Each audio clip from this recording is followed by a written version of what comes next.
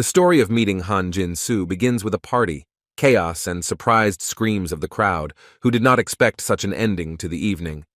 Who would have thought that a third-year student studying to be a surgeon would dare to slam his fist into the face of one of the guests? The injured man clearly did not expect to spend the end of his day lying on a small sofa, trying to recover from the blow. By protecting the girl, the guy, without realizing it, lost the future he had been striving for so long and did everything to achieve what he wanted. Jumping up from the sofa, the enraged man asked how the student dared to hit his supervisor, because only a real psycho would do that. This question made the boy angry. He really felt unbalanced, because he could stand anything, but not such an attitude towards his girlfriend. The retribution was not long in coming, because Han Jin-soo was summoned by the university administration and demanded to explain such impudent behavior. When the guy left the office, he angrily threw his medical gown into the trash because he was kicked out of the university hospital, deprived of the opportunity to become a specialist.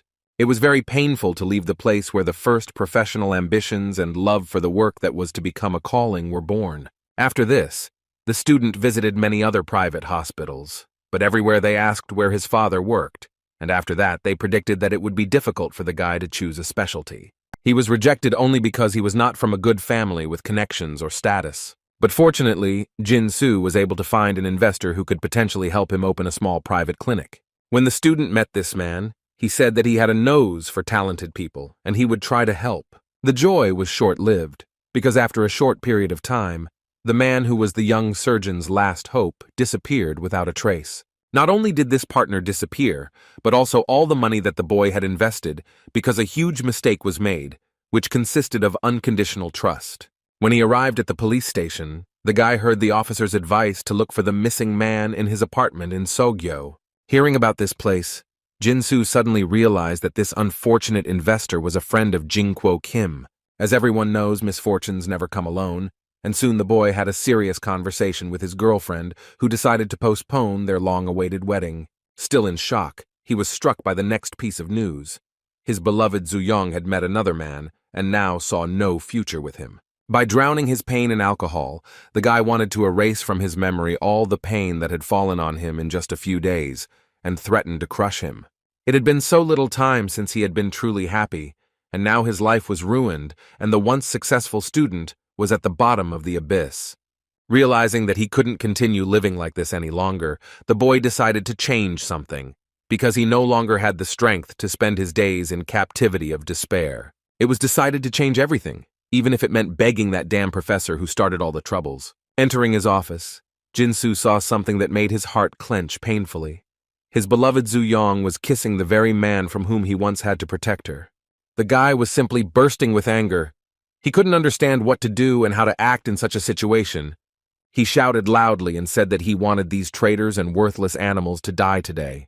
When the guy's presence was discovered, the girl jumped away from the professor and began to say that everything was not as it seemed and that she was forced to do it. Then he lost his composure, but now, walking along the quiet night street, he felt that common sense and the ability to analyze were gradually returning. He was distracted from all these thoughts by a quiet voice that came from the darkness.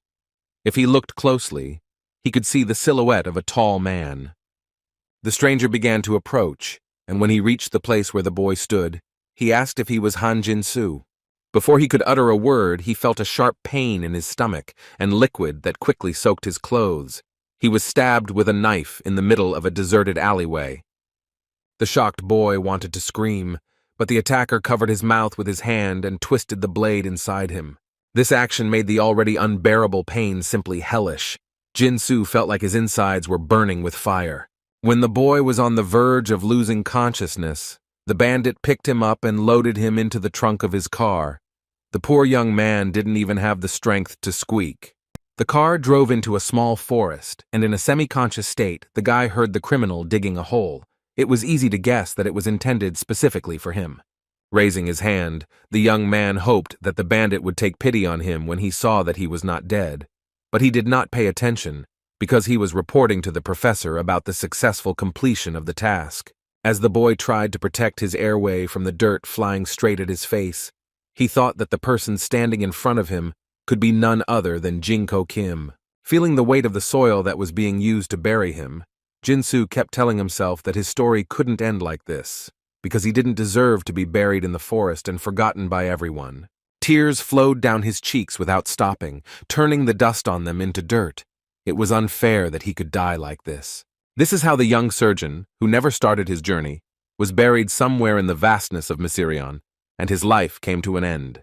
It seemed to him that he lay in darkness and silence for an eternity, but then the guy heard some strange sound. The young man's body began to glow, and his spiritual eyes opened, and he saw something that looked like his description, which said that he had done more good deeds in his life than bad ones. So he had the opportunity to buy a ticket to heaven, or get another chance and be resurrected. Looking around, Jinsu tried to understand where he was. His body was floating in some incomprehensible empty space. Then he turned his gaze and examined the skin, on which there was not a scratch, despite the fact that the boy was sure that he was dead, because he received a fatal wound to the stomach. The explanation was a message that said the young man was now a spirit that continued to live. He learned that he was now at the trial stage, and in this place it would be decided whether his soul would go to heaven or go straight to hell. The guy listened in surprise that he had good points that could send him to heaven without trial, but there was also the opportunity to live a new life by being resurrected. Only 30 seconds were given to make a decision. If a choice was not made within this time, the ticket to paradise would be taken automatically. The boy began to fuss seriously, because he understood that it was worth thinking everything over carefully. But no one gave him this opportunity. So now he would have to make a choice in a hurry. While he was thinking about the fact that if he chose to move to heaven, then all the points accumulated during his life would burn out. 25 seconds had already passed. And when time was running out, he suddenly realized that he really wanted to be resurrected and try to live his life again. In the end, another chance at life was chosen. Since Han Jin-soo had skills in surgery, the system decided to move him to a place where these skills would be useful. The options of getting to a place where there would be many or few patients were offered, the boy thought seriously, because perhaps he would have to start treatment right away. But if he chooses a location with a large number of patients, he will have a chance to help save more lives, and he will also make more money. Therefore, the choice fell on a place where there were many patients, because the boy felt the need to remain true to his work and calling to be a doctor. After this, the young man made several more choices, completely unaware of what they would lead to. When everything was decided, a voice from the void wished him a happy life. Finally, the curious guy became interested in what kind of system or creature he had been communicating with all this time. Perhaps it was an angel, or something like a robot. It seemed that he was communicating with such a powerful and cruel phenomenon, which was called time. Everything was subject to it, including human life. Before the young man had time to think about his assumption, he began to be sucked into some strange whirlpool that threatened to swallow him up completely. No one knew that such events were even possible, because the evidence of this amazing event was a lonely star in the universe. A bright light blinded the guy lying on the ground, who vaguely remembered what had happened to him and could not fully understand whether it had all been real or whether he had had a strange dream. When he was finally able to get up, he realized that he had truly risen, because how else could one explain the fact that every bone in his body ached? The boy looked at his wound, which was left by the knife blow, and noticed only a barely visible scar, which was healing right before his eyes. It was clear that the wound was healing, and the body was recovering without much difficulty from what had once caused death. The realization came over the young man. He jumped up and began to dance joyfully, because he understood that he had made the right choice, and now he had the opportunity to build his life differently. But when he approached the edge of the hill, he saw that at the foot of it lay dozens of wounded people, who were groaning in pain and shouting that they wanted to end this torment. It became clear that the boy had not ended up in the old world at all, but in some other place, and right now he was standing on a battlefield that was strewn with the bodies of the victims. His head was aching badly from the overwhelming emotions, worries, and experiences. Jin-soo found it difficult to comprehend that he was now a different person. The next moment, his head began to be pierced by memories of who he was now. Like arrows, he saw a happy childhood, his parents. Also, the terrible details of his mother's death from illness and his own death from a bandit's sword were revealed. Combining in his head the memories and what was before his eyes, one guess flashed through the guy's head about where he had ended up. It is quite possible that he was transported to the period of the three powers, and this is where the journey of the young surgeon began, finding himself in the world of the Roman about those kingdoms. Reflections on the absurdity of the situation had to be put aside, because the injured people needed urgent help, so the boy headed straight to the battlefield. It was painful to see the agony on the faces of these men as they lay in pools of their own blood, life slowly draining out of them. Questions immediately arose in the young doctor's mind about what had happened here, since such a number of wounded indicated some kind of brutal events. Noticing one living person among all these bodies who kept moaning in pain, Jin-Soo headed towards these sounds. The man was already dying. The boy immediately jumped up to him and began to ask him to take his hands away from the wound, because he needed to look at her. He obeyed without question, asking only to be saved because dying was so scary. The doctor, accustomed to sterility, wondered what to do. He was afraid of introducing an infection into the wound because he had neither gloves nor water to disinfect his hands. The universe helped him solve this problem, because a moment later, a man started running towards him, calling him young master and carrying something in his hands. A memory came to mind of Uncle Wang Sam standing in front of him, asking him if everything was okay, while calling him by the name Huabu. The boy realized that it was logical that in his new life he had a new name, and he was also glad that this man was alive. It seemed that he meant something to him. Uncle Wang Sam began to examine the young master, and was horrified when he saw blood on his hands, but the boy explained that it did not belong to him and asked him to find a well and bring clean water. He also demanded that they get a needle and thread, because such a wound would not be able to heal if it was not stitched up immediately. The man looked at the young man strangely, after which he asked why he spoke so kindly. It was clear that such behavior surprised him very much. Not knowing what to say to this, Huabu said that now was not the time to discuss this, because in front of them lay a man who urgently needed help. He urged his uncle, who was dumbfounded with surprise, to hurry if they wanted to save this man's life. Working in such field conditions was new for the young surgeon, because if he were in a hospital in such a situation, it would be necessary to use anesthesia. Only after that would he stitch up the poor guy, monitoring his vital signs. But now he had no choice but to manually check the injuries. But it was difficult, because my hands began to shake very badly and refused to do what was needed. This was the first time in the guy's entire medical practice. Before, he had never been afraid to do something that would save a human life. He began to get angry at himself, because a man was literally dying in front of him, so there was no time to be scared. Han Jin-Soo, who was called Huabo in this world, pressed his hands to his cheeks and began to try to gather his thoughts and take action. Exhaling, he rolled up his sleeves and decided to help the unfortunate man at any cost, because it was his duty. The wounded man began to wheeze and choke, after which foam began to come out of his mouth. It all looked more than terrifying. It would be dangerous if the blood blocked the man's airway, and it was difficult to see the stomach without an assistant, so the only option left was to provide emergency medical care with bare hands. Having plucked up his courage, the boy began to palpate the abdominal aorta, because if it ruptured, it would lead to death. As long as it was okay, as were the renal arteries, this person might still have a chance to survive. There were no ruptures in the small intestine, so there was no need to worry about internal bleeding in this area. Also, no damage was found to the posterior portion of the duodenum. So stretching out his hand, the young medic realized that he had only one guess about what might be wrong with the wounded man. There could have been a rupture in the colon. There was a possibility that feces had entered the abdominal cavity. The first thing that needed to be done was to remove the stagnant blood. Uncle Wang Sam had already arrived, having found clean water, and was already carrying all the things that the young master had asked him for.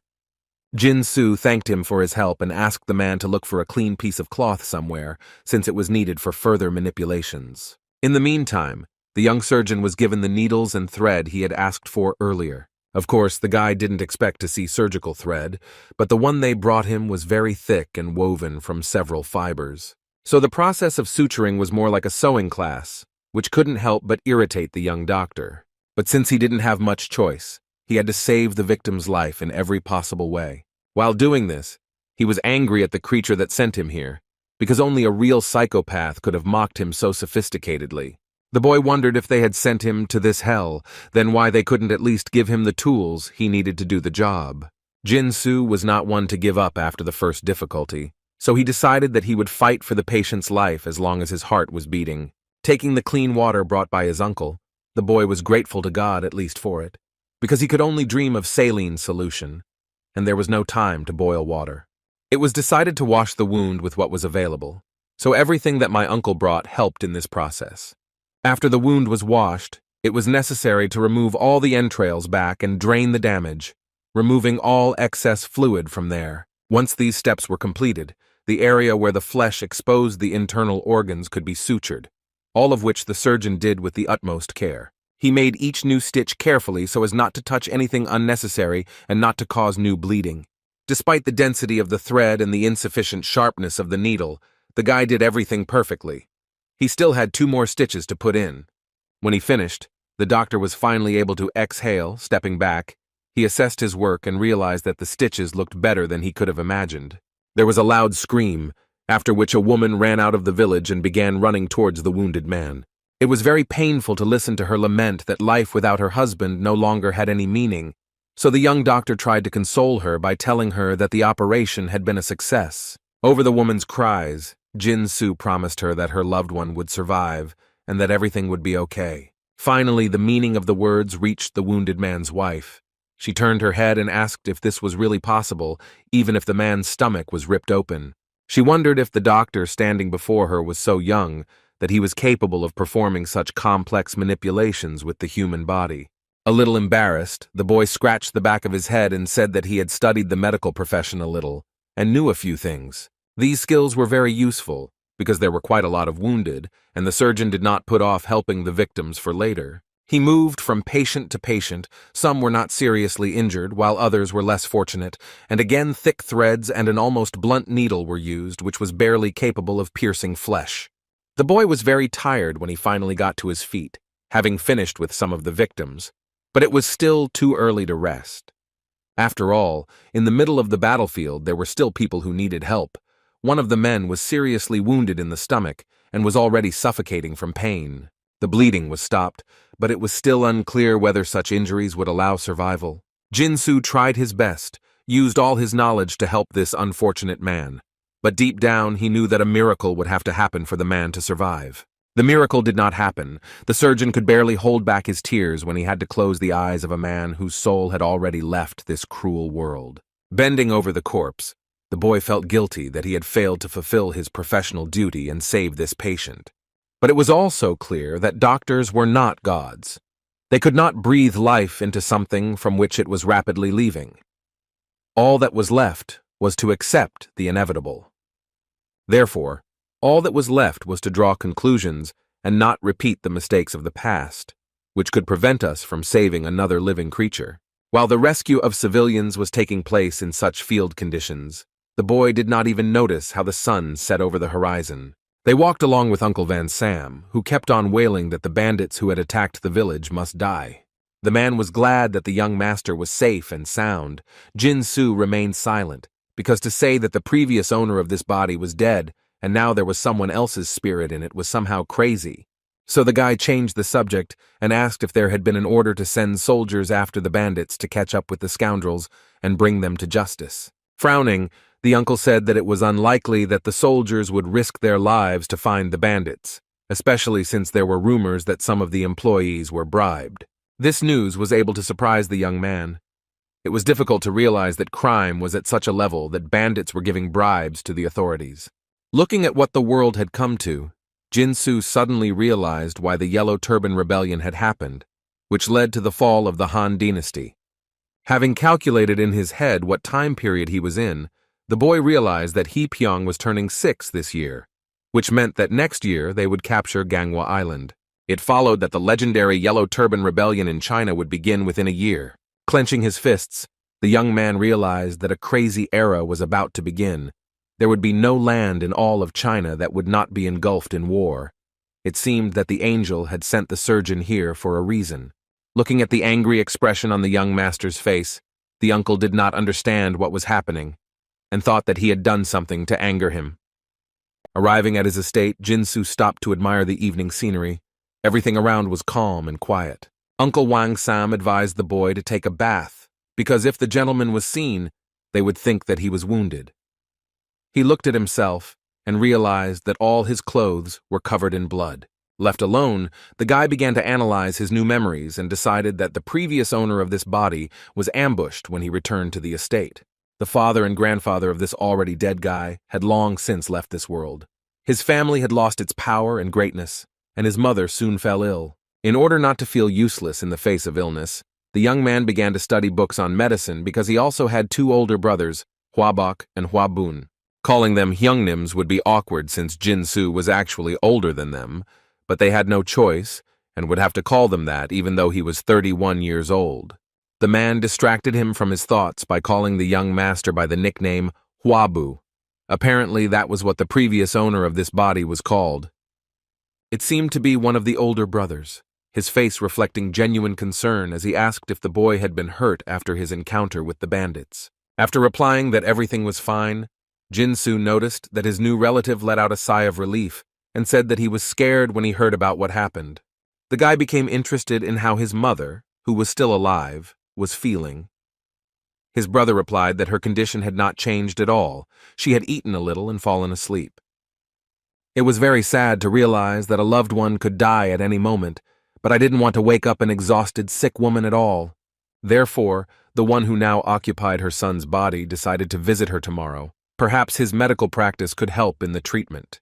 This decision seemed strange to the older brother. He asked whether it was really worth waiting for tomorrow, since the mother had not seen her youngest son for a long time. Jin-soo then realized that a good son would visit his parent right away, so he said that he wanted to go to her room now. But he can't act like a selfish person, because his mother has just laid down to rest, and disturbing her would be extremely disrespectful. After thinking for a while, the brother agreed and said that she had been struggling with the disease for a long time and had only just been able to fall asleep. It would be undesirable to wake her up. Laughing, the man noted that his little brother was much more caring and attentive than he was. He muttered that he hoped the boy had also studied hard in Seoja, and after that suggested that they take a rest. Plopping down on the bed, Jin-soo finally relaxed a little and closed his eyes. Realizing everything that had happened, he decided that this day could be described as momentous. But along with the thoughts came worries about what to do now and where to start, because starting a new life was incredibly difficult. These realizations rolled in like a snowball. The main difficulty was that he found himself in a different time, and such a restless one at that. As he was falling asleep, the boy saw someone warning him that the internal and external damage had been healed, and the body was functioning normally. The revival was complete. A sunny morning arrived, which foreshadowed that the coming day would be simply wonderful. Stretching out on his soft bed, Jin-soo realized that he hadn't slept so soundly in a long time, and he had slept wonderfully. Trying to stretch his back, which in his past life often caused discomfort, the boy suddenly realized that he had become too flexible. He began to test this theory and noticed that the flexibility of his body was significantly different from what it had been before. This brought a smile to his face, because it was a good addition to the new body. He felt hungry. It was decided to go for breakfast.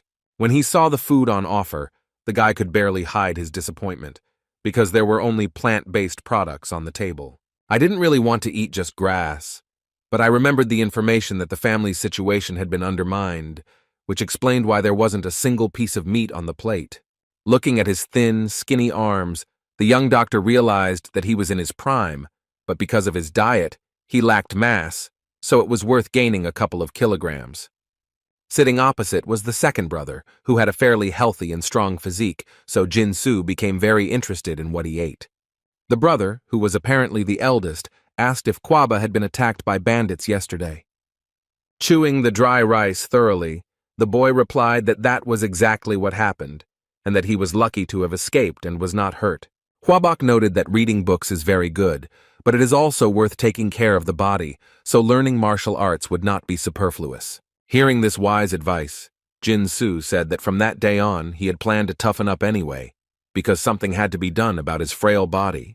This news surprised, if not shocked, the older brothers, because previously such advice had gone unheeded. Laughing, Hwabok asked what happened to the boy who gave up martial arts to read tons of books.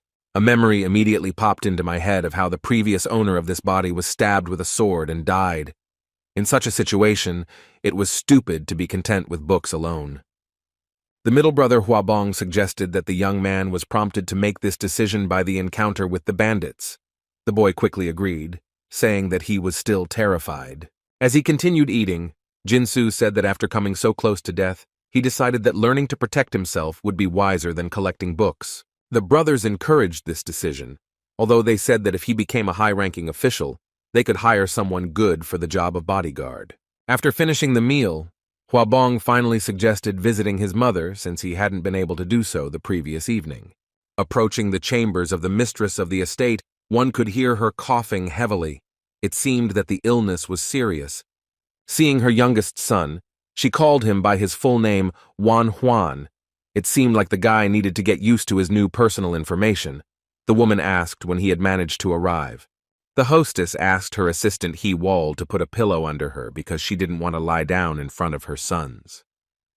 While expressing her joy that her youngest child had come home for Chinese New Year, the woman began coughing and breathing heavily. She made such frightening sounds that Wang Huan became scared because he didn't want his mother to die. The boy jumped up to her and started telling her that he was nearby and tried to calm her down, hoping that the terrible cough would go away. When the attack ended, the young man said that he had come as soon as he learned that she was ill, and the woman muttered that she was not so ill that she would have to give up her studies because of it. She squeezed her son's hand and said that with time it would get easier for her. The young surgeon was already wondering what could have happened to his mother. Perhaps her liver or gallbladder was damaged. It was decided to conduct an examination, because if the problem was in the liver, then everything was sad. It is not for nothing that it is called a quiet organ. It hurts when everything is almost irreparable. Pressing on the center of his hand, the guy carefully watched the woman's expression. When her face distorted in pain, everything became clear. To confirm his guess, he pressed on the liver, and the mother screamed. Now it was possible to say with absolute certainty that this particular organ was affected. Seeing that his younger brother was deliberately hurting his mother, Huabok grabbed his hand and angrily asked what the little rascal was doing. But the boy looked at Huabok and told him to let him go immediately, because he was conducting an important inspection. He explained his new knowledge by the fact that while in Suzhou, he read not only a lot of Confucian books, but also medical ones. Hearing this, the man became even more angry, because he did not understand how one could pretend to be a doctor after reading only a couple of lines in medical Talmuds. Looking at this showdown, Huabun agreed with his older brother, because he did not believe that such a bungler as Wan Huan could understand anything, even if he studied all the books in the world. However, yesterday he heard information that made him doubt these conclusions. Huabun asked if the rumors that Wan Huan had managed to heal a man injured by a bandit were true. It was hard to believe that the incompetent younger brother had managed to heal a dying man whose stomach had been cut open and whose intestines had come out. But it was still worth checking. Hearing this question, Huabok turned around and asked how one could come up with such nonsense, but the young doctor said that he had managed to do what everyone was talking about. Now the brothers looked at him completely differently, with a mixture of surprise, fear, and distrust, but there was also a bit of pride. Noticing this, Wan Huan said that the man would be very lucky if he survived, but there was still hope. The middle boy noticed that there was uncertainty in the doctor's voice, which meant that even after receiving treatment, there was a chance that the patient would die. But the accusatory tone was inappropriate, because any person who knew medicine would not sit idly by and would use every chance to prolong the life of the wounded man. Wan Huan firmly stated that as long as there was even the slightest chance of saving his life, he would not give up and would continue to try. After thinking for a while, Huangbong said that these words sounded like the speech of a real doctor. The boy thought that he deserved to be called that, because it was not for nothing that he had spent 3 years of internship in surgery. Now the middle brother was in favor of the younger one examining his mother, since it would not cause any harm, but some benefit could be gained. He believed that heaven could be moved by such sincere and confident words and would send a blessing in the form of healing. The examination began, and the young doctor began to examine the suspected affected areas. The mother said that it was painful, but quite bearable. The boys carefully watched every movement of their brother's hands. They did not believe that it would help, but they did not interfere with him. While the examination results showed that it was not the liver or stomach that was bothering mother, the main organs were in perfect order. But the whites of the eyes and the skin were yellowish in color. And since there was pain on the right side in the upper quadrant, this could only mean one thing. The boy pressed on the area that was above the stomach, and the mother screamed in pain. This confirmed his guess about the mysterious disease. Since the woman was bothered by reflex pain and discomfort during palpation, this meant that the cause was cholecystitis, that is, inflammation of the gallbladder. Juan was horrified. His mother had been ill for several months. One could only imagine how hard it was for her. If laparoscopy had been possible, it would have been enough to simply remove the gallbladder, but in that era, such an operation could only be dreamed of. The mother tried to console her son by saying that she was taking the decoction prescribed by the doctor, so, according to her, there was no reason to worry. Having heard about the decoction, the boy thought that a mixture of certain ingredients could really help. It was only necessary to select the right components. Thanks to the knowledge of the body's previous owner, which remained in his head, it was possible to obtain the necessary knowledge about various medicinal herbs. But still, there was no information that could help save Mother right now.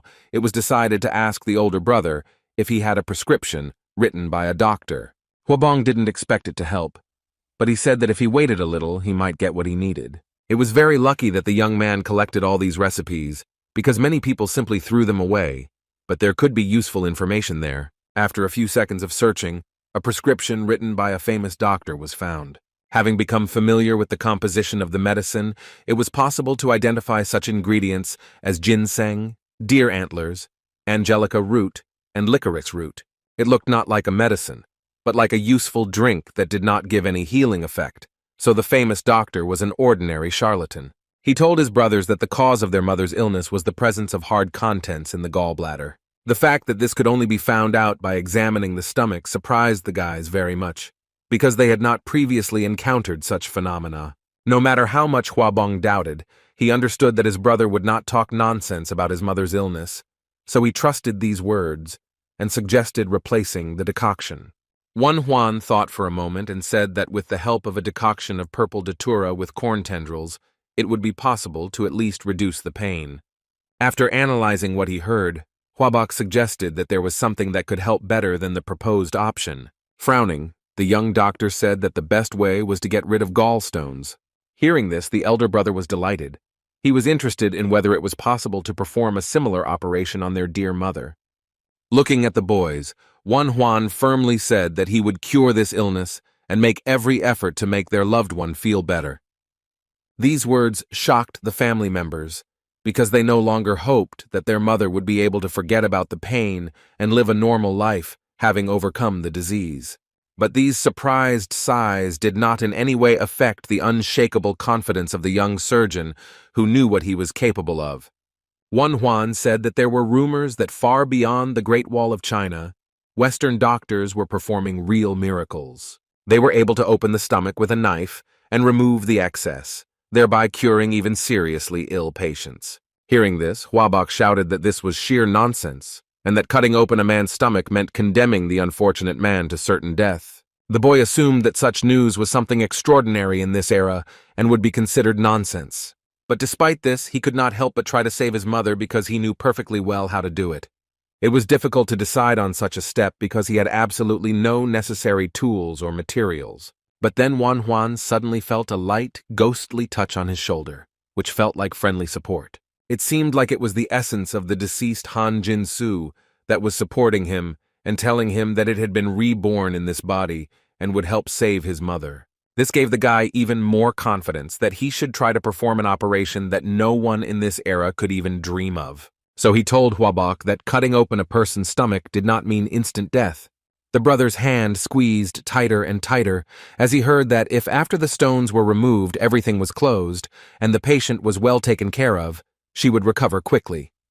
But it seemed that these words did not convince the older brother at all. It seemed that they only made him angrier because they gave him hope. But then the middle one intervened and said to stop this argument because it would not lead to anything good. He believed that the healing arts behind the Great Wall of China were truly incredible. Juan already wanted to exhale and relax because at least one of his brothers was on his side. But that Huabong said that despite all the miracles that doctors could perform, this was the first time he had heard of someone having their stomach cut open. It was beyond his comprehension how, after such serious manipulations with the human body, one could survive, much less become healthier. Gritting his teeth, the boy could not believe that right now his own relatives, without knowing it, were taking away his mother's only chance for healing. Unable to bear it any longer, he shouted that if things were left as they were, then eventually mother would die. So it was unclear why everyone around him was so calm. Unable to bear such insolence, the older brother slapped Manhwa in the face because he would not tolerate the boy accusing him of inaction. Swinging his arm again, the man growled at the younger member of the family to shut up immediately and not dare to say such things in front of his mother. The guy didn't care about the physical pain, because he was torn apart by the internal one. He didn't want to believe that he would really be forced to just watch her die. Seeing that the matter could end in a fight, Huabong ordered that the scandal be stopped, because their mother deserved peace in her room. When Manhwa heard that his medical reports were called nonsense, he felt a churning feeling of anger inside. His common sense was clouded by anger, and he rushed at Huabong, intending to hit him right in the face. The man froze in place, because he did not expect such a turn of events. Moreover, he could not even imagine that his loser brother would be able to break his cheek. Dodging, Huabong asked how Huabu dared to attack an elder member of the family with his fists. Did respect mean nothing to him? An idea of a wonderful punishment for the boy was born in his head, to hit the boy hard so that he would come to his senses. Manhwa closed his eyes and realized that he was in trouble, and now he would have to clean it up in full. But at the last moment, Huabong intervened again, ordering that this disgrace be stopped, because doing such a thing in front of his mother was simply terrible. Huabong dismounted and began to apologize hesitantly. It dawned on him that he was acting like a teenager, and he had to be an example, even if someone was being disrespectful.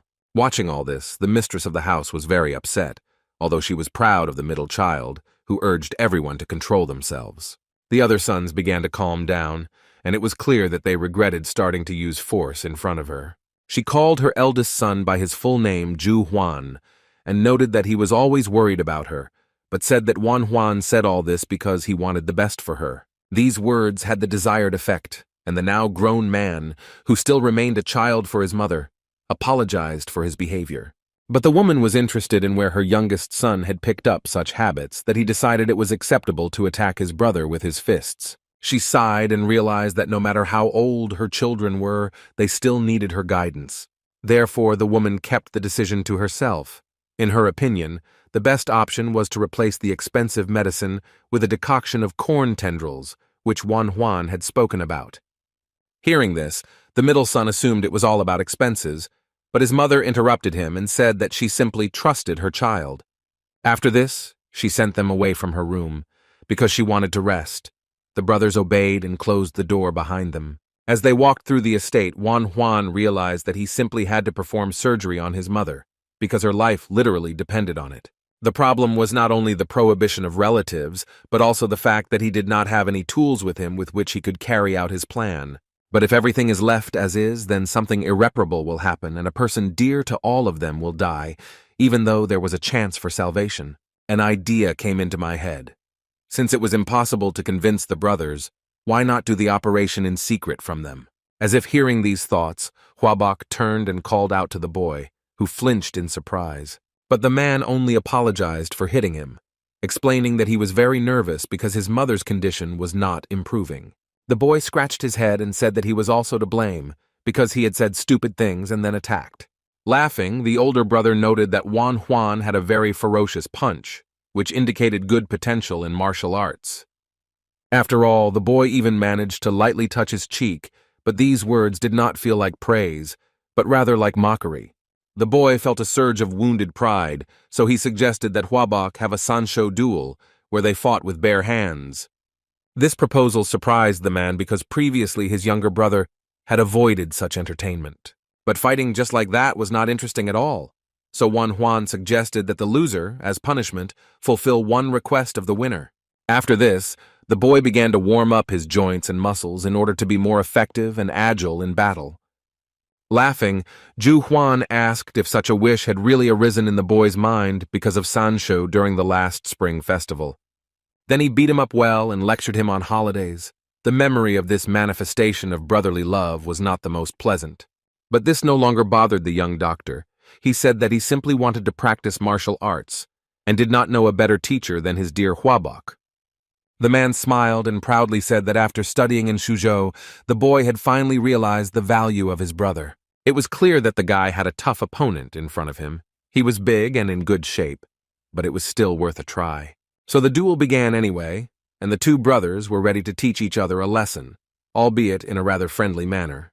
A self-confident Zhu Huan told his middle brother that he would be finished in just a few seconds and that they would go about their business. This behavior irritated Wan Huan because he was not seen as a threat at all, which was a mistake. The boy took advantage of this careless attitude and launched a surprise attack that gave him a certain advantage. It would have been stupid not to take advantage of it, so the guy decided to turn the enemy's inattention and overconfidence against him. But it wasn't just Zhu Huan who underestimated his opponent. The boy himself was guilty of this, because he never thought that his brother would be able to repel his attack with lightning speed. Huabok's push was so strong that the poor guy flew away from him several meters and hit the ground painfully. It was completely unclear how this all happened, because it seemed to Wan Huan that the man did not move at all. So it turns out that a surprise attack was not enough. All that was left was to hope that he would still have a chance to make a maneuver that would help him defeat his older brother. Huabun took particular pleasure in watching all this disgrace, because when else could he watch his dear relatives fight? Time passed, and luck still didn't come to Wan Huan. This was completely unlike him, because in his past life he was not so easy to beat. Smiling Huabok asked if his opponent was giving up, since everything indicated that he had already won the bet.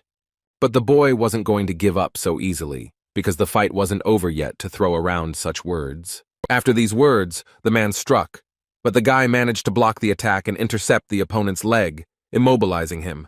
Thus, Wan Huan took the initiative in the fight, and when he noticed his opponent's supporting leg, he realized that he had a chance. He twisted his leg and heard it start to crunch.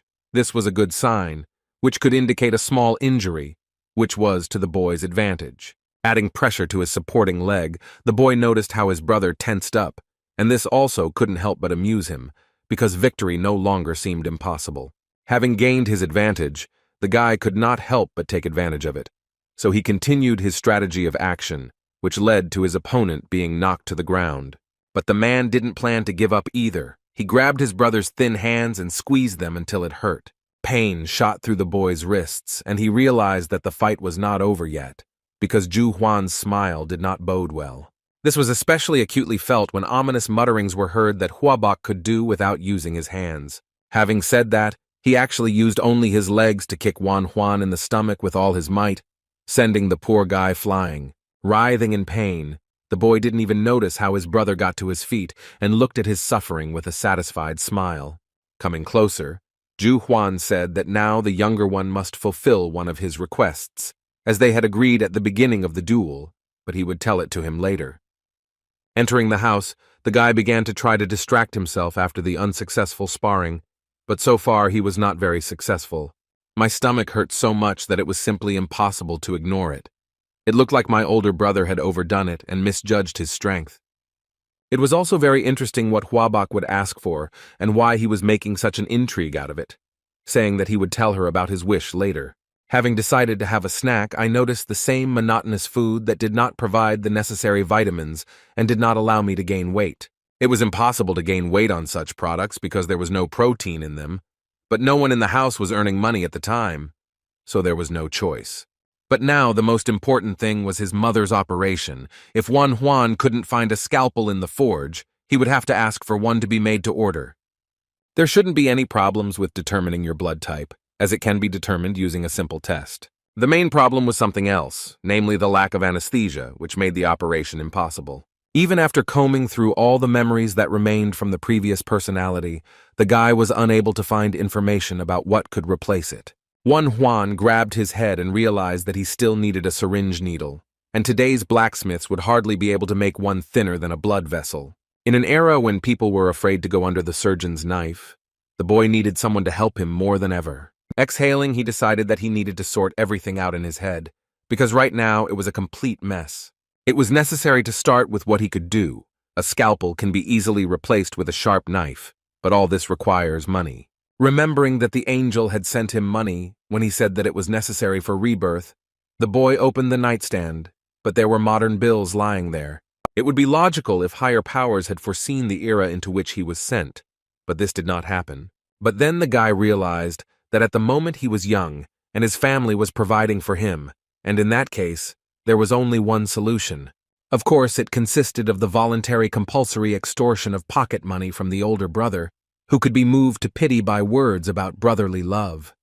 The plan was sound, and of course it worked. So now a satisfied Juan walked through the market and was amazed by the huge number of people. There was an abundance of products on the shelves, and the surrounding sellers and customers were friendly and smiling. But no matter how much the young gentleman looked around, he could not find the pussy. It seemed as if he was not in China at all, since these delicacies were missing. When he asked the vendors if they knew where to get this dish, everyone's eyes widened and they said that they were hearing about mandu for the first time. After thinking about it, the boy remembered that this traditional dish was created by Zhuge Liang to honor the souls of those who died during the war. It turns out that mandu had not yet been invented, and Juan did not even remember what they ate before. He was depressed by the fact that he had not eaten anything meat for so long. Having reached a large pavilion, the boy suddenly realized that he had reached the doctor's shop, where he could buy ingredients to prepare a decoction for his mother. There was a smell of various herbs inside, but the seller was not visible, which made the young man wonder if there were any workers there. First, he managed to go to the forge and order a knife, but there was still the problem of anesthesia, so he wanted to believe that there was a solution to this problem. I wanted to know the answer to the question of whether there was a herb on sale that could temporarily paralyze a person. Hearing this question, the seller became frightened and said that their shop does not work with such poisons, because even one drop can paralyze, and if you overdo it, something terrible will happen. When the older worker asked why the young man was interested in such a thing, he put on an innocent face and said that he just needed a little of the same substance. The salesman thought for a moment, clearly weighing the pros and cons, and eventually asked how much exactly the guy needed. After thinking about it, the boy decided that he needed to take enough to conduct experiments, determine the side effects, and the lethal dose. Now he only needed to find out the name of the cheapest poisonous herb, and then he could look for it in the mountains, so the young man decided to take some grass, but different types. The seller was not very happy with the proposed price of 1 nyan for 3 gainas of grass, but the boy said that if it came out more expensive, he would collect everything he needed in the mountains himself. Smiling, the old man said that the buyer was very picky. They agreed on a price of 1 nyan for 2.5 gainas. The worker would go to the mountains tomorrow, and he could come for the goods in 2 days. Walking down the street, the young surgeon thought about how the disinfectant could be replaced with strong alcohol. All that was left was to find mice for experiments. After walking a few blocks, Juan wandered outside the walls of Chaoxian into a poor village. The people here lived so poorly that they often ate rats, frogs, and snakes. The stench was simply unreal. Waste, sewage, and other things that were scary to even think about were rotting right on the streets. It was said that every day 1-2 people died of hunger here. There was no difference between them and the vagabonds living at the head of the river. The situation here was much worse than Juan had expected. He knew that the area was poor, but he had no idea that it looked like this. The guy's attention was drawn to a crowd of people who had gathered together for a reason, and he immediately became interested in the reasons for this gathering. The young man began to make his way through the crowd, carefully pushing aside residents in order to get closer and see what was happening. There was a man sitting near the tree, groaning in pain. The guys who were next to him said that the boy had fallen from the tree and apparently broken his leg. Coming closer, Juan said that he was a doctor and asked to examine the victim because he clearly needed help. Pressing on the knee area, the boy realized that it smelled like a serious fracture, but there were difficulties in determining its shape.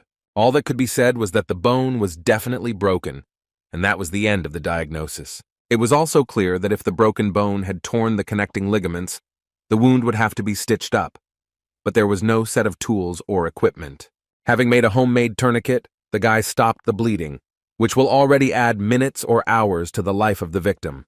He then decided to continue examining the leg without worrying that the patient would bleed to death. The bone was indeed broken, but the vessels were in perfect order, which was good news. However, it remained unclear whether the bone had torn the connective tissue, which raised the question of whether the damaged area needed to be sutured. Looking at the relatives of the injured man, who were leaning over him in grief. The boy wondered if he could save this man. Seeing the tears of a small child who was crying for his father, Juan realized that he could not sit idly by. He ordered the people standing behind him to bring ice water and clean rags. This should help him in what was planned. People looked at the young man in shock and asked where they could get ice water, since it wasn't winter now. And then it dawned on the young man that he wasn't in the era where refrigerators were invented. It was worth remembering that he was now in a village of poor people, and it was unreasonable to demand much from these people, so just cold water would do. The little boy asked if water from the well would be suitable. The young doctor nodded affirmatively and said that they still needed to find a piece of wood to use as a splint. Without asking any unnecessary questions, the little boy ran and shouted that he would soon get everything he needed to save his dad. When Juan noticed that the blood was no longer coming out, he decided to check the condition of his leg and conduct another examination. He noticed that the inside of the shin was very swollen, which meant that the broken bone had damaged the ligaments and connective tissues. But this could be a wrong conclusion, because on the other hand, the muscles were not damaged at all. Suddenly, something appeared before the guy's eyes that he didn't expect to see at all. A small screen that was shining through the victim's leg, like a mini X-ray. The guy saw the broken bone absolutely clearly. He thought he was starting to go crazy because something like this was simply impossible. As the screen began to fade, Juan thought that no matter what, he needed to hurry, because in a little while he would stop seeing it and wouldn't know which way to set the bone. He shouted to the residents to help him hold the man, as the broken bones needed to be set. While the doctor was doing his job, his patient screamed in pain, causing even the most steadfast men of the village to wince.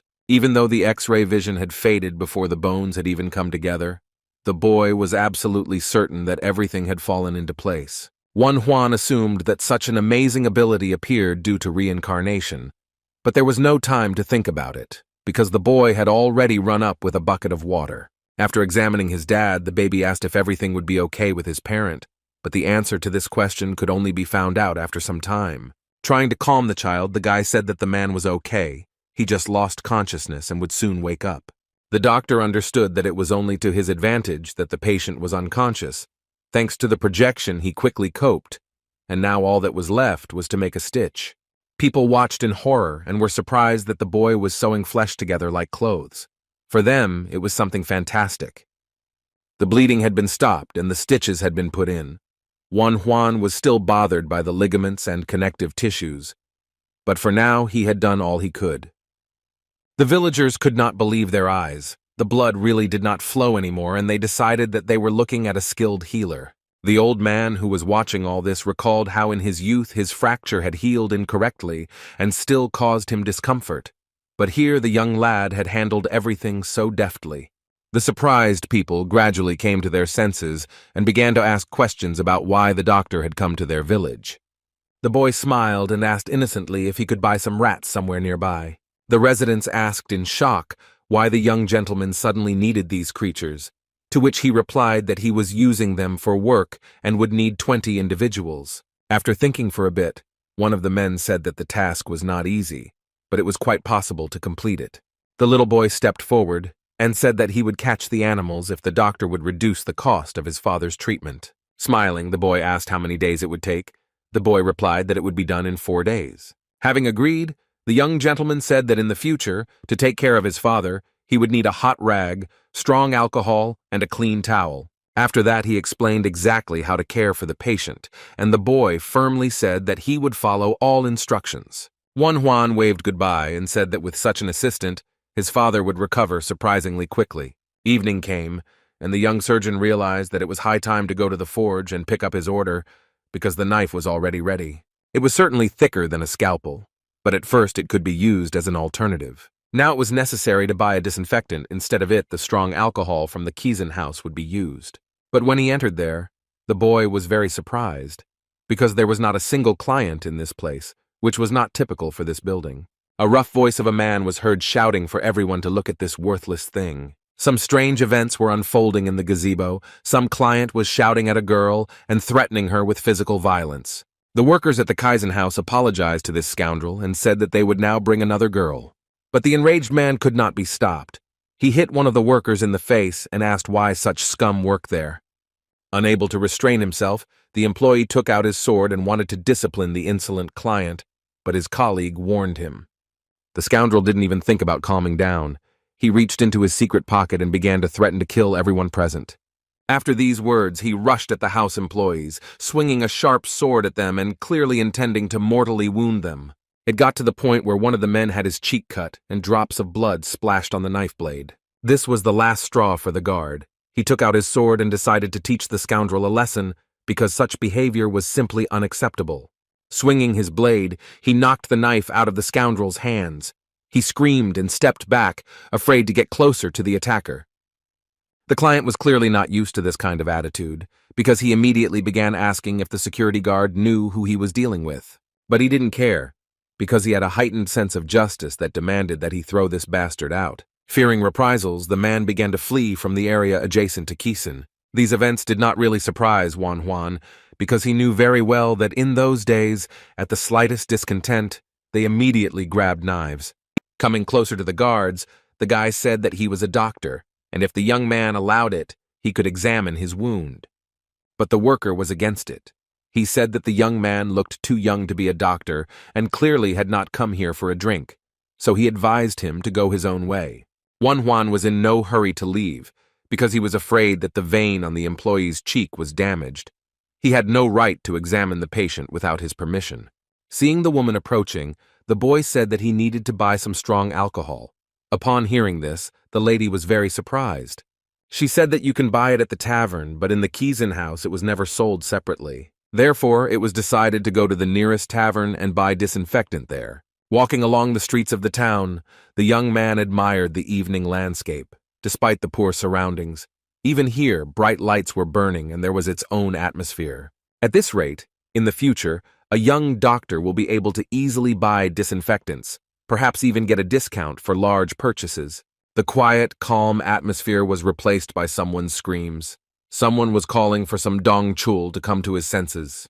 Looking closer, the boy saw a panicking man leaning over someone's body and lamenting why the ointment wasn't stopping the bleeding. This man tried to calm the wounded man, saying that the doctor would come any minute. Juan realized that these were people from the Kisang house and that they really needed his help now. But once the injured guy had already refused his services, and besides, it was none of his business. He was about to leave, but the floorboard creaked loudly, which attracted the attention of the man, who was glad that the doctor had arrived so quickly. The man began to explain that the doctor should examine his younger brother because he was already losing consciousness. Surprised by this turn of events, the guy did not understand how it happened because he had planned to leave, but now it seemed that it would not work. The young man began to beg the doctor for help, saying that his brother's bleeding would not stop, and Dr. Bon went to another village for an examination. The first impulse was to refuse, and that was exactly what the boy tried to do, because treating a patient in a doctor's shop, who was not there at the moment, was a bad idea. Then the stranger suggested that the examination and treatment be carried out in another place, but the main thing was that this happened and help was provided. But the young surgeon was adamant. He firmly said that he did not want to do such things. His resolve wavered the moment the man fell to his knees and began to apologize for his rudeness. It was clear that he was ready to do literally anything, if only someone would treat his younger brother, who was dying in his arms. The boy sighed and said that he was simply a doctor's apprentice, so the stranger should understand that he was dealing with an amateur. He nodded and said that he understood the complexity of the situation. Then the young man agreed to undertake the treatment, but immediately said that he was not sure of the result, since a lot of time had passed since the injury. With his brother in view, the stranger called out to Juan to follow him, but no one noticed that someone was sneaking up on them in the shadows. It was the same Dr. Bon who was hurrying to the patient, because he had been informed that he was right here. Now all attention switched to the chief physician, and everyone forgot about the young talent, because they trusted a more experienced person. The boy decided to stay because he was interested to see how the old man would treat the patient. The first thing he did was examine the wound. It was a shallow cut on his cheek, but it bled so profusely that blood soaked every inch around the head of the Kisan guard. The elderly doctor immediately guessed that the largest vein in the face had been cut. But what the guy heard next shocked him, because the old man decided to do acupuncture to stop the bleeding, It sounded simply absurd. As far as Juan knew, this procedure had never been used as one that could stop bleeding. When the first needle touched the victim's cheek, the blood gushed even more strongly, which only confirmed the young surgeon's theory about the harm of these actions. The boy's sweat began to drip onto the floor. He simply could not calmly watch as the one who called himself a doctor harmed his own patient. But after a few moments, the bleeding began to subside, as if the older man had stimulated a nerve bundle, causing the muscles to expand, squeezing the blood vessel. As an intern, Juan didn't understand the practice, but acupuncture is a medical technique with a scientific basis. Having completed these strange actions, the doctor began to apply a bandage to the patient's face, saying that he had done all he could. The guard's brother thanked the old man for his efforts, but he said that there was no need to rush into these words. After all, in a quarter of an hour the needle will have to be removed, and if the bleeding does not stop, the outcome will be tragic and possibly even fatal. Horrified, the relative of the Kaizen House employee asked if the bleeding had stopped, and if not, he suggested simply not removing the needle. The doctor replied that if the needle was left there, the victim could lose either his voice or his sight. Falling to the floor, the brother said that all of this was simply impossible, and his voice clearly conveyed despair and fear for the life of his loved one. An irritated Juan realized that this was all a temporary measure, and everything would only be resolved if the vessels were connected. But he did not want to interfere with someone else's work. As if reading these thoughts, the old man turned towards the boy and asked who his uninvited guest was. Embarrassed, the young man said that he was just a student studying medicine and wanted to see how a practicing doctor worked. Surprised by this answer, the elderly doctor asked again whether it was really a student standing before them. He replied that he had read many books on medicine and sometimes practiced the art of healing, but had not yet gone far. The old man turned away and muttered irritably that some green doctor was standing in front of him again. Feeling the pressure of his medical debt, Juan decided to intrude into someone else's work with his unsolicited opinion. Hearing the request to allow the patient's blood vessels to be connected, the elderly man turned around in surprise and looked angrily at the young doctor. These words surprised him, so he asked again if he really wanted to dig around in the patient's vessels. But what surprised the old doctor most was that the boy noticed that the blood vessel was cut just by looking at the wound, and besides, he wanted to connect it. In any case, in his opinion, there was no hope of saving the wounded man, so the novice doctor could be allowed to experiment. Figuratively speaking, he rolled up his sleeves and allowed the young man to try to do what he was talking about. The boy began to direct the process and tell his elderly assistant where to press and what to do. He also explained that the blood vessels needed a thinner needle than the one he was given. But there was nothing to be done. The experienced doctor was only surprised by the fact that a needle would be used. Knowing that there was no anesthesia, a complete lack of instruments, and a headache, Juan knew he had to hurry. When he pulled out the needle, the injured guy screamed loudly. It was even a little strange that such a small wound caused so much pain. The unfortunate man's eyes rolled back and he froze. For a second, the young surgeon even thought that his patient had passed away, but this was not so. But then the old man intervened and removed the pain with a needle, which surprised Juan very much. But the doctor asked emotionlessly if he, being a student, really didn't know the basics of acupuncture. Deciding to think about it later, the young man told the doctor where to press while he connected the cut blood vessel. When the process of suturing the wound began, the boy said that there was no need to press anything anymore, and it was also time to pull out the needle because the operation was over. The old man could not believe what he saw. He had no idea such a healing art existed, and the more he looked at the stitched wound, the more he admired the skill. An agitated Juan told the patient's brother that he needed to eat only porridge for now, and that the wound should be cleaned in the morning and evening. Having received all the instructions, the guys finally left the doctor's shop. The patient could already stand on his own feet. The boy waved his hand happily and wished the guard not to get hurt again and to take care of his life. Looking after the boys walking, the old man thought that one of them would die or become crippled. But there they both were, safe and almost unharmed. Dr. Bond was surprised when he heard that his colleague wanted to learn the art of acupuncture from him. After thinking about it, the old man said that he would fulfill this request if in exchange he was taught how to connect vessels and stitch flesh. Juan happily agreed. They bowed to each other and promised that they would take care of each other. In the estate where Juan lived with his brothers, an interesting conversation took place. One of the family members said that he saw how mother was walking in the yard during the day. Zhu Huan said contentedly that, just as their younger brother had said, she felt better after drinking the tea, which meant that Huabu's recipe was better than what the doctor had given her. After some thought, Huabok said that it would be better for everyone if the boy concentrated on his studies. The middle brother agreed that things could be calmed down, but now he was worried about the fact that Wan Huan had abandoned his Confucian works and was constantly running around him, begging for money. After talking, the men came to the common conclusion that it was worth teaching the young man the art of the sword for self-defense, because in such turbulent times these skills would come in handy. But Zhu Huan still didn't like the idea, but all objections stopped when Wan Huan walked through the door. It was already late evening outside, and the brothers were surprised that Kwabu was so late and returned home at such an hour. Seeing bloodstains on the boy's sleeves, Huabok asked in shock what she was doing on her little brother's clothes. Grabbing him by the sleeve, the older brother demanded an explanation. The boy, confused, said that the blood did not belong to him. He was just helping to treat a man with a cut on his face. These words did not please Huabong very much. He wondered if the guy was still pretending to be a doctor and wanted to become famous in this way. Such speeches irritated the young doctor greatly because he helped people selflessly and not with the goal of gaining popularity. But all this did not matter. He reminded his brothers that many people from noble families were doctors and added that he was going to find a cure for his mother's illness. This phrase surprised Huabok very much. He was not used to the youngest member of the family being so confident in himself and his work. The fact that his loved ones didn't believe in him upset Wan Huan a lot because he periodically wanted to know that his family supported him.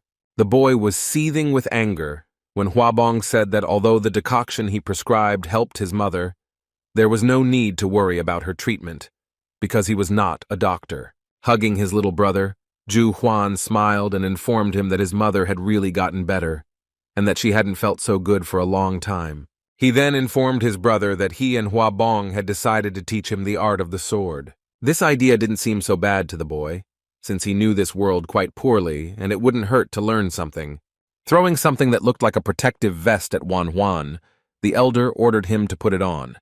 After examining him, the young doctor said irritably that this protection was too much for his thin body. Moreover, it was unfair that only Wan Huan would wear this heavy device, so he demanded that his brother put it on himself as well. He agreed, but on the condition that the younger one would manage to hit him at least once, and then the man would immediately fulfill this request. Shouting that he might regret this decision, the boy remembered how many years he had lived, and also that he was Han Jin Su, who never gave up. Laughing, Huabok threw a club in his direction and told his little brother not to regret starting training. After these words, Zhu Huan told the young man to attack first and show everything he is capable of. Although Wan Huan did not have masterful sword skills, he did practice kendo in his past life. So, squeezing the wooden club in his hands even tighter, the boy decided that he would give it his all and teach his older brother a lesson. With a loud war cry, he rushed forward. He wanted to impress the arrogant man who did not really believe in his abilities. But this enthusiasm was also transmitted to Zhu Huan, who really wanted to knock all the nonsense out of the head of the youngest member of the family, who had become too carried away with healing. Before he could deliver a full blow, the guy felt his opponent's weapon slam into his sleepy plexus and knock all the air out of him. Unable to withstand the onslaught, he flew back and landed painfully on the ground, watching as his brother stretched into a smug smile. Huabok noticed that his opponent was too slow, so he asked why he was swinging so hard, taking so much time. While trying to catch his breath, Wan Huan thought about how he had almost managed to lightly touch his opponent, but he was so fast that it seemed impossible to hit him. But this was only the beginning of a training fight, so it was decided not to despair and try to attack again. This time, the guy decided that it was worth trying a different method, namely, giving an injection instead of an incision. This technique was from fencing. Due to the speed of this art of combat, it was possible to get the enemy the first time. Seeing his brother's pose, as well as the smoothness of his movements, and a completely new technique, Huabok was a little surprised because he had never encountered anything like this before. Then the young doctor made a quick and long lunge, which could be very effective in combat. Despite all the efforts of the man managed to repel this attack without much effort. It was clear that he was a real warrior who knew many techniques. The boy went into flight again, followed by a painful and humiliating collision with the ground. The younger brother's attempts to prove that he was capable of something greatly amused Zhu Huan, who never tired of kicking him. Leaning over the young man, the man asked who had taught him martial arts in Shuzhou, but the words were difficult to make out over the sighs of pain. Looking at how his brother behaved in battle, Zhu Huan concluded that he had no fighting skills at all that could protect him. The decision was made to go back to basics, so the elder brother ordered his younger brother to follow him. Nearby in the courtyard there was a small stone suspended, so inconspicuous in light that even the wind could shake it. It was in that direction that Huabok pointed, who apparently believed that this object was somehow connected with the basics of learning martial arts. They came closer, after which the man said that the boy should attack the stone. He did not understand, and asked again whether he should just hit the cobblestone. But it was so tiny that striking it seemed like some kind of mockery and whim of the brother. This task seemed too easy and raised suspicions that there was some kind of catch to it. Just as Wan Huan swung his sword and was about to hit the stone, his brother shouted and stopped him. He drew a line on the ground and looked meaningfully at the young doctor. This line was located quite far from the tree on whose branch the stone was hung, but nevertheless it was necessary to strike from the marked place. Having crossed the line, Huabok decided to demonstrate this technique personally, ordering the younger one to watch everything carefully and not yawn. The man lunged forward very quickly and found himself right next to the tree, delivering a very accurate blow to the hanging stone. These actions made an extraordinary impression on the young man who was observing everything. Before the stone had time to stop, Huabok had already turned around and told his brother that it was his turn to repeat a similar trick.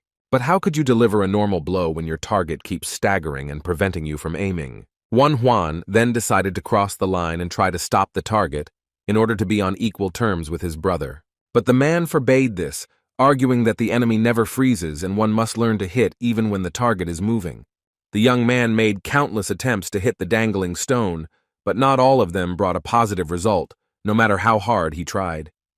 Not wanting to watch these attempts, the brother turned around and began to leave, throwing in a parting remark that the boy could finish the lesson as soon as he hit the stone 3 times out of 10. In words, it didn't seem that difficult, but in practice everything was completely different, because this kind of activity was not at all easy. It was very difficult to hit even 3 times out of 100, let alone achieve better results, especially after so many attempts. Fatigue was making itself felt. Thoughts began to arise in Wan Huan's mind that he should give up learning martial arts and focus solely on studying medicine. Then a memory of the previous owner of this body, who was killed by robbers, appeared in his head, and he realized that the ability to protect oneself was no less important than healing.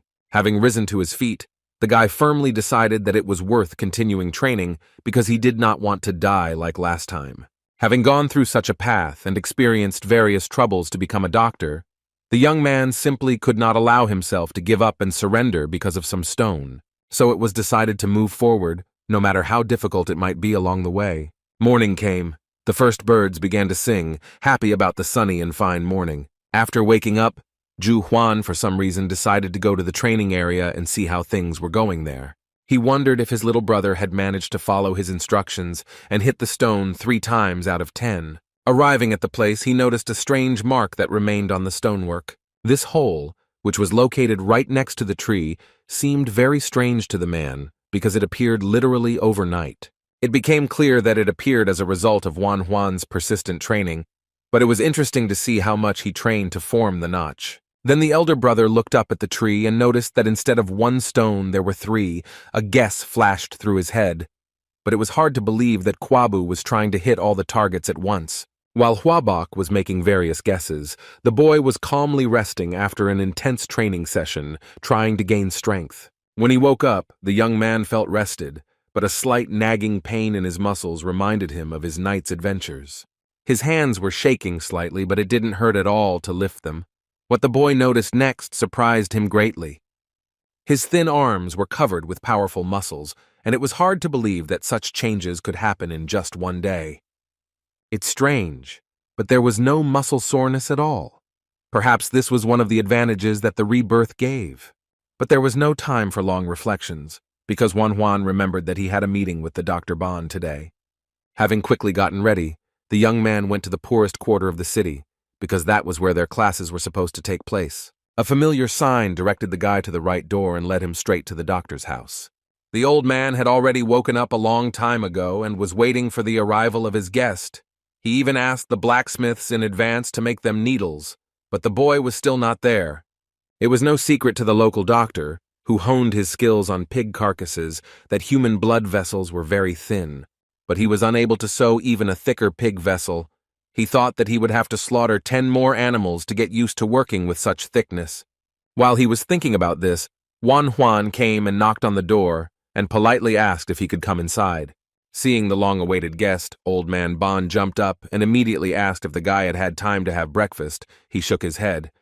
Juan didn't expect that the local doctor from the poorest district would offer him a snack. And not just a snack, but a hearty breakfast of a variety of delicious foods made from meat, not from the rice and greens that he was fed at home.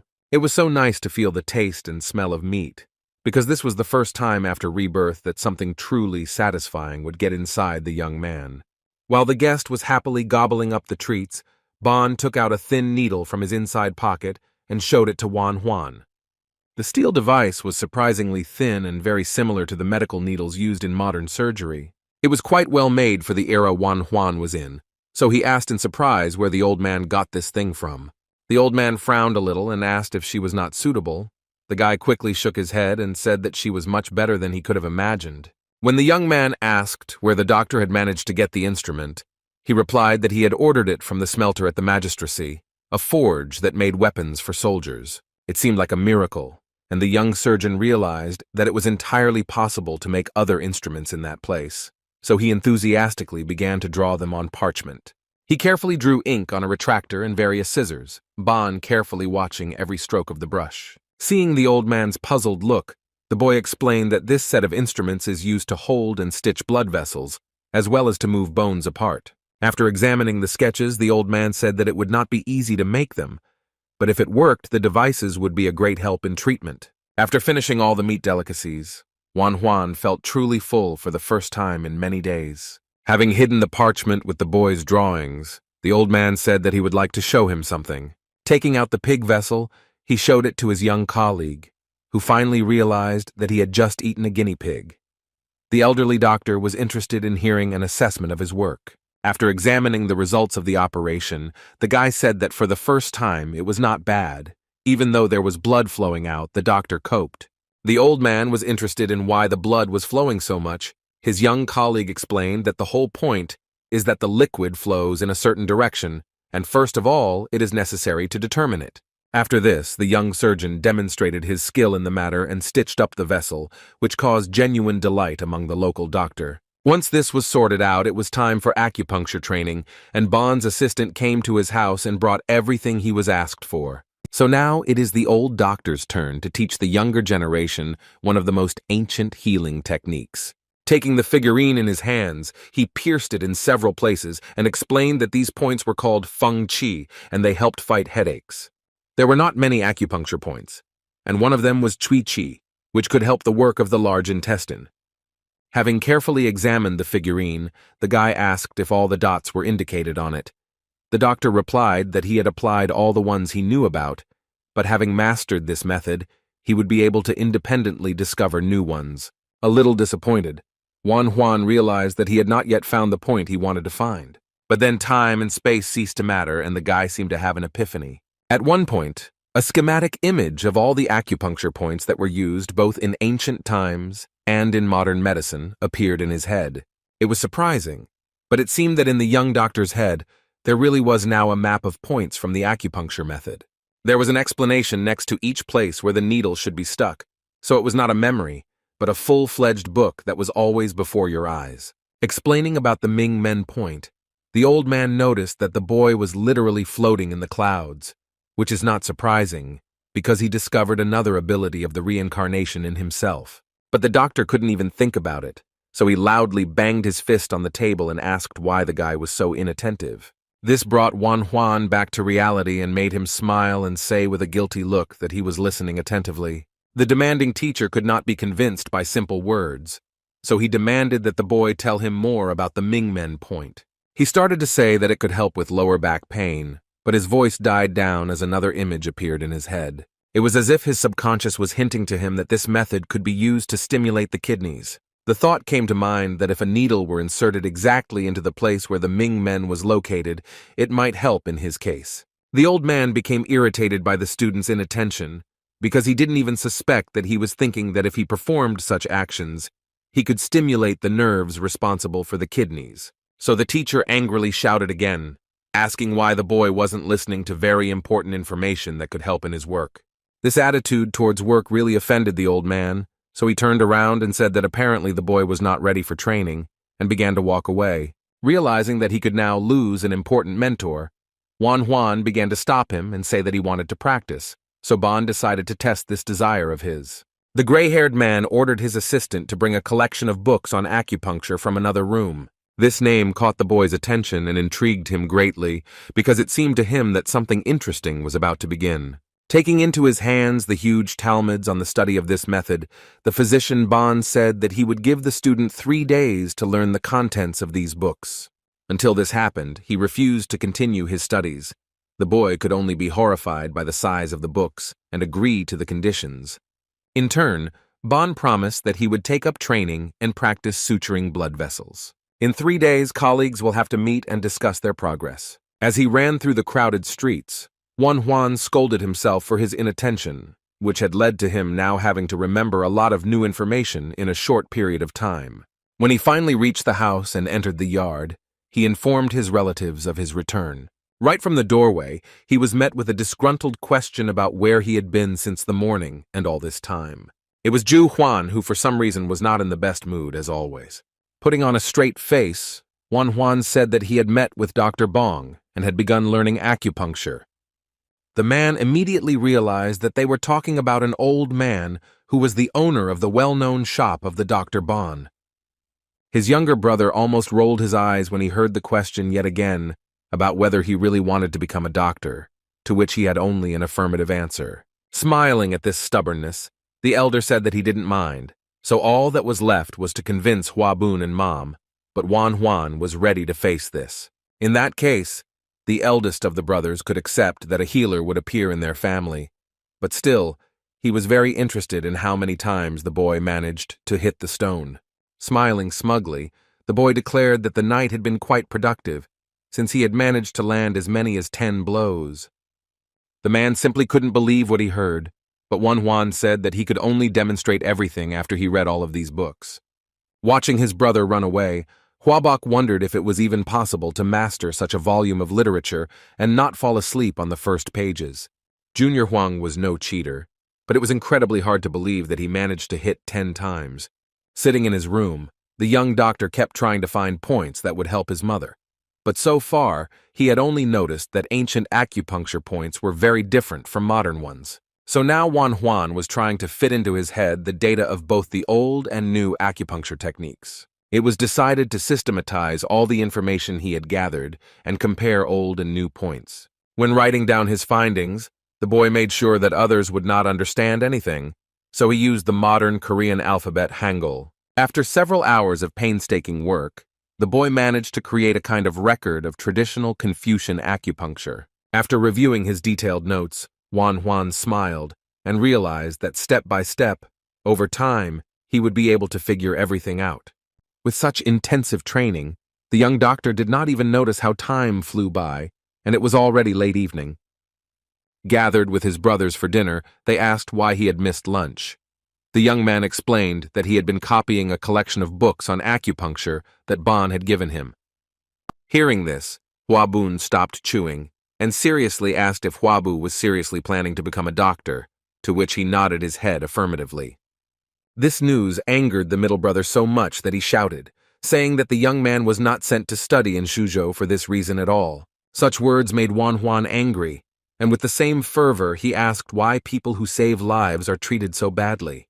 Huabok retorted by saying that healing others was not a bad thing, but becoming a high-ranking official could help the emperor gain wisdom from books. It sounded so arrogant and selfish that the guy clenched his teeth, just to keep from saying something stupid in the heat of the moment.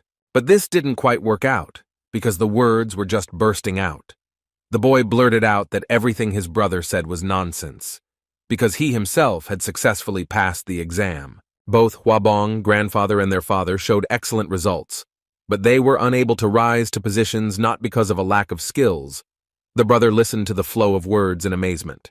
Imagine his surprise when the youngest member of the family said something that none of them wanted to hear, namely that they were not yet dignitaries only because they did not give bribes. Huan continued to express his thoughts. He believed that his brother would be able to achieve a decent position without betraying his honest nature. But he was not a dud either, but had potential. Listening to all this, Huabong realized that the words spoken had meaning, but for now he did not say anything out loud. But the boy did not calm down. He continued to prove his case and claimed that he would become a doctor no matter what and would make the lives of others better.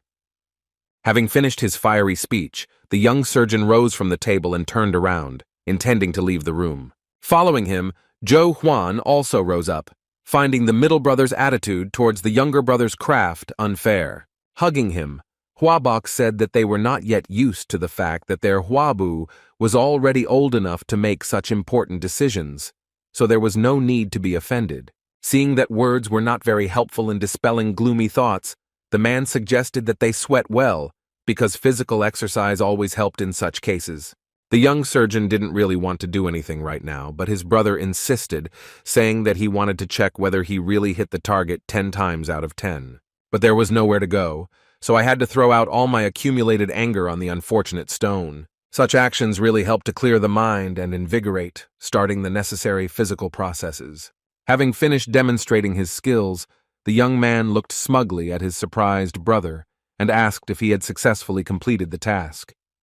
He chuckled and commented that he thought the young man was only capable of reading and writing, but it turns out he was also good at martial arts. Therefore, it was decided to complicate the task, and now it was necessary to hit not 1 but 6 stones hanging in a row.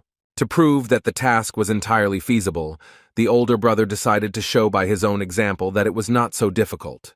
Jumping so fast it was hard to keep track of, the man proved that it was possible to hit 6 stones with just 1 correct move. Such skill could not fail to impress, so Huan clapped his hands and said that it looked simply amazing. The praise warmed Huabok's soul.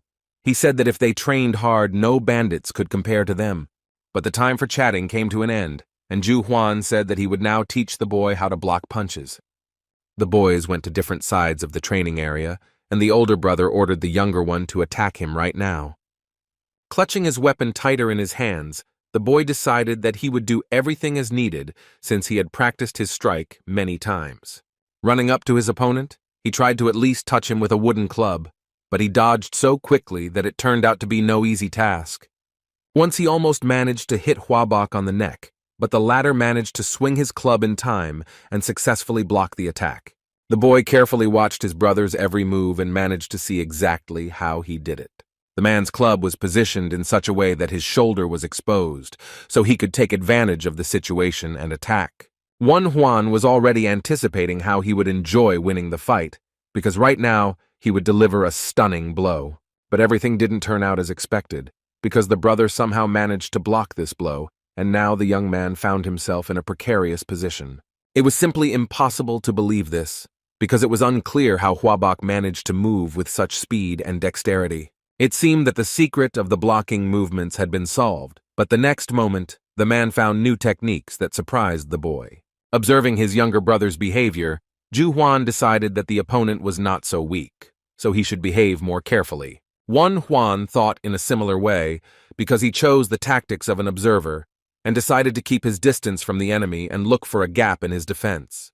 Therefore, the boy began to slowly move away in order to reach the safest distance without making any sudden movements. A few moments later, it turned out that this method had failed, because the brother's club ended up at the level of Huan's face. If this had not been a training fight, but a clash with bandits, then such a blow would have been capable of piercing the boy through and killing him the next moment. Even though the young man lost, the man was impressed by the fact that his opponent managed to read his every move. These words made the boy a little happy, but he had to go to bed already, because tomorrow he had to get up early and go to the market.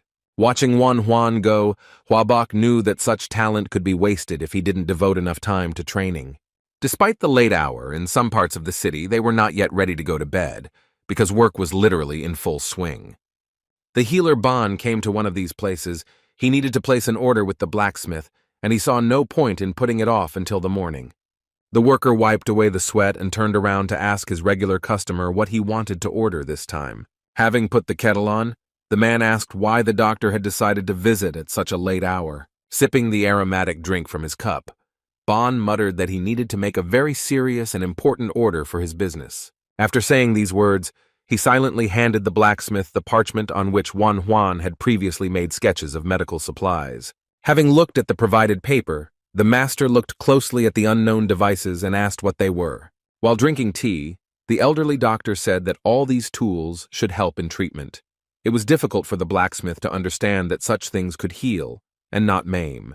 So with a hint of panic in his voice, the master asked if these things would really be used in operations. Bon replied that Master Huang said so. Noticing the look full of distrust, the old man said that although the boy was very young, he was already an excellent and very skilled doctor.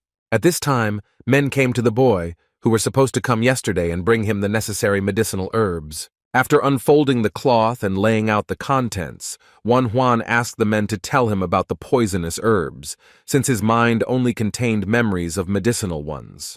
The first thing that caught my eye was wolfsbane. Its purple flowers were pleasing to the eye, but the juice of the root contained a poison that could affect the central nervous system. This information was useful to the young doctor, so he thanked the workers and paid them extra. The herbalists were very pleased to cooperate with such a generous gentleman and were happy to continue working with him. Clutching the beautiful but deadly flowers in his hand, Juan realized that this amount should be quite enough for experiments. So now there was a high probability that there would be a chance to help Mom overcome the disease. After all, with the help of these flowers, it would be possible to create an analog of modern anesthesia and perform an operation that would facilitate recovery. The time has come when the boy will have to visit again the poorest area, located on the outskirts of the city. The young gentleman had not looked closely at the houses last time, but now he was simply amazed at their dilapidation and unsuitability for living. With difficulty the right house with a thatched roof and slightly rotten wood, he headed straight to the front door. There he was met by a man whom he helped to heal a broken leg after he landed awkwardly while climbing down a tree. But the guy's attention was drawn to something else, a loud squeak that came from a dark corner of the room. Coming closer, you could see a cage in which there were a large number of rats. They were nervous, so they ran noisily and squealed tirelessly. A memory immediately popped into my head of how the wounded man's little son promised to catch rats in exchange for lowering his dad's medical bills.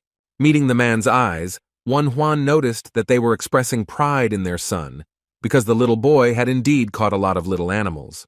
The young gentleman decided not to focus on this. Instead, he approached the head of the house and asked if the leg was okay. He replied that everything was better than he expected, but the guy knew that he shouldn't take anyone's word for it. So he decided to take off the bandage and see how things were. When the bandages stopped hiding the wound, the boy was horrified by what he saw.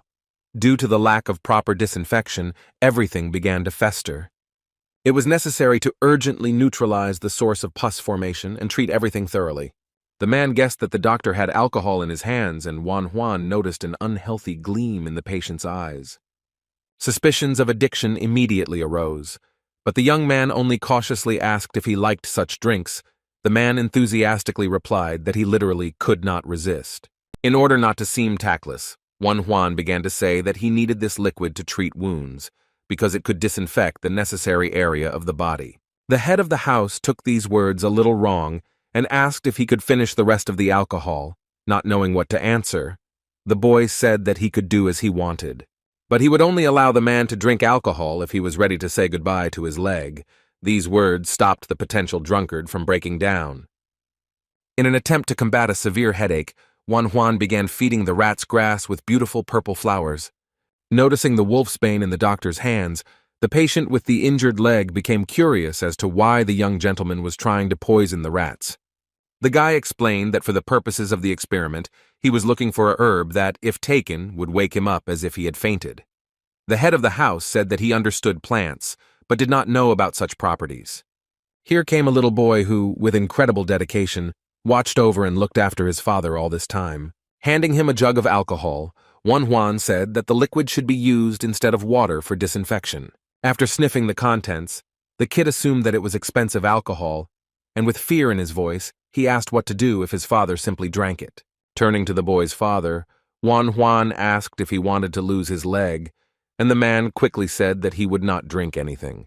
Having resolved this issue, the young gentleman invited a boy named Obo to work with him. It just so happened that an empty house was discovered nearby, so it was safe to work with the rats in it. Obo said that a grandmother and her granddaughter used to live here, but then the old woman died and the young girl went to Kisan's house. Hearing this, the guy felt uneasy, because he realized that he had gotten into truly difficult times. For a few seconds, the boy watched in silence as the rats fussed about in their temporary home. Juan decided to ask how it was possible to feed a rat grain soaked in poisonous juice. The boy was surprised, because he did not expect that these creatures were so smart. The only thing that came to Obo's mind was to shove the poison straight down their throats, and it was decided that he would do this, and the young master would hold the rat.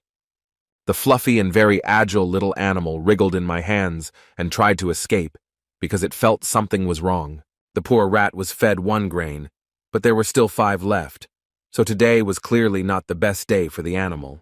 When all the grains were in the subject's throat, she shuddered and stopped moving, after which she went limp and apparently died. So the next time, the boy took 4 grains. After all, their goal was not to kill, but only to put the animal to sleep. The rats died one after another. Little Obo felt sorry for these unfortunate animals, but at least they did not suffer too much. From all this, the conclusion followed that the lethal dose was only 2 grains, but it was worth checking again. So Juan ordered the boy to stay in the house and watch the rats, but he objected, saying that he should get some sleep because he had to go to work early the next day. Realizing that the boy did not want to sacrifice his earnings, the young master gave him 5 nannies and ordered him not to take another job. Not knowing how to react to such a generous payment, Obo began to insist that it was too much. But the guy said that he liked the assistant too much, so there was no need to worry about money. The business at that end of the city ended, and the young man hurried back to his native estate. Opening the heavy front door, he announced his arrival to his relatives. A heavy hand immediately fell on his shoulder, and a familiar scent filled the space around him, indicating who was standing next to him. It was Juan, who wasn't satisfied with yesterday's training because he offered to sweat even more today, but his younger brother didn't have the strength for it. But this didn't interest the man much, because he had already decided for both of them that the training would take place right this minute. And before the boy could blink, he found himself right in the center of the area designated for training. Taking the painfully familiar club in his hand, the man asked if his student remembered the defense techniques he had shown him yesterday. The younger brother didn't even have time to nod his head before Huabok winked at him and ordered him to defend himself. Perseverance took its toll, so the guy decided that he had seen enough yesterday to try to hold off his opponent's attacks. But this self-confidence did not fool Juan, who knew very well that this ostentatious courage was a mask under which insecurity lurked. So it was worth testing his brother's strength, and it was with these thoughts that the man rushed into the attack. Juan didn't expect the attack to be so fast. Yes, his brother had attacked at high speed before, but never like this before. The space was literally ablaze around the eldest member of the family. It was clear how focused he was on the battle and his movements. It was amazing to watch, but when Wabu realized that he was about to deal with this powerful attack, his skin crawled. Tension was building up in the boy's body because he didn't quite understand how he should act and what tactics to follow. If it was difficult to simply keep an eye on your brother, then a reasonable question arose in your head. How, in that case, would it be possible to parry his blow? But still, the boy got out of this hopeless situation and was able to block the attack, which helped to bring down the arrogance of the self-confident man. Huabok was truly amazed that his weakling brother had managed to stop his brilliant attack. What Juan was most interested in was what kind of strange move his opponent had just used. But he was not ready to answer such questions, because he still could not come to his senses due to the fact that his blow was blocked. When the man finally got his voice back, he muttered in surprise that he never thought his brother would be able to block an internal ki strike. Juan guessed that it was about the energy that the masters used and considered spiritual. Now the boy couldn't sit still because he wanted to learn more about spiritual energy, but his brother said that they would talk about it later. In his opinion, training should have come first, not idle curiosity. The young master was not particularly submissive, so he demanded to be told about the internal ki as soon as he could block the next blow. Such impudence brought a smile to his brother's face. It spoke of his readiness to achieve his goals, which was an excellent quality for a fighter. Preparing for another blow with the help of spiritual energy, the man decided that this time, the young man would not be as lucky as the last time. But Manhwa was too proud to miss the blow, and too curious to pass up the opportunity to learn about a new, unique energy. So the older brother had to face a difficult situation because his amazing shot was blocked for the second time. When the boy was already exhausted and wearily sank to the ground, Hwabok asked if he was really tired. Looking at the youngest member of the family, the man realized that he was more capable than he and Hwabong thought. After all, the thin, unremarkable doctor managed to achieve results in a couple of days, for which he had been working for several years of training. Turning around, Zhou Huan said that their classes were over, and now they would go to the Red Rhinoceros Inn to eat something delicious. He began to hurry his tired brother, because he was very hungry after such hard training. Huan enjoyed walking with his older relative along the clean, crowded streets of a more or less wealthy neighborhood. Putting his arm around his shoulders, Hwabok asked the boy what he would like to eat for a snack, and he said that simple noodles would do. But the man shook his head, saying that they needed meat. Appetizing hot dishes and a bottle of alcohol appeared on the table, and with a wink, Zhu Huan asked not to tell the middle brother that they drank wine together. The boys began a cheerful conversation, during which they devoured delicious meat dishes. When young Huabu expressed his desire to propose a toast, Hwabok began to wonder what he had picked up in his shuzhou. Wanting to celebrate the first glass he drank with his brother, he taught him to clink cups as a sign of joy and respect for each other. The brothers joyfully knocked their cups together and laughed, looking at the spilled liquid. After swallowing the contents, Huan felt a warmth spreading inside him, which only quality alcohol could provide. He was glad to feel this taste, because he hadn't drunk for so long that it seemed like it was in a past life, although that's exactly how it was. But the guy was not allowed to properly enjoy this moment, because loud screams were heard nearby, which indicated some kind of fight. The inn's guests watched in horror as two drunken men started fighting and were already rolling on the floor like little children. The situation escalated when one of the participants in the fight accused the other of touching his girlfriend. Then the girl herself appeared, begging her man to stop this mess, but he only said that she should not interfere with this showdown. At first, Huan decided that this fight was not such a big deal and there was no need to get involved in it. But the blows became more and more brutal, and the risk of serious injury grew higher with each passing second. One of them came to a very dangerous place, and now the young doctor did not know whether to continue to watch this from the side. The man who was beaten by the pseudo-defender of women's honor became very ill. He began to tremble and lose consciousness. His offender was not at all embarrassed by this. He began to shake him even harder and demand answers to his questions. When there was no answer for too long, the would-be lover stopped and suspected something was wrong because the enemy was behaving suspiciously quietly. The woman who started the whole argument ran up to the victim and started yelling that her friend named Sandok should not die. The man who dealt the blows realized that this would not end well, so he could not think of anything better than to simply run away. This behavior made Zhu Huan very angry, who did not understand how one could be so irresponsible. His younger brother decided to examine the victim. Bending over the limp body of the beaten man, he asked the woman for permission to look at the extent of the damage. What the young doctor discovered shocked him, because he certainly didn't expect to see this. When the guy saw that the man was not breathing, he immediately put 2 fingers to the place where the pulse should be, but felt nothing. It seemed that what the young man feared most had happened. The patient had cardiac arrest. The crying woman realized that something strange was happening, so she asked if the doctor really knew what to do. Instead of answering, the boy rolled up his sleeves and, ignoring the surprised looks, muttered that he would do what he could. First, he lifted the victim's head and did everything to clear the airways. Once this action was completed, the boy began to perform cardiopulmonary resuscitation, which was supposed to help restart the heart. Pressing on the chest, all that was left was to hope that it would work and the man would survive. As long as there was no change in the patient's condition, his body remained motionless, and his chest did not begin to rise in an attempt to breathe air. Huan didn't want to accept the fact that such a young man could end his life like this, so he desperately clung to hope. Having opened the victim's mouth, the guy decided that there was another method that could help, so it was worth trying it too. Without further ado, the young doctor touched the patient's lips and began to give him artificial respiration because this was the last chance to save the unfortunate man. The crowd, who were closely watching the unfolding tragedy, could not believe that the boy was kissing a dead man because they did not know the purpose of this action. Everyone started telling Manhwa to stop and let the deceased go to another world where no one would disturb him. Even Hwabok began to tell his brother that it was time to stop these useless attempts to return the dead man to the world of the living and to come to terms with the inevitable. But the young man was too stubborn. He continued to massage the heart, while simultaneously ordering the young man to fight for his life. Despair began to take over when the guy realized that all his actions were not leading to results. Then he hit the victim's chest with his fists with all his might.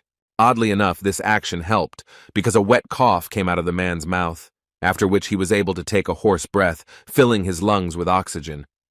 The whole crowd froze for a moment because they were in real shock from the fact that a seemingly dead person began to breathe again. It was really hard to believe in this. Manhwa breathed a sigh of relief as the people cheered and realized that he had managed to save this young man's life. Before the man had time to come to his senses, the woman began to scold him for getting involved in a nearly fatal fight. She screamed, saying that his attacker named Chongpan even managed to escape, believing that he was dead. Looking around in confusion, Sandok tried to remember at least something, but the thought that he almost died did not give him peace. Then, a young doctor approached him and said that he really had almost gone to the next world and advised him to rest and not move too actively. Feeling goosebumps running across his skin, Sandok asked how the doctor managed to save him. Not knowing how to correctly and clearly, for ordinary people, describe his actions, the boy said that salvation became possible thanks to cardiopulmonary therapy. But these words only caused the man to suddenly experience a severe headache, which forced the unfortunate man to close his eyes. The young doctor explained this by saying that when the heart stops, the first blow is to the head, and if he moves, there is a risk of dying, so he advised the patient to lie down. These recommendations worked, and Sandok decided to go home, but at the end he expressed a desire to thank his savior. Considering everything Manhwa has done, it would be foolish to refuse gratitude, because then people will stop appreciating his work at all. Moreover, looking at these people, one could say with confidence that they had money, so one could take what they offered. Laughing, the boy said that he would gladly accept the gift if the gentleman considered it necessary to give it. After searching his pocket for the necessary item, the man pulled out a silver container, which obviously contained money. The rescued patient had 1 liang of silver in his hands, which was equal to 40 grams. Manhwa began to say that it was too much, and he did not have any change. But Sandok began to convince him that there was no need to look for change, because he wanted the doctor to take every last coin. In this case, the healer had no choice but to accept the generous gift that the grateful couple offered him. Here everyone's attention was drawn to someone's loud cries, which announced the approach of other people. Some stranger ran and shouted throughout the street that he had finally been able to find and call a doctor. It was the same man who had inflicted a severe injury on Sandok, and he was quite surprised that the victim had survived and was standing right in front of him. Laughing nervously, Ju Huan noted that the scoundrel looked as if he had been running after an undertaker rather than a doctor. While the newly arrived doctor was examining Sandok, his offender was trying to figure out what had happened and how it happened that the man had suddenly come back to life. Without giving her boyfriend a chance to say a word, the woman pointed to Manhwa, who was sitting behind them, and said that her lover was alive only because of him. This information greatly surprised the physician, who could not believe that such a young man could use such skillful techniques of the medical craft. Hwabok listened to all these speeches with pleasure. Now he finally recognized his brother as a good doctor.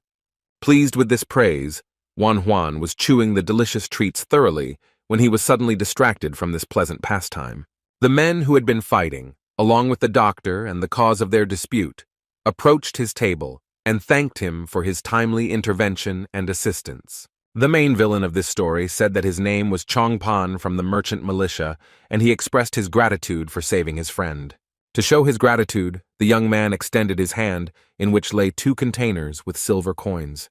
The first impulse was to refuse the money, but Juan was not allowed to do so, saying that such gifts are never unnecessary. Moreover, the man believed that in this way, he could pay for the young doctor correcting the mistake he had made. This explanation suited the boy quite well, especially considering the fact that his family was in need of money now. When the reward was in Juan's hands, these people decided that they could finally leave this place and go about their business. But they were not the only ones who wanted to talk to the young man. The newly arrived doctor also wanted to talk and was interested in what methods he had used. He began asking questions about how the guy managed to save that young man because he had no pulse, which clearly indicated that the unfortunate man was dead. For the second time, the young man repeated that he had managed to do the impossible thanks to a method called cardiopulmonary resuscitation. This technique made it possible to make the heart and lungs work by pressing on them.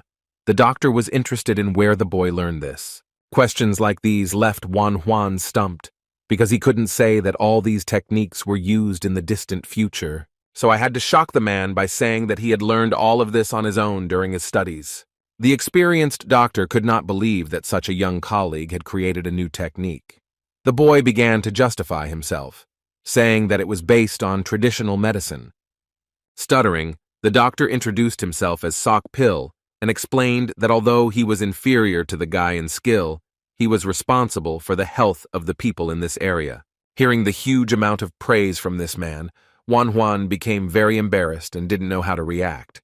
Having finished with this flattery, Seok Pil asked the boy to teach him CPR. Watching this scene, Ju Hwan was truly proud of his talented younger brother, who was really good at what he did.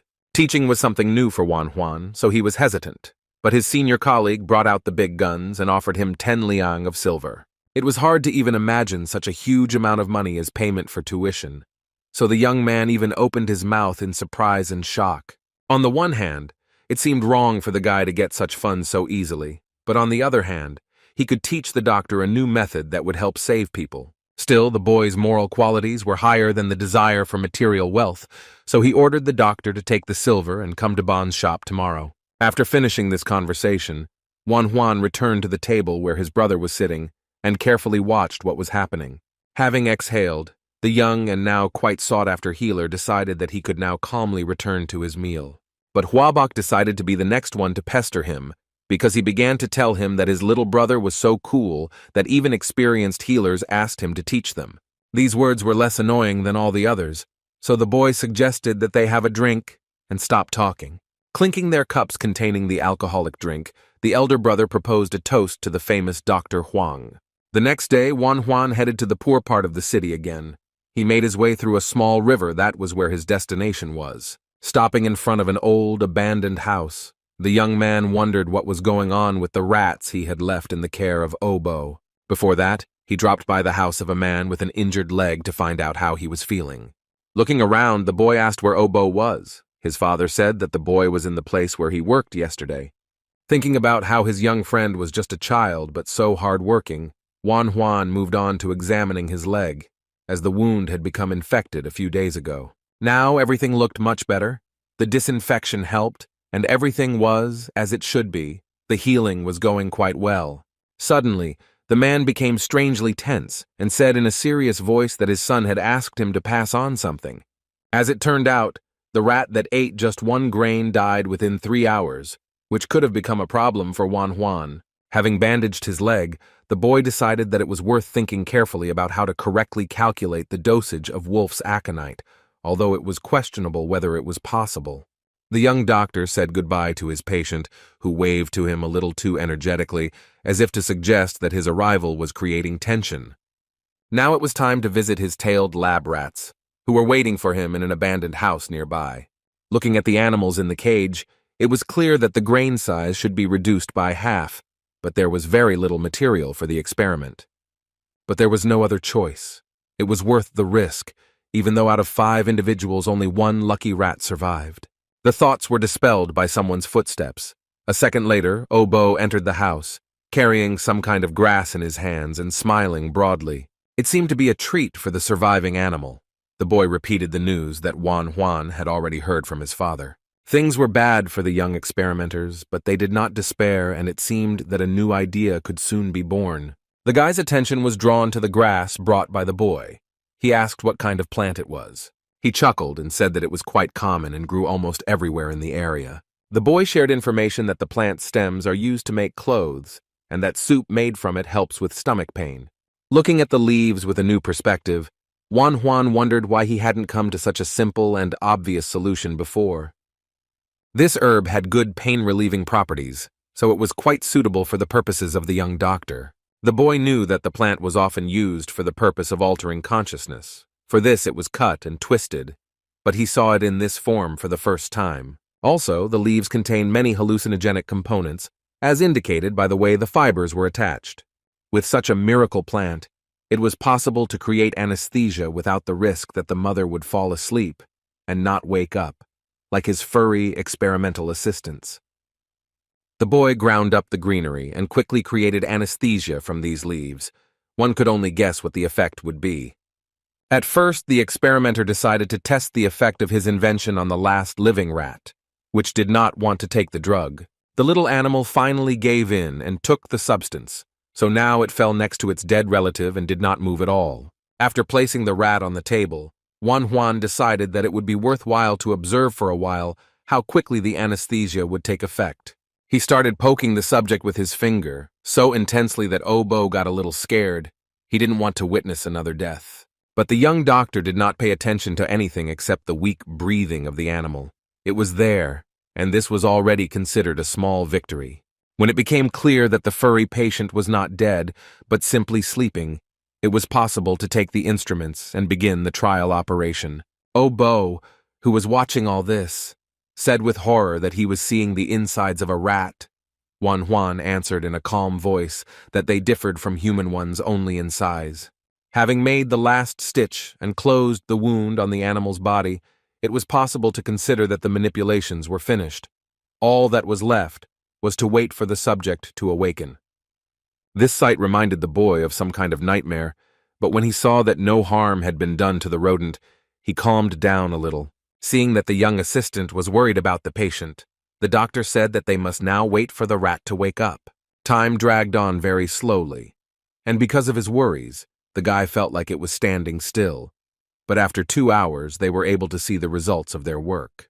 The rat opened its eyes, which were slightly crazed and completely covered in blood vessels. The young assistant asked why the animal was staring so strangely into space, but the doctor thought that the animal was looking straight at him and wanted revenge. Relief suddenly washed over the guy. He realized that this plan could work, but similar actions should be repeated about 10 more times. Hearing this, the boy tensed up. Juan said that he would pay well for all the rats that he caught. He agreed to such conditions. Suddenly, an unfamiliar girl entered the house. Her eyes were filled with anxiety, and she quietly asked if the doctor was here. Hearing that she had come to the right place, the little girl began to tremble and put her little hands to her heart, as if begging for help. She began to cry and beg Juan to help, because her mother needed healing, and there was no one else to turn to. Fighting back tears, the girl said that she would do anything to make her mother feel better. She listed that she sews quickly and washes well. It was a new challenge, and it was worth deciding whether to accept it or not, but the child's pleas will not leave anyone indifferent. Obo wanted to comfort his friend named Mia and started walking towards her to hug her. The doctor, in turn, did not keep the children waiting and immediately told Mia to bring her mother for an examination.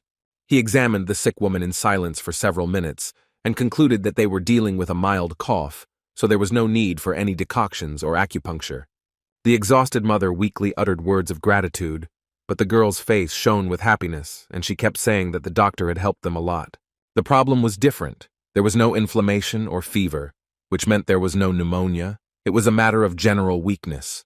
The patient began to say that she would definitely pay for the treatment, but the boy just smiled and said that he had to give some instructions. After this, he silently placed a container with silver coins into the woman's palms. While she was looking at the money in amazement, the guy said that she had to eat well with it for 2 months. Once the initial shock had passed, the woman began to say that she could not accept such a gift because she was too embarrassed.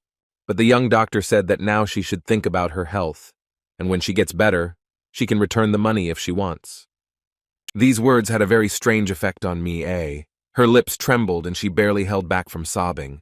Then she couldn't bear it any longer and burst into tears, saying along the way that she couldn't express her gratitude in words.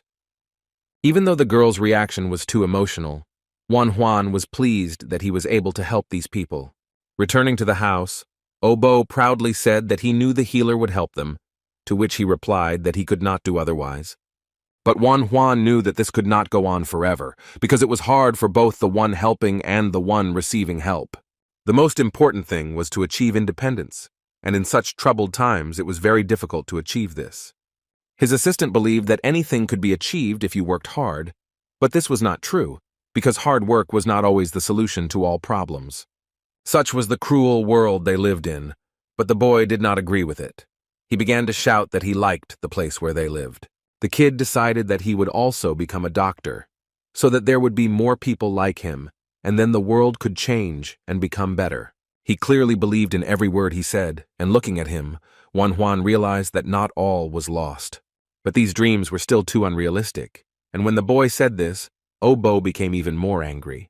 This youthful maximalism was very familiar to the guy who once believed in a better future, so he couldn't help but smile, looking at yet another dreamer. Juan didn't consider himself to be anything special, but he sincerely hoped that the boy's wishes would come true, because he also wanted the world to change. Having decided that changes needed to start with oneself, the guy invited his young friend to become his assistant. The boy was very surprised by such a proposal because he did not think that his words would be taken seriously. This proposal struck him so much that he responded only when the doctor already thought that he would be refused. After receiving the consent, the first thing Juan wanted to do was go to the hemp field, which was quite far away. Seeing the displeasure of his newly minted assistant, the guy assumed that the child did not want to accompany him. Fearing that he would lose his place next to the doctor, the boy shouted that he would go wherever he was told. The pleased young gentleman said that this would be Obo's first assignment as his assistant. The young assistant was in such a hurry that he didn't even notice how he managed to fly into his back. Scratching his head, he looked out into the yard and was surprised at what he saw, because this did not fit into their plans.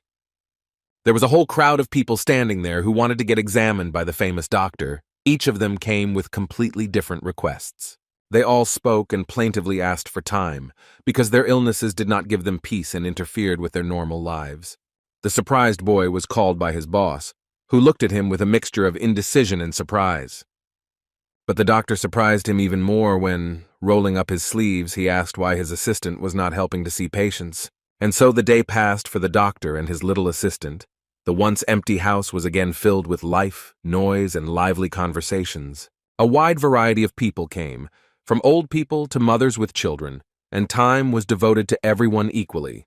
While the doctor was performing procedures and giving advice, his assistant ran for water, brought rags, and in every way made his master's life easier. Things didn't always go smoothly, and sometimes Obo could cause trouble, but it wasn't serious enough to require scolding the boy. When the sun was already setting behind the horizon, the doctor received the last patient for the day, after which all the people thanked him for his help and went home. Such intense work was very exhausting for the child, who did not expect that helping others could be so difficult. All this proved to Obo once again that the man sitting next to him was simply amazing. But the boy's attention was drawn to the fact that Juan was busy with something and was concentrating on fiddling with something in the corner of the room. Of course, he became interested in what the restless young man, who was distinguished by his crazy ideas, had come up with this time. Turning around, Juan grinned slyly and said that he was going to go to the hemp field right now and do what he had planned. Frightened, the boy began to dissuade him, arguing that the wild animals had already gone out hunting, but the doctor could not be dissuaded. Some people got into trouble in the middle of the night, while others sat in the calm atmosphere of their home and watched the rising moon through the window. The beautiful mahogany building looked very cozy, and the lanterns hanging in the corridors invited people to walk along them and enjoy the evening. While eating his late supper, the man listened with a grin to the story of how someone in the city had managed to resurrect a dead person. He thought that this joke was perfect for a tavern. But when he heard that more than 30 people had seen this spectacle with their own eyes, the cup in his hands froze. The person who reported this information believed that it was possible that these were rumors, but if they were true, the identity of the doctor was worth establishing. The gentleman finally took a sip from the cup and asked if that was why his interlocutor was hanging around. Perhaps he was looking for a skilled healer. Without answering this question, the man reported that, judging by what he had heard, this young man was no more than 20 years old. This news amused the commander Chao Zhen, and he decided that this doctor had achieved enlightenment and was thus able to regain his youthful appearance. The next day, 3 doctors gathered in Old Man Bon's shop. Bon himself, Seok Pil, and of course young Wan Huan. This time they were dismantling a vascular suture. For Bon this information was not new, but Seok Pil tried to remember every detail. Everyone was especially interested in watching the cardiopulmonary resuscitation technique, because it literally brought people back to life. The 2 grown men sat and listened so attentively that it seemed they wanted to absorb every word that flew out of the mouth of the talented young man.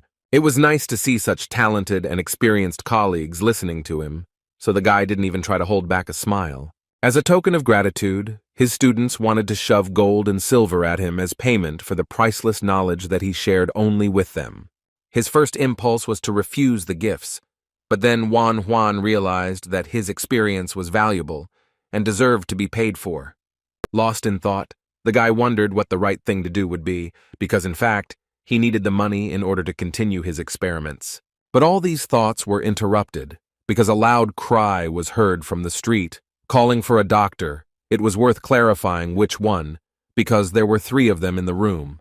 An unknown man announced that a military officer, who was highly respected in the city, had approached the house. Alarming thoughts appeared in the guy's head. A visit from such a high-ranking official could indicate that something had happened in the army.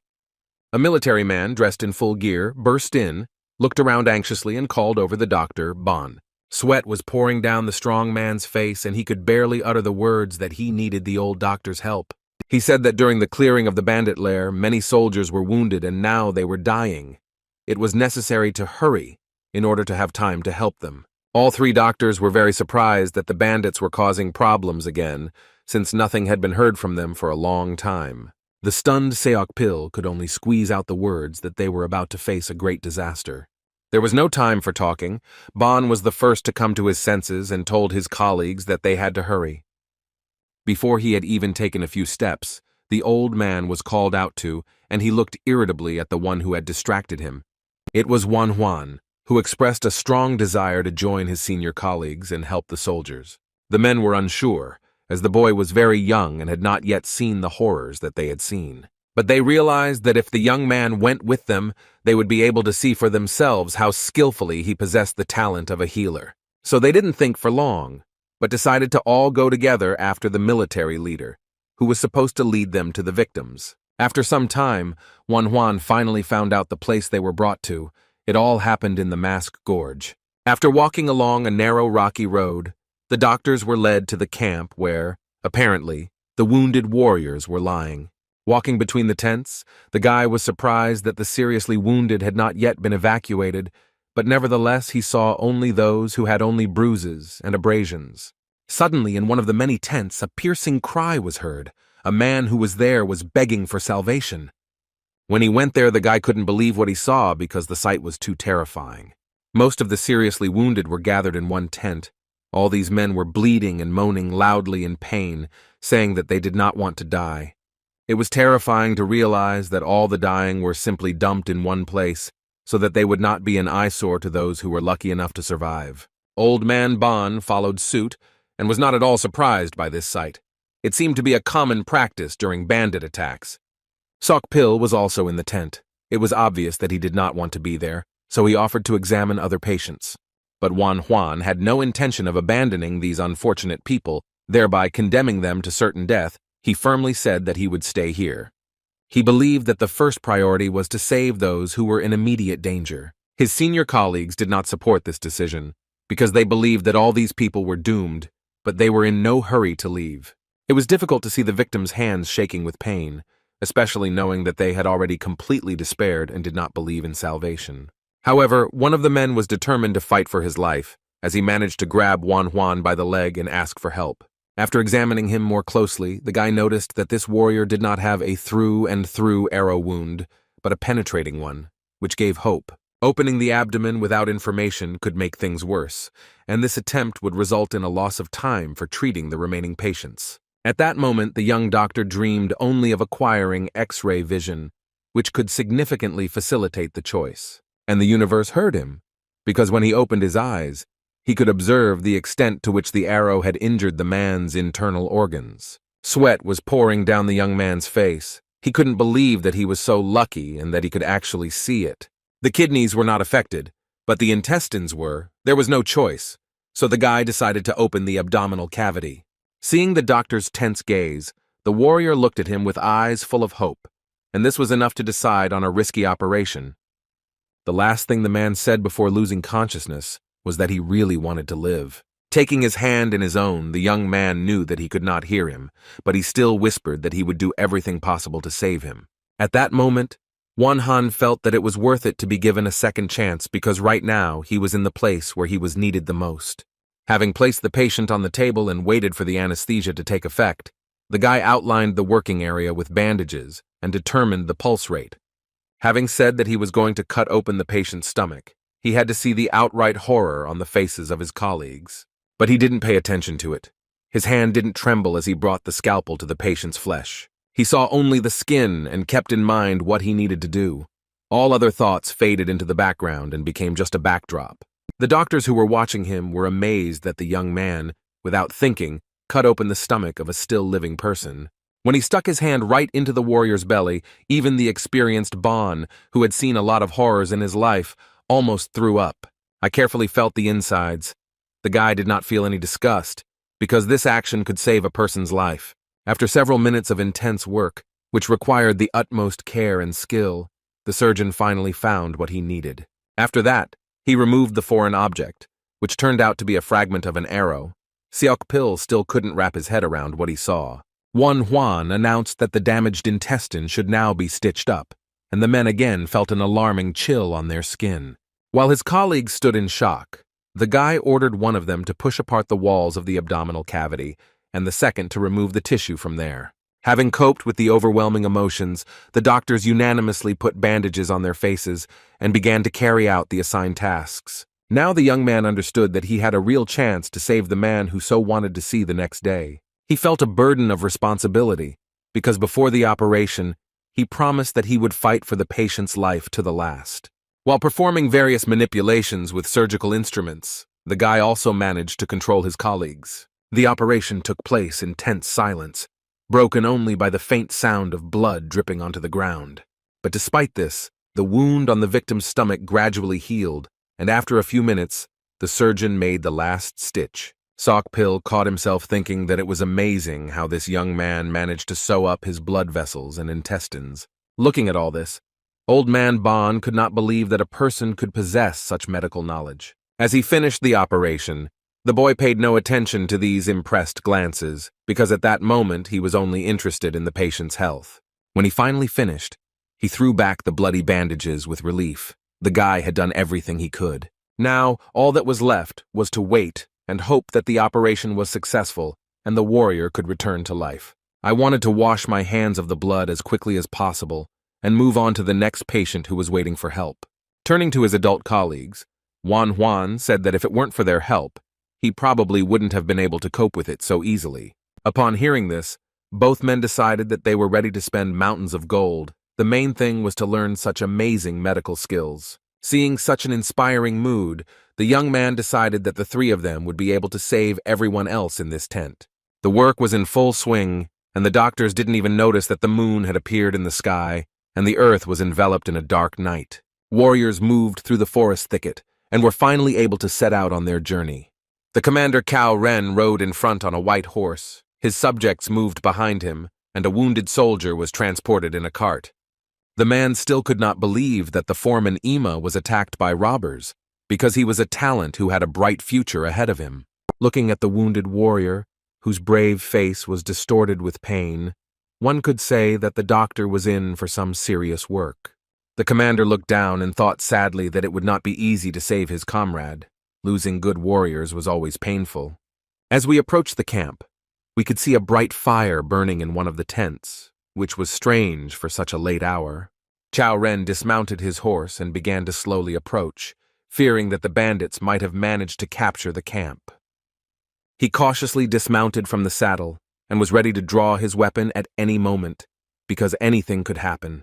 People could be seen in the shadows, so the commander asked what kind of situation had happened during the war. Receiving no answer, the military leader growled, rudely asking what kind of a mess they were making on the battlefield. Deciding that he had been too soft on his subordinates, Cao Ren headed towards the brightly lit tent, but one of the warriors rushed out to meet him. The man said that the people were not causing a disturbance, but were simply lining up to be examined by the doctor, and these words calmed the angry commander a little. The warrior explained that the same young doctor he had reported on last time was in the tent. Now he had saved a soldier who had almost died from an arrow. Hearing this, the military leader was simply amazed that he could finally see this young man about whom there had been so much talk. He immediately remembered the wounded foreman, who now had a chance of survival. If only the rumors about the doctor were true. Turning to his escort, Cao Ren ordered them to immediately carry the wounded man into the tent where he could be examined. The situation was dangerous, so the men tried to get the patient to the doctor as quickly as possible, and this noise attracted Wanhuan's attention. Then, the commander himself burst into the tent, and in a commanding voice ordered everyone to listen to what he had to say. When the question was asked about where the doctor was, the young man turned his head with interest. Cao Ren stood surrounded by the sick and dying, trying to spot the person who could save his best warrior. At first, Wanhuan sat as quiet as a mouse, because he couldn't understand what the commander himself was doing here. Before the boy could even move, his adult colleagues were already running forward at breakneck speed, and you wouldn't even know that one of them was an old man. They began to bow respectfully to Cao Zhen and ask him about what business brought him to this remote place. The boy suddenly realized that standing before him was the same great commander whose battles he had read about in history books. When he realized this, he wanted to salute and bow his head respectfully, introducing himself and stating his family name. Noticing the very young boy who worked tirelessly near the warriors, the man could not believe that the doctor was so young. Wanhuan was surprised to hear that the military commander was aware of his talent and knew that he was good at the medical craft. Pointing towards the warrior who was being carried in on a stretcher, Cao Ren asked if he could cure such an ailment. Without rushing to answer, the guy met the commander's eyes and said that in order to draw conclusions, it was necessary to examine the victim. As he got closer, he noticed a cut wound on the thigh and discovered that the rectus femoris muscle was damaged, but the artery was not affected, so as long as there was no blood coming out, it was not dangerous. Watching the young man's work closely, the commander finally asked if there was a chance of salvation. The boy said that the wound was serious, but not hopeless. Surprised by these words, the man allowed a faint hope to flare up in his heart for the first time in several hours. He demanded that the doctor make every effort and use his entire arsenal of knowledge to save the warrior. But the boy walked away from him and said that he would do it as soon as his turn came, because now there were more difficult patients. This behavior seriously angered the military leader, who ordered him to immediately do what he was ordered to do. He did not care about any cue.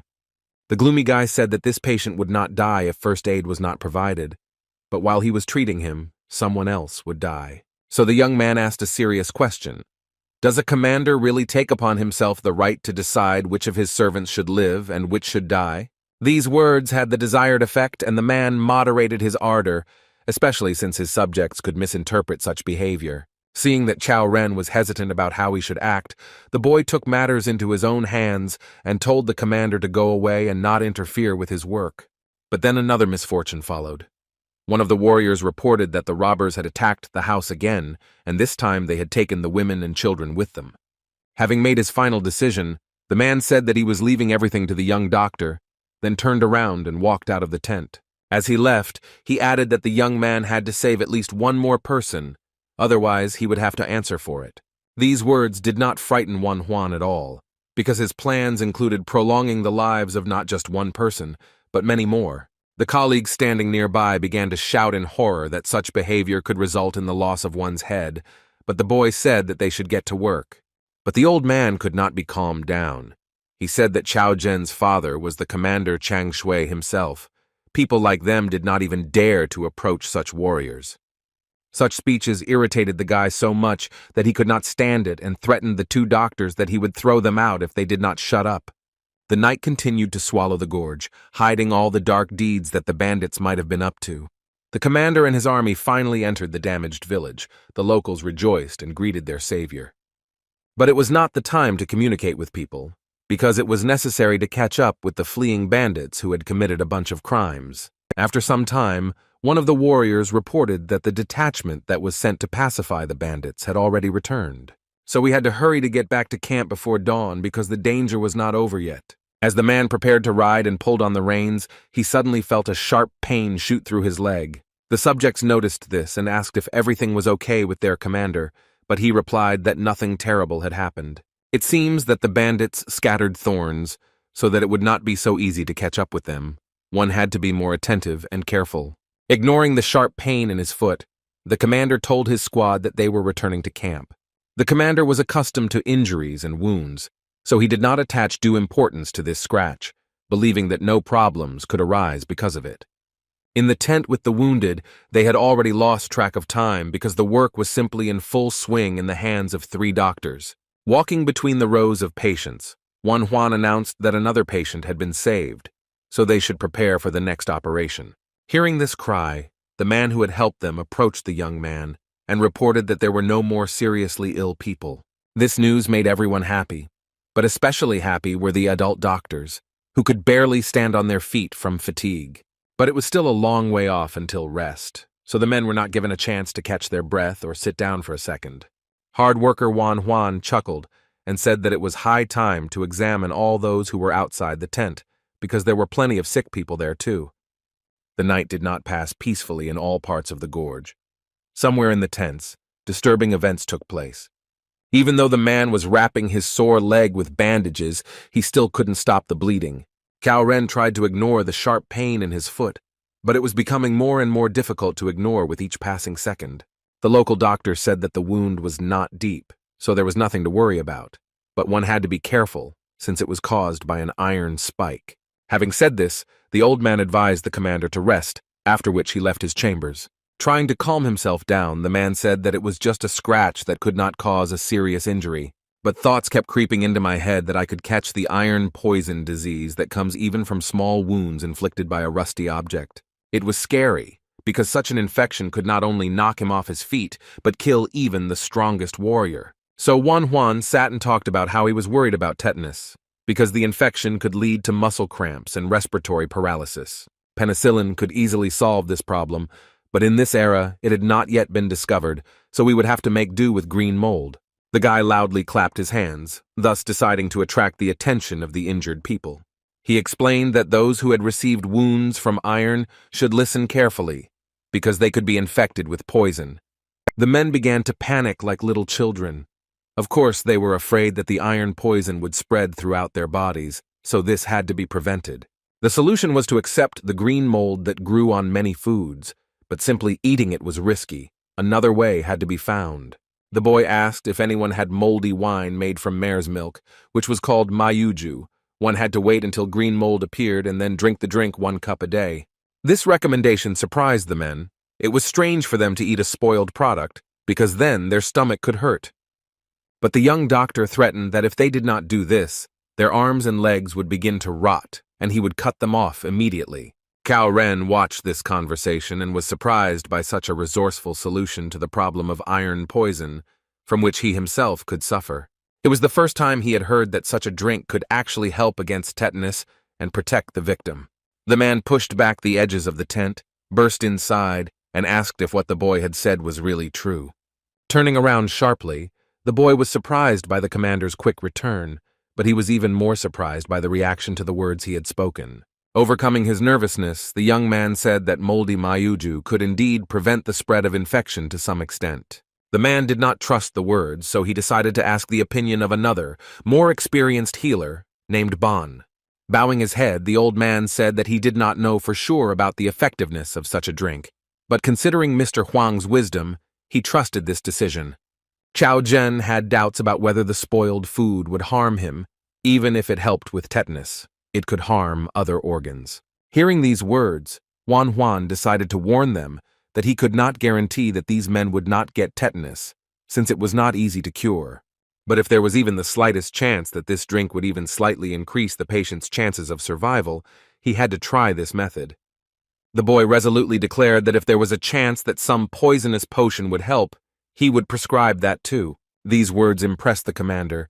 He saw in the young man passion and dedication, as well as confidence in his decisions. Having made sure that the youth was not joking, he decided that he should not ask any more questions. So he turned around and walked away silently. This reaction surprised Juan because he had seen it before in other patients of his. He decided to call out to the commander and talk to him. The boy dared to voice the assumption that the same iron poison was spreading throughout the man's body. Turning around, Cao Ren wanted to shout at the daredevil, but when he asked him to tell him what happened, something stopped him from doing so. In a past life, the surgeon often encountered patients who did not want their illness to be known, so he could understand that such a person was standing right in front of him. Some people didn't want to talk because they were embarrassed, while others wanted to hide such details from their friends. Realizing that the commander intended to play the silent game, Juan decided to play a trick by asking if anyone from the master's entourage was sick. Taking a breath of the cold night air, the man found the courage to report that his older brother was dying from iron poison. He also shared that not long ago his relative had to have his ankle amputated. But the young doctor knew that even if he amputated the limb that caused the infection, it would not help stop the spread of the infection. It was necessary to act drastically and cut off a large part before it became dangerous. This is exactly what he told Cao Zhen, that it was worth amputating at least up to the knee, because less was not enough. These words had too much effect, because the man literally went berserk, destroyed the fence, and began shouting for the doctor to shut up. Clenching his fists in anger, the commander said that his brother had been treated by the best doctor in the area, but his knowledge of tetanus was debatable. He asked the guy to stop jumping to conclusions because it had never led to anything good. The young man growled angrily and said that he was not throwing his words to the wind and was not making empty assumptions. When Juan realized that it was useless to talk to a person who was afraid to try something new, he turned around and walked away. Standing in silence became unbearable, so the commander headed to the tent, where he could forget himself in conversations with the sick soldiers. Once inside, it was impossible not to notice how many people the young man had saved. It was obvious that despite his age, he had excellent skills. Walking between the rows of sleeping warriors, he noticed that they were no longer writhing in pain. Their faces were calm and did not express torment. Finally, he found his brave comrade among all the others. Bending down near the foreman, the commander asked how he was feeling. He didn't answer because he was deep in sleep. Looking at him, only one question arose. How did he survive? It was hard to believe, especially considering the fact that the man had seen with his own eyes how his subject's stomach was cut open. When the wounded man woke up, he saw the commander sitting next to him and tried to get up, but the commander told him to rest after a serious injury. Smiling, the foreman said that he himself did not understand how he managed to survive after that massacre. Turning to the guard standing behind him, Cao Ren asked if it was really the Dr. Hua who saved the sick man. He said that the young man saved those who were cut with a sword, pierced with arrows, and even pierced with a spear. It finally dawned on the man that the boy was much better than he thought, and his medical skills were unimaginable. A thought flashed through his head. What if the boy managed to cure his sick brother, whom famous doctors could not cure? Several days had passed since then. The events in the gorge seemed far away, but the house in the poor village was closer than ever. Continuing his experiments, the boy introduced mold grown on medicinal herbs into the cheese. He really hoped that everything would work out for him and that she would blossom in this dairy product. When he broke it, his heart sank and his skin became covered with thousands of tiny goosebumps. Taking a closer look, he sighed with relief, because what he had planned had worked, and there was green mold inside the cheese. The idea was a success, and the result could not but please. Now he had in his pocket something that could, if not replace, then become an analog of penicillin. Bo, who was watching this action, could not understand why his master allowed the precious cheese to become moldy. The boy, without further explanation, said that all this was done because this mold would be able to save people. Having discovered such a miracle, it is now possible to cultivate, refine, and collect the mold, and then use it in special cases. All this allowed the doctor to obtain gram-positive bacteria, which helped fight many diseases. However, there was one problem. If the patient refused treatment, there would be no benefit from it. It remained to be hoped that the high-ranking patients would have some logic in their brains and would allow Juan to take over the treatment. especially considering the torment the patient was in. If this mold could somehow ease the suffering, then it was worth a try. This is exactly what Cao Ren was thinking as he watched his brother's torment through the window that looked out onto the corridor. After drinking moldy Manhwa for a few days, his condition improved, but the symptoms did not go away completely. He felt bad and uncomfortable, but his condition became more bearable, although he was not completely healed. The woman, who had been in the room all this time, demanded that the commander call the physician's son. He replied that the doctor would not be able to heal his brother, and they should consider other options. In response to this, the woman grimaced and asked if Song was not the best in his field, since she was not going to trust the patient to just anyone. At that moment, Cao Ren suddenly realized that in all of Xiaoxian there was no doctor who could cure his brother. However, there was still one last hope in the form of a boy who so wanted to save at least one more person. This is exactly what he said to the stern and unyielding woman. He informed her that there was someone who could cure tetanus. Either tears or a spark of hope flashed in her eyes. She ran up to the man and began asking where this man lived.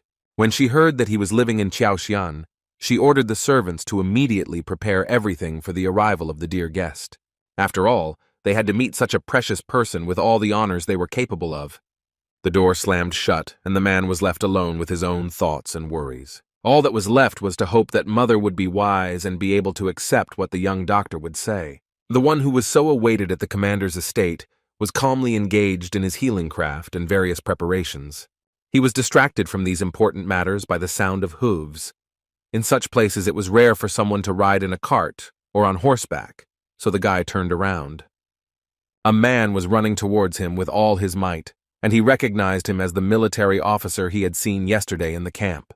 He began to nervously explain that Lord Cao Song, the commander's elder brother, was in critical condition, and they needed to hurry to save him. Realizing that this was no joke, the boy decided that now was not the time to remember that they had previously refused his help. So he ran into the house to collect the necessary things. Even though the house was tidy, in a hurry it was not easy to find what you needed right away. But finally the right jug caught his eye, and the doctor grabbed it. It was the most important item for such a patient. It was lucky that there was still some penicillin left inside, which was specially developed for such cases. The man was in such a hurry that Huan had to literally jump onto the horse while it was moving. As soon as the doctor sat in the saddle, the military officer drove him at such a speed that he could hardly stay in place. As he raced along the rocky road, the boy recalled that about 10 days had passed since Cao Ren had told him about his brother's illness and amputated ankle. Quite a lot of time had passed, so it remained to be hoped that it was not too late to take action. After some time of intense travel, the guy saw a huge estate built of beautiful red wood. Even without going inside, one could hear that there was a commotion in the courtyard. Someone was shouting to bring water, because the eldest young master had become worse. Cao Ren ran out to meet the doctor, his face reflecting anxiety and fear. He asked him to quickly come in and examine his brother. But it wasn't just this rush that bothered Huan. He also noticed the commander's strange gait. The most terrible and unpleasant guesses came to mind, but for now the guy decided not to pester the man with questions. Moreover, the commander insisted that it was necessary to urgently go to the estate and conduct an inspection. Following behind him, the doctor carefully looked at Cao Zhen's gait, but he told himself that these were all just guesses, and there was no point in jumping to conclusions. Approaching the right room, the warrior froze, because he understood that it was possible that right at that second, the fate of his beloved older brother would be decided. Exhaling, the man decided he was ready to face whatever came next, so he opened the door and announced the arrival of the doctor. A woman began to bustle about in the room, inviting him in and asking in a worried voice if their guest was tired. Meeting her youngest son's gaze, she asked why the doctor didn't come inside, but she didn't even glance at Huan. This was approximately the reaction that Cao Ren had expected, so he pointed his hand at the boy standing next to him and told his mother that the one they had been waiting for was standing in front of her. The woman's gaze became not just stern, one could even notice anger and some cruelty in it, especially when she finally looked at the young man standing in front of her. It was surprising that the fragile-looking lady began to scold the great commander, asking whether he was really ready to entrust his brother to a child. The man did not listen to this silently. He stood up for the boy and told him that he had cured a hopeless soldier who could not be saved by ordinary doctors. It was obvious that the mother was having a hard time containing her anger, and she growled that she wouldn't say nasty things just because the boy had come so far. It was to be expected that this lady would not want to entrust her eldest son into the hands of a youth who was not even 20 years old. So Manhwa was not at all surprised. In her opinion, what stood before them was only an inexperienced novice healer who still had a lot to learn. A gloomy Cao Ren listened with irritation as his mother suggested watching his brother a little longer. Not wanting to listen to this family squabble, Manhwa decided to take his leave and leave the territory where his services were not needed. But everyone suddenly fell silent as hoarse groans of pain were heard from Cao Song's bed, growing louder and louder. The body of the unfortunate man arched unnaturally from the pain, and after a few seconds, a terrible cough began with some kind of foam flowing from his mouth. Observing all this, the young doctor understood that the patient was already in such a protracted phase of the disease that simple penicillin would not help. He turned and walked away, for it was clear to him that it was too late to make any attempt at treatment. When he went out into the yard, the boy ran into the warrior who had brought him here, and he began to apologize for interrupting the doctor from his work. The man began to say that he was embarrassed by the lady's rudeness. She had always been kind, but since her son had fallen ill, she had become too sensitive. This behavior was understandable, because any parent would be afraid to end up in her place. It was sad to report that the eldest young master would not last even a couple of days, because the disease had become too ingrained in his body. These words shocked the military commander. He began to say that if everything was so serious, then the doctor needed to stay here, but he cut off his speech. After all, it was already absolutely clear that neither he nor anyone else would help Cao Song. His days were numbered. While everything was clear with the older brother, the same could not be said about the younger one, so Manhwa asked if the commander had pricked himself with an iron thorn. Lost in thought, the man suddenly remembered that when they went to save the village from bandits, his commander was indeed injured, but the wound was not serious. Now all the pieces of the puzzle fell into place in the boy's head, and the reasons for the gentleman's lameness were clear to him. After analyzing all the details, the young man ordered the man to tell his master and his doctor that there might be an infection in his blood due to tetanus. Several days had passed since that moment. A fine morning had arrived, and work was once again in full swing in the old house. The young doctor received patients from a poor village and tried to help these people in any way he could. Examining one of the men, he said that he was recovering, but there was still a need to insert a needle in the knee area. He was about to make a puncture when suddenly his hand shook due to a sharp squeal that was heard somewhere in the yard. The cause of this sound was a pig that old man Bon was slaughtering on his estate, which was quite nearby. These actions interfered with the normal work of the young doctor, so he decided to go to Bon and explain to him the situation and the reason for his dissatisfaction. The boy started very carefully and politely. He didn't want to stir up a scandal, because his colleague was training to become more skilled in the techniques that he demonstrated. Without taking his eyes off the dead pig, Bon muttered that it took a lot of work to master this science. A second later, the old man began to resent the fact that his young colleague had stopped teaching him, which is why he had to mess around with pigs. The boy wanted to show how to sew the vessel better, but the man said that the animal would die anyway, and if he continued, then at least the villagers would be able to fill their bellies. Pushing the old man aside, Manhwa said that the area to be operated on was large, but it was very easy to tear, so he should be careful. He showed how to do the stitches so that the wound would not come apart and the stitches would come out even and neat. In the opinion of the old doctor, the operation took place too quickly, but nevertheless the work was done perfectly. Explaining that it was all a matter of practice, Manhwa explained that a pig could die not only from slow progress, but also from improperly placed stitches. Looking at the open wound, Bon finally saw that the bleeding had stopped and the vessel was stitched up, which caused him to react with joy. But despite the successful operation, too much blood flowed out, so the unfortunate animal managed to leave the world of the living. The happy elderly doctor didn't pay any attention to this, but the boy felt sorry for the pig, because it could have survived. Death wandered not only near the old man's house, it also did not bypass the houses of the rich and powerful. Cao Ren felt such anger and pain inside himself that he needed to throw out these emotions, and the doctor who promised to save his older brother got into trouble. Trying to justify himself, the doctor began to say that he had done everything he could, but in the opinion of the commander, this was not enough. While the men were making noise and almost fighting, the mother sat unnaturally quietly. She felt that her soul was torn to follow her eldest son. Looking at the lifeless body of the once strong man, the mother could barely control herself. She wanted to scream and throw a tantrum. Realizing that the scandal was unnecessary in the room where his brother's dead body lay, Cao Ren decided to throw the doctor out of the house. Unable to bear it any longer, the mother screamed at the men to shut up immediately because they were giving her poor dead child no peace. When the door slammed shut and the mother was left in silence, she finally realized that she would never again hear her eldest son's voice, or see his eyes or mischievous smile.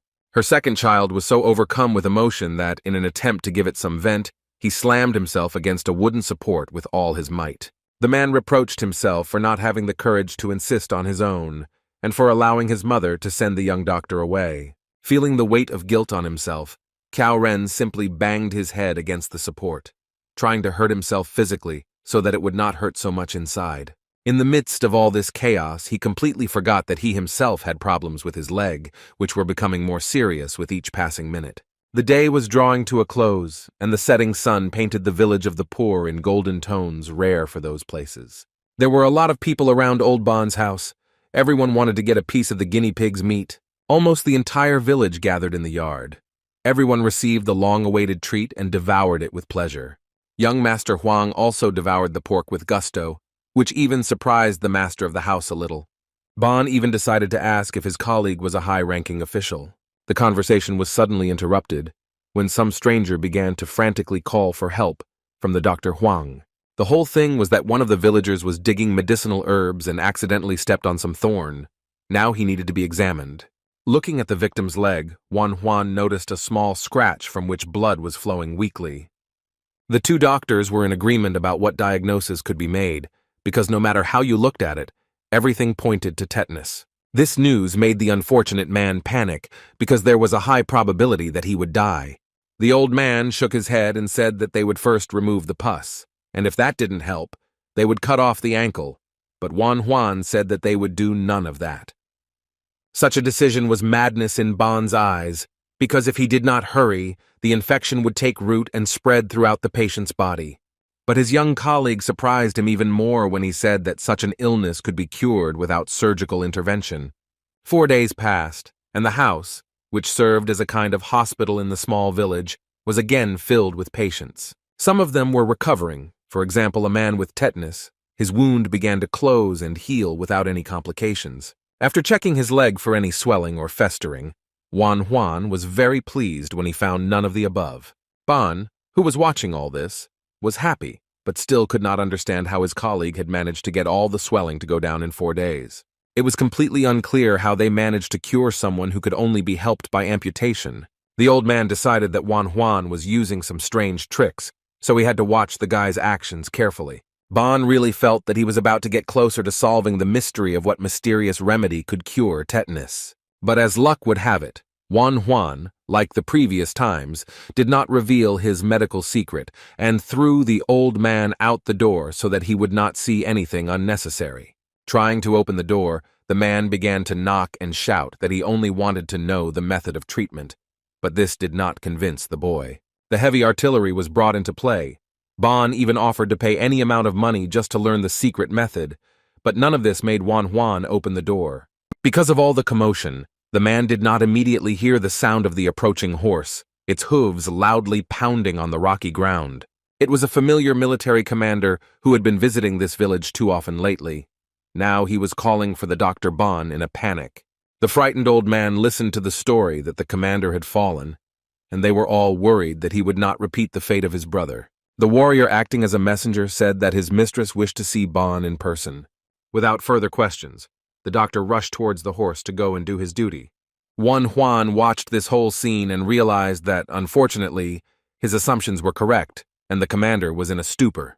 The Cao family home had barely recovered from one tragedy when another was already knocking on the door. Now the younger son was in the role of the sick person, and the mother could not find peace from grief, because she did not believe that having buried one child, she would see the suffering of the other. Looking at his injured leg, the old man realized that his worst assumptions had been correct. The situation was critical. The man howled in pain, and the mother began to ask what illness had struck her son down. The doctor did not want to rush to conclusions. But Cao Ren himself understood what was happening to him. He said that most likely he had tetanus. The mistress of the house listened in horror to the story that Dr. Huang had warned him about this, and was right. This news made her heart freeze in her chest, consciousness gradually slipping away, because it wanted to protect her from the coming pain. Mother's psyche couldn't take it anymore, and she fainted right in the middle of the room. Seeing that the lady had fallen, the physician Ban, together with the commander, began to call the servants to help carry the woman to her chambers. Seeing his mother in such a state was very painful for Cao Zhen, because he understood very well what she had been through recently. After examining the lady, the elderly doctor calmed her son and said that all this happened due to an overly violent reaction and fear. Finding the strength in himself, the only son of the Cao family said that he had a request for the doctor, who looked at him with interest. The man's face turned grim as he said his brother died after having his leg cut off, and he didn't want to go down the same path. Therefore, the commander decided that if it was not too late, his leg should be cut off completely. These words struck the old man to the depths of his soul. The patient believed that life would end sooner or later, but a child should not die in front of his parent, so this was his last request as a military leader. After all, he didn't want to cause his mother even more pain. Her heart might simply not be able to withstand all this. Without looking up, Ban announced that unfortunately, he could not fulfill this request. Only the most pessimistic thoughts entered the patient's head, so he assumed that his situation was hopeless. But the doctor said that this was not entirely true. Looking dreamily into the distance, the elderly man shared the news that his young colleague Huang had discovered something new. Right now, the young man was treating tetanus without any amputation or drainage of pus. Hearing this information, the lady rose from her bed and with tears in her eyes began to ask if this was possible. A quiet house on the outskirts of the village was disturbed by guests for the umpteenth time. Dr. Huang heard someone enter the yard, after which the familiar voice of a warrior began to call him. After that, the door swung open, and an officer serving the Cao family informed the boy that he was being called again. The first thing Wan Huan wanted to know was whether the commander was still conscious, to which he received an affirmative answer. Grabbing his bag of medicine, the boy ran out of the house and ordered the officer to go as quickly as possible. Seeing the outlines of a familiar house, the guy felt a little uneasy, because his last visit was associated with imminent death. Sitting in her youngest son's room, the mother waited impatiently for the arrival of the one she had driven away the last time, and a burden of guilt fell on her shoulders that made it unbearable. She was ashamed of the way she had treated the boy during his last visit, and by treating the doctor so carelessly, she had shown herself at her worst. His mother's suffering was the most painful thing Cao Ren had ever seen. He took her hands in his and tried to comfort her. He said that for the young doctor, the patients came first, not old grievances. The doors of the room suddenly swung open and a man flew into the room who began to inquire about Zhenya's health with concern in his voice. It was Colonel Chang Shui, named Cao Qi, who was very indignant that the sick man was sitting up and not in bed. His father's commanding tone was nothing new to Cao Zhen. Now he was being ordered to prepare, but it was unclear for what. In response to the questioning look, the colonel said that he had found a man in Luoyang who was supposed to help overcome the illness. Hearing this, the mother felt that she was on the edge. She was afraid that her son would simply not make it to this famous doctor. She began to beg her husband to wait a little, because any minute now, the guy who was a young talent in the medical profession was supposed to arrive. These words seriously angered the head of the family. He could not believe that he was hearing these words again, even after son's death. The colonel growled angrily and said that he would kill anyone who stood in his way. The woman recoiled from her husband in fear. He began to scold her like a little girl for sending for some brat and deciding to entrust him with the treatment of her only heir. It was at this moment that Wan Huan appeared in the courtyard. Cao Qi had not yet seen him, but said that he was ready to happily strangle the boy. Now the woman was afraid not for herself, but for the boy who could suffer just because she invited him into her house. Unfortunately, the head of the house saw the new arrival and began to walk into the yard, ordering his wife to help their son get ready for the journey. Looking at the door with a huge and very strong lock, a crazy idea came into the woman's head that could help her. Having plucked up her courage, the woman realized that she needed to act immediately because her husband could harm her child with his thoughtless actions. She kicked the man in the back, and it worked, because he did not expect such a turn of events and was not ready for the attack.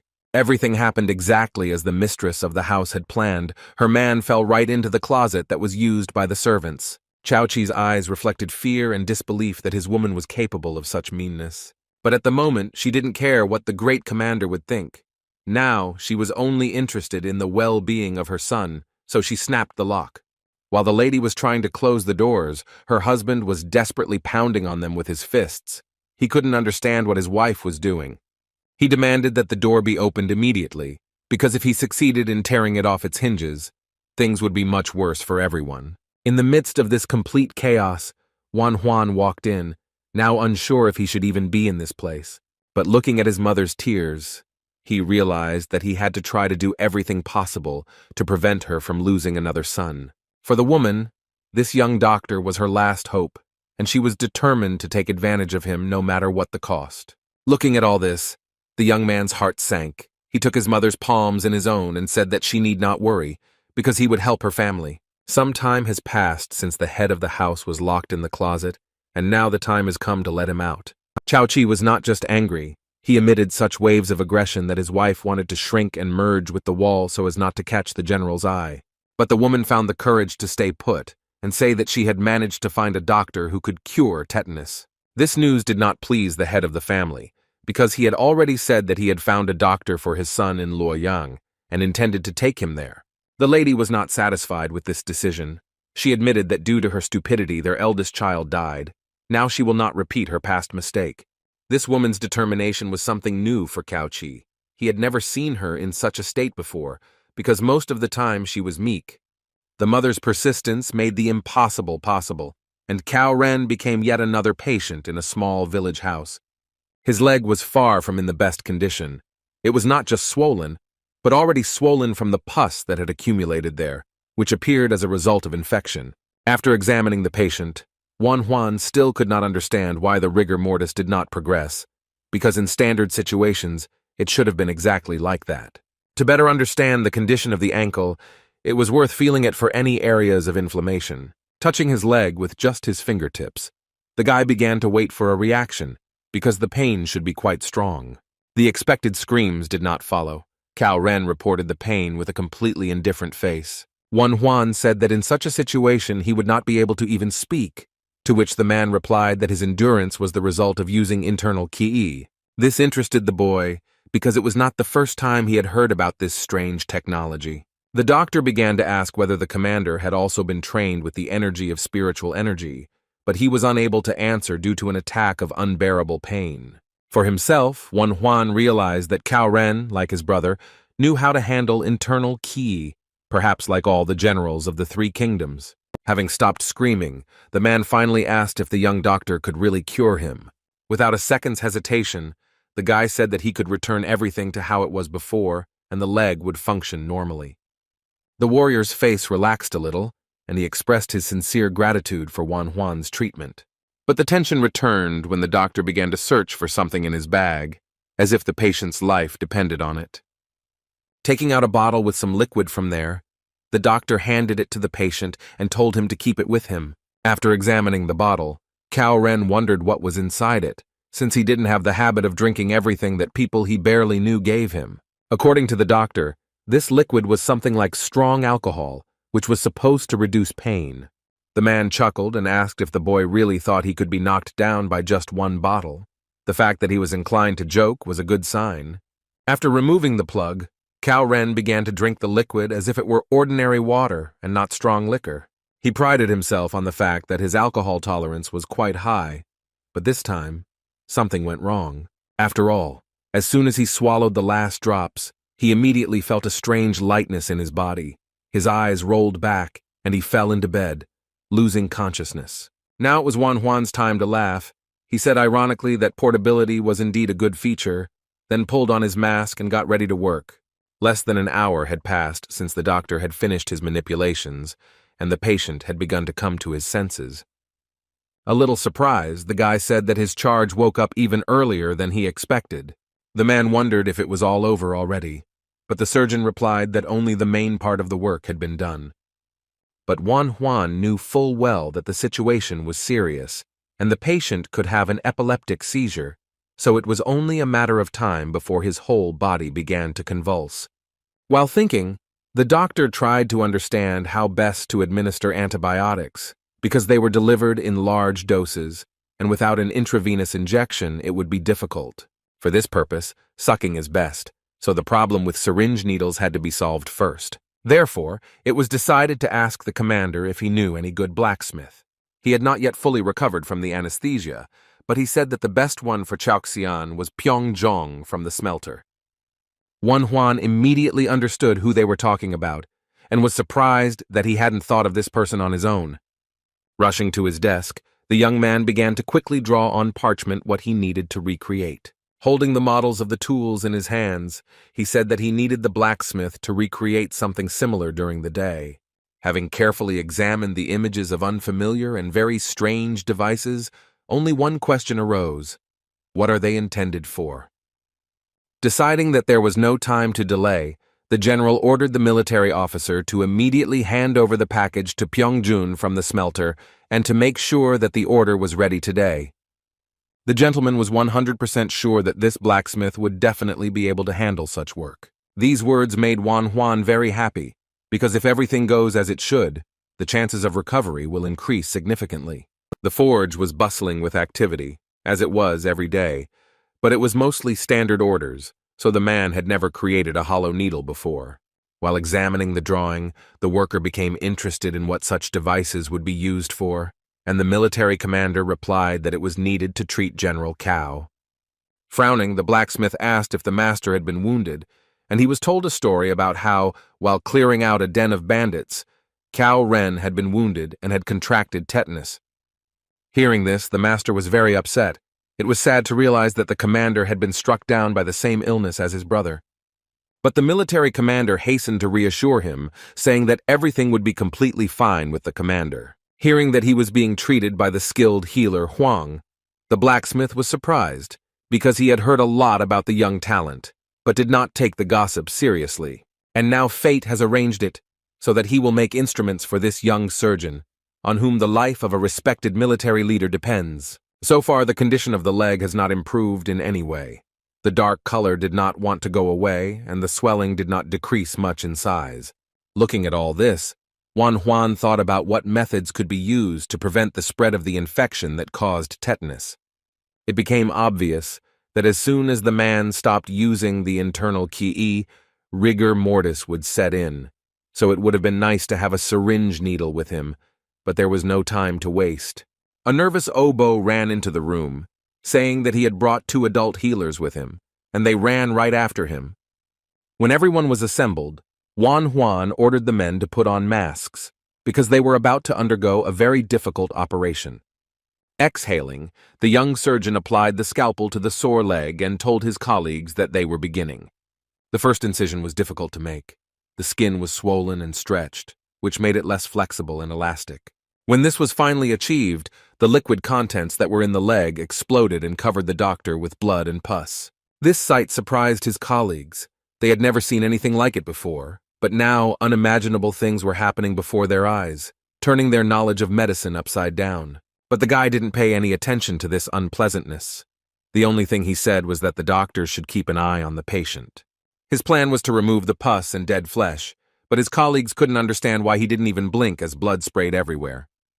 After examining the wound, Manhwa concluded that the rate of infection had increased, causing an abscess to form and tissue necrosis to progress rapidly. There was one way that would help to do without a syringe, but unfortunately the surgeon did not understand it very well. The drug had to be injected directly into the vein so that the necessary substances would begin to fight the infection as soon as they entered the blood. To do this, it was necessary to block the ascending vein and make a small incision sufficient for the introduction of the drug. Penicillin could be injected through a pig blood vessel inserted into the incision, which would serve as a kind of channel. It was necessary to act very slowly and carefully, so as not to touch anything unnecessary and not cause blood loss. The colleagues who were watching all this were simply amazed by such resourcefulness. They could not even imagine that such a thing was possible.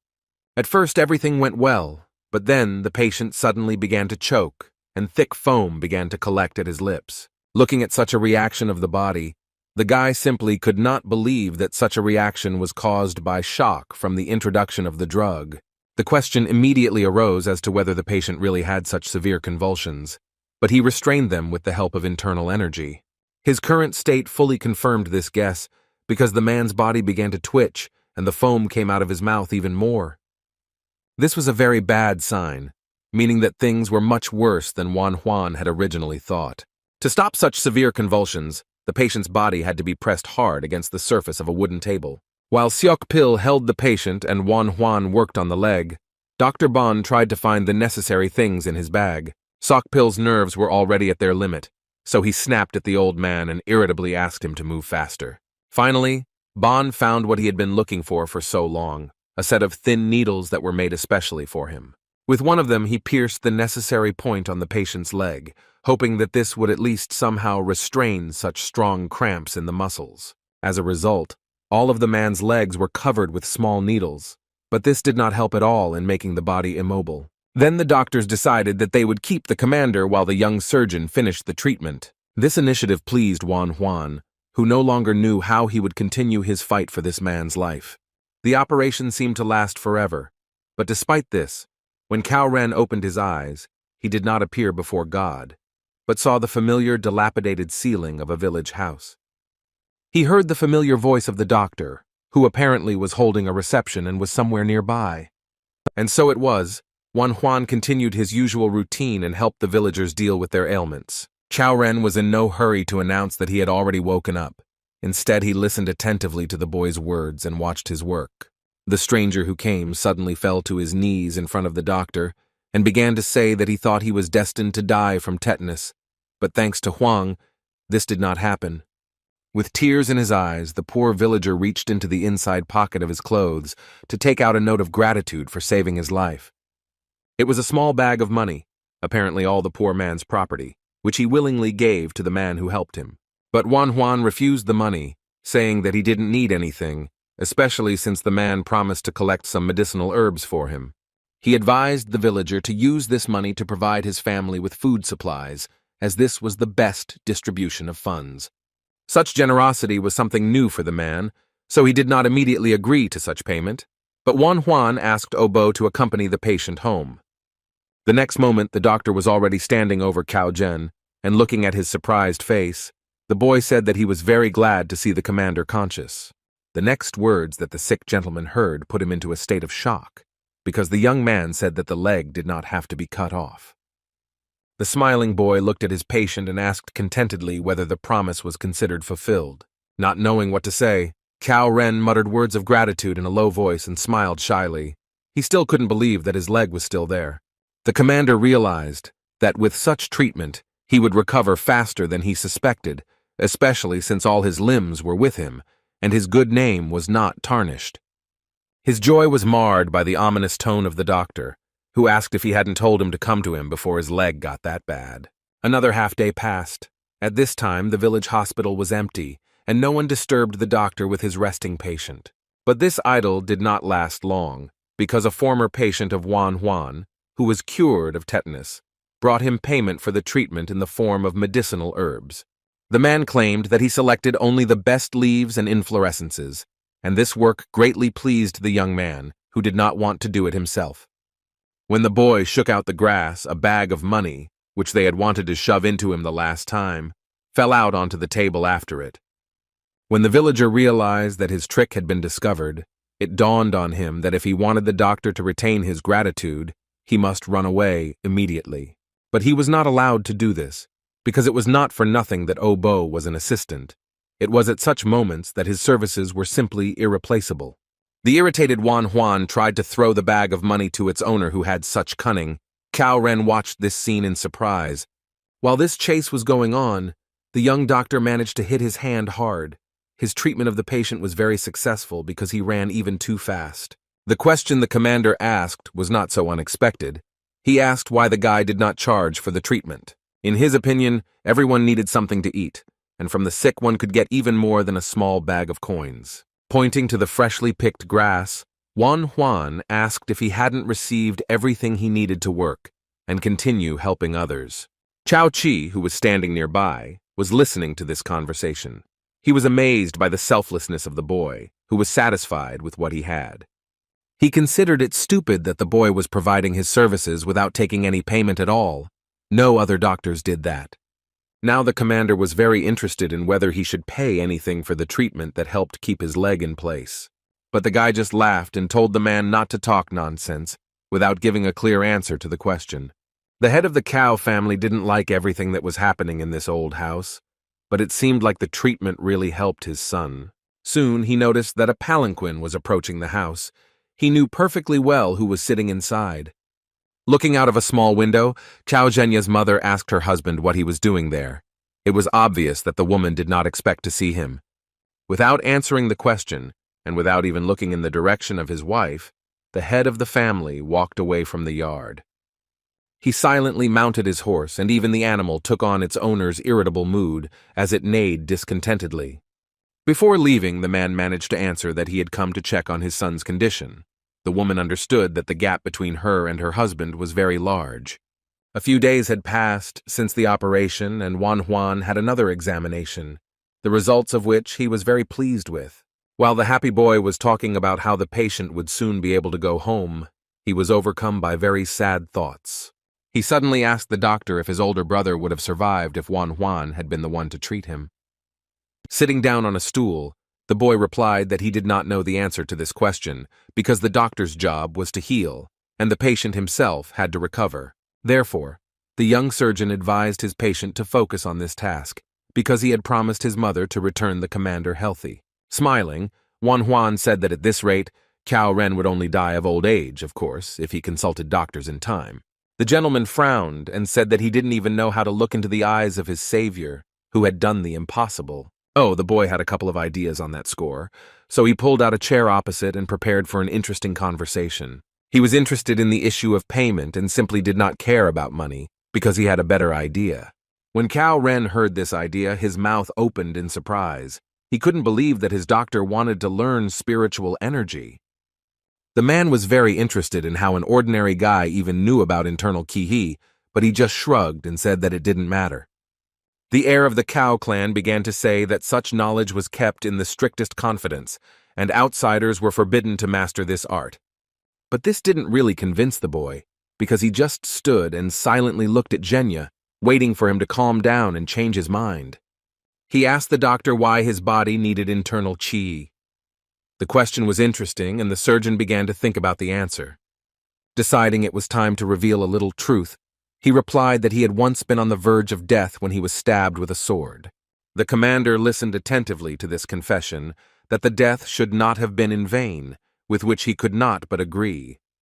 Then there was only one thought in the guy's head. He couldn't die, because he had the power to save at least one more person. Then Cao Ren realized that this young boy could save not just one, but countless people, including himself. Having made a decision within himself, the man said that a capable person stood before him, and that was why he wanted to hear the reason. But since this art was a family secret, he had no right to decide such things alone. A serious problem had to be faced, which was to convince Cao Chi's father to give his consent to the training. The head of the Cow family was a very difficult person who would hardly allow family secrets to be shared so easily. What was more conducive to serious and unpleasant conversations than an evening and dinner with the family? The son and father sat opposite each other and drank tea in silence. It was easy to guess that this was the calm before the storm. Plucking up his courage, Cao Ren told his parent that he had one very important thing to tell him, but the father didn't pay attention and instead asked how his son was feeling. He said that he would soon be able to mount a horse. Cao Chi advised him to focus on recovery because he should live a long life. Based on the successful treatment, the head of the family concluded that this young doctor was very talented, so now the price he asked was interesting. After a short pause, Cao Ren replied that it seemed the doctor was not interested in money. He needed something more valuable. These words seriously irritated the general, who knew that even the most noble people were capable of setting him up. But the father did not expect at all that the stranger would want to learn their family technique of the celestial breathing streams. It was surprising that the healer did not take money, but instead wanted to learn spiritual energy. After carefully examining his son, the father sighed and said that, apparently, he had already made a decision on how to act in this situation. This conclusion surprised Cao Zhenya, especially after he heard that if the request was absurd, he would not have voiced it at all. However, the father was pleased that he was taken into account when making decisions that concerned their family values. Therefore, he was not against his son training this young man, because he literally saved him from certain death. In the opinion of the head of the family, this was not too high a price to pay for sparing his child and only heir from a painful death. At this point, the conversation ended, and events took us to the already familiar rural house, which served as a local hospital. A man came there who was engaged in collecting medicinal herbs, which served as an important raw material for saving patients. This time he brought them a little later than usual, because lately, digging up the necessary herbs had been very difficult. After checking the basket of grass and finding no bribe, Juan took it and told the former patient that he shouldn't overwork himself. The guy was very surprised by the news that on the mountain where this raw material was collected, there were many small thorns scattered. Apparently, they could have caused an outbreak of tetanus. The man told this with great sadness, which was understandable, because no one wanted to get infected with such a serious disease. Having assessed the contents of the basket, the doctor realized that he was missing the root of the round cypress, which served as a good painkiller for his mother. He asked the worker if he knew where to find this ingredient, and he said in confusion that the place was covered with thorns left by the robbers. There was no other choice, so the guy decided that they would go to this place together. Surprised, the local resident asked if the doctor would really go with him to the mountain, to which he replied that he really needed the round sedge. The young man smiled and said that they would be able to collect the thorns so that no one would get hurt. The mountain was a very beautiful place, completely covered with greenery. It was so attractive to walk along its rocky slopes. You had to step very carefully because the grass could contain those very thorns that caused many locals to get tetanus. Looking closely, Juan noticed that there were so many of these deadly obstacles that he had to place his foot very carefully. It seems that a so-called border was erected in this place, which was supposed to stop the soldiers. One more step and the boy could have become infected with the disease. All these spikes were rusty and were located all around the perimeter, so it was worth watching your step carefully. But what the man noticed next was a real shock to him, which he didn't even try to hide. He jumped back with a scream and looked at the place where he had just stood, his eyes bulging with fear. Raising a trembling hand, the worker pointed to some incomprehensible shadow and muttered that it was a man. Trying not to panic, Juan calmly approached the body and realized that it was a corpse. Apparently, the unfortunate man had been mauled by wild animals and had died from the wounds he had inflicted. But the guy noticed one oddity, namely the sword in the man's hands. The soldiers did not use such blades, and this meant that there was a robber in front of them.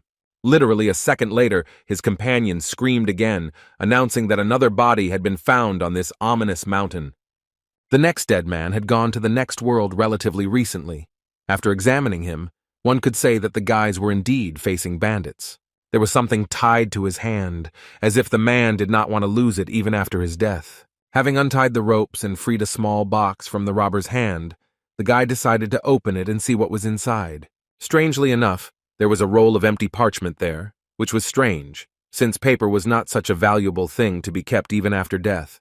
But it wasn't as simple as Juan initially thought, and when he realized what he had in his hands, everything inside him froze. Noticing the doctor's tense expression, the man asked what kind of find they had in front of them, because judging by the young man's appearance, it was something significant. Juan decided that he would not give away the secret, so he said that the parchment merely listed the inns and eateries of the village that could be robbed. It seems that the local resident believed this story because he did not ask any more questions about it. Then it was decided to go down the mountain because there had been enough adventures for today. This surprised the doctor's companion, because he wanted to understand what was going on. But Juan said that his bag was already full, and that was all that mattered. So the boy headed down the slope to finally get home and calmly examine the parchment. The doctor's return to the hut was announced by the sound of a bag hitting the floor and the faint clanging of metal emitted by the infected rusty spikes he had collected on the slope. Taking a break from his book, Cao Ren examined the doctor and noticed the fruits of his labor. He did not consider it superfluous to praise the boy for the collected thorns. Looking at them, the boy said that he thought it necessary to remove them from the mountain because he had no use for new patients with tetanus. While unbandaging the patient's leg, He shared his thoughts about how the spikes were iron and could be turned in for money. But in reality, Juan was wondering if the man in front of him was an accomplice of the bandits, since everyone knew that the criminals gave bribes to officials.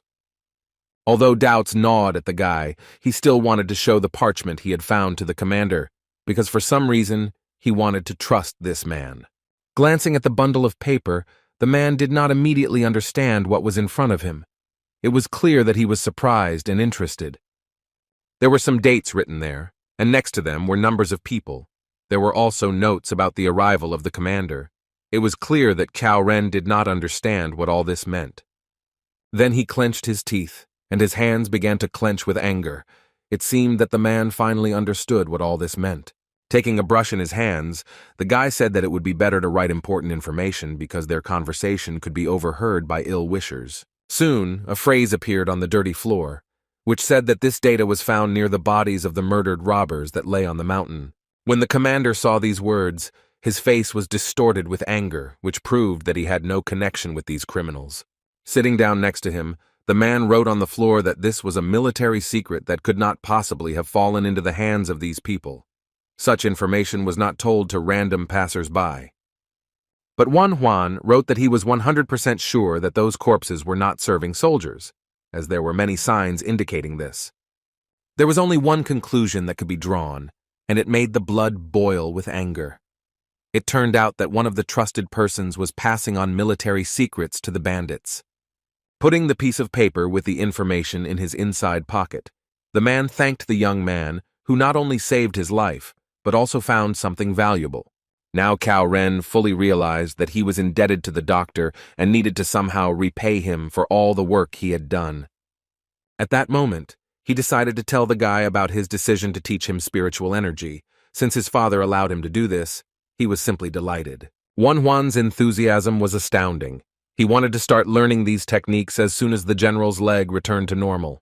But he was ready to start right now, because he felt completely healthy, and at the same time, he could catch the traitors.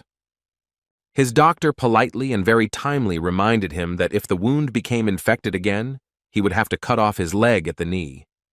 These words somewhat dampened the commander's ardor. Embarrassed, he said that it would be better to really try to train next time. Moreover, anyone who looked at Cao Jun would guess that his condition, although improved, was still not ideal. Juan reminded the patient of the old proverb that if you want to deceive your enemy, you must first deceive your ally. The commander completely agreed with this expression. One thing was strange to him. Why was an ordinary boy discussing strategy? It was clear that he was facing a difficult young doctor, and he would like to better understand what kind of character this young Master Huang was. Morning came, and the soft rays of the dawn sun gently touched the roof of the young surgeon's home. He arrived just in time because his brothers had just started breakfast, which looked very appetizing. Having eaten his fill, the boy got up from the table. For the first time at breakfast with his family, he felt truly full. It seemed he was getting used to a meat-free diet. The middle brother looked at Juan and, still chewing, asked if he was really going to play doctor again. This wording infuriated the boy, but he didn't show it, instead saying that he wanted to visit the Song family and find out about the closed mines. Huabong raised his head sharply and asked if their younger brother had finally grown up and decided to take up adult activities like gold mining. Smiling, the guy said that his brother might not even dream about it. He needed the mine to store the ingredients used for the decoctions. Without stopping eating, the middle gentleman Huang said that in order to rent the mine, money was needed. If there was a need for it, he could give a little. Surprisingly, the younger brother refused to help, arguing that he had everything he needed to rent. He really didn't need anything, because grateful patients paid him whether he wanted it or not, so his salary was quite good. The brothers watched him with surprised looks. Their heads were filled with similar thoughts. They did not understand when their Kwabu had managed to grow up and become independent. They wondered if there were really that many sick people in the village. But even if so, how could the poor people bring in that much money? As he chewed the beans, Ju Huan wondered for the first time if all the rumors they had heard about his brother were true. These words interested and surprised Huabong, because he had not heard any rumors about Juan's medical activities. The elder brother told him that there was information circulating in the village, and beyond that the boy had cured General Cao of tetanus. It was simply impossible to believe this. Everyone knew that tetanus was difficult to cure simply like that. Doctors usually cut off the affected limbs. Huabong tried to explain this to his brother, who agreed and said that he, too, did not attach any importance to such words. That was until the man heard that General Cao Ren had visited this remote village, and that their youngest was well known among the soldiers. From all this, one could conclude that Wan Huan was indeed able to cure the disease that even the famous Dr. Sun could not cope with. Zhu Huan also recalled older rumors that their brother was training Old Man Bong, who was famous for his acupuncture techniques. Huabong's chopsticks dropped food, and he couldn't get his head around the fact that one of the most famous doctors in the area was learning from such a young boy. After thinking for a moment, Huabok added that if the rumors were true, then Wan Huan's skills were much better than Bon and Son's combined. For some reason, this news did not please the middle brother very much. He knew that the youngest member of the family was special, but if he studied properly, he could revive their family. Zhou Huan surprised him by saying that he was glad that the boy chose medicine, which caused the man to look at him questioningly. Rolling his eyes, the elder explained his point by saying that all the important positions had long been occupied by members of the Cao family. It was hard to deny the truth of these words, because it would indeed be difficult for Wan Huan to climb the career ladder. All these thoughts tired Huabong, and he completely lost his appetite. Getting up from the table, he said that he would rather go read. Finally, he said that it is worth looking at what will happen next year before drawing any conclusions. Zhu Huan realized that the middle brother's moderation of his ardor was a good sign, indicating that he would eventually accept Huabu's choice. For some reason, he began to think about the Song family, which had come up at the table today in a conversation about the mines. An unexpected memory shot into the man's head with lightning speed. The Song family included a boy who almost killed his friend at a place where he and Wan Huan went to eat. Yes, then that stranger definitely said that his name was Song Chong Pan. This could play into his brother's hands when he negotiates. Waboa's suspicions were correct, and the man did indeed belong to the well-known Song clan, which was respected in the city. While the heir of this family was sorting through the accumulated papers, he was disturbed by a servant who reported that a young master from the Huang family was looking for him. Thinking about it, the man realized that he had no idea who he would have to deal with, because he didn't know anyone with a surname like that. But then memories of that terrible day began to surface in his head when his friend almost died because of him. But the young doctor saved him. Sighing, Song Chongpan began to put on his outerwear, thinking about why this man had come, since he had already given him an appropriate reward. He wanted to quickly forget everything connected with those scoundrels who participated in this story, not the ghosts of the past that caught up with him time and time again. Putting on a friendly smile, the gentleman opened the doors and said that he had not seen the young doctor who had helped his friend so much for a long time. While the greeting was taking place, the man thought that most likely the guy came to borrow money, since the Song family was connected with the merchant militia. Pouring aromatic white tea into a cup, Song Chongpan asked what business his guest had come for. Wan Huan explained that he wanted to rent a closed mine near the poor village that was owned by the Song family. The business conversation interested the family heir. He said that he gives permission for the lease, but if gold is found there, the boy cannot lay claim to it. The young surgeon was not interested in gold. He explained that such a place was well suited for storing medicines, because they were sensitive to temperature. Despite his interest, the man was a little uneasy that his guest had come so unexpectedly and started talking about the closed mine. It seemed strange. Maintaining the image of a good-natured and generous owner, he thought only about how much this boy would pay him. Wan Huan was in no hurry to talk about payment. He decided to enjoy the delicacies on the table and took some kind of circle that looked like a cookie. After biting off a small piece, the guy wanted to purr with pleasure. It was the most delicious honey that just melted in his mouth. He almost burst into tears with pleasure because he hadn't eaten anything sweet for so long. The owner, who was watching this scene, was surprised by such a reaction to ordinary honey. The boy remembered that when he saved this man's friend, he promised to repay him for saving him from his mistake. He had dreamed that as payment for his good deed, Mr. Song would give him a good discount on rent. But apparently the man forgot about this promise, because he began negotiations with an exorbitant price of 100 nyans per month. Hearing this, Wan Huan even stopped chewing. He expected to hear such a price for a year, but not for 1 month. Without hiding his disappointment, the guy stood up and said that he would think about this proposal. His interlocutor realized that he had been too harsh. Turning away, the boy's face twisted with anger. He couldn't believe that they wanted to ruin him like that. For that price, he could have hired people and dug a cave himself.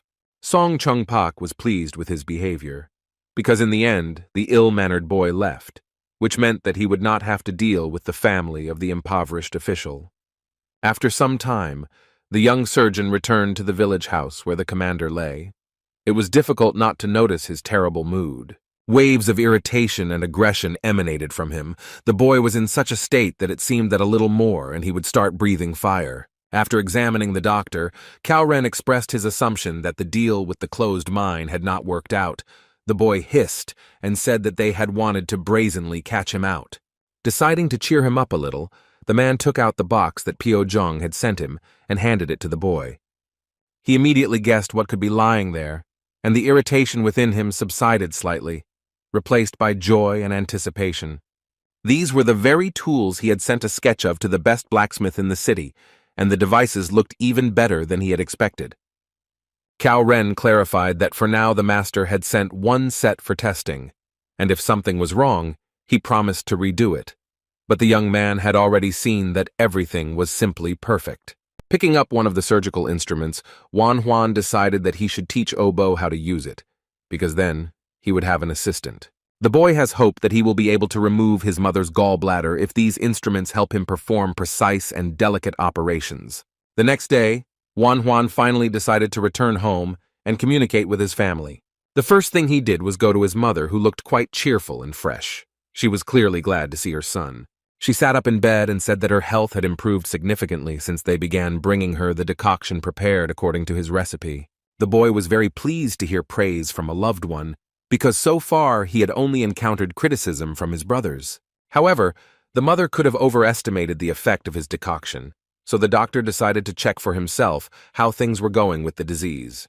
Pressing with his fingers and his whole palm in the necessary areas, the young man asked where it hurt the most and received honest answers. When he pressed on the middle of her stomach, in the area of her navel, the mother grimaced and barely held back the groan of pain that was trying to escape. The woman could no longer contain her emotions and asked why she was in so much pain. Her son did not rush to conclusions, but was almost certain that there was a lump in the small intestine. He didn't want to believe that complications had started so soon, because the young man had hoped that he would have more time to prepare for the operation. This has happened when bile does not drain properly, causing the small intestine to become hard and lumpy, but cholecystitis has not had such a rapid effect. This means that the diagnosis was not entirely correct, and there must be another cause for this illness. The liver immediately came under suspicion, especially considering that the pain in the abdomen was so strong that the mother screamed.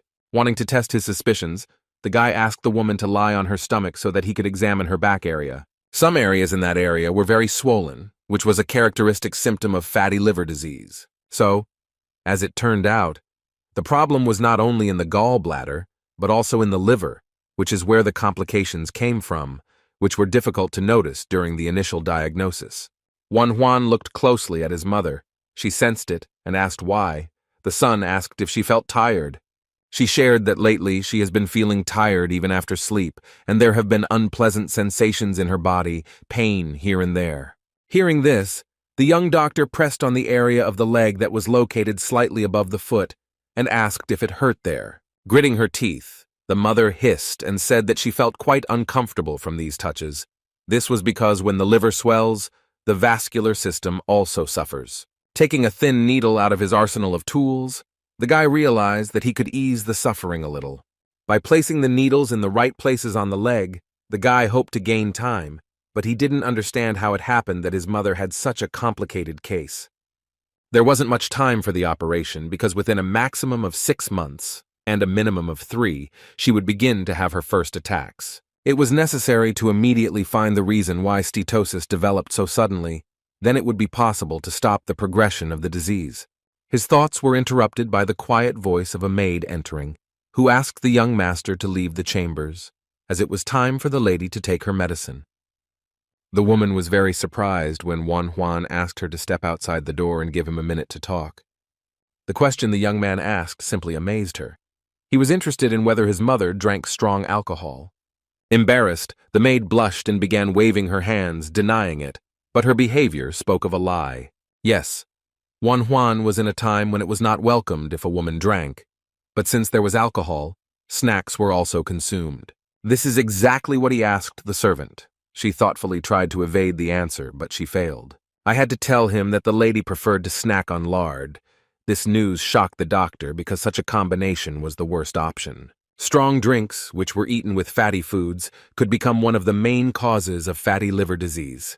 Having learned this most interesting information, Juan returned to his mother's chambers and gently took her hand. When she looked at him, he smiled and said directly that for now she cannot eat meat or drink alcohol. She was so embarrassed that beads of sweat appeared on her forehead. The woman said that she eats meat, but as for drinking, she never drank. But her son was adamant in his words. He forbade her to eat lard and told her not to touch strong drinks for a while. He said that there was nothing shameful in wanting to drink wine, but now this prohibition was in effect due to illness. The guy also advised to give up lard as a snack forever, since such a combination can cause problems like the ones she had. The woman watched in stunned silence as her son winked and promised to earn a lot of money to buy her beef. These words embarrassed the lady so much that she did not know how to react, so she simply laughed and said that she would follow her son's instructions. As he left the room, the boy's face instantly changed. His smile disappeared, because he understood that he had no time at all. It was worth training Obo as soon as possible so that he could assist him when the operation took place. Eventually, fate brought the boy back to the Cow family's house, holding a basket of metal spikes on his back. He walked up to the gate. Even though Juan said that he was content with spiritual energy training as payment, he couldn't do anything if the lady offered money again.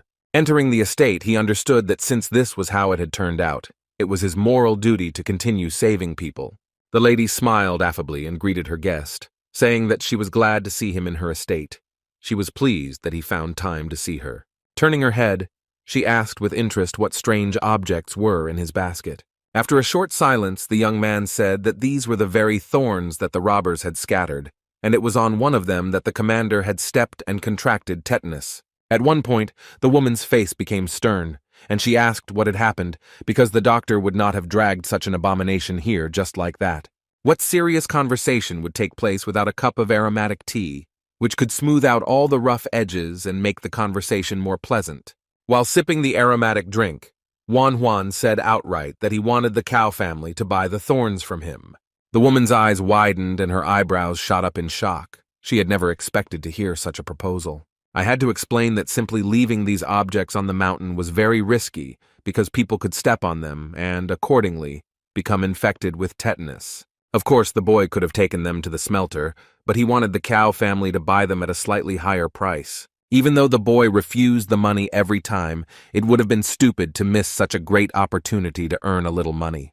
Having cleared her throat, the lady said that she understood what was going on, but she was only interested in whether the young doctor was being too zealous. She heard that he did not take money from the poor. The guy explained that for basic treatment and determining the disease, there was no point in it.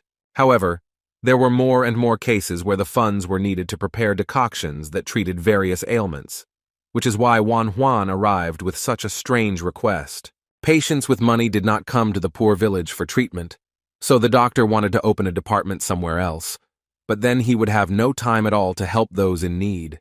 Therefore, if the Cow family were to buy these spikes at an inflated price, it might help the young surgeon a little in his difficult task. Rising from her seat, the lady of the house said that the young doctor had an amazing ability to feel moral obligations. She went up to a large safe and began to rummage through it, saying along the way that it was not at all difficult to satisfy the request of such a noble man. Juan couldn't believe it when a heavy suitcase was placed in front of him, and they announced that the Chow family was buying all the thorns. There was just one condition.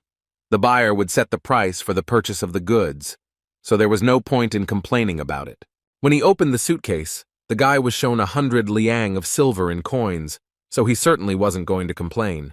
Only his conscience screamed at him that the goods were being bought at an inflated price, but the woman only smiled and reminded him of the terms of the deal.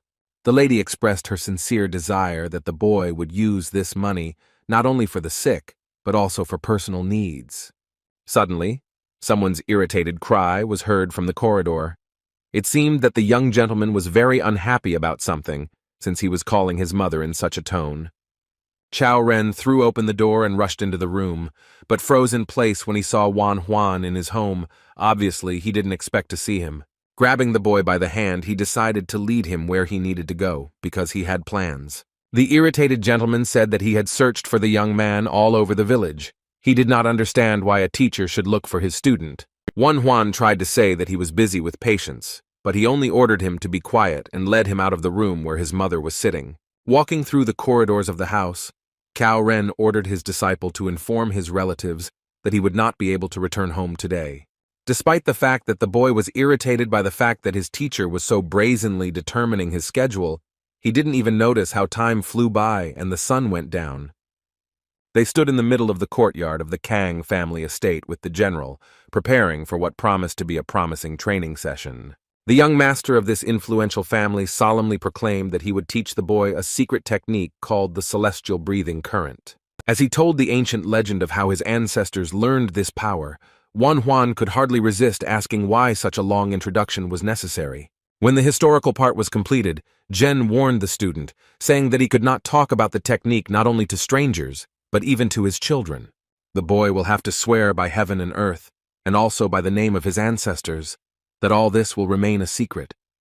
And if he breaks the vow he made, the gods will punish him, and the entire Huang family will be tainted, so it would be better to keep his mouth shut. After all, if this secret is revealed, another problem will be that everyone who bears the surname Chao will consider him an enemy. Such ferocity surprised the young doctor a little, but he had no intention of revealing this sacred family secret, so he had nothing to worry about. When it was already completely dark, and all the warnings had been said, Cao Ren finally announced that they were now moving on to training. The man said that the most important thing in the technique, of course, was breathing. It was necessary to open its flows within oneself. To achieve the desired result, you need to ground yourself. For this, you should place your feet shoulder-width apart and find a stable position. After this, you need to inhale with your stomach, uniting the sky and the earth within yourself to create the correct flow. In theory, Wan Huan knew what he had to do. All that was left was to try to put it into practice. Focusing on these actions was not as easy as it might seem, and creating that flow took some effort. Chao Ren, who was watching this action, was pleased with his student, who was coping with the task quite well. Another hour of classes passed and deep night fell. The stars shone brightly in the sky, as if watching over the persistent work of the commander and his student. The boy was already sweating from fatigue. He would never have thought that just breathing could be so difficult, and his stomach would become so hot. His mentor chuckled and said that if you do it right, you can actually feel the warmth inside. He reached out with his hand to check if it was there, but what he felt made his hand freeze in place and his eyes widen in shock. His disciple's belly was so hot that it could only be explained by the opening of the internal key, the energy that everyone so wanted to know. While it was quite weak, it was there, and this was after only half an hour. Many achieved this result after a month of intense training. Noticing the confusion on the man's face, Wan Huan asked if everything was okay. The commander jerked his hand away and jumped away from the boy as if he had been burned by his stomach, his head a swarm of questions about who this boy was. Wan Huan knew it was time to go home, and the teacher had started acting strange, so he bowed respectfully and thanked him for the lesson. Lost in his thoughts, young Master Cao merely nodded his head in response to his thanks for his time. He didn't believe that the boy could have developed internal qi in such a short time, and inside him he was sure that it was all just a mistake. But it was impossible to deny the fact that the young man definitely had good qualities and natural talent. After Wan Huan was able to repeat the exercise after seeing it only once, the commander remembered that it took him 3 days to get used to the pose and another 10 to learn to breathe, and some simpleton managed to do it in just half an hour. It was unclear how he managed it and what kind of tricks he used. Not only training took place late at night, there were also places where work was in full swing, for example the local forge. A guest came to see Master Zheng, who had not seen him for a long time and wanted to talk, despite how busy the blacksmith was. Seeing who entered his workshop, the man jumped up from his workplace and joyfully ran towards the guest. Calling the blacksmith his brother, the gentleman expressed his affection, saying that they had not seen each other for so long that he had time to miss him. After exchanging pleasantries, The guest handed the blacksmith the sword that the district chief had given him. He wanted to fix it a little and put it in order. Looking at the weapon with admiration, the master happily noted that his friend had finally been promoted in rank and now had more power. Embarrassed, the gentleman confirmed his guess about the promotion, but with a hint of sadness said that now he could say goodbye to field work. Imagine the blacksmith's surprise when he learned that his friend could no longer even lift a spear because everything seemed fine with him. But this was only at first glance, because when he lifted his outerwear, the man showed a huge, jagged scar on his stomach. The blacksmith could not understand how his friend had survived such a wound. The fact that he was standing in front of him was a real miracle and a gift of fate. He nodded his head and said that everything was so, the higher powers themselves sent the Dr. Huang on his way to stitch up his stomach wound. Hearing this name, the master immediately understood who was being talked about. It was the same skilled young doctor who cured General Cao of tetanus. The conversation was interrupted as soon as the men noticed some shadows approaching them. They had no need for extra listeners. These were some kind of people, but it was unclear why they were wandering around the forge at such a late hour. Huan and one of Cao Zhen's servants came out from the shadows, and the warrior asked if the head blacksmith was present. The military officer was immediately recognized and greeted, and he also noticed the corporal, who had recently been dying from a wound to his stomach. Later, he introduced young Huan to the head blacksmith, whose name was Piu Jun, who was the best in the city at his craft. Hearing the boy's last name, both men froze, because just a second ago they were talking about the miracles he performed with the help of medicine. They imagined him as much older, despite the fact that the foreman saw the boy. In that state, he did not remember that he was so young. Without a doubt, they were glad to meet such a skilled healer who literally pulled people out of the clutches of death. The foreman began to thank the boy and apologize for doing it with such a delay. Huan was even confused by such enthusiasm from the stranger. But then he thought about it and asked the man if he had been to a military camp on the Mountain of Masks, and he answered in the affirmative and reminded him that his stomach had been cut open. This detail helped the doctor remember the person standing in front of him, because he remembered the face poorly, but it was difficult to forget such a serious wound.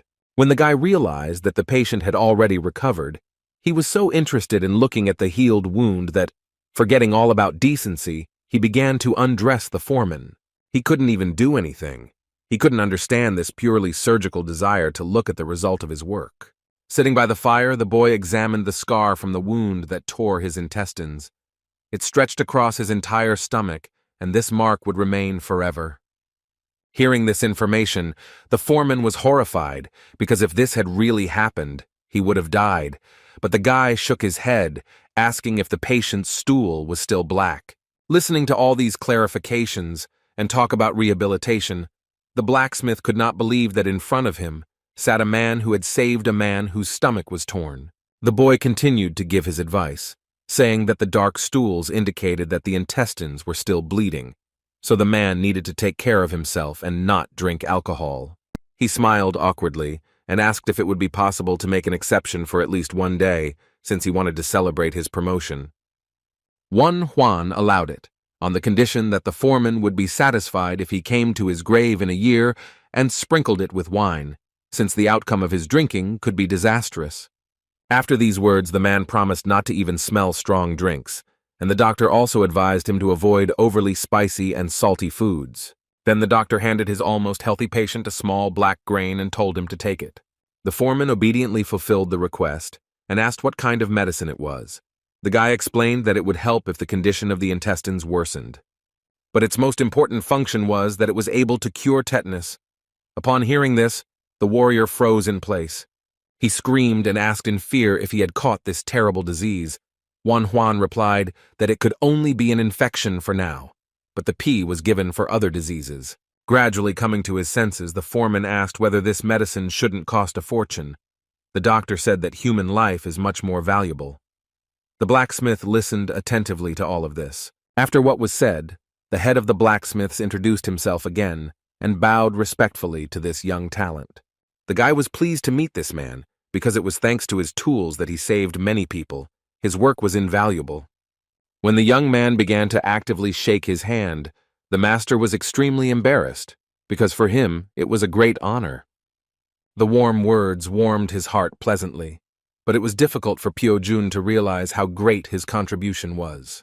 It was obvious that something was gnawing at the man, and after a couple of minutes, these guesses were confirmed, because he asked if it was really possible to cure tetanus. Instead of Wan Huan, the commander answered, he said that he could confirm everything, because he personally saw how the doctor saved his commander from a similar illness. An unpleasant thought flashed through the boy's mind, and he asked the blacksmith if he had really caught this terrible disease and was now suffering from its symptoms. The man, hanging his head sadly, said that he was healthy, which could not be said about some of the forge workers, and expressed a desire to buy medicine, if such a thing really existed.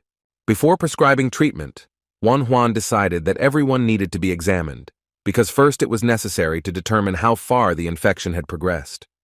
The master's face became even more gloomy. Now he was afraid to hear the price that the doctor would announce for examining all the forge employees. Now Wan Huan understood why the man was so slow in explaining. He was afraid that the price would be simply too much for him to bear. The boy did not rush to answer. First he wanted Obo to come here and asked the officer to call the boy. Not understanding what was happening, the blacksmith asked with a shudder if they were really going to go to the hospital that was in the poor village. In response, he received an affirmative nod. Wan Huan believed that since he had come all this way, it was worth striking while the iron was hot and healing people before illness took away their health completely. First, they went to where most of the blacksmiths worked, to the place where beautiful and dangerous things were forged. Before the guy's eyes appeared several men of different ages. All of them did not look very healthy and were clearly exhausted, either from illness or hard work. 5 people were sitting on a wooden bench. It was hard to believe that they were all afflicted with this terrible disease. The head of the blacksmiths pointed his finger at 3 and said that he was absolutely sure about them, but the other 2 were questionable. But that's not all. There were 4 more people who had difficulty moving at all. The guy ordered to take him to them. After all, it was worth examining people who were in a difficult condition first, and then you could deal with those who felt better.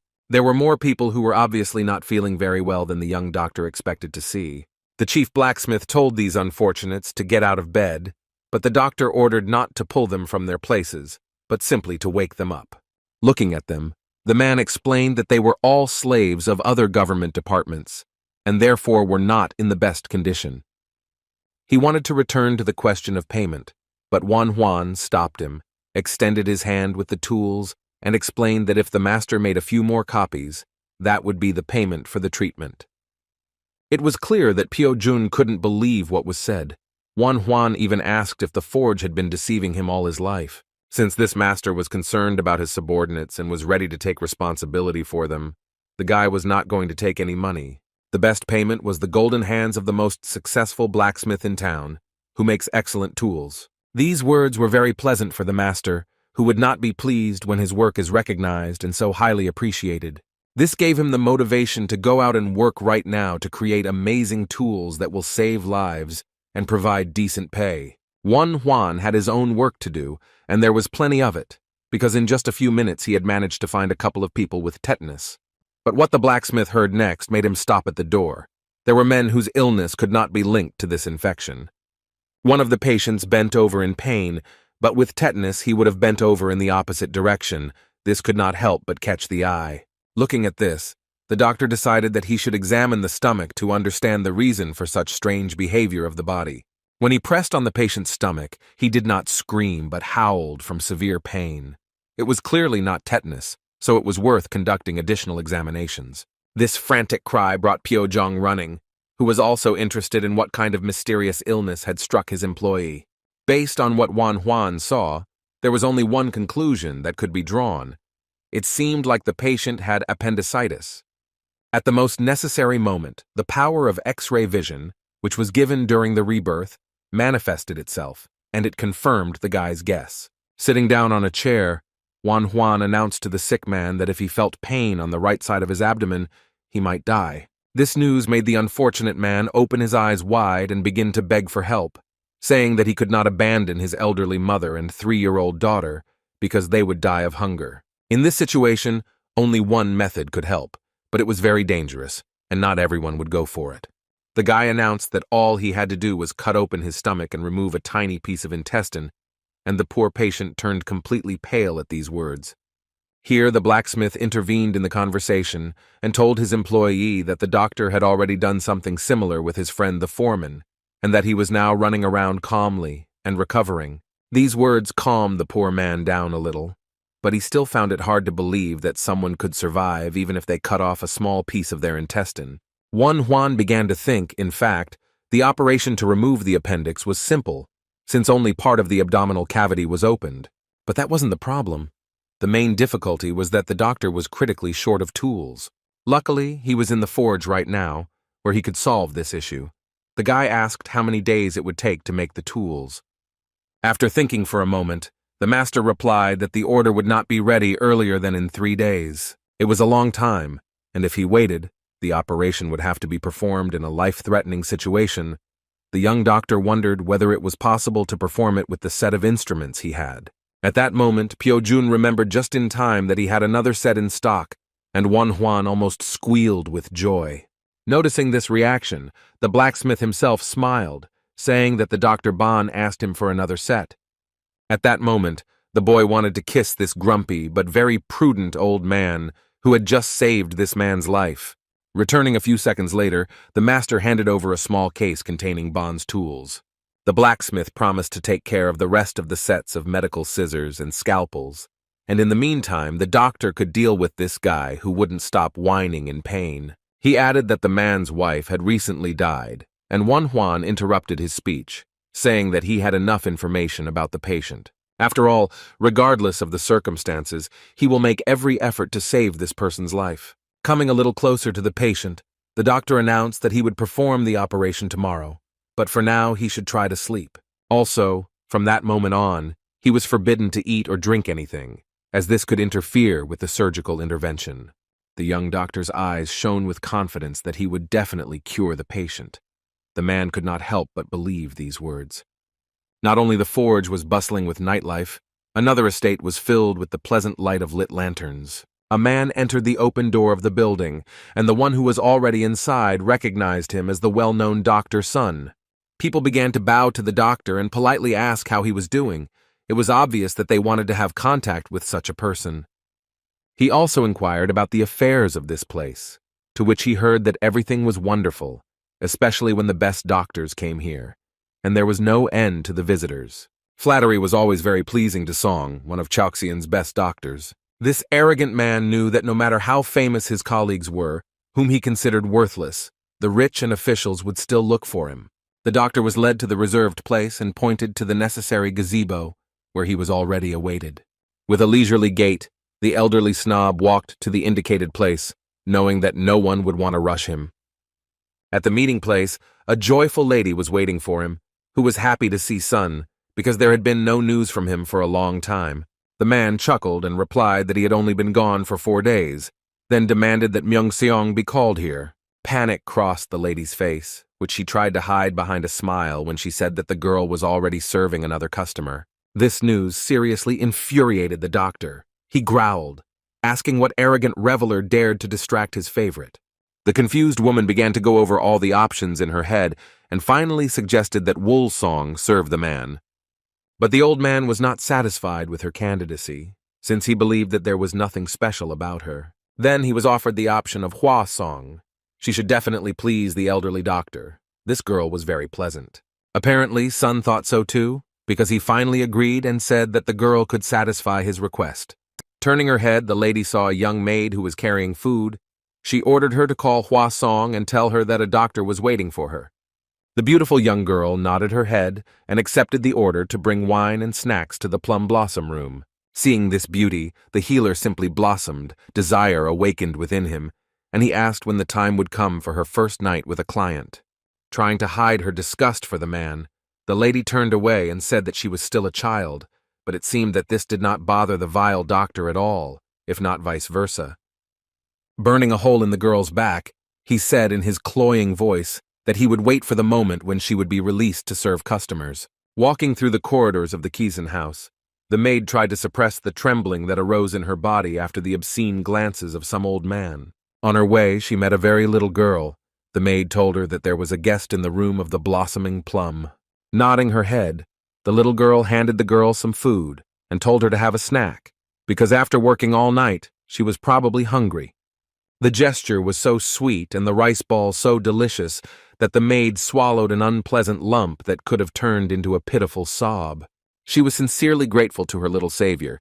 Thanks to such people, her life in this place did not seem so unbearable.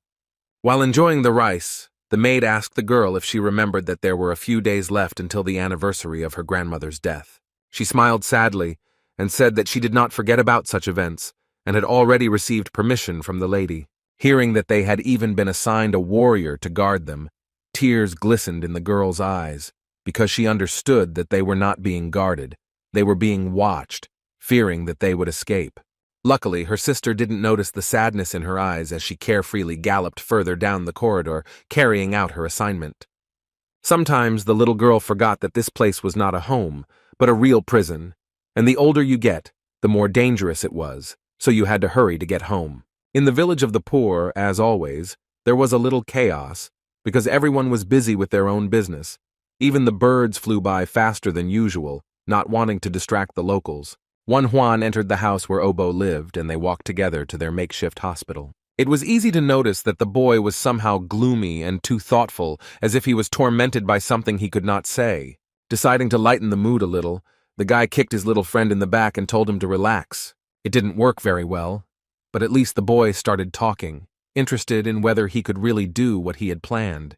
When Juan finally understood what was going on, he calmed his friend down, saying that he didn't have to worry, because the main work would go to an experienced doctor, not an assistant. Ruffling the boy's hair, the young surgeon said that one should worry only when something has already happened. For now, all that Obo should be concerned about is how he can help the doctor. These words calmed the child a little. Arriving at the forge, the boys were immediately met by Pyo Zhong, who reported that the preparations were complete, and everything was ready for the operation. When Juan and his little assistant were ready, the doctor told the assistant that the operation was simple, so there was no need to be nervous.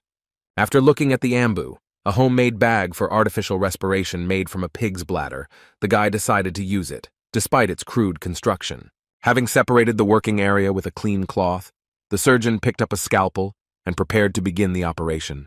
He made the first shallow incision and had to act quickly because the anesthesia was completely different from what was used in his modern medical practice. Nodding towards Obo, he said to prepare the cauterization instrument, and after a few minutes, everything was done in the best possible way.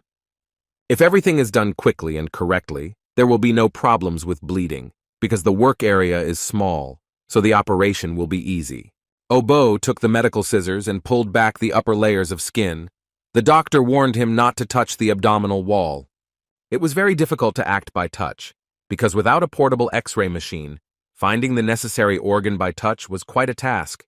At such a moment, X-ray vision was needed, which, as luck would have it, did not want to manifest itself, although perhaps Juan was in a hurry to get irritated. Indeed, it seemed that higher powers heard him and sent him this amazing superpower that helped him find the appendix. It was so timely that the guy wanted to scream with joy. Now he saw everything he needed. The question arose whether this improved vision appeared when concentration increased, or whether it was caused by desperation. Whatever the case, it happened at the right moment. But then the joy was shattered by Obo's cry, which reported that the patient was not breathing. I wanted to scream from the injustice that this happened right now. Grabbing the ambu, the guy prepared to perform artificial ventilation of the lungs. This will prevent the patient from dying during the operation. He placed this strange bag over the patient's mouth and began to squeeze it, directing streams of air directly into the lungs. Before the danger had passed, it was worth closing the wound, because blood loss could only finish off a person. Watching the doctor make stitches, young Obo realized that this work was simply incredible. Similar thoughts flashed through the boys' heads about how amazing human nature was. This man died for a short time, but a second later he was breathing again. The boy was stunned when he heard the order to prepare the needle and scissors for the next work. After all, when the man's breathing returns to normal and becomes stable, the operation will continue, and they will finally remove the appendix from this unfortunate man. After some time, it was possible to observe how the patient's abdomen began to rise steadily and in the same rhythm. This was a very good sign, which meant that the man's lungs were functioning normally and pumping oxygen. Wiping the sweat from his forehead, the young surgeon repeated in his head with relief that his patient had indeed survived. His assistant looked at him as if he were a fantastic hero. He believed that it was almost impossible to cure tetanus, but what happened could not be compared with anything. Of course, it was hard to say now whether the man would survive or go to the next world, but it was clear that Juan could still surprise everyone. However, if the patient survived, little Obo decided that he would follow the example of his new idol, who was right now demonstrating such a divine art of healing that it was difficult for an ordinary person to comprehend. Time dragged on for so long that it seemed the operation would never end, but that was not the case, and soon the final touches were made. Little by little, the anesthesia wore off, and the patient came to his senses. Juan immediately said that he should not get up on his feet or drink water until the gases passed. Despite his terrible condition, the man found the strength to thank the doctor for saving his life. Only Obo had not yet come to his senses. He could not believe that the man had actually survived, and could even speak. Clenching his fists, he firmly decided that the time would come, and he would definitely learn the craft of medicine. After all, he, like young Master Huang, really wanted to be useful to people and save even the dying. He didn't have the chance to study or take exams, but the boy wanted to be like a doctor and save those who needed it. This decision gave him the strength to endure every day that he lived in the village of the poor. Juan finally turned to his assistant and said that he tried really hard. Next time, he should be just as diligent. He beamed with joy when he heard that he needed to be ready for the next operation. He shouted that he would not let his boss down and would be the best surgical assistant on earth. At that moment, the blacksmith entered the room. He wanted to make sure that no one had died here and that everything was in perfect order. While the guys were talking about their own things, Pyojong slowly approached his employee and couldn't believe his eyes. He understood that they had done what was considered impossible, saved the life of someone who was doomed to die. It simply didn't fit in his head that the man lying in front of him actually survived after his stomach was cut open. Looking at Juan, he thought that he simply had golden hands, and everything that was said about his talent was not a guess. When the man expressed his surprise to the young master, he simply waved his hand and said that he had done nothing wrong. For some reason, only now did the blacksmith notice that the boy did not have a weapon with him. This was unacceptable, because they lived in very dangerous times. In his defense, Juan said that he had just started learning the art of the sword and had not had time to buy one for protection, as he had always forgotten about it. Smiling, Pyojun said that everything was clear to him, his expression indicating that the man was planning something. Without explaining anything, the blacksmith went into the depths of his workplace, where many finished weapons were stored. The man said he was worried that the person who saved his skin might be weak. Having selected one of the best swords from all of them, he took it into his hands and checked how balanced the blade was. When he was convinced that the weapon was really good, he approached the doctor and asked him to accept this gift, made by his own hands. The guy was very embarrassed by such a gift. He had been given money and expensive things, but this was the first time. Realizing that the doctor was being modest, the master said that the sword was small and light, which made it ideal for the boy. The blacksmith had the belief that a blade that was created for killing was a useless thing, so he wanted his creation to protect such noble people. It was very nice to hear such words. It made the gift even more valuable than it actually was. Now it was impossible to refuse it, so Juan gratefully accepted this gift. The evening of the next day came, and nothing had changed in the Kizan house. The nasty clients were looking at the maids, and they wanted to run away as soon as possible. Dr. Sun was a regular at this place. He was sitting with a young girl who was smiling but trying to sit as far away as possible. She asked him if he had heard the latest gossip. He pulled back and asked what she meant, and with a sigh of relief, the housemaid said that they were connected with General Cao. The old man rolled his eyes and asked what this ignorant child who had no respect for his elders had done. Sun said that Jen grabbed him by the collar only because he could not cure his brother's tetanus. When the man heard that they were whispering that the youngest heir of the Cao family had also caught tetanus, he was shocked.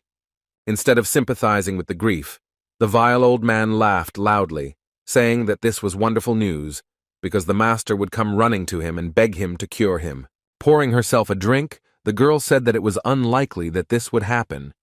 She was already anticipating seeing the doctor's face twist from what he heard. Slamming his cup on the table, Song asked how this could be. Who else besides him could the heir of Cao call? Thinking that the girl was uneducated and stupid, the doctor began to explain that tetanus was a fatal disease, and in all of Chaoxiang, only he could save Zhenya. But the girl said that other doctors could do it. Her interlocutor smiled arrogantly and told the silly girl not to make him laugh. The worker continued to mock the self-confident scoundrel, saying that the commander's illness had already been cured. Hearing this, the man slammed his hands on the table and said that this was simply impossible without amputation. The employee continued to say that all this was done by the young Dr. Huang. Having calmed down a little, the old man began to think about where he had heard this name before. It seemed to him that he knew it. Then he realized that it had only seemed that way to him. But what Sun was 100% sure of was that the commander could not be cured without amputation. Therefore, the old doctor decided not to be nervous, because he thought that nowadays every cur calls himself a doctor. He was sure that some upstart himself had spread such rumors about himself. But his interlocutor did not agree with this statement. She believed that if such a rumor had reached Commander Cao, he would not have left this man alone. It was obvious to the doctor that there was no need for comment here, since a stupid woman could not understand all the subtleties of their world. He began to get very annoyed by everything around him. Even wine did not bring the long-awaited relaxation. Everything seemed tasteless to him, the conversations were uninteresting, and in general nothing made him happy that evening. And this woman, who, in the old man's opinion, was talking all sorts of nonsense, did not fulfill her obligations at all, and instead of entertaining him, irritated him even more. The worker was not at all upset that this vile doctor was leaving. She felt disgusted breathing the same air as him, let alone touching him. As he walked down the path that led away from Kiseng's house, Song couldn't understand why he was so bothered by the words about this new young talent. The night that day was surprisingly starry, the kind of time when you want to lie down and dream. But Wan Huan had other plans. Training awaited him. The blacksmith's words about weapons reminded him that training was very important in order to survive in the current reality. Therefore, the boy decided to hone his skills in mastering his internal ki and was now repeating the exercises shown by Cao Zhen. When he managed to concentrate all his energy into his fist, he took aim and swung it to hit the pole that served as a target. It turned out pretty well, because Wan Huan didn't even miss and hit the target he originally planned to hit the first time. The fist slammed into the target with such purpose that it simply split and cracked in half. The boy stood and stared blankly at what he had managed to do. It was hard to believe that he was capable of such a powerful blow. A new day had arrived, which meant that the young man was awaiting another training session at the Cao family home, where he was already a regular guest. The trainer made him repeat the exercises over and over again, which required finding a stable position and breathing correctly to catch the right air currents. Looking at the boy's diligence, Cao Ren knew that he was doing very well, so he didn't even know how to comment on his work. The only thing he thought about was that in front of him stood a true genius who could do anything. After clearing his throat, the man asked in an even tone if his student felt the heat in the golden core, which was located just below his navel, and the guy answered in the affirmative. The answer meant that Wan Huan knew how to properly focus his energy, and the commander asked if he had thought about taking the exam at the martial arts pavilion. Frowning, the boy had no idea why he was suddenly being asked such a strange question. He was a doctor after all, and the pavilion had nothing to do with medicine.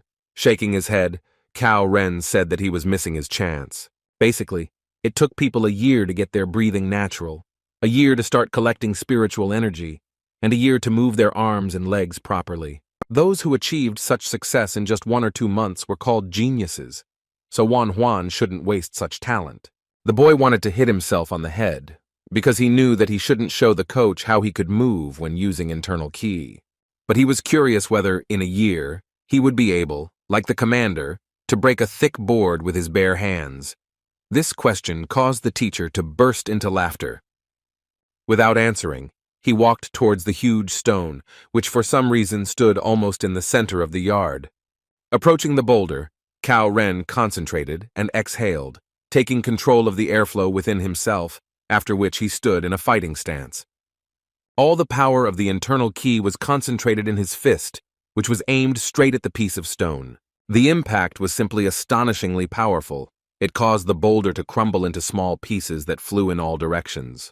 According to the commander, it takes at least 3 years to gain such power. He was proud that his family had created a teaching technique in such a relatively short period of time, since it usually took more than 10 years to learn. All that was left was to advise the boy to train hard and not slack off during classes. Also, Cao Ren asked his disciple to come to the same place tomorrow evening. Why, of course, he did not explain. The only thing he said was that he had some business for the guy that was very important. The next day, Huan came to Chao's house as he was asked, and it seemed to him that he went there more often than to his own home. Before he could enter the courtyard, he was stopped by the voice of the head of the blacksmiths. Turning around, the guy saw that Pio Zhong was catching up with him. They walked together towards the house, and Huan became curious about the man's purpose in going there. He explained that he had one thing to do. As it turned out, coal was brought to the army, and they asked the master to check it. It was strange that there was such a strange delivery for the troops. Entering the yard, the boy realized that the blacksmith's words were true, because inside there were already people lined up who put out coal for inspection. Among all these strangers, the guy noticed a familiar face. Sun Chung Pan, whom he had recently visited, came to show his goods. The blacksmith could not be taken by flattering words and convictions that the coal of this or that merchant was the best. He impartially examined the rock itself. While waiting for Pio Jun to approach him, Song Chung Pak also recognized the young doctor to whom he had recently offered a very unfavorable deal. He wanted to know what this guy was doing here and why the head of the blacksmiths was talking to him so politely. When another influential person approached, the merchant's eyes widened even more, because he never expected to see such a thing.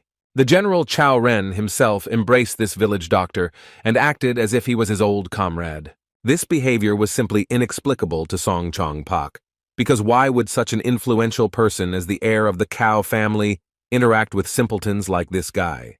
Ignoring the merchant's interested looks, the general led Huan away, saying that he wanted to introduce him to someone. Now it was absolutely obvious to the arrogant rich man that the young doctor and the commander were not just acquaintances, but that they were united by some kind of history.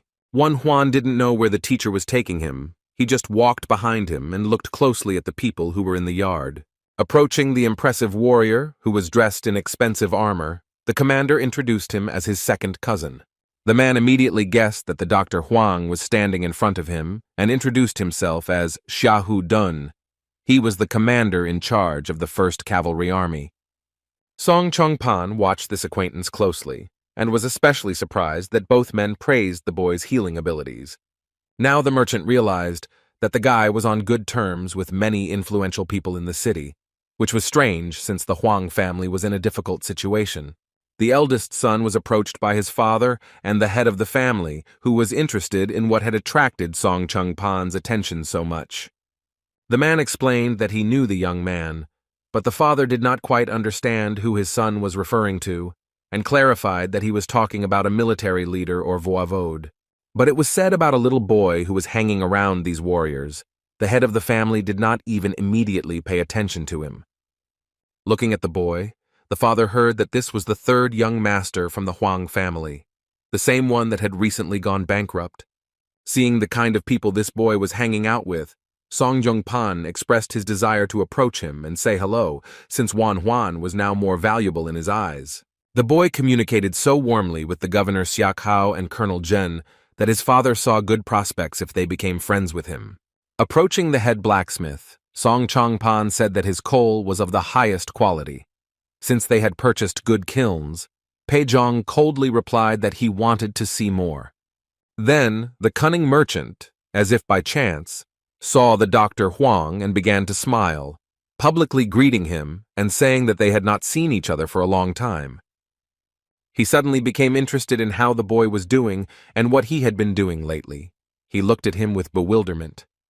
The blacksmith wondered if the man was familiar with this talented young doctor who performed miracles. He said that it was his fault that Sang Deok was injured, but they were all lucky that Huan was there and helped save his friend's life. It was clear from the boy's face that what was said was true, but he didn't really want to have anything to do with this man. The blacksmith noticed this and it immediately became clear to him what kind of person Song Chong-pan was, a real hypocrite and snob. When Pyo-jong had walked far enough away from them, the merchant reminded him that the young man had promised to think about renting his closed mine. Huan couldn't believe that this impudent man who had proposed absurd conditions dared to ask why he hadn't given an answer yet. Exhaling, he calmly replied that the rental price was unreasonably high, so he thought it was better to refuse. Hearing the hint of sadness in the boy's words, Song Chong-pan decided that he still wanted his mine, so he asked if the boy had given up too quickly.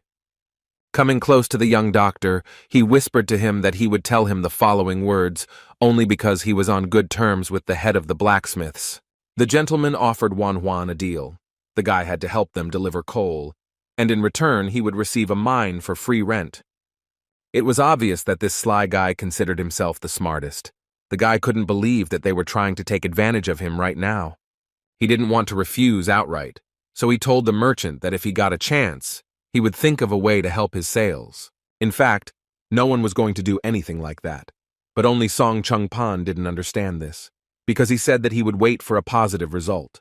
The boy had no idea how the merchant could be so slow-witted and self-confident. It was even funny to think that this weirdo decided that the silly little doctor would try to live up to his expectations. The Song merchant family had some unpleasant news, which made the head of the house very angry. The enraged man slammed his fist on the table and asked how something like this could happen to them. He expressed his dissatisfaction to his son that they were unable to sell anything at the coal demonstration at Chow's house. It was very annoying that so much money was spent on mining these types of coal, then on firing them, and in the end, nothing paid off on the market. Even the official Chong did not help them this time, although he always willingly took the offered money and helped sign supply contracts. It was not clear why this time absolutely the entire elite refused their bribes and now they were empty-handed. Now all the anger was directed at the son, who was convincing him that there was no need to worry because he had made an agreement with the little Huang. The young gentleman began to justify himself, saying that he had indeed approached the boy and asked him to put in a good word for them in exchange for free rent for the closed mine. These words made the father even more angry, because this, at first glance, not bad idea failed miserably. He called his son an idiot and spilled a glass of wine on him. He was ashamed that such an offer was made to a man who was friends with the commander and the head of the blacksmiths. The man was angry that such a person was only offered a lease. It was enough to simply give it away to achieve what he wanted, because there was no profit from it anyway. Feeling like an ashamed child, Song Chong-pan stood frozen in place and didn't even try to wipe the wine off his face.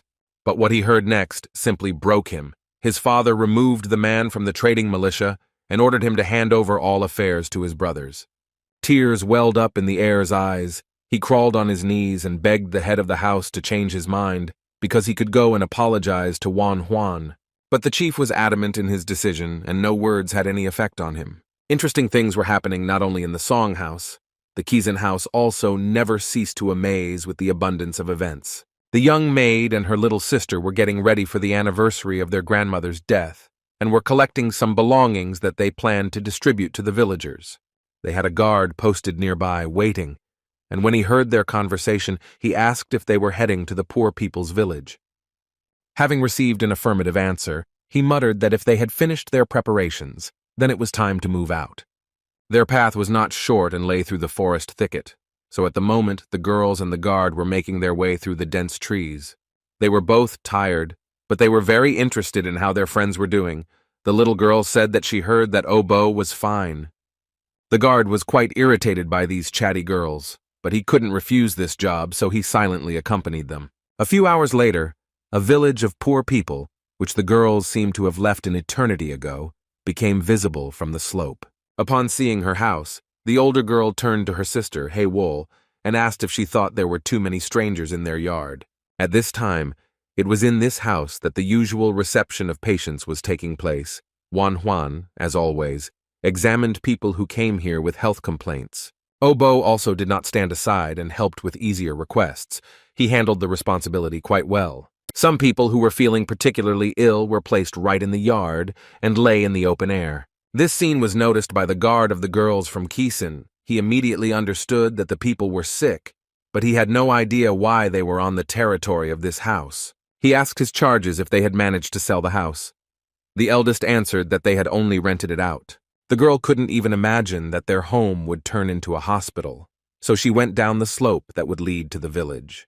The guard found it very suspicious that some doctor would want to open a small hospital in such a remote place, among the poor. Little Obo was so exhausted from work that he didn't even pay attention to those who were slowly and carefully entering the yard. Seeing the boy, Haywool squealed happily, and only when the doctor's assistant looked closely did he see his friend and her older sister, Hey-Soo, standing in front of him. Then Wan himself came out into the yard and asked if more patients had come to see him, but Obo said that his friends had come to see them. When the guard looked at the young doctor's face, he raised his huge hat in surprise. While the children were talking about how long they hadn't seen each other, the man went straight to the doctor, who seemed awfully familiar to him. To avoid making a mistake, he checked to see if the person standing in front of him was a healer named Wan. This question surprised the guy very much, because he did not recognize this stern warrior, whose face was half hidden by a hat. The next moment, the man took off his hat and said that he was a worker at the Kaizen house who had been stabbed, and the doctor had done his best to save him. A picture of a pale face with a bloody red cut clearly visible on it immediately popped into Huang's mind. This was the same guy who had a damaged blood vessel in his face. He could have died because of a scratch on his cheek. Coming closer, Wan began to inquire how his former patient was doing. He replied that everything was fine, only thanks to the doctor's efforts. But he just didn't understand why it was necessary to open a hospital in this remote, poor village, because if rumors were to be believed, a very famous doctor stood before him. So the question of why he was treating in this wretched place was quite reasonable, but Wan just smiled and answered the question with a question, asking if the doctor shouldn't be around the patients. After this, the boy approached the women of the house and arrived just in time for his assistant to tell him that he had managed to cure tetanus. It was a pleasure to listen to the boy's praise and to watch the enthusiasm with which he spoke about the soldiers he had saved on the mountain. Sitting at the table, the girls were surprised and happy that their friend could study with such a talented doctor. Everyone was smiling and chatting, and only Hee-Soo sat and nervously clutched her skirt in her hands. Something was clearly bothering the girl and not letting her relax. After a couple of minutes, she couldn't stand it any longer and blurted out a question. She was interested in whether the young doctor would be able to cure a person sick with luz. This name was ancient. In modern times, such a disease was called syphilis, and it was transmitted sexually. After this, the security guard who was standing by the wall responded and asked menacingly what the girl was doing. She cringed as the man approached her and asked why she thought she could blab about the affairs of the Kaizen house left and right. She was also reminded that if the lady found out about such conversations, she would quickly throw her out into the street, and then the girl would not be able to do anything. Here the girl spoke up and firmly said that she had only told the doctor about the patient and had done nothing wrong. With tears in her eyes, she screamed that she didn't want Jo-Sol to die, and she believed that the guard didn't want that outcome either. The man bit his tongue and didn't say a word, trying to contain the wave of anger that had formed because the girl had named the houseworker. Seeing that the situation could turn into a huge scandal, Wan asked everyone to calm down, as there were other patients nearby who needed peace. While the guy walked away to check if no one could hear their conversation, the guard told Hey-Soo that he also felt sorry for Jo-Sol. But he was well aware that the person who caught luz was destined to die, and even the most wonderful doctor could not prevent it. Listening to these words, the girl could not hold back her tears. She did not want to believe that the world was so unfair and took the lives of the best people. The next moment the doctor approached them, promising to keep silent about what he had just heard. He asked whether they meant syphilis by luz. After thinking for a moment, the man replied that it was exactly the disease they were talking about. The doctor began to ask how the patient was feeling. He was interested in whether there were any abscesses on her skin and whether her hair was already falling out. The questions surprised Hee-Soo greatly because they meant that this boy knew about such a terrible disease as syphilis. Falling to her knees, the girl began to tell that when the patient first came to Kisen, she was a real beauty, but the illness spoiled her health and appearance. Closing her eyes, she said that she knew that this illness was incurable, but she still wanted to believe that there was some way to help the unfortunate woman. Seeing Hey-Soo's suffering, the boy wanted to use all his knowledge and resources to help her friend survive. Syphilis was caused by Treponema pallidum, a typical gram-positive bacterium, and penicillin could help in this case, but it was necessary to better understand the symptoms. If only the skin and mucous membranes were affected, then there was still hope, but if the cardiovascular or nervous system was damaged, then things were much worse. Such symptoms could well lead to the painful death of the patient. He knew this from his modern practice. It was too early to give the girl any hopes and feed her with promises. No, he could not be so cruel to her. The only thing he could promise her was that he would definitely examine her friend to determine her condition. When Hei-Su heard these words, a hope ignited inside her that Cho Sol-Oni could still be saved and that she would not die in terrible agony.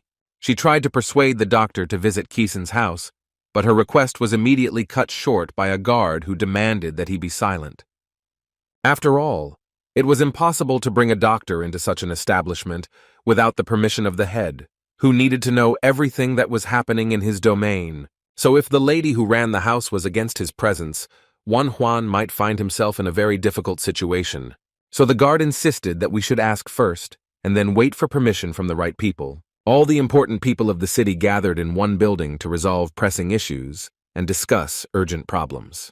Walking between the shelves that were filled with archives, the secretary of the Cao County Magistrate Ha Hugan greeted young Master Zhen. The man was interested in what business such an important guest had come here for. Cao Ren replied that he would like to look at some writings.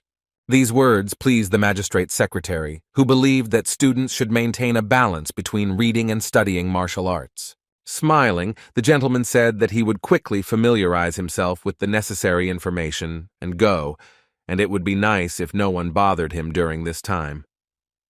When Ha Hugan promised to strictly order everyone not to touch him for exchanging unnecessary pleasantries, the man smiled gratefully. Walking between the shelves, the commander was determined to find out which bastard was passing the data to the bandits. He remembered the handwriting, and this served as a good clue. Inside him there was a certainty that some district official had definitely done it, and if he could identify the handwriting, he would bring this scoundrel to justice. In front of the commander were all the sheets from the exam that the officials had taken.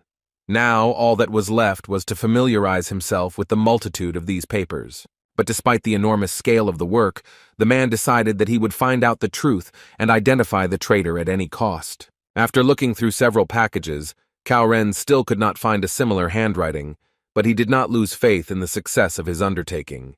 The worker standing behind him noticed this suspicious search and began to try to understand what the gentleman was looking for. He wondered if the commander had noticed something strange and was now trying to find out the truth, which was not beneficial to him. The suspicious man decided that he needed to tell the elder about this search, because in his opinion, this was a very important detail. The new day brought new events not only in the city archives, but interesting things also happened in the Kavan's house. Arriving at the place where training usually took place, Juan decided to practice a little because he had room to grow.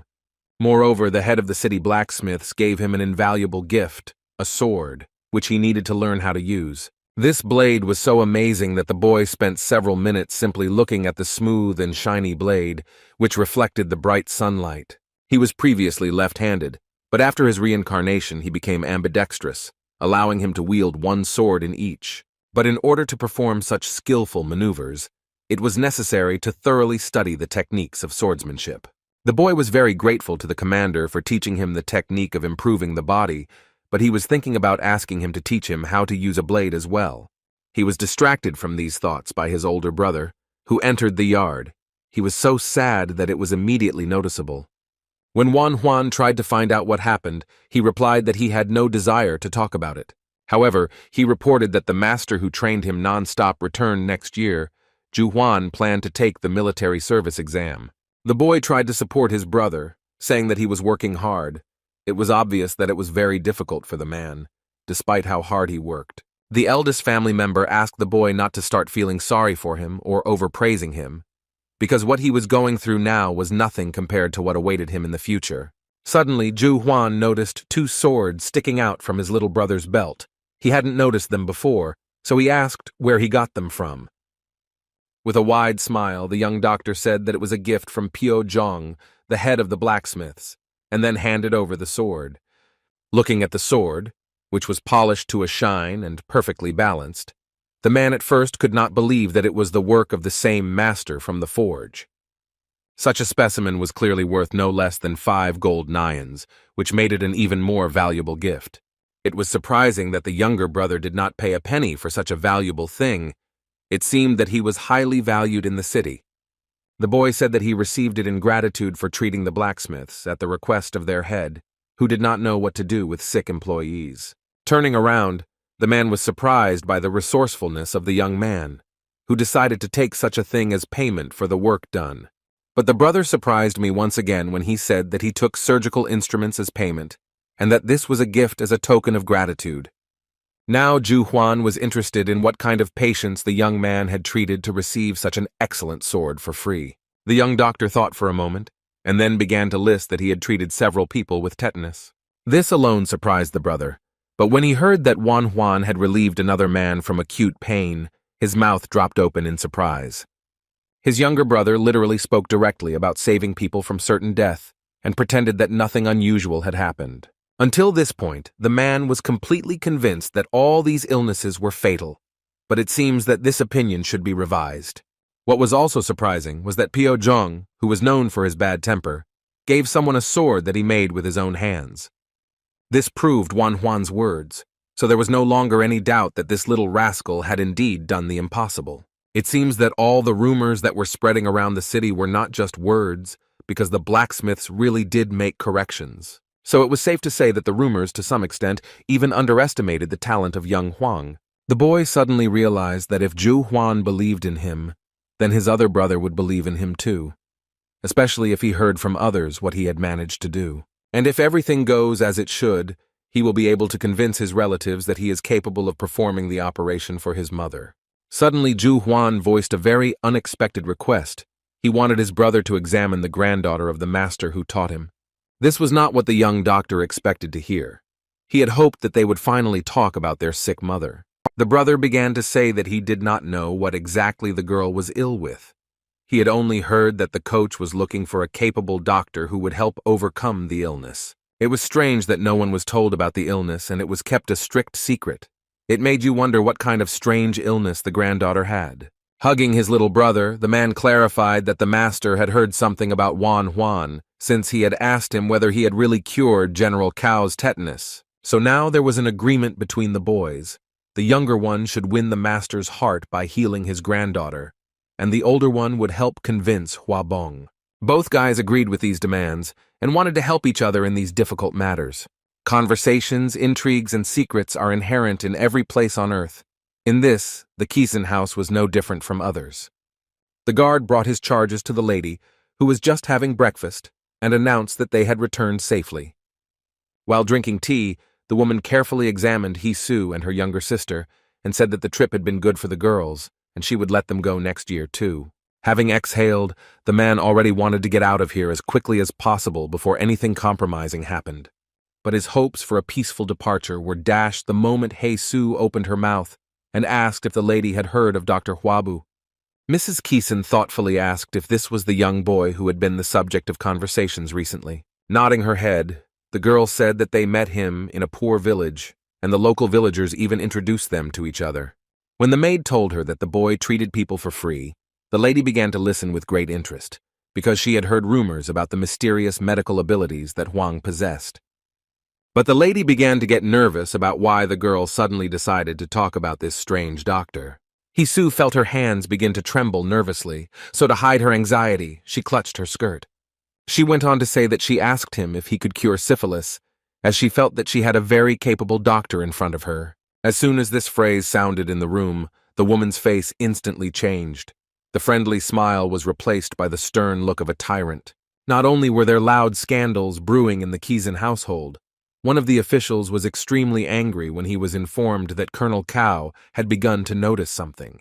The same strange man from the archive reported that Cao Ren was interested in the last traces they left behind.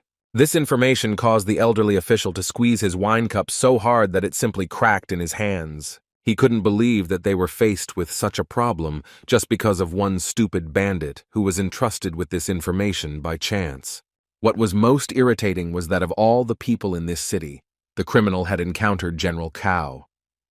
To smooth things over, the mysterious man from the archives said that he was ready to get rid of Cao Ren as soon as the order was received.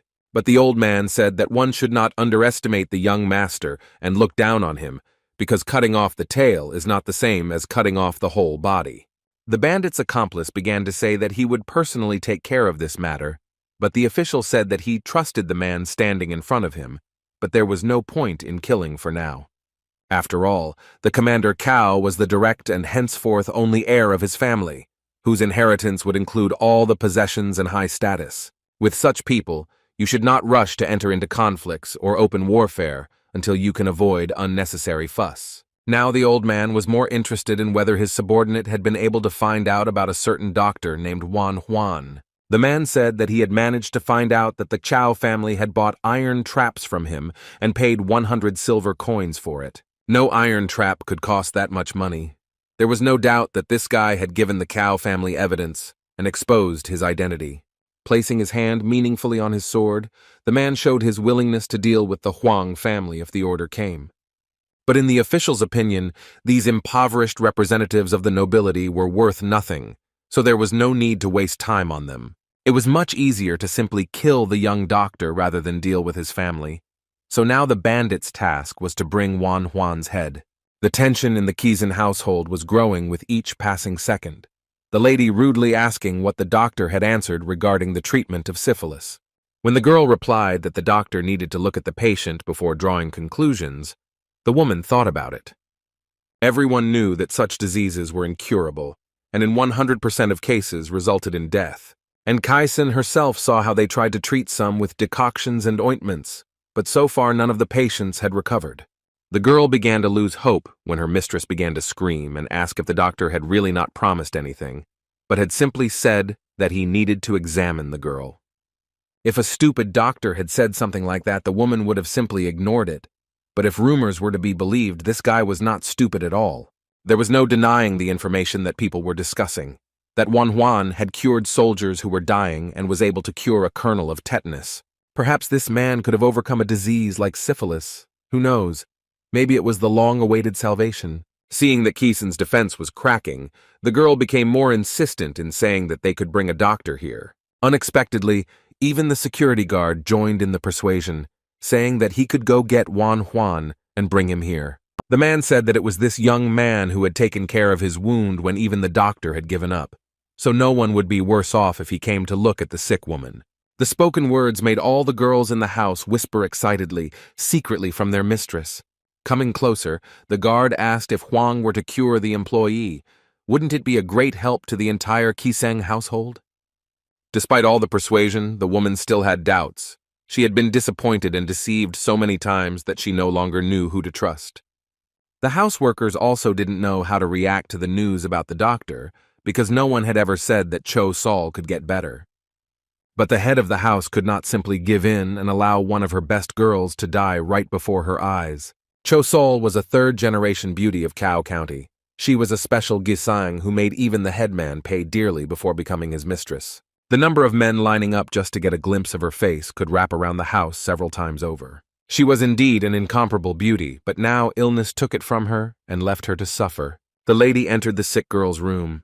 The woman's heart sank every time she looked at the unfortunate girl.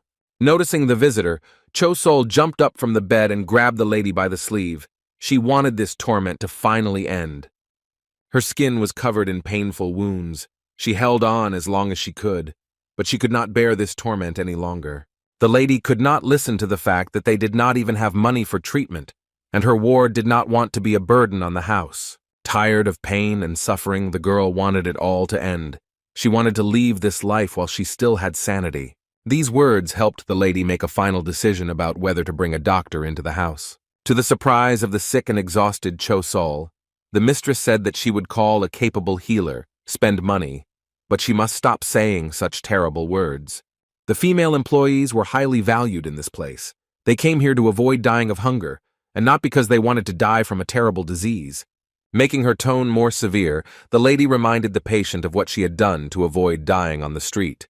So now it was worth pulling herself together. Dr. Sun and his colleague Dongban were unable to find a cure for this disease, but Mrs. Kiseng found someone who could take a new look at the disease. Tears glistened in the eyes of the unfortunate woman when she heard that they would fight for her life and not just send her away to die. They wanted to completely cure her and not bury her. Stroking the crying girl on the shoulder, the mistress of the house said that she shouldn't give up so easily and say goodbye to life. Now someone else had to say goodbye to life, someone who was ready to betray anyone for his own benefit. The commander Chao Ren took his warriors and stormed the house of one of the traitors who was passing information to the bandits. He was looking for a man named So Bang, whose handwriting matched the one on the parchment that Wan Huan showed. When the man realized that this person was not on the territory of the house, it became clear that this sly fellow had already sniffed out everything.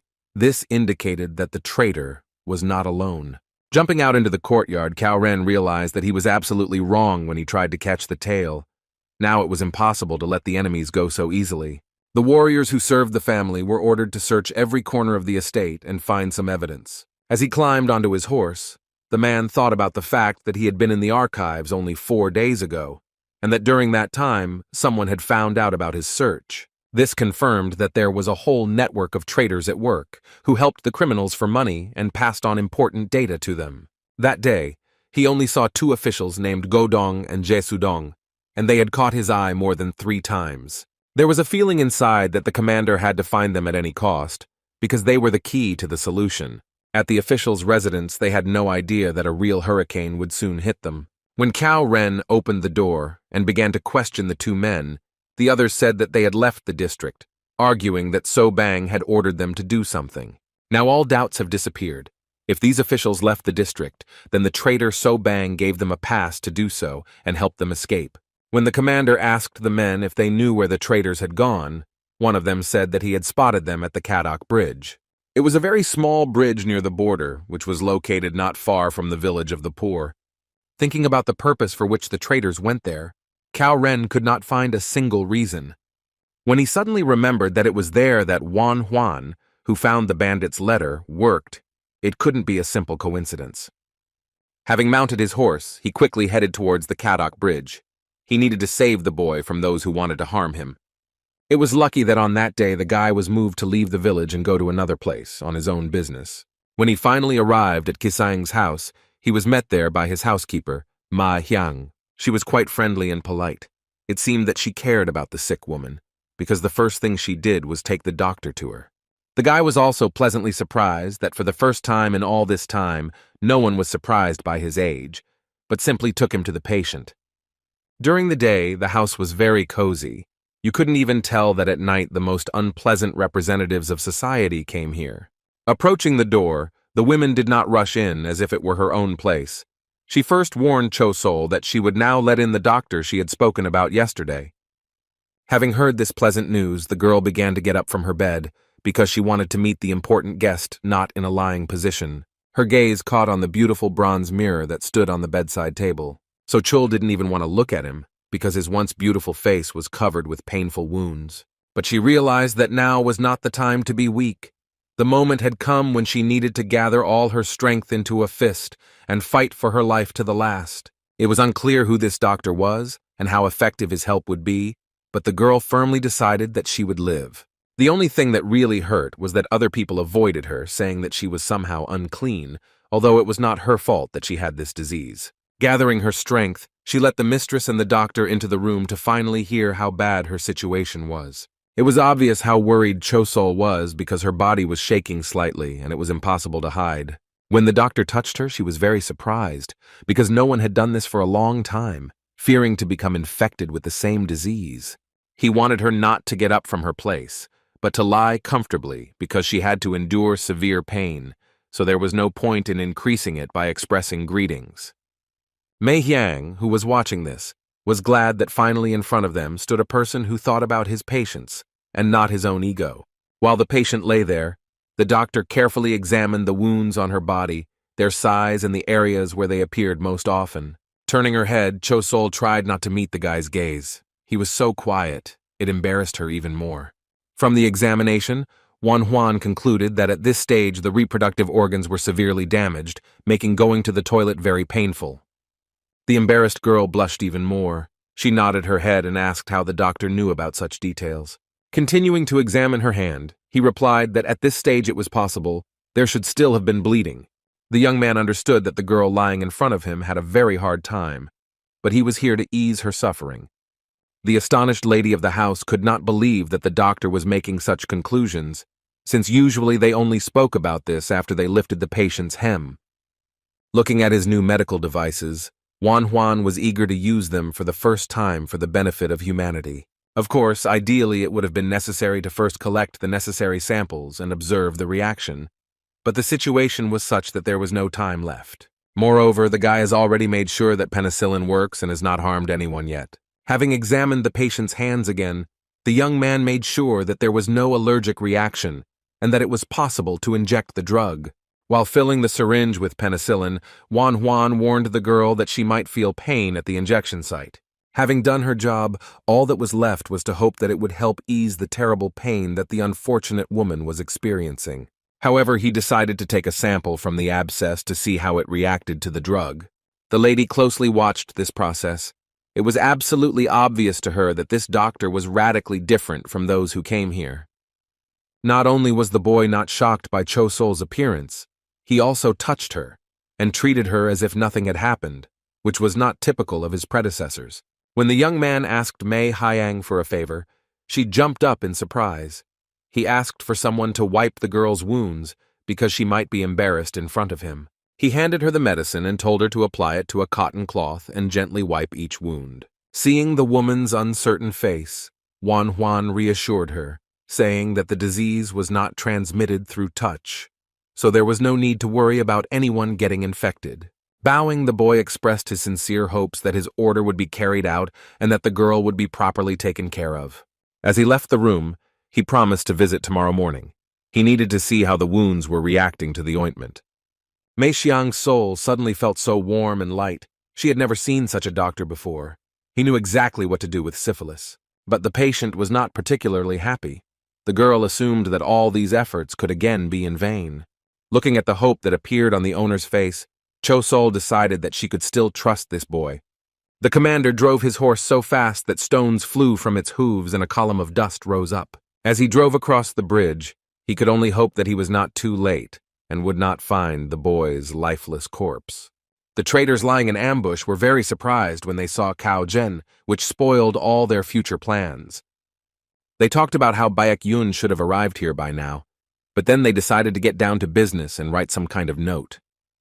After that, they tied her to a pigeon's leg and sent her where they needed to go, thinking that the plan might work. They needed to join the rest of the group of traitors and bandits as soon as possible, because together they had a higher chance of survival. After returning from Qisang's house, Juan went to his village hospital, unaware of the danger that was lurking just nearby. As soon as the guy crossed the threshold, Obo immediately ran up to him and said that a guest was waiting for him. It was a grown man who, with a sad look, asked the doctor to help save his beloved wife. Of course, Juan expressed his willingness to help and asked the woman to enter his hospital so that he could have a chance to examine her. Hearing that the unfortunate woman couldn't even get out of bed because she had a headache and couldn't walk, the guy thought it was serious. So the man asked the doctor to go with him to his home and conduct an examination on the spot. Taking his notebook, the young man said that he would come to them and asked for their name and address. The stranger said that he owned a fabric store in Sodong Mok, but his name was Baek Yun, so he was not a simple husband who took care of his wife, but a liar who started a dangerous game. The boy didn't even suspect who was standing in front of him, so he wasn't embarrassed by the request to examine the patient right now, because she was feeling very bad. If someone couldn't even move, then it was a serious matter, but the journey to Sodong and back would take at least 2 hours. Seeing the doctor's doubts, the man began to manipulate and persuade, telling the young man to do this at least out of respect for the journey he had taken. Juan thought about what to do. He had no patience at the moment, and he was seriously worried about this disease. When that stupid boy finally agreed to fulfill his request, Baek Yun barely managed to hide his satisfied smile. They walked through a dense forest thicket, but even then the guy thought that he was following a caring husband and not a traitor. It was good that before leaving, Obo asked Huang to take his swords, because he heard that bandits were often encountered along this route. At the moment, They were really bothering the boy, and he regretted that he had taken 2 of his blades, and now they were slowing down his step. The young man was distracted from these thoughts by a snow-white dove that flew straight to his new acquaintance. The way the bird landed on the man's shoulder, and he, instead of being surprised, began to examine it, was extremely suspicious. After analyzing what he saw, the guy concluded that it was a homing pigeon, but these birds only flew to places where they had already been before. When disturbing thoughts came to the young man's head, he asked if the man had just been sent a message, and then smiled as if nothing had happened. The explanation was that the letter said that his wife had lost consciousness again, so they needed to hurry. These words convinced the naive young man, who now sped up and agreed to the proposal to take a shortcut. The stranger suggested going along a completely unknown path that lay through even denser thickets. It was becoming increasingly difficult to make his way through them, but strangely enough, the gentleman felt very confident here and walked incredibly quickly. When the boy called out to him, he turned around and apologized, explaining his acceleration by the fact that he was very worried about his wife's condition. Juan didn't have any solid suspicions, but he felt something bad was coming and it made him feel uncomfortable. Then he reassured himself that the message about losing consciousness was logical. It seemed that the woman's anemia was getting worse, and taking a shortcut was the right thing to do. It was just strange that the shortcut ran through the mountains. This raised more and more questions. Moreover, there was a small road that led directly to Sondamak, so there was no point in going around through the mountains. Now the guy understood that his friend's actions were not only strange, but also suspicious. Looking closely, Juan noticed that the man's right shoulder was well developed, his waist was thin, and his hips were massive. He didn't look like an ordinary merchant at all. Looking warily at the man walking ahead, the guy decided that it would be a good idea to test one theory. A sudden scream made Baek-yun turn around and see what had happened to his victim, whom he had almost lured into his net. Seeing that the boy had crouched down and was clutching his leg, he ran up to him. It turned out that the doctor had twisted his leg after stepping on a stone. It was part of Juan's plan. He said it wasn't that bad and extended his hand in the hope that his companion would help him up. When their hands touched, the boy had no more doubts about who was standing in front of him, because the stranger's palms were calloused, which showed that he was not a merchant at all. These were the hands of a martial artist who trained tirelessly to perfect his skills. The boy was overcome with anxiety and decided to buy time by saying that he needed to get some needles in order to walk normally.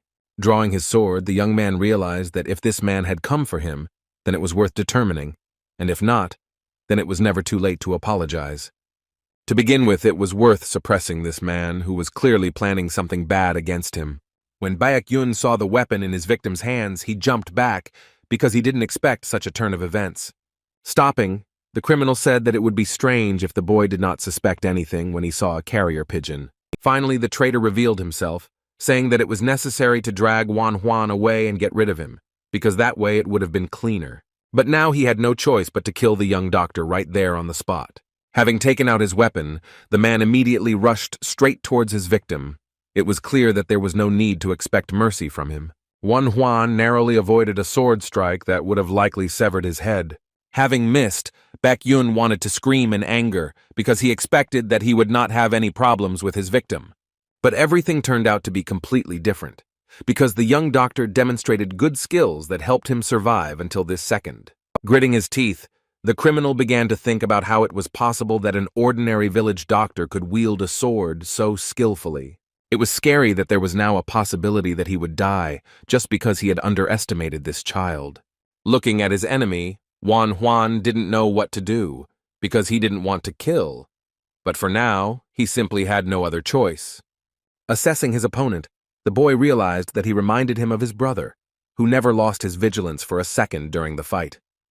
The conclusion that followed from this was that the more he stood still and slowed down, the more vulnerable it would make him. So the boy quickly responded with his own attack, which forced the bastard to retreat a little and give him room to maneuver.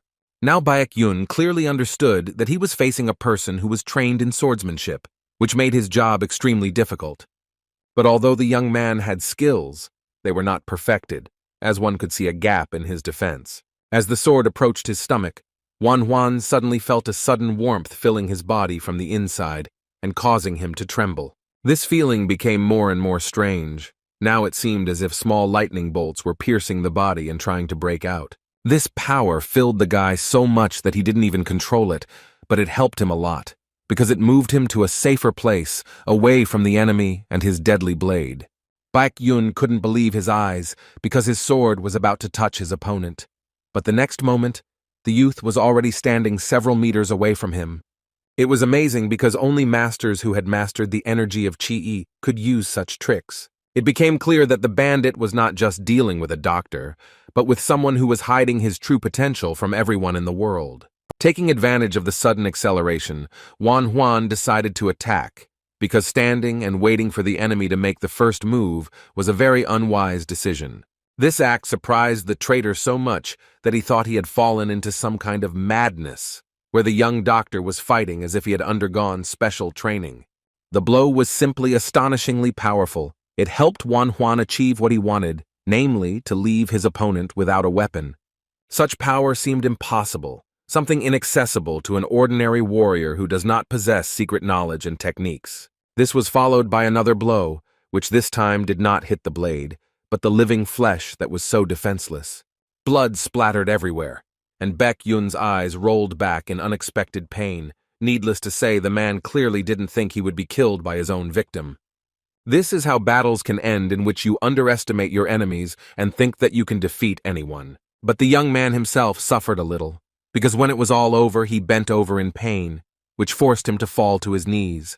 He barely managed to dodge because he suddenly decided to use the spiritual Qi energy that General Cao taught him. If it weren't for her, the doctor could have said goodbye to his life and gone straight to the next world, from where he had already returned. Unbuttoning his outer clothing, Wan Huan discovered a wound on his side, which he immediately poured with some kind of healing herbal decoction. It was deep enough that it was worth hurrying to stitch it up before too much blood flowed out. In order not to scream in pain, he clenched his teeth on a thick branch. The boy almost lost consciousness, because the sensation was not pleasant. Baek Yun's accomplices were glad that they did not hear any extraneous sounds. They believed that this indicated that they were already finishing with the doctor. They decided it was high time to join their ally and help him finish what they came to this wilderness for. But when they approached the designated place, they found no one.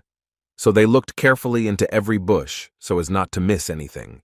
After walking a few more meters, they came to a small path, and there they saw the one they were ready to follow, their leader lying lifelessly on the rocky ground. Fear penetrated the men to the bone, because they were sure that they were dealing with an ordinary doctor who was only capable of mixing his herbs. A moment later, they noticed their target trying to escape, heading back to where they had brought him from. They weren't going to let him do that. Feeling immense anger at what this doctor had done to their leader, the men decided that they needed to finish the job and catch up with the boy. Wan Huan heard strange sounds and realized that he had been spotted and was now being chased. In his current state, this was bad news. His side was burning with fire. He could neither run away nor fight two opponents at the same time. Luck was clearly not on his side now. It was worth at least running out of the forest. Then he could go a little further and go out to more crowded places where they would not attack him so openly. The boy could already see how the thick trees parted, and a field where men were harvesting could be seen. They definitely wouldn't kill him in front of these people. Joy had already risen inside him, because he had almost reached the place that would help him escape from these bandits. Those who were working in the field were distracted, because they heard screams and noticed that someone was running out of the forest in panic. It was a strange phenomenon. But when they noticed the boy had a sword, they immediately became alarmed, because this could mean that the person standing in front of them was not at all innocent. Following this, the villagers saw blood and assumed that some bandit who had broken away from his gang was standing in front of them. Seeing the people's frightened looks, Wan Huan realized with disappointment that his plan had gone down the drain, and that these cowards were unlikely to help him. As luck would have it, his pursuers had already appeared on the horizon and were almost catching up. These people would definitely not spare him, but would immediately cut him down on the spot. There was no other choice but to run straight towards the field. The boy tried not to think about what this could turn out to be for him.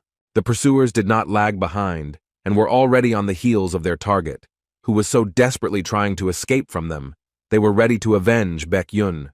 Realizing that at this rate he would soon lose his life, Juan drew his sword and took a defensive position, preparing for the decisive battle. The bandits realized that they couldn't relax because, after all, this guy had pulled out a sword, and this was another reminder that he had killed their leader. Not wanting to wait for someone to attack him first, Juan decided to attack, since a battle was inevitable anyway. Noticing that the young man's attack did not pose much of a threat, the bandits decided that they could repel him by blocking the sword. But the attack was not as simple as it seemed to the men. The boy did not just strike with a sword, he literally cut their weapon in two. The blows followed one after another, and eventually the boy achieved that the scarlet liquid sprinkled the ground under his feet. The bandit, who was still alive, looked at his dead accomplice with horror. It was the first time he had seen a doctor who could deal with such an experienced warrior. It was hard to believe that some boy could kill Go Dong and Baek Yun with just a few swings of his blade. What was especially alarming was that the sword in the hands of the young man literally burned with power. The techniques he mastered were clearly not simple. Even though Juan's entire body was in unbearable pain, he remained on his feet and was ready to continue the brutal fight with the traitor. Feeling a sudden surge of strength within himself, the boy lunged forward and attacked again, this time putting in even more force than usual. But still, the scoundrel managed to dodge, and the blade did not touch either him or his sword, which would have been nice to destroy. The bandit was simply amazed by the strength and speed demonstrated by this young man, whom he considered a helpless child. It was clear that in front of him was someone who could not just block a blow, but bend solid steel with just one touch, and he needed to be finished off once and for all. Having assessed the enemy, the young doctor realized that he needed to act immediately, because his body was gradually weakening, so it was worth finishing now. After delivering another blow, the guy managed to ensure that the enemy's blade was badly damaged, but still functional. But this did not last long, because after applying a little more effort, a pleasant crack of metal was heard, and part of the blade flew away. Looking at what was left of the sword, the last traitor did not know what to do, because now his affairs were very bad, and he saw no solution to the problem. When it dawned on him that he simply had no chance in this situation, the man decided to do the only thing that came to mind. He turned around and started running away. The guy's side hurt unbearably, but he couldn't let this criminal escape like that and be a threat to the locals. A little girl who wanted to take food to her father, who was working in the fields, turned around abruptly when she heard someone running up to her. The scoundrel saw a great opportunity to protect his own skin at the cost of another person's well-being. Such actions spoke of his desperate situation. Grabbing the frightened little girl, he decided that she was his ticket to a free life and a successful escape from the doctor. When Juan saw that this scoundrel decided to take a hostage, he was simply shocked that this man dared to call himself a man. Lifting the baby into his arms, he placed the stump of his sword against her neck and told the healer to stand still. Otherwise, it would have been easy for him to cut the tender flesh of this little girl, who has only lived in this world for a short time. The villain's triumph did not last long, because the blow came from where he least expected it. Someone's sword stuck right into his head. Before he died, the thought flashed through his mind that this was his retribution for all the sins he had committed. This blade belonged to Juan, who managed to launch it so quickly that the enemy did not have time to react. When the girl ran to a safe distance, the boy was finally able to exhale and head towards the defeated enemy. At this time, Colonel Cao arrived in time, witnessed this spectacle, and was simply amazed by what he saw. It was very unusual to see a peace-loving doctor in the image of a warlike savior of poor villagers who were taken hostage by a traitor. Of course, the man knew about Juan's talent for martial arts, but he didn't even suspect that he could be so good at it. Slowly approaching his friend, Cao Ren asked if he was okay. The boy was very surprised to see him there. After looking at the doctor, the commander immediately suggested returning to Soshan. He could take the guy on his horse, but he asked to wait for him for another minute, after which he went towards the defeated enemy and the little girl who was trembling with fear. The boy put a gentle expression into his voice and asked the girl if she was very scared. He apologized for scaring her. Hearing these words, the little girl burst into tears even more. Juan sat down next to her, stroked her head, and asked if she was hurt anywhere. The commander watched this spectacle with a smile. He was pleased to realize that his friend was not only a skilled doctor, but also a good person. Despite the firmness and even cruelty that he could use at the right moment, the boy was a caring healer to the core. When the boys finally reached the poor village, all Manhwa dreamed of was just sitting down and breathing a sigh of relief. This is what he did while young Obo tended his wounds, dressed them, and bandaged them. When he finished, the boy asked his assistant to leave him alone with General Cao, and he complied with the request without question. The men waited until the little boy walked out the door and gave them the opportunity to normally discuss everything that had happened that day. Juan was the first to speak, expressing his assumption that Zhenya knew something about what happened. After looking at the boy carefully, the heir of the Cao family said that he assumed that the one who was secretly communicating with the bandits was keeping an eye on the doctor. After thinking about it, he concluded that in that case they should have found out that it was he who handed over the parchment, and this person should be close to Cao and know about his every step. It was clear that the bandits were trying to stop the transmission of information, so it could be assumed that they would not give up until the young man died. The commander assured him that there was no need to worry about this, because he would assign a person to him, even if he had to pay for it out of his own pocket. The way Juan reasoned impressed the man greatly, as he was able to assess the situation and understand the circumstances, which was unusual for people his age. Getting up from his chair, the guy said that even if they hired security for him, he wouldn't be able to live like this forever. He was obliged to protect himself on his own. Upon hearing this, Cao Ren immediately suggested that he learn the secret art that his family possessed, and the young man thought this idea was simply excellent. Coming closer, Jen asked if the boy had noticed anything unusual about those who had set a trap for him. After thinking for a bit, he replied that he was not sure of what he saw, as he was very tense due to an excess of emotions and experiences. But then he suddenly remembered that the bandits had a carrier pigeon, with the help of which they passed messages to each other. For some reason, this news really surprised the commander, and he asked again if the guy was sure that they had communicated in exactly this way. His surprise was due to the fact that raising such birds requires a lot of power, time, and money, so if they used this means of communication, it means they were very rich. These people sent bandits against the district soldiers and are now in hiding, so they were clearly not just pawns. Clutching his head, the guy only now realized what kind of trouble he had gotten himself into. At this rate, he would soon go crazy. He began to be tormented by the anxiety that he had set in motion a clockwork mechanism that was about to set off a powerful explosion that would wipe him off the face of the earth. Cao Zhen was very unhappy with these thoughts, so in order to calm his friend down, he said that he would hire 2 or even 3 guards for him. But the guy didn't pay attention and was immersed in thinking that most likely his enemies would not retreat, even if he tried to escape at night. It was obvious that they could invade his house. In the worst case, even his family could suffer, or even die, so something had to be done, and it was better to attack first. Suddenly, a thought came into his head, which he decided to share with the man standing next to him. The commander was very surprised when this young doctor suggested that he set a trap that would catch the bandits they were hunting. It was obvious from the boy that he already had a plan in his head because he looked lively and full of enthusiasm. Not everyone was happy that evening, and for some it turned out much worse than expected. One of the high-ranking officials who worked for the bandits was furious that his subordinates were killed by an ordinary healer. The man who reported said that it seemed like General Cao had intervened, but it was impossible to say for sure since everyone involved in the operation was now dead. The commander turned the department upside down, and now their comrades feared that their identities might be revealed. But the most interesting news was that in 10 days, a Taiping envoy would arrive here. Just thinking about this messenger gave the old man a severe headache, because if he received the antidote, he would have to remain silent for 6 months. Clutching his head, the official said that at such a time, he would have to soften the punishment for all those responsible for the failure of the operation. So instead of killing himself, he ordered his subordinate to cut off the tail right now. The man did not want to do this, because then many of his comrades would fall, but in response he heard that casualties were inevitable, since the commander was stirring up everything. So if a subordinate himself does not want to be among the killed, he should do what he is told. They needed to reduce their ranks by at least 10 people. Only then could they feel more or less safe.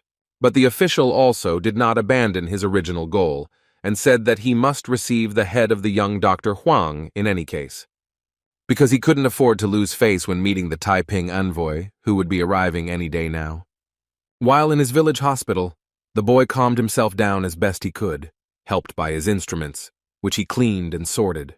The next day, as promised, he went to Kaisen's house, where he announced that the painful treatment for syphilis was almost complete. He was very grateful to Lady Mei Hyang for listening to his advice and helping him heal the patient by wiping the wounds with the ointment he gave her. The girl could not believe that she was now healthy, although she had suspected it since yesterday, when it became easier to eat and go to the toilet. Looking at the joyful So Chul, the mistress of the house could not rejoice enough. She had not felt such relief for a long time, as if a weight had been lifted from her shoulders. She was happy even though the guy couldn't heal the scars that remained on the girl's face. But then he surprised everyone when he started rummaging through his bag and saying that from that day on they would be working on getting rid of scars. Neither the mistress, nor especially her subordinate, expected that they would be so lucky, and that So Chul would not only be healed, but would also regain her beauty.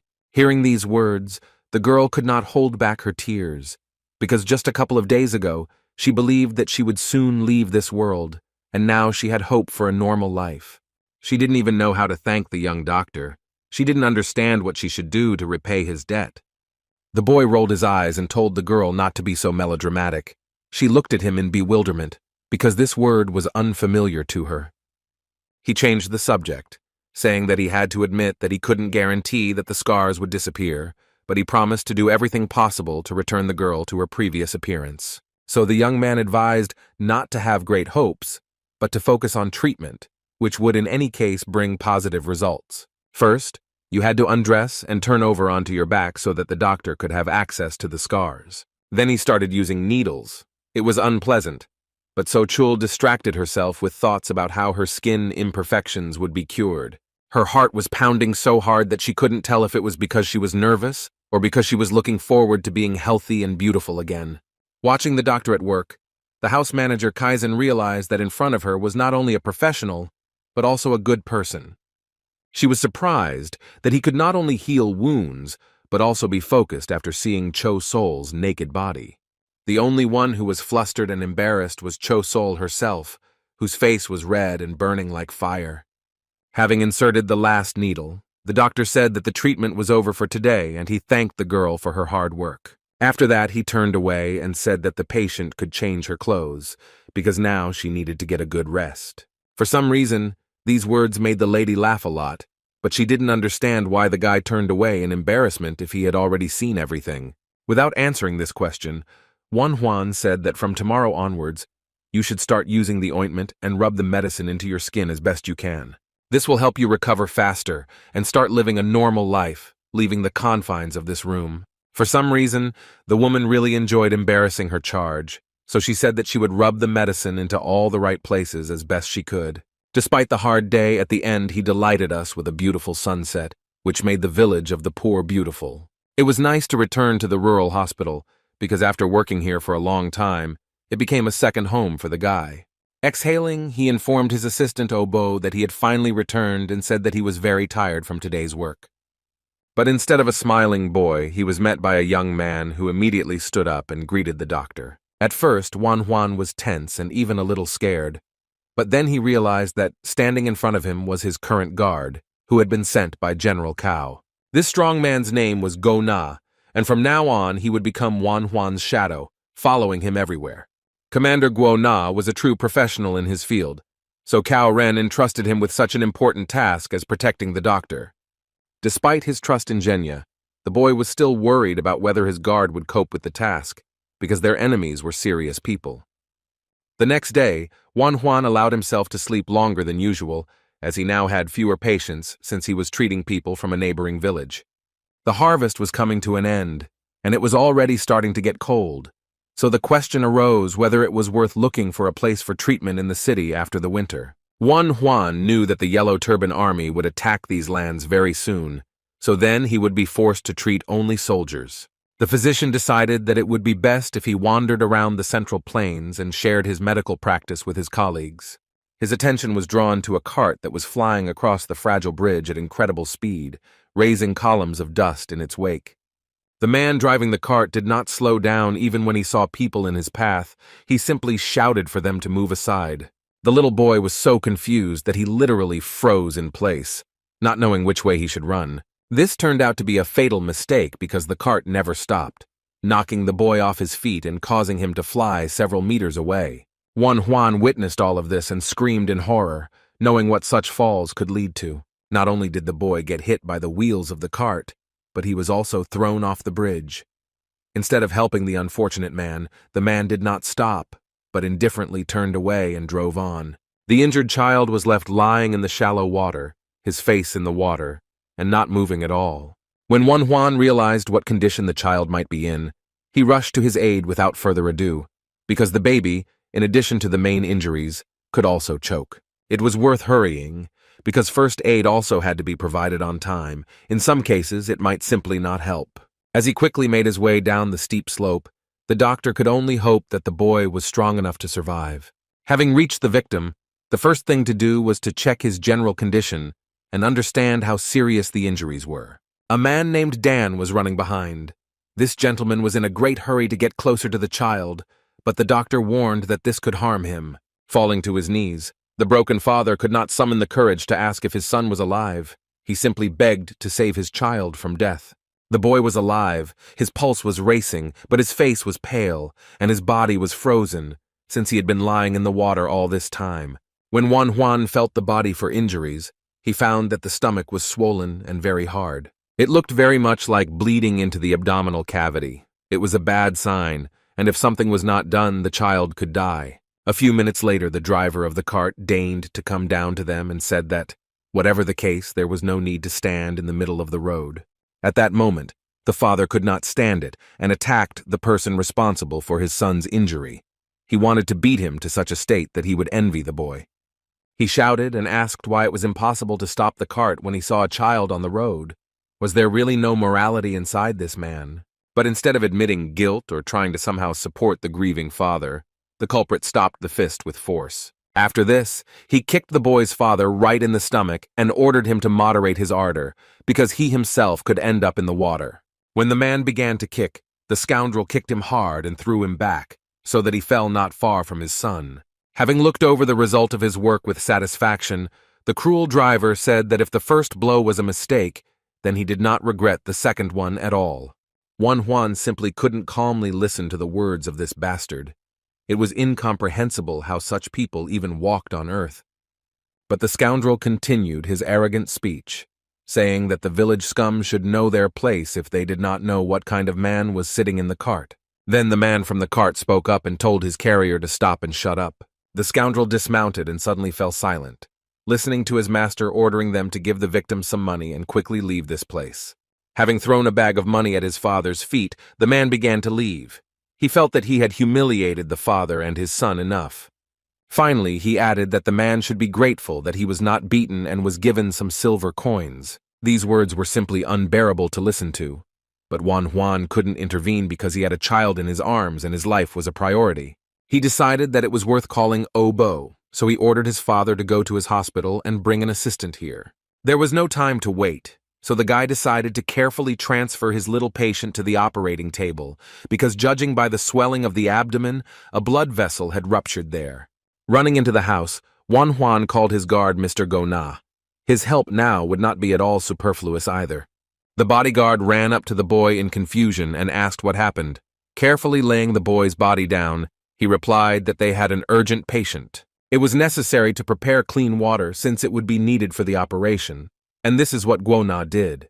There was chaos and bustle all around, and it was at that moment that a man entered the building and began to complain that the hospital was located in such a disgusting place. It was the same scoundrel who had knocked down the boy, and now he demanded that a doctor be brought to him immediately. Manhwa was so angry that he growled at the bastard to wait outside if he didn't want anything broken. These words did not make the impudent man leave the house. He said that there was a bunch of bastards here who did not know their place. It seemed that he had ended up in a village of poor people. While palpating the patient's stomach, the guy realized that he needed to do something immediately, because it was becoming harder and harder. To ensure that no scoundrels would distract him from his work, the doctor asked his guard to take care of their arrogant guest, and Go-Na happily fulfilled this request. The impudent man again demanded that a doctor be brought to him, but Go-Na only asked why he dared to speak so informally at their first meeting. The guard said that the coachman was in a village of poor people, and if he did not treat them with respect, they would not respond in kind. These words angered the scoundrel, who said that there was a man in the cart who could not even be looked at without permission, so he once again demanded that a doctor be called. Guo-na chuckled and pointed out that for a bastard who served an important person, he wasn't very good at judging people. He said that the one the man called a brat was the doctor who was being sought after by the important person he served. The wounded boy began to come to his senses little by little, but his internal organs could have been torn, so something had to be done. It was obvious that the child was in incredible pain, and in such a state, Huan could not provide him with the necessary assistance. He understood that under no circumstances should he cut the abdomen.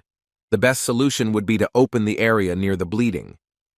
When the boy was almost in despair, his ability, which was given to him during reincarnation, suddenly activated and helped.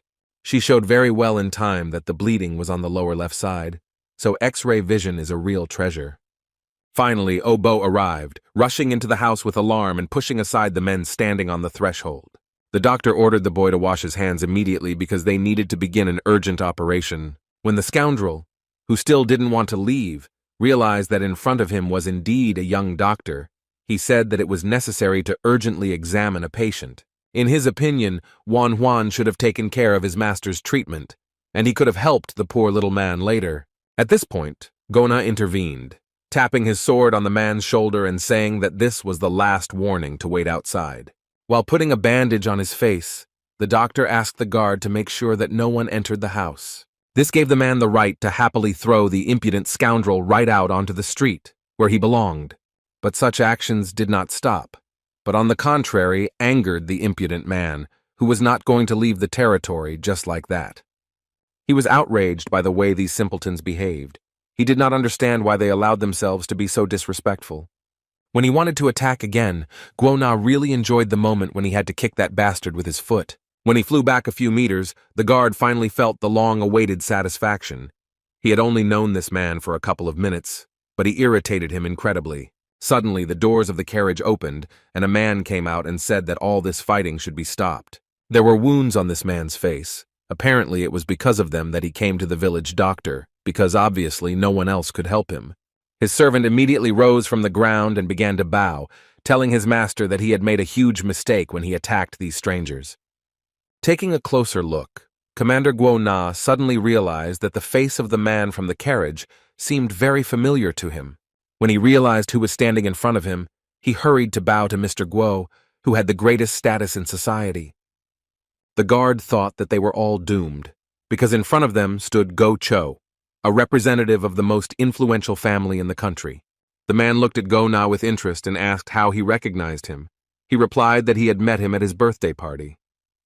The representative of the influential family guessed that the person standing in front of him was a military man who worked for General Cao, and he confirmed this guess. Go-cho frowned at the man and said that he didn't know what was going on here, but that the commander should tell his superior that he saw him. After this, the guard was ordered to step aside. He could not disobey and do it differently.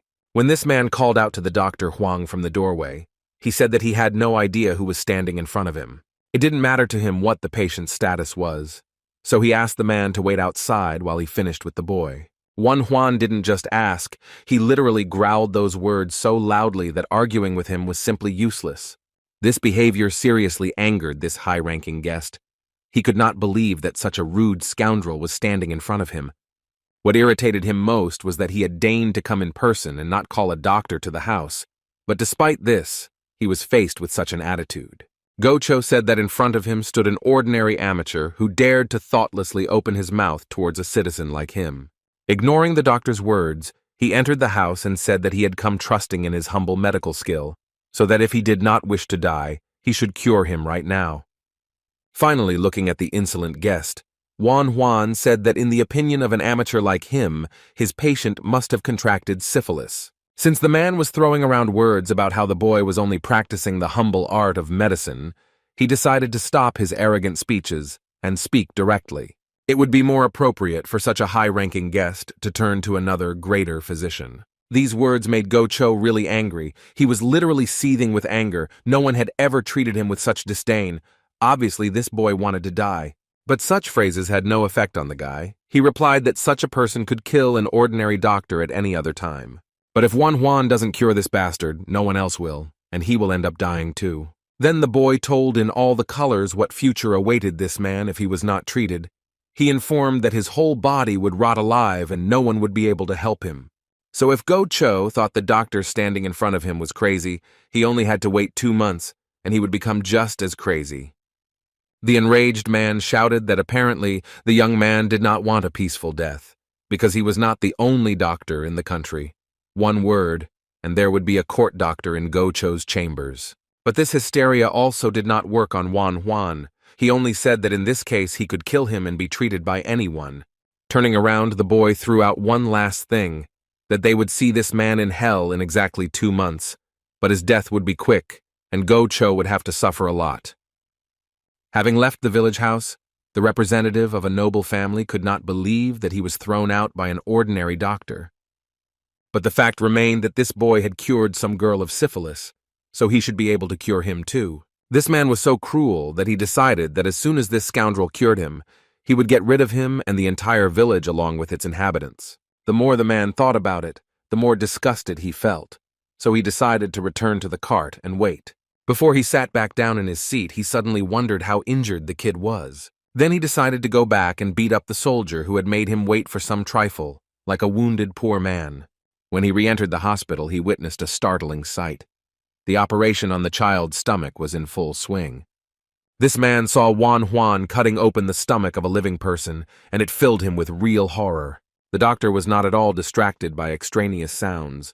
He needed to find the bleeding vessel and stitch it up. Fear gripped Go Cho. All his bravado disappeared, and he realized that in front of him was a dangerous man who called ripping open his stomach a cure. The man ran from there as fast as he could. He wanted to forget everything he had just seen. The emotions took over his body so much that he suddenly felt a strong need to go to the toilet, so he decided to find a place where no one would see him. His search for a secluded place led him into the forest thicket, where he tried to hide among the trees. In his case, it was not so easy to relieve himself, because due to his illness, he experienced unbearable pain and burning in his intimate areas every time. He searched for a long time for someone who could help him, but many famous doctors just threw up their hands or sold him useless medicines. Then the man remembered that there were rumors that only a professional could open the belly. So if the guy was treating syphilis, this operation wasn't such a crazy thing. Go Cho was about to stand and watch the operation when he suddenly saw a man rushing into the hospital calling for a doctor. It was the boy's father, who was interested in his son's condition and the prognosis of whether he would live at all. Juan finished the operation and exhaled heavily. When the young doctor said that the child was alive, Go Cho was simply shocked because he saw with his own eyes how this boy was literally cut open on that table.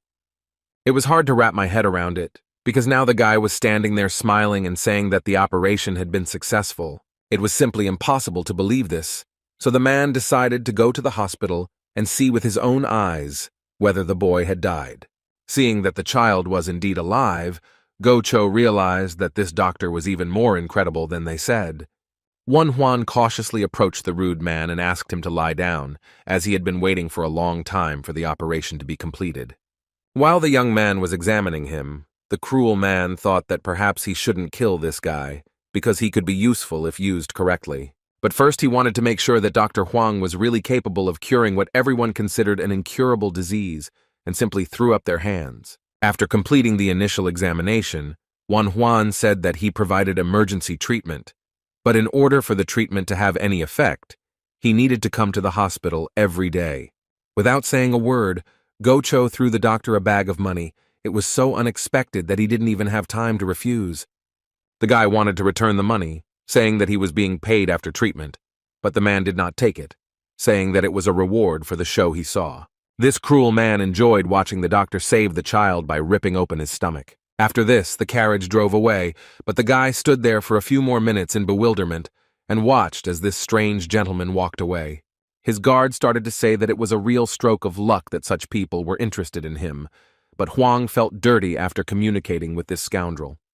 These words frightened Commander Guo Na, and he said that Mr. Guo, the head of the most influential family in the area, had just come to see them. Finally, it dawned on the boy who he had just been arguing with. it was the conglomerate of the nation itself.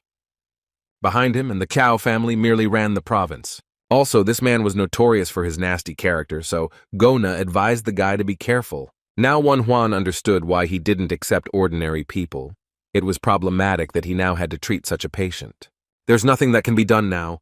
While he was undergoing treatment, he didn't pose any threat, so it's worth worrying about later. After giving the bag of money to Obo, the boy asked her to give it to the father of Dan, the boy he had just operated on. The assistant wanted to object, saying that this was money for treatment, but the doctor replied that these funds belonged to the village. It was surprisingly calm and quiet in the Kisen house today. No one was disturbing or making unnecessary noise. The mistress was walking around her property and decided to go to the one she was most worried about. So Chul was no longer sleeping and happily greeted the woman. Taking a look at the girl, Mei Hyang couldn't help but let out a surprised sigh. What she saw clearly made her happy. Not understanding why they were looking at her like that, the girl asked what the reason was. The woman answered with difficulty that in just a few days, her charge's face had become much better. Of course, everyone had heard about the fame of the Dr. Huang, but to see such miracles in person was simply amazing. The lady was already grateful to him for curing So Chul's syphilis, but for him to return her face to its former appearance, she was ready to give any amount of money. Smiling, So Chul said that they were lucky to have encountered a true master of the medical craft, who also turned out to be a good person. Frowning, the girl told her mistress that when she was completely cured, she no longer wanted to be her Kisen. These words did not please the woman at all. She asked what the girl was going to do, because due to the treatment she had no money left at all. Taking her mistress by the hand, she replied that she might laugh at her, but now a desire to become a doctor was born in her heart. Then Mei Hyang realized that it was all about Huan. He was so good at healing that others were inspired by his example.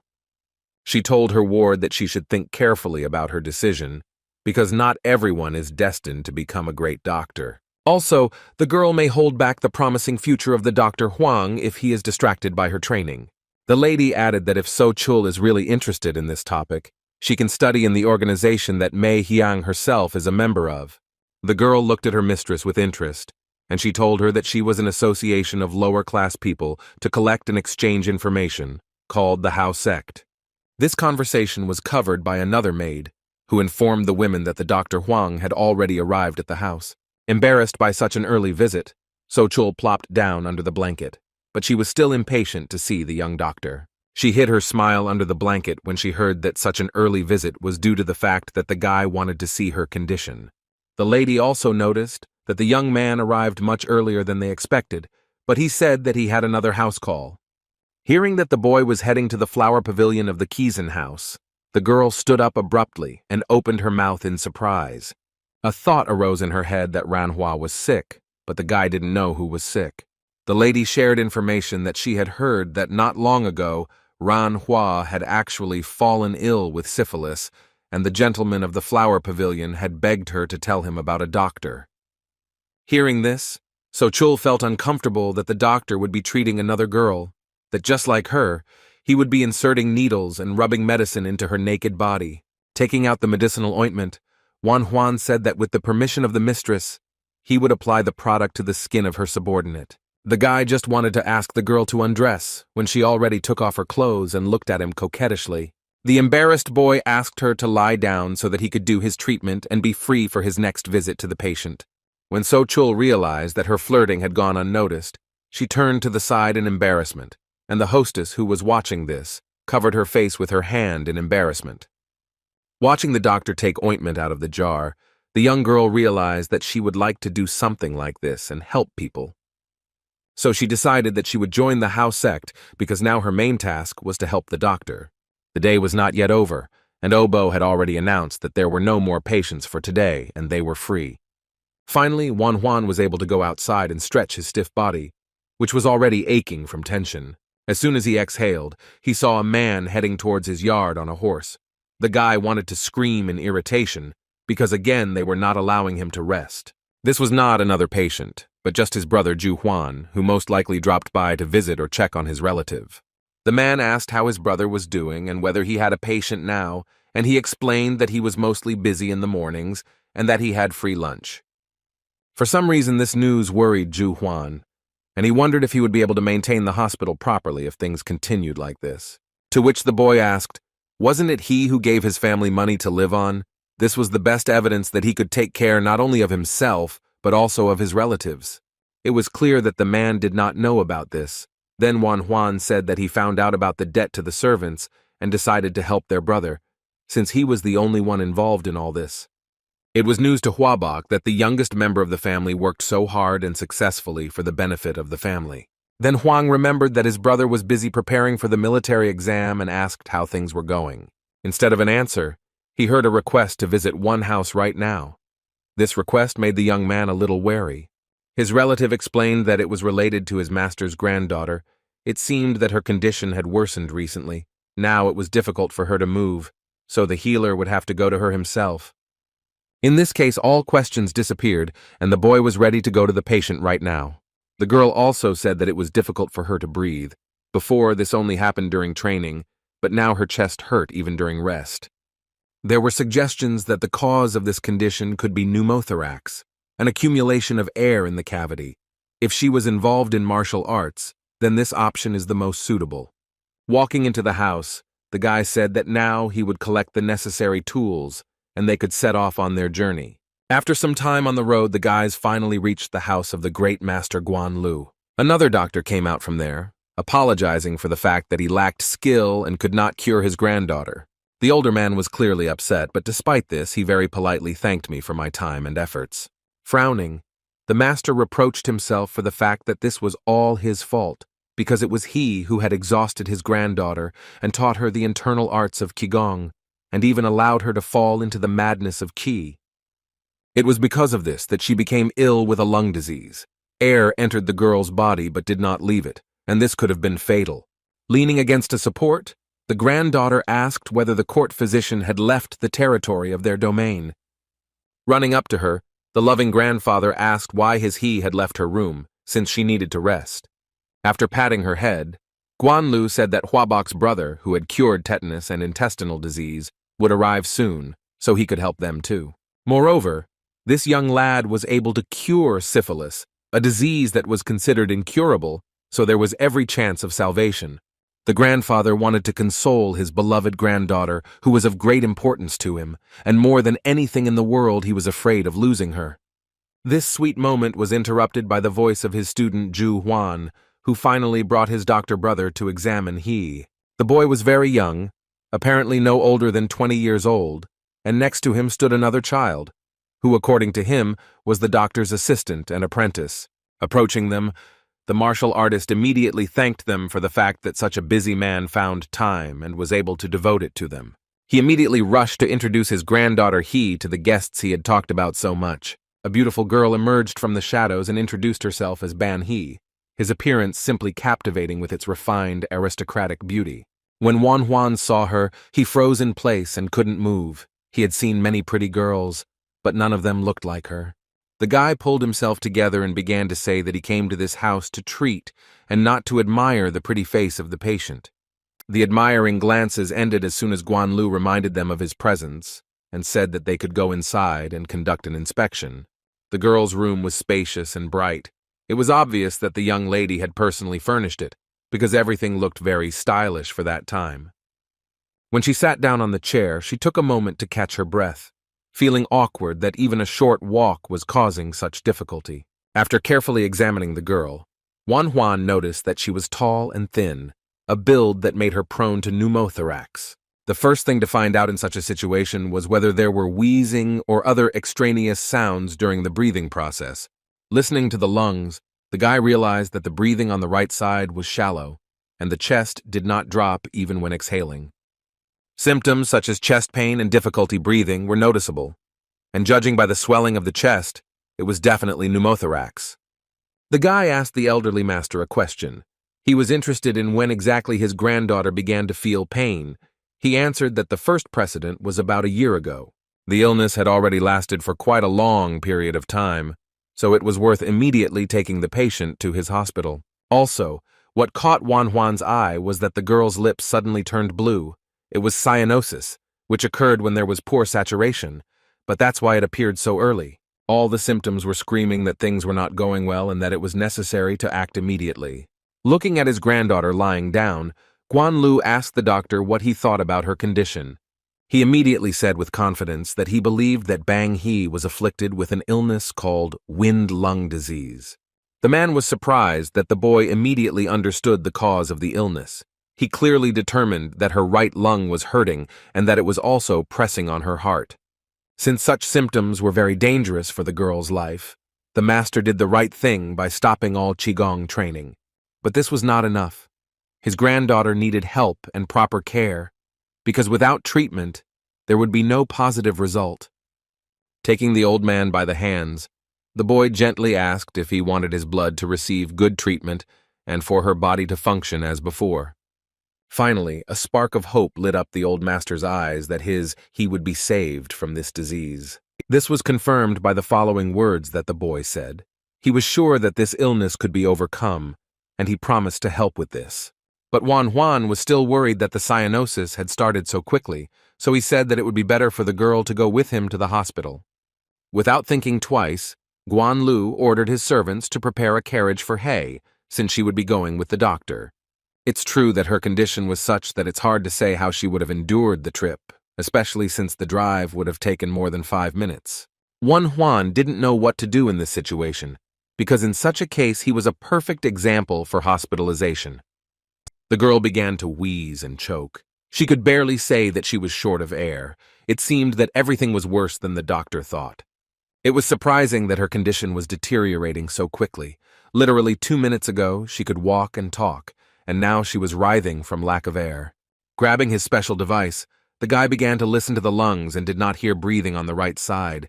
It looks like a tension pneumothorax has developed. After assessing the situation, Huan concluded that the right lung was putting more pressure on the heart than it could bear, so action needed to be taken now. He ordered his assistant to bring alcohol and began to think about how to prepare the master for the fact that his granddaughter would have to undergo an operation. Before he started to move the girl's clothes, the guy apologized, as he felt awkward, even if she was not conscious enough to understand what was happening to her. When he had stripped her almost naked, he noticed the edges of some kind of bandage under her clothes. It looked like there was something like a bandage on her chest. The guy asked in surprise why her chest was so tightly bandaged, since this could be one of the reasons for the difficulty breathing.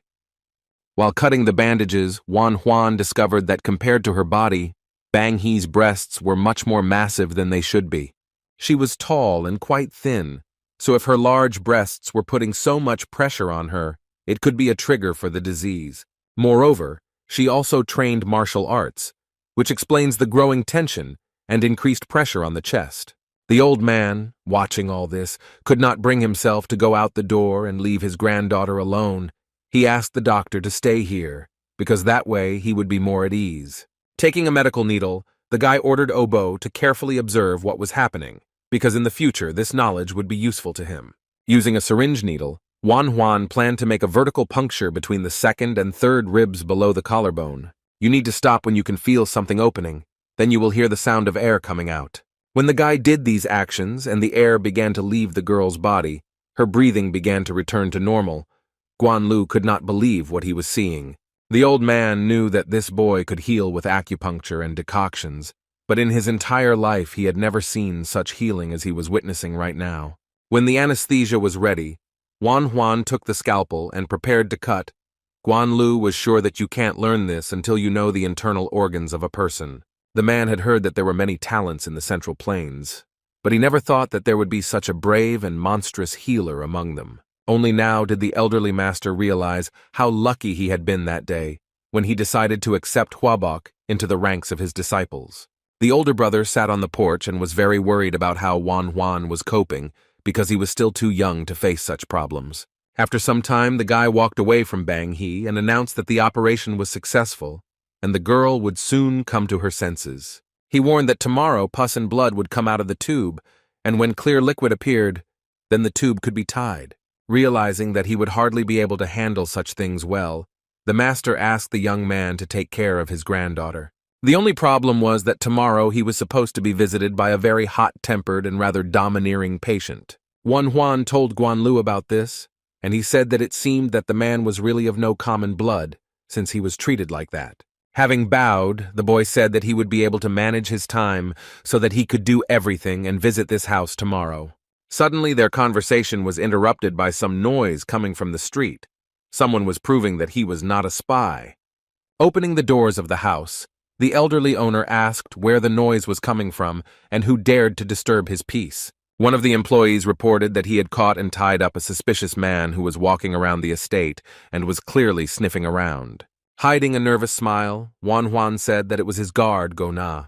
He didn't know how to act in case his protector was captured. Hearing these words, Ju-Huan anxiously began to question his brother about why he was suddenly being guarded and what preceded it. The boy realized that it would be very difficult to get out of this unscathed, so perhaps it was time to share some details with his brother. When the older brother found out that someone was hunting his younger brother, he simply exploded with anger and began to scold him for not telling him earlier. Wanhuan tried to counter that Go-na served General Chao, but Huabok did not care. He demanded that such matters be reported to him. Househead Guanlu watched this altercation carefully and analyzed everything he heard. It was difficult to understand the full meaning of the situation, but the old man said that he was indebted to the Dr. Huang and would like to provide him with another guard, since there was a need for it. Still, 2 pairs of eyes were better than 1, and his restless employee would just have some fun. Otherwise, he couldn't sit still. Approaching a red-haired guy named Jin, he ordered him to temporarily guard Wanhuan. This was his new obligation. This young man was very smiling and friendly. He immediately approached his ward, extended his hand, and said that he had heard about Huabok's younger brother. After that, the guy introduced himself with his full name, which sounded like Yu Jin, and said that he trains with Ju Huan. But for some reason, it seemed to the young doctor that he had already met this guy, because his face was too familiar. Then he realized that in front of him stood the future general who would stabilize distant lands. This historical figure from the era of the 3 powers would protect him. After this realization, the boy bowed happily and said that he would be glad if such a warrior took care of him. But this day did not bring joy to all residents of the province. Some had to justify their actions. A mysterious man sat on the chair and scolded the official for failing to control such a small place as Chohyun and for sacrificing 10 people to cut the tail. The Taiping envoy was a woman named Hua Dan, and now she could not believe that the same Yu she knew was kneeling before her. To top it all off, this gentleman couldn't even get rid of one little doctor, and now he explained it by saying that he had strong security. The irritated woman said that if the task at hand was so difficult, Yu could always just give up. She didn't understand why the man sitting in front of her was using their valuable resources to destroy some village doctor. When the man said he had a plan, Hua Dan said he must be very skillful if Yu wanted to remain the viceroy of Taiping. Yu raised his head and asked if the envoy knew Mr. Guo Chou from the state of Pei. She immediately understood that she was talking about that freak from the Guo family. The woman said that this man was the first on the list of those she would kill when the New World came. The man was glad that her attention had switched to someone else. Her subordinate shared that he was going to ambush him and make it look like he was being attacked by military personnel he trusted. Raising his head, Yu said that such an action would definitely create discord between the Guo family and the military that was under their command. Smiling, the Taiping envoy said that if everything went as the viceroy said, then obviously things in Chocheon would also improve. She was just wondering how exactly the man was planning to stage such a large-scale rebellion, because that was quite a task. With a sinister grin, the cunning old man said that he was using the very same doctor he had previously tried to kill. Well, such details intrigued the messenger very much. She was interested in the details of this operation down to the smallest detail.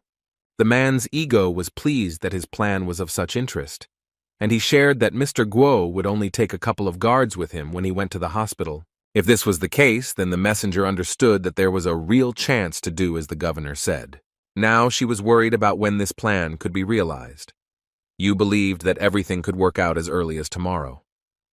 This news amused the woman, and she expressed her hope that everything would go as it should. Handing her supporter a box, she said that together they would create a world that would be much better than the one they were living in now. She promised to give even more if her comrade's plan came true and everything went as it should. All that was required of old Yu was to live up to his words and succeed in his business. The man's chest was filled with a sense of responsibility and pride that he was trusted. He was ready to carry out the orders of his masters. But still, he really didn't like the fact that such an experienced and serious man was being manipulated by some woman. Whatever intrigues were woven around the province, it delighted its residents with a wonderful local historian who was now completely covered in snow. This year there was so much snow that the tracks were covered in seconds. It was nice to watch the snowflakes peacefully fall to the ground. The boy was approached by his new guard Yu-jin, who asked if Mr. Guo would come today. Unfortunately, he would come on such a beautiful day too. The red-haired warrior also shared his dislike for this man. He said that if he hadn't known who it was, he would have already cut him in half. It seemed that Yu-jin was more angry than anyone else, because the guard said that if he came and asked to be accepted first, the bones of the impudent person would turn to dust. Trying to ease the tension, Huan said the man had become a little softer as his condition improved, but that didn't convince the guard. It was hard not to notice that this high-born scoundrel was now also late, which made his arrival even more undesirable. It might have been because of the snow, because the cart might have gotten stuck, or the wheels might not have been able to move such a heavy carcass so far. But everything was a little different. Go-cho calmly rode along the snowy slope and thought that he would finally be able to get rid of this nasty disease. He felt much better after the doctor's treatment. Going to the toilet was almost painless, and in general it seemed to him that he had become more alive. Feeling sorry for himself, he recalled how much he had to endure to get closer to the long-awaited recovery. He considered the Dr. Huang to be a very arrogant and ill-mannered, but at the same time, incredibly talented guy. Considering himself the smartest man on the planet, Go-cho decided that he would make good use of this boy before getting rid of him. Enjoying the snowy view, the gentleman relaxed so much that he could not even think that his idol would soon end. It happened so suddenly that he was simply lucky to dodge the arrow that was intended to pierce his head through and through. The guards began to shout that they were ambushed. Panic gripped Mr. Go-cho's body and he did not know what to do. One of the warriors shouted to the coachman to immediately take their ward to the safest place. They wanted to get rid of the enemies, knowing that the master was okay. Urging the horses, the cart began to go as fast as it could. He was not afraid of the wild cold and the wind that blew in his face, because the adrenaline warmed his body. Trying not to fall inside the carriage, Go-cho tried to figure out who these daredevils were who dared to attack such an important person like him.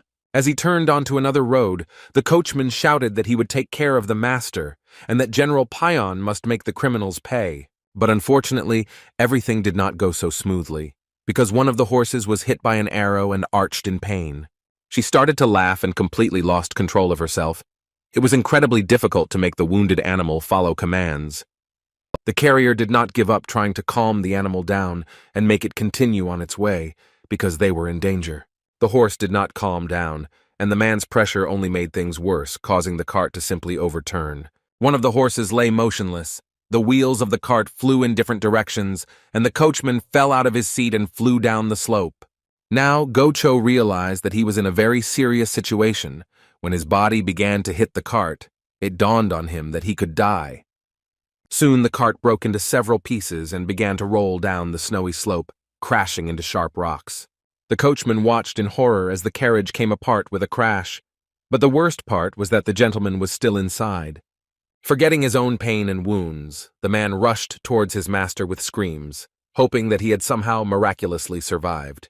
At this time, Huan was sitting by the window and thinking about why his patient didn't come, because he had promised to visit every day.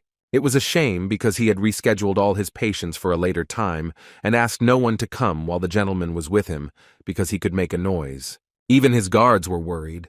Gona came over and offered to check if everything was okay with the representative of the noble family, since he was already too late.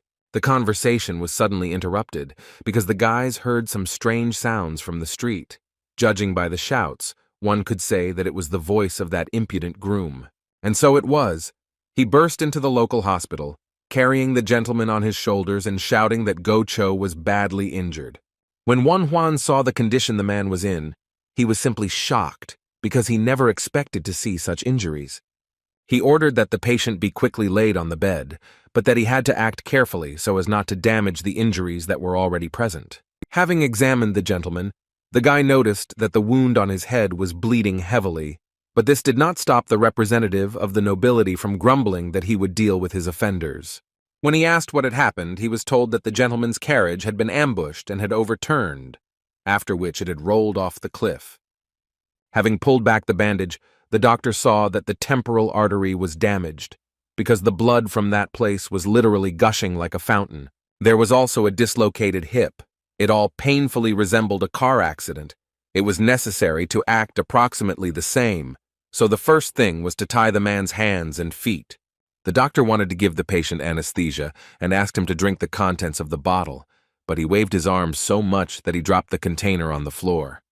The precious liquid, which was capable of relieving even the most severe pain, broke and spilled across the floor of the hospital.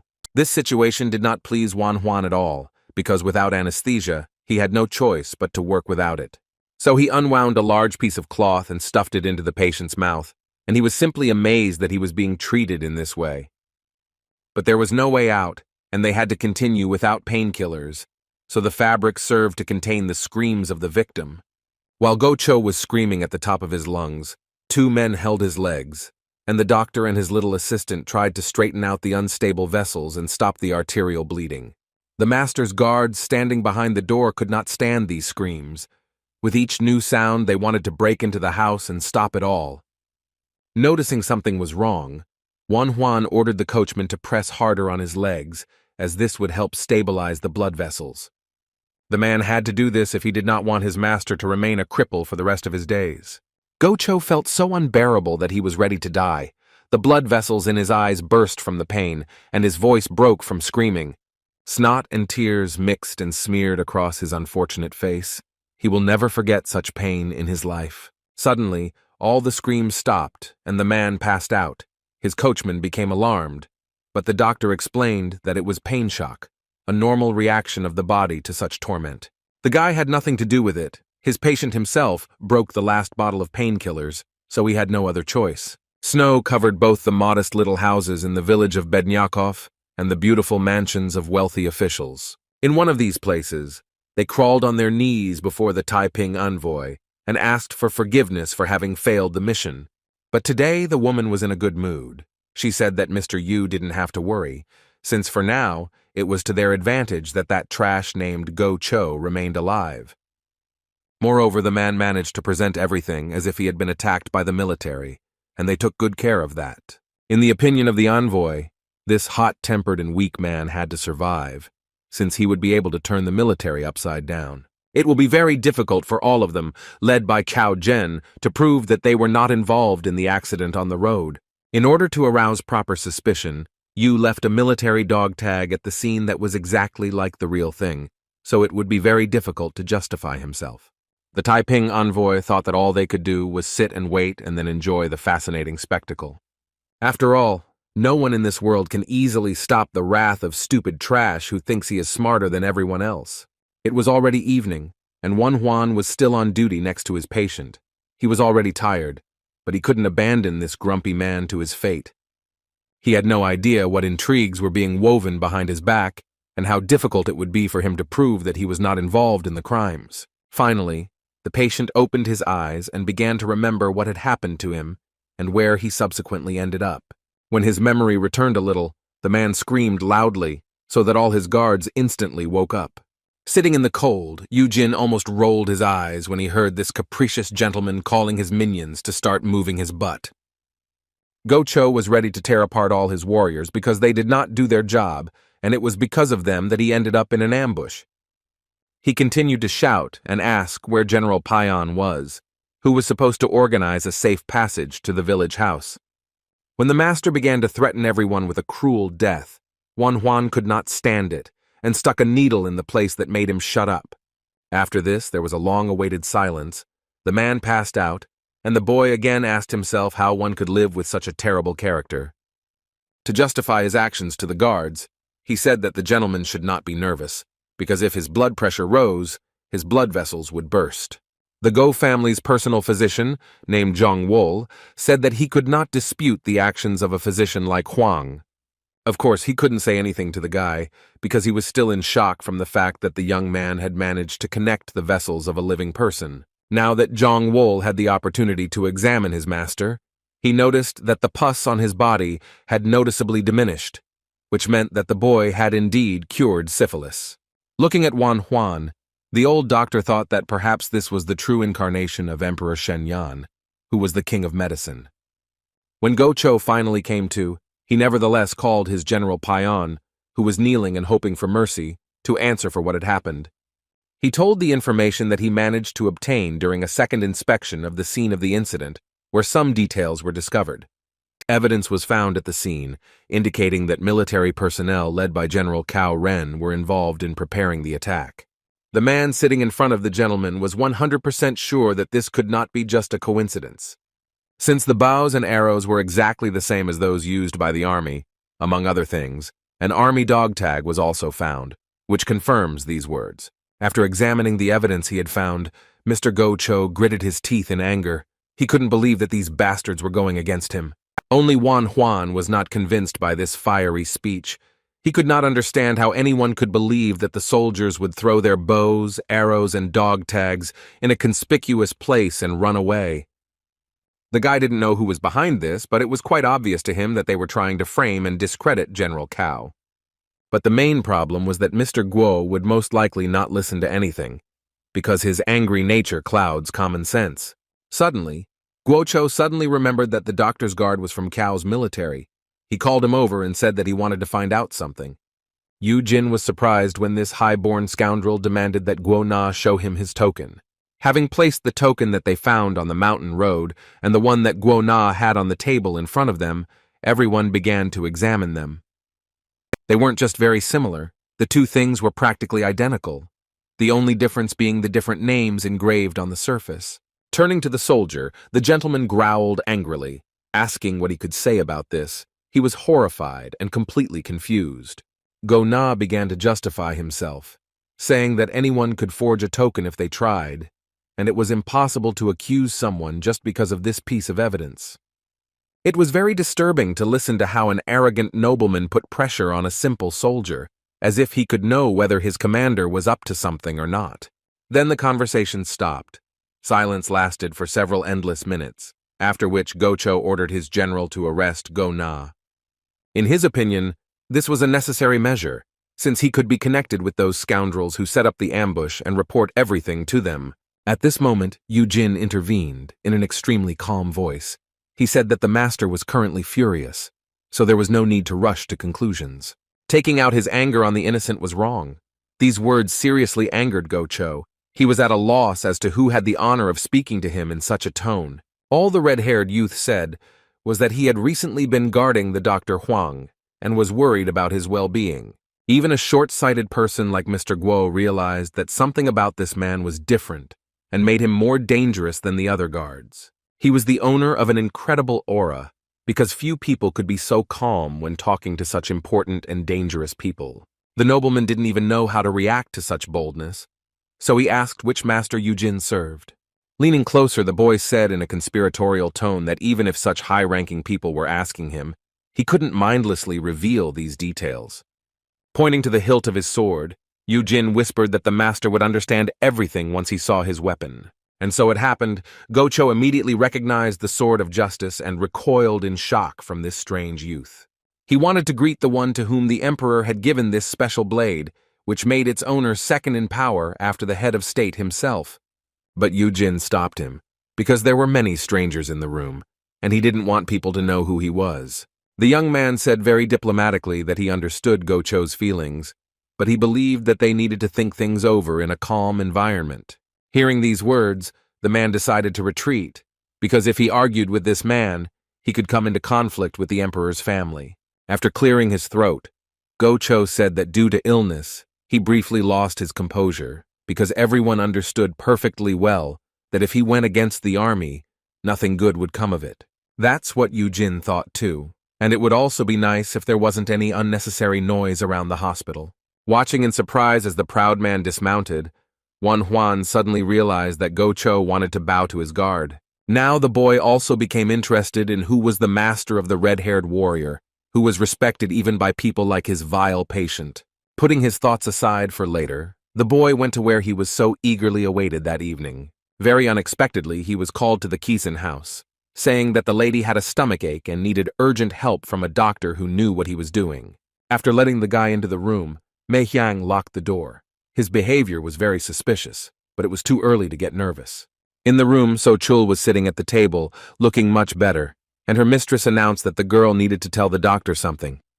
Sitting down across from her, Wan Huan said he was glad no one was in pain, but he still wondered what was going on.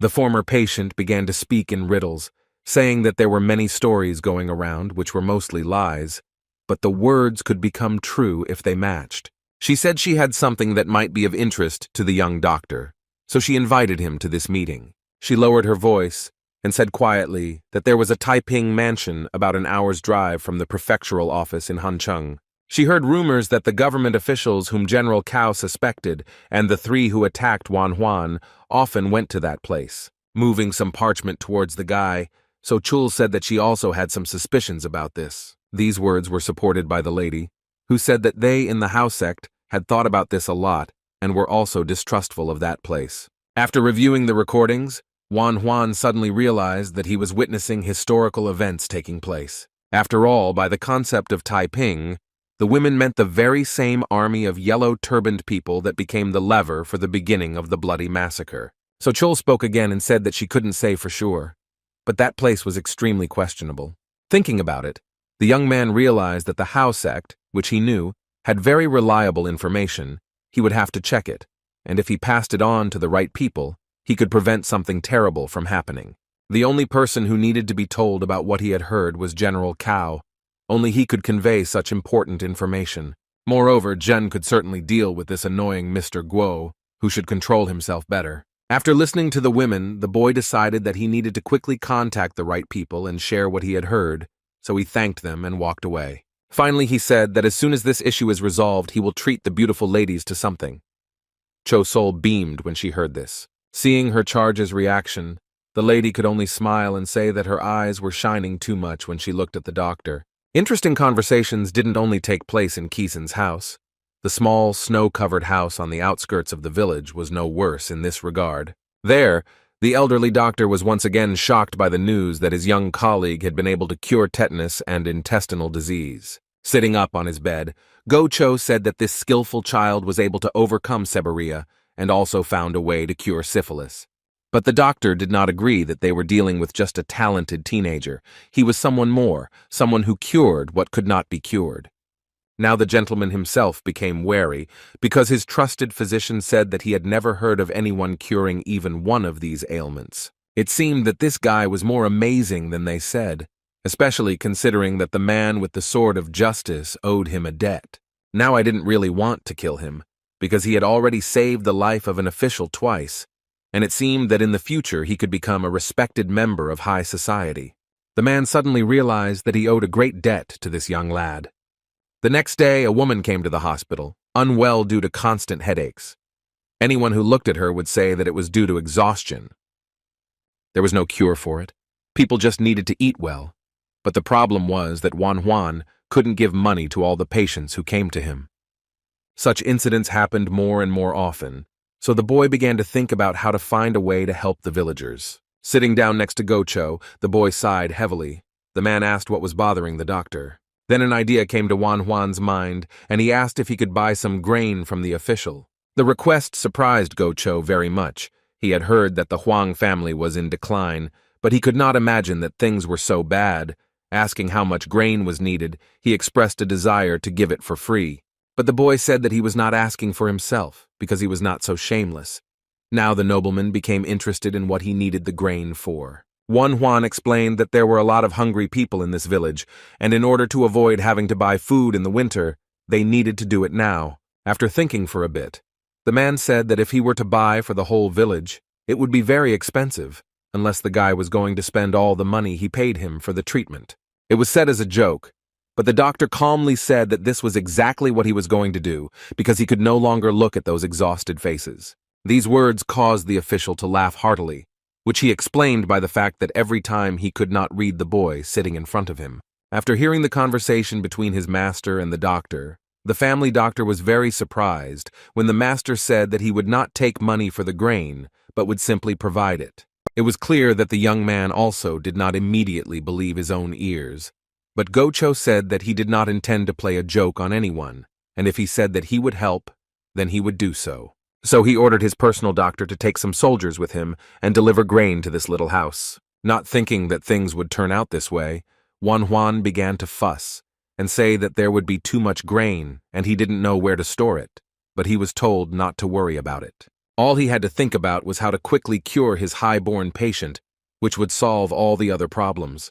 The next day, the grain issue was resolved, as there were many sacks lying in the hospital yard, which were gradually being taken apart by the villagers. The soldiers who served under Go-Cho organized lines and distributed the required amount of food to each person. What the official did was simply amazing. Eugene even assumed that the man hit his head too hard. Among the villagers who stood for help, one could see the father of the boy who was hit by Go-Cho's carriage. The man immediately recognized these people, and it seemed that their arrival greatly alarmed him, because the official's face instantly changed. The gentleman jumped to his feet, immediately ran to his guards and told them to give the father and son 3 times more than everyone else. Hearing this, the villager could not believe that he was being allowed to take 6 whole sacks of grain, which could feed his family for a long time. They began to sincerely thank the generous gentleman who helped save residents from hunger during the cold season. It was very funny to watch the embarrassed, impudent fellow. He behaved awkwardly, but kindness suited him, especially when he wished the little boy a speedy recovery. The personal physician of the Go family agreed with this, but shared with Huang that this was the first time he saw his master like this, and he had been serving for more than 20 years. This showed that the guy's skills could impress even such callous people as Mr. Guo, who previously didn't care about the people around him. But Huan tried to prove that all this was happening only because his patient was feeling better and was in a state of euphoria. After people began to disperse little by little, the guy called his patient for a private conversation in the house. The guy was wondering if they were able to catch those who attacked the gentleman's motorcade. He replied that his family and all the authorities were working on it, but there were no results yet. Plucking up his courage, Juan said that he wasn't 100% sure, but he thought he had some information that might interest the man. The guy urged his interlocutor to listen carefully and filter all the words before drawing conclusions, because the matter was extremely serious. The gentleman's face became very wary.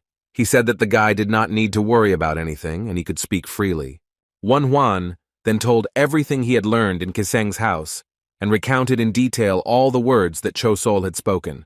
Gritting his teeth in anger, Guo Cho said that he would definitely check out this Taiping mansion because it would be stupid to ignore such information.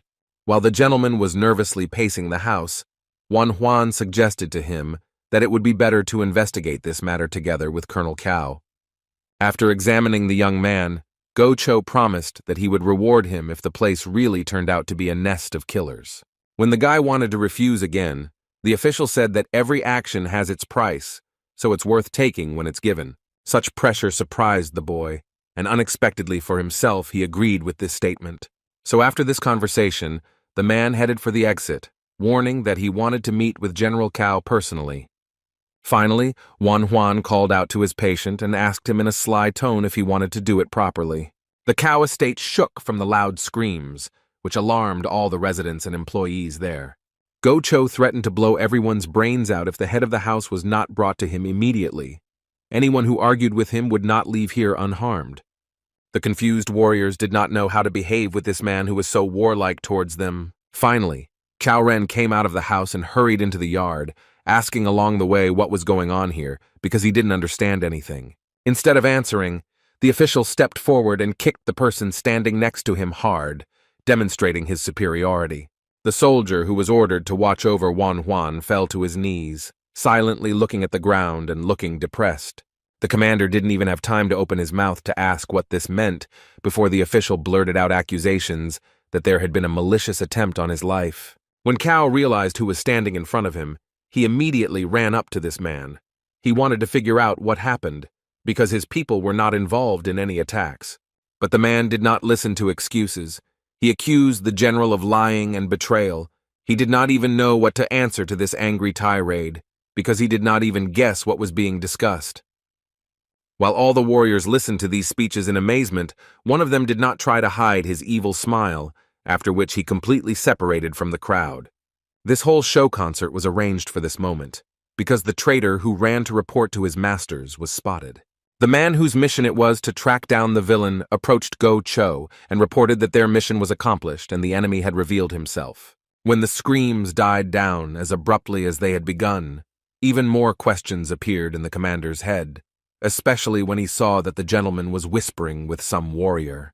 Then, Cao Ren suddenly remembered that the cunning young doctor had once suggested that he set a trap for his enemies. Perhaps he was now seeing the implementation of that plan.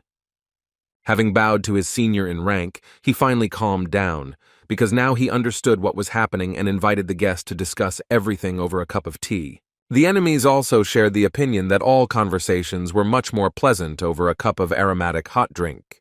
The traitor ran to his masters and reported that Go Cho had broken into the prefectural office, and upon receiving the news, he was sent away. Laughing, the Taiping envoy was clearly pleased with what she had just heard, because in her head, everything was going according to plan. Bowing to the lady, old man Yu also did not hide his pleasure when he said that such success was only thanks to her attention. Now, Hua Dan was confident that after such a scandal, Cao County would fall into their hands, so she praised her subordinate for his excellent work. But the woman didn't even suspect what her imaginary success would turn into. She didn't even think that very soon she would encounter the one she considered defeated. The commander was determined, and did not think about whether it was worth getting involved in all these intrigues. He went for broke. Demolishing absolutely everything in his path, he ordered his warriors to seize everyone they saw in this house of traitors, as many enemies had to be destroyed. Hearing the loud sounds, Yu and Hua Dan looked in fear towards where the roar of destruction and screams of people were coming from. The old man couldn't understand what was going on, because he was 100% sure that Go Cho had gone to the prefectural office. His sources couldn't lie. Realizing that something bad was starting, the man panicked and asked the Taiping envoy what to do, and she ordered him to take the safe. Hua Dan urged the viceroy on, saying that they had to get out of here in time, since Cao's men had not yet managed to surround the exit. There was chaos in the courtyard. Cao's soldiers were confronted by traitors who were not going to give up so easily. To avoid the conscience of his men, the commander said that he allowed them to kill anyone who resisted. No one knew that a network of underground tunnels had been dug under this building, through which the envoy and the governor were now trying to escape. Finally, the long-awaited door that led to the exit appeared, so they still had a chance to escape unnoticed. But opening the massive door was not so easy. Yu stopped and began to try to get the keys. After waiting for several minutes, Hua Dan became irritated that this old man couldn't even find his keys without help. After some time, the man said that they would not be able to get out here, since he had lost the key. At that moment, the messenger was ready to tear him to shreds. Returning to the house, the woman decided that they urgently needed to come up with a new plan. They had to fool these stupid soldiers. Suddenly, the woman took off her mask and began to tear her clothes. Yu stared at her in bewilderment, but she only became more irritated.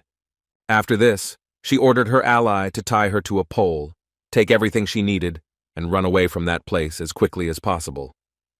Putting the box containing the very important item in his pocket, the man nodded his head at the fact that he was ordered to forget about the identity of the Taiping envoy. Footsteps were heard near the door. The enemies were already too close, so Yu quickly ran to the secret exit, leaving Hua Dan alone. For some time he watched through the crack as these stupid warriors did not understand who was in front of them and fell for the trick of the messenger, who pretended to be a victim. Running up to the treasured door, Yu took out the key and felt joy, because he didn't think that he would break contact with this annoying girl so easily. Now there was one thing left to finish, to make sure that she would never bother him again. Having reached the exit, he took one of the bows and a quiver of arrows, which were prepared just for such cases of unexpected escapes. As he left the cave, the old man decided that he would never again in his life get involved in the Taiping way. Looking back at his place of residence for the last time, the traitor felt relieved, as if his conscience had suddenly been cleared, although this was not at all the case. Commander Cao's soldiers cleared the house and let out the prisoners, and next to them walked the unfortunate girl who was held hostage for carnal pleasures. Hua Dan played her role so believably that no one had any doubt that she was the victim in this story, and not the main villain. She shed tears, but inside she laughed that she had managed to so easily fool these fools who had so easily believed her. Now all she had to do was find a way to escape from the hands of these saviors, then she could return to her Taiping master. But these plans were disrupted by one precise arrow, which flew straight into the messenger's chest and pierced her right through.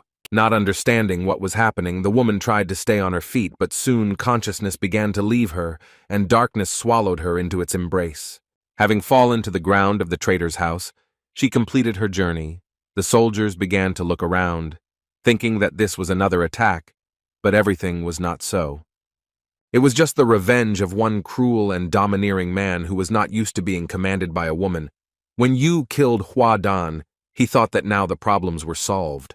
With the death of the messenger, he was freed from the person who knew many of his secrets, which, if desired, could be revealed to the authorities.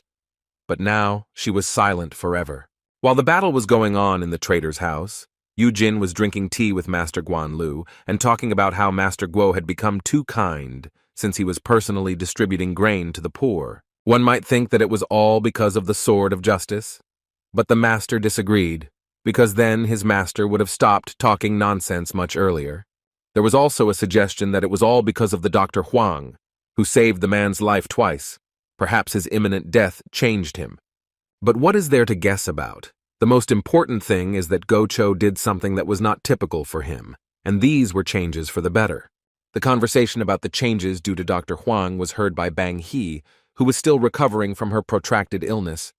Yu Jin also added that the young doctor was very talented in martial arts. This information surprised the old man. The red-haired guy said that at first he thought that the boy in front of him was weak, but then they decided to have a sparring match, after which this opinion changed. When Coach Guan Lu heard that the boy had managed to infuse ki energy into his sword, his eyes widened unnaturally. The guy continued his story, saying that the Dr. Huang was trained by the Commander Chao, and it was he who showed him the family technique in gratitude for the healing. Only 5 months had passed since the beginning of their training, and Wan Huan was already showing amazing results. Young. He was surprised when Yu Jin said that if it weren't for General Chao, he would have asked the boy to become his younger brother. After these words, the girl remembered that she had heard that she and the doctor were the same age, but because of the guy's life path, it didn't seem that way to her at all. Now she was even more eager to talk to him when he came to their house for his next inspection. Now Wan Huan was resting, sitting in his yard. He was basking in the sun's rays and enjoying the fact that people no longer came to him with exhaustion. The grain had helped after all. His idol was broken by a man who called out to him as he passed by the yard. He said that he was going to the mountains because he felt much better. Then a mother and her son passed by. The little boy waved his hand at the guy and shouted that he felt absolutely healthy.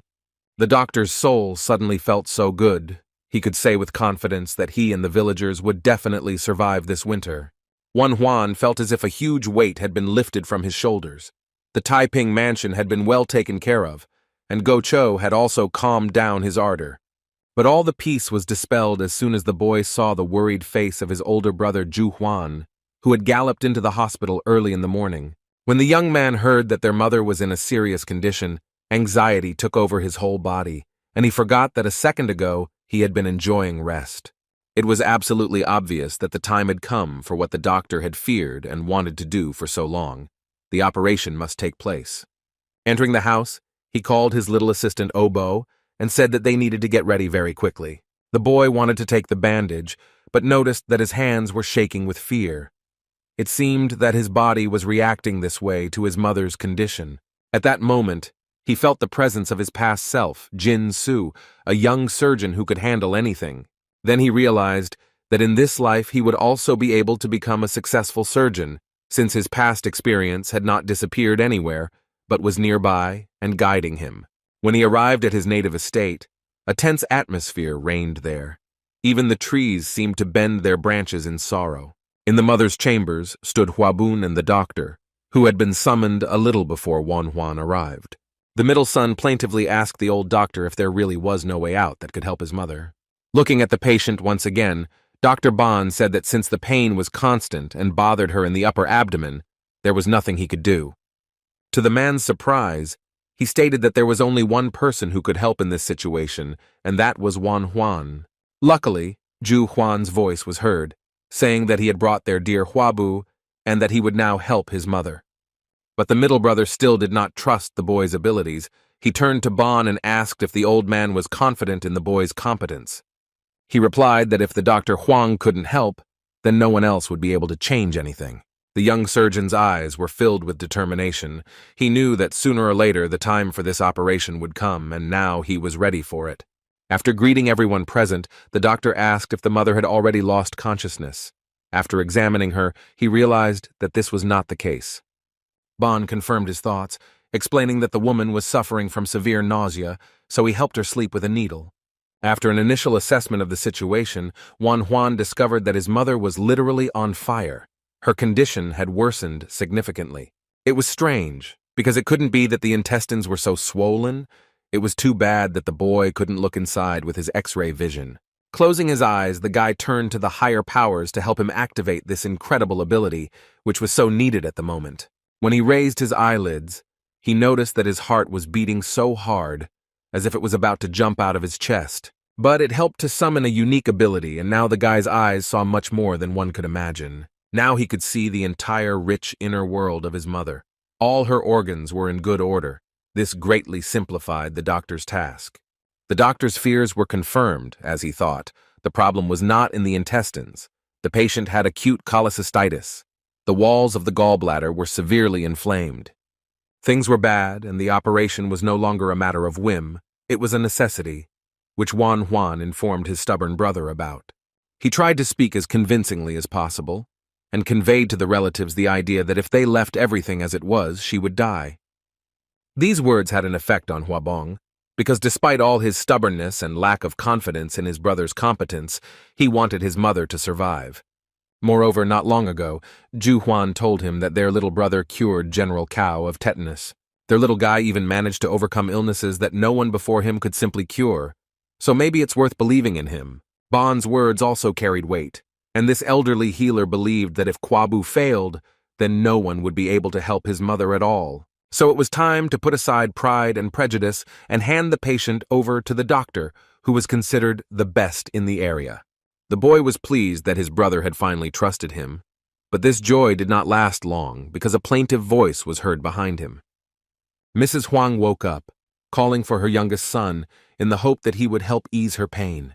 The voice was so weak that the guy had to get as close as possible to hear anything at all. The woman wanted to look at her youngest child because she thought that she might soon fall asleep and never wake up again. She said that she had heard rumors that her son had saved many people in the village, and had also cured people of diseases such as tetanus and syphilis. Holding the hand of his loved one, Juan was surprised that she knew this information all this time. The next question surprised the young man very much. The lady was interested in why he had such an excited face if he had performed operations that were much more serious than what was about to happen now.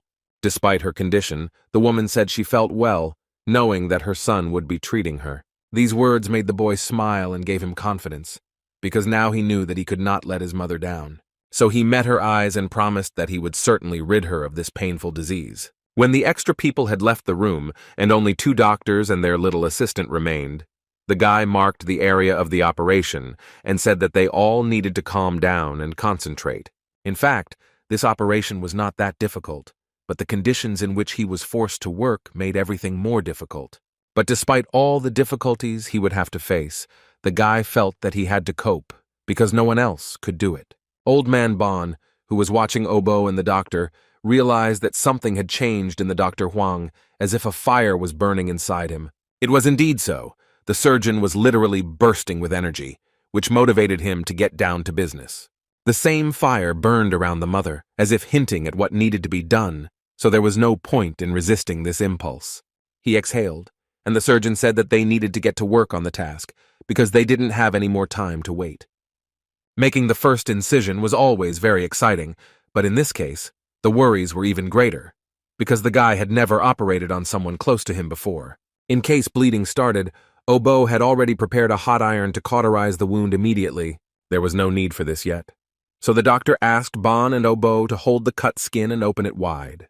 Watching closely, Bon noticed that besides Dr. Huang, a little boy was also doing his job superbly and was incredibly calm in such a situation. He was like Juan's right hand, acting very clearly and literally reading the following instructions of his teacher. The old man also noticed that something had changed in the guy. Now he was not the same as he was when he was treating the soldiers. He looked at the wound as if he could see all the insides. One might have thought that this was truly a divine doctor in front of him, but he pushed those thoughts aside and continued his work. The operation proceeded at a measured pace, and the surgeon had already finished removing the mesentery. Despite the gushing blood, Manhwa first opened and then tied off the artery and the gallbladder passage. He was very surprised when the young assistant figured out how to remove the blood from his face. Obo acted like a real assistant, with whom he had to work in modern times. He ordered his assistant to wipe the blood from the wound and prepare a hot iron because they were entering the final stretch of the operation. When the boy brought the hot metal to the area, the bleeding was stopped and the patient's condition was stable again. He cauterized the part that was causing internal bleeding, and now the most dangerous part of the operation was complete. Now it was necessary to separate the damaged organ and stitch up the wound so that the mother's body could begin to recover. All participants in this action were extremely calm, and thanks to this everything turned out very well. Finally, they managed to separate the damaged part of the gallbladder. When the doctor took it in his hands, he felt how heavy it was. He threw the organ into a metal plate, and huge stones fell out, which had been preventing the body from functioning normally all this time. The other sons stood outside the door of the room and waited for the operation to be over. It seemed to them that a very long time had already passed. Even though Manhwa was taking care of his mother, the older brother couldn't help but worry. He didn't even think that he would be so nervous. But putting aside his own worries, he tried to support Huabong, saying that their little boy would definitely cure his mother. These words had a not entirely positive effect on the middle brother. He began to cry and prayed that it would not be too late for salvation. After all, he felt a burden of guilt for not letting Manhwa in earlier and not allowing him to operate. Finally, footsteps were heard, and the brothers turned to the door in unison, waiting for the one who would come out into the corridor. Manhwa looked very tired and tense. Even though his face was hidden in the shadows, there were drops of blood visible on it. This sight seriously frightened the men. They could not bear to think about whose scarlet liquid covered their brother's skin. For the first few seconds, the surgeon said nothing, which seriously frightened his relatives. But then he smiled radiantly and said that the operation was successful and there was no reason to worry. Unable to contain their joy, the men shouted and smiled widely, feeling a relief they had not even dreamed of for months. Manhwa wanted to talk a little more and tell them that their mother was fine, but suddenly everything started to blur before his eyes. The next moment the boy had already fainted. His brothers and the Dr. Bon ran up, worried about what had happened. When the elderly doctor sat down next to him and measured his pulse, it immediately became clear to him what had caused the sudden loss of consciousness. The thing is that the legendary surgeon fell asleep from overwork because he had set himself such a regime that his body simply could not cope. He exhaled. The brothers realized that a real hard worker was lying in front of them. They felt proud of Manhwa. Even in his sleep, it was clear that the boy was satisfied with his successful work, because he was lying on the floor with a slight smile. Strange things were happening in his head. Now it was as if he was in the former body of Han Jin-soo, who found himself in an empty dark space. Looking around, the guy tried to understand what kind of place this was and why he was transported here. Suddenly, his current body, Manhwa, came out to meet him. It was strange to see himself from the outside and at the same time realize that you are now in a different body. Manhwa's personality knelt down in front of Jin-soo, as if expressing his deepest respect. Perhaps it was the spirit of that same Kwabu who came to thank him for saving his mother. Smiling, the guy said that he was pleased to help and suggested that the young man had a very hard time in life. As he crouched down to pat him on the shoulder, Manhwa's body began to glow and dissipate into space. It shone brighter and brighter and seemed about to explode like a bright star, but this did not happen. The bright light that the body had turned into shot up and flew through space. Most likely the young man had finally found peace. Finally, Jin-soo told him that now the boy could not worry and rest peacefully in the afterlife, knowing that his family was okay. After that, Manhwa's eyes widened and he realized that he had returned to the real world because his head was splitting with pain. He stood up abruptly and began to try to remember what had happened. The memories were so cloudy, and his head was so heavy that everything seemed like some kind of strange obsession. Examining his body, the young doctor tried to understand whether it was all a dream, and there was no operation. Then he turned his head and saw that he was lying on the floor next to his mother's bed. and it dawned on him that he had managed to help the woman after all. Her breathing was even, and her face was calm and not distorted by a grimace of pain. She slept peacefully, recovering from what she had experienced. This sight warmed the young man's heart. He was pleased to see that his loved one was no longer suffering the torment of pain. The brothers must have sensed it, because they entered literally a couple of seconds after he woke up. The boy said he felt fine, as did their mother, who was peacefully snoring next to them. What happened next surprised the young man greatly. His middle brother put his hand on his shoulder and apologized for not believing in his abilities. The crying man thanked the boy for what he had done and once again asked for forgiveness for delaying the operation. After a few days, the estate no longer looked so gloomy and lifeless, and happiness was slowly returning there. The wound had almost healed, and the mother was increasingly regaining consciousness. If her recovery continued at this rate, the woman would soon fully recover. Juan explained to his assistant that now it would be necessary to remove the drainage tube and stitch everything up, but this should be done as soon as the intestinal juice became clearer. Bon followed this conversation, still surprised that Obo was the doctor's right hand and understood him at a glance. If Juan was the divine healer of this generation, then the old man was almost certain that the child standing before him would fulfill that role in the future. The old man suddenly felt sorry for himself, because if he were 10 years younger, he would have become Huang's student. It was already too late for him, but his nephew would definitely study because he always wanted to study medicine. Obo asked how soon Mrs. Huang would be able to get back on her feet, but the doctor said it was still too early for that. The conversation was interrupted when the middle brother entered the room and said that the chancellor's envoy had arrived to speak with him. He was a stern and imposing man, from whom one could immediately tell that he possessed a certain amount of power. But the young man had no idea who was standing in front of him, but he still decided to talk to this man. When the messenger entered the room and came closer to the surgeon, he extended his hand to him, in which was some kind of letter. It was a bit of a shock because the chancellor himself sent him a message. It was hard to believe. Sitting down at the coffee table, the guy began to read the contents of the parchment, trying not to miss a single detail. While sipping tea, the mother told her son not to tell her that the chancellor was asking for a personal audience. The hostess of the house hit the nail on the head, because this is exactly what the government official wanted. Huabong was beside himself with joy. Bon intervened in the conversation, saying that not long ago Huang cured the illness of Mr. Go Cho from the noble Go family. This news amazed the lady. It turns out that Mr. Guo's niece is the chancellor's third concubine. News of the incredible healing must have quickly reached him. Apparently, Mr. Go Cho had vouched for the physician Juan, but the woman was still trying to wrap her head around the idea that the chancellor himself had written to her son. The guy didn't understand something. The letter said that he needed to go to the Yinchuan commandery because there was a sick person there. The old man who approached suggested that the request for a visit might be related to the fact that the third concubine had recently become pregnant. The doctor did not want to deal with sick pregnant women because at the time he had not completed a course in gynecology and obstetrics. The boy was distracted from these worries by his mother, who wanted him to finally pay attention to her. It was nice to hear her call him by his real name instead of his baby name. It sent a signal that she saw him as an adult. Smiling, the lady said that she was very proud of her son because she could never have imagined that one day the chancellor himself would write to him.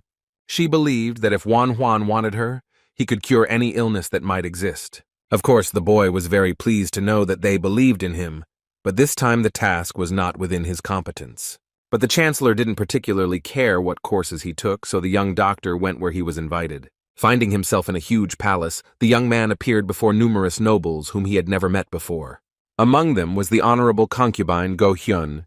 She was the third woman of the state of Pei and was the niece of Go Cho. It was he who told about the doctor. Bowing, Juan said that he was very pleased to meet such a high-ranking person. Putting aside pleasantries, the woman ordered her maids to prepare her chambers for inspection. One of the servants approached the doctor and placed a silk thread in his hands. For a few seconds, he simply looked at it, not knowing what to do.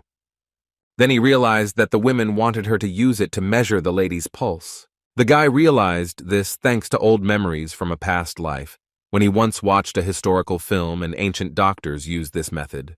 Who would have thought that now he would have to do what he once saw on TV and thought was a director's invention? Clenching the thread in his fist, Juan suddenly realized that he couldn't do it, because it was beyond his abilities. Coming closer to the place where the lady was sitting, the doctor apologized and said that he did not have enough skill to examine her in such a way. At first, the woman sat in silence, then decided to clarify what exactly her guest wanted to say. She didn't understand, because her uncle had said that this doctor was amazing, and now he was saying that he wasn't good enough for such a simple task. She listened attentively to his argument that, due to his meager skills, he could only make a diagnosis by feeling the pulse by palpation. That's why he didn't want the lady to be examined by someone who couldn't do it perfectly, because only that result would satisfy her. The woman thought about it.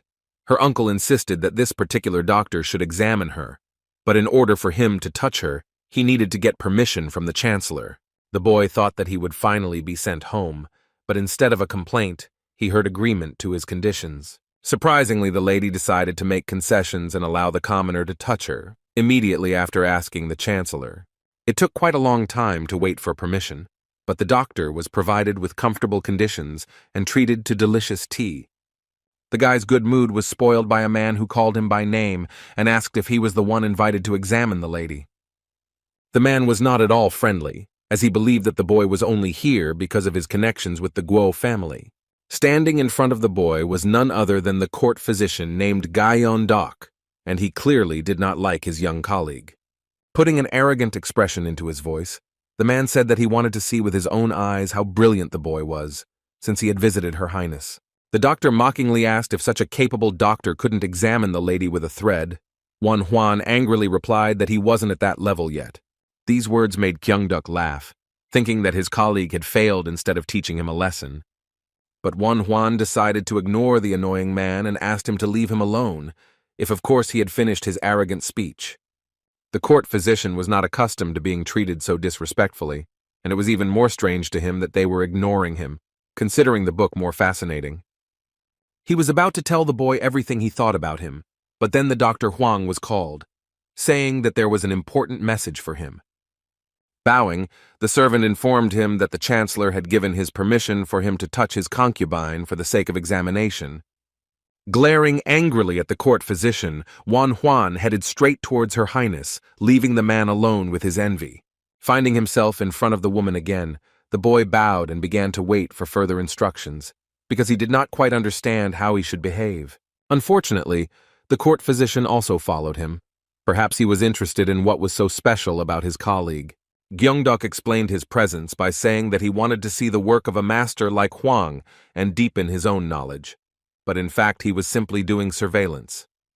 But the lady didn't care much about this, so she didn't forbid it, which made the impudent man very happy. As he approached his high-born patient, the boy warned her that his skills were different from what she had seen before, so the examination might not be typical. She told the young man not to worry and to do everything as he saw fit. Her voice was soft, and her manner of behavior did not at all resemble her uncle's character. The guy was told that the woman's body had many freckles and spots, but he noticed that her stomach was too swollen. Her Highness shared that 3 months have passed since her last menstruation, and now she is bothered by constant pain in her lower back and fatigue, which is why she sleeps all the time. At first glance, these were the most typical symptoms of pregnancy, but something was bothering Juan. The doctor extended his hand and asked if he could touch her to take her pulse, and the woman nodded. He was very surprised that he felt a non-free pulse. The beats were sometimes strong, sometimes moderate, but in general this can happen to pregnant women. Noticing the guy's confusion, the lady asked what was the matter, since she was beginning to worry about the doctor's mysterious silence. Juan knew that he shouldn't make a conclusion based on the pulse alone. Yes, there were signs that the concubine was pregnant, but he had to be 100% sure before saying anything. After clearing her throat, the woman said that she shouldn't be surprised by the weak pulse, since she hadn't been able to eat normally lately, so she had become a little weaker. The examination continued, but the guy still didn't want to rush to conclusions, because if the patient wasn't pregnant, there would be a big fuss. Juan's every action was closely monitored by the court physician, who tried to understand why there was such a stir around the guy. He couldn't understand why the boy was delaying his answer, because he was eager to hear what conclusion he would voice. The doctor understood that he needed to calm down, because the patient's health was in first place, and the examination was in full swing. He was distracted from his work by Gyeongdok's nasty voice, which urged the woman not to worry about the child in her belly. Bowing, he said with a slight grin that he wanted to give the lady a decoction to restore her strength. Then the child would definitely be fine. It was a noticeable interference in the work, which indicated that the man wanted to make his colleague look useless in comparison to him. Exhaling, Huan realized that he was running out of time, but he couldn't rush the inspection too much. Otherwise, he might miss something important. This time, he managed to quickly activate his X-ray vision. Either it was luck, or the higher powers themselves helped him with this. He began to peer into his patient as closely as possible, in order to literally see right through her. The diagnostics showed that her womb was empty, and there was no child there, as the court physician had so vehemently declared. There was no fetus, but Go-hyun had not had her period and her belly was very swollen, all of which were alarming signs. Everything indicated that it was a false pregnancy, which was caused either by a hormonal imbalance or severe stress. Seeing this boy standing there scratching his head, not knowing what to say, irritation rose up inside Dr. Gyeongdok. Therefore, he decided to express his doubts about his competence, because in his opinion, such a young man simply could not have mastered the art of healing. When the man offered his brew again, the boy suddenly began to seriously wonder whether he had examined Her Highness and measured her pulse. When Huan asked this question, Kyungdeok was very surprised, because he thought that he shouldn't report to all these children. Growling with anger, the man reminded that he was the head of the court doctors, and no one could doubt the accuracy of his diagnoses. But the guy reminded him that they were dealing with a lady, and that there was no place for such conversations around her. Therefore, the young man asked Go-hyun for a short break as he needed to discuss some details about her condition. As he passed the doctor, Huan suggested that they continue their conversation outside, as there were too many prying ears in this place. Upon hearing the information that there was no pregnancy, Kyungdeok said that all this was nonsense, because any fool would understand everything after seeing her belly. The guy retorted, saying that there was no point in all this if the belly had swelled so much in just 3 months. But in the man's opinion, this was possible if the child was healthy. Also, Huan emphasized that his colleague did not conduct an examination, but based his opinion on his observations, while he, in turn, did the opposite. But in response to this, the doctor only laughed, saying that if the level of skill is high enough, then any disease can be immediately detected. Such self-confidence and stubbornness drove the guy crazy. Unfortunately, this doctor stopped improving his skills, believing that he already knew everything. False pregnancy was a psychological illness that arose due to certain problems, and in most cases, everything was solved by convincing the patient that she was not carrying a child. There were no pregnancy tests at the time, so the boy tried to convince the court physician of his diagnosis and use his authority to make a diagnosis. But this stubborn idiot was sure that he was right, so the task became extremely difficult. Huan still hadn't given up hope of convincing the doctor, so he urged him to go to the lady and check her pulse.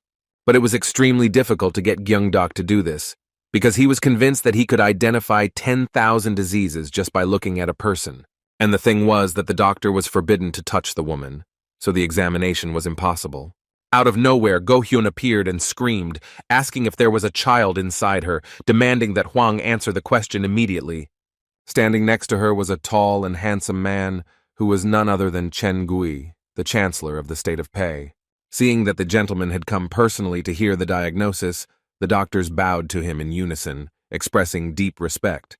Approaching the guy, he asked if the doctor standing in front of him was the one that the head of the Guo family house had recommended. Bowing his head even lower, the boy replied that to a man like the chancellor, he was simply Wabu. Now, this powerful man also demanded that the diagnosis be announced, so Huan simply had no other choice. So the guy voiced his, at first glance, absurd diagnosis, saying that due to a strong desire to conceive a child, the woman became falsely pregnant in her imagination. This happened because the mind wants it, but the body is mistaken, so that a mental disorder arises, bringing a feeling of pregnancy. The chancellor frowned and said that it was the first time he had heard of such a thing, after which he asked the court physician if he knew of such an affliction, but Gyeongdok shook his head. The doctor said that he had never seen a mention of such a disease in books. It was impossible for the literature of that era. Chen Gui was very surprised that he could only find out by checking his concubine's pulse, So he thought it right to allow another doctor to examine his honorable wife, because that would be fair. Manhwa agreed with this, but if Gyeong-duk continued to claim that she was pregnant even after checking her pulse, then it would be clear that they were dealing with a charlatan. But if the guy was wrong, Chen-gui believed that he would have to bear responsibility for all the noise he had made. These words became honey to the ears of the arrogant court physician.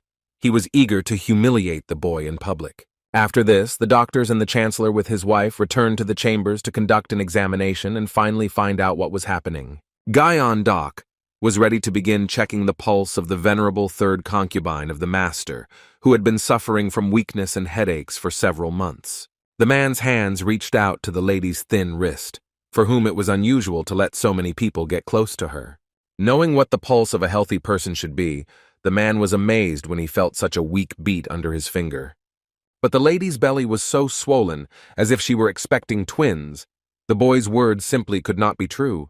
It was clear that the pulse made Huang's words true, but in the court physician's opinion, all the other symptoms pointed to an obvious pregnancy. Then he suddenly realized that it didn't matter whether he was right or not, because he could always take his words back.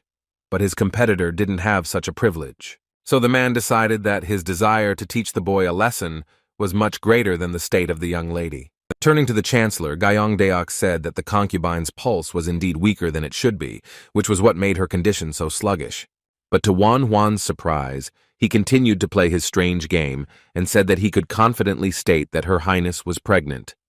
These words were repeated by all the other doctors who were allowed to examine the woman. Of course, they could not refute the diagnosis of their chief. With each new examination, the guy's eyes widened more and more. He didn't know whether they were all so incompetent or whether they were afraid of Gyeong-duk.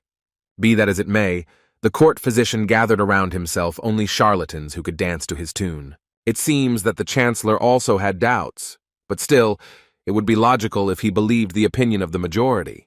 The doctors were not fools. They understood that this story was not so simple, but as the boy had assumed, they simply could not doubt the words of their leader. Turning his head towards the young man, the chancellor shouted, saying that all the doctors he trusted claimed that his wife was carrying their child within her. Gyeong-duk took great pleasure in the fact that the master's anger was not directed at him, and humiliating this youth was worth the subsequent apology for the mistake. Smiling, the man told himself that this worthless simpleton deserved to be trampled into the dirt.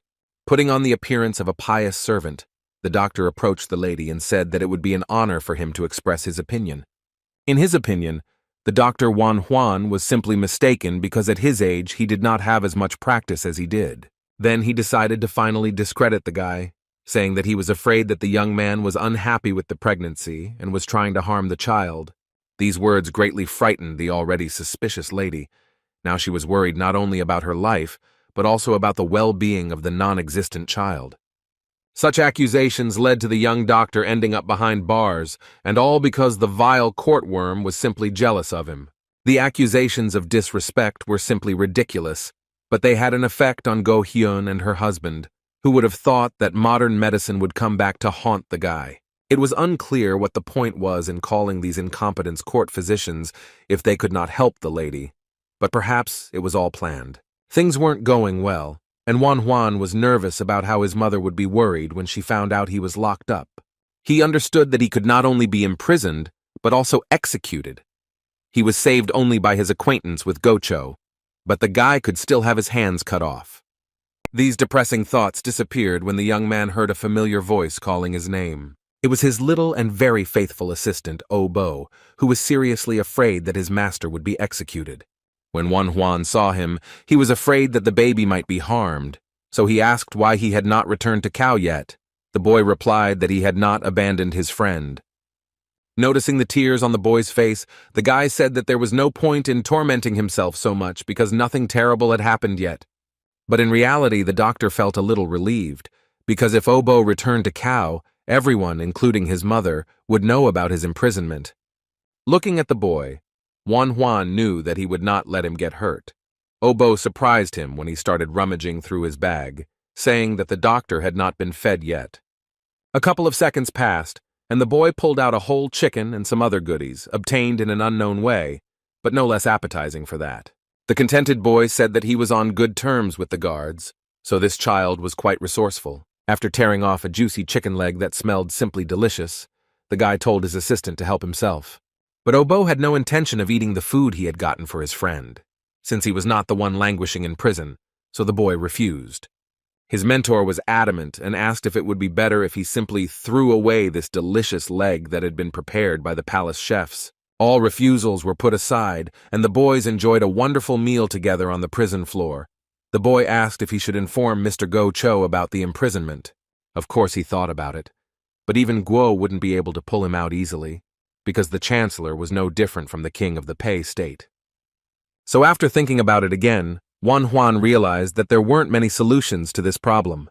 Then a sudden and very interesting thought came into his head, which could help to correct his deplorable situation. Approaching the wooden grate, the guy smiled slyly and told Bo to contact Mr. Go Cho and tell him what happened. The Guo family's home was in turmoil that day, as its residents were shocked by unexpected news that reached them from trusted sources.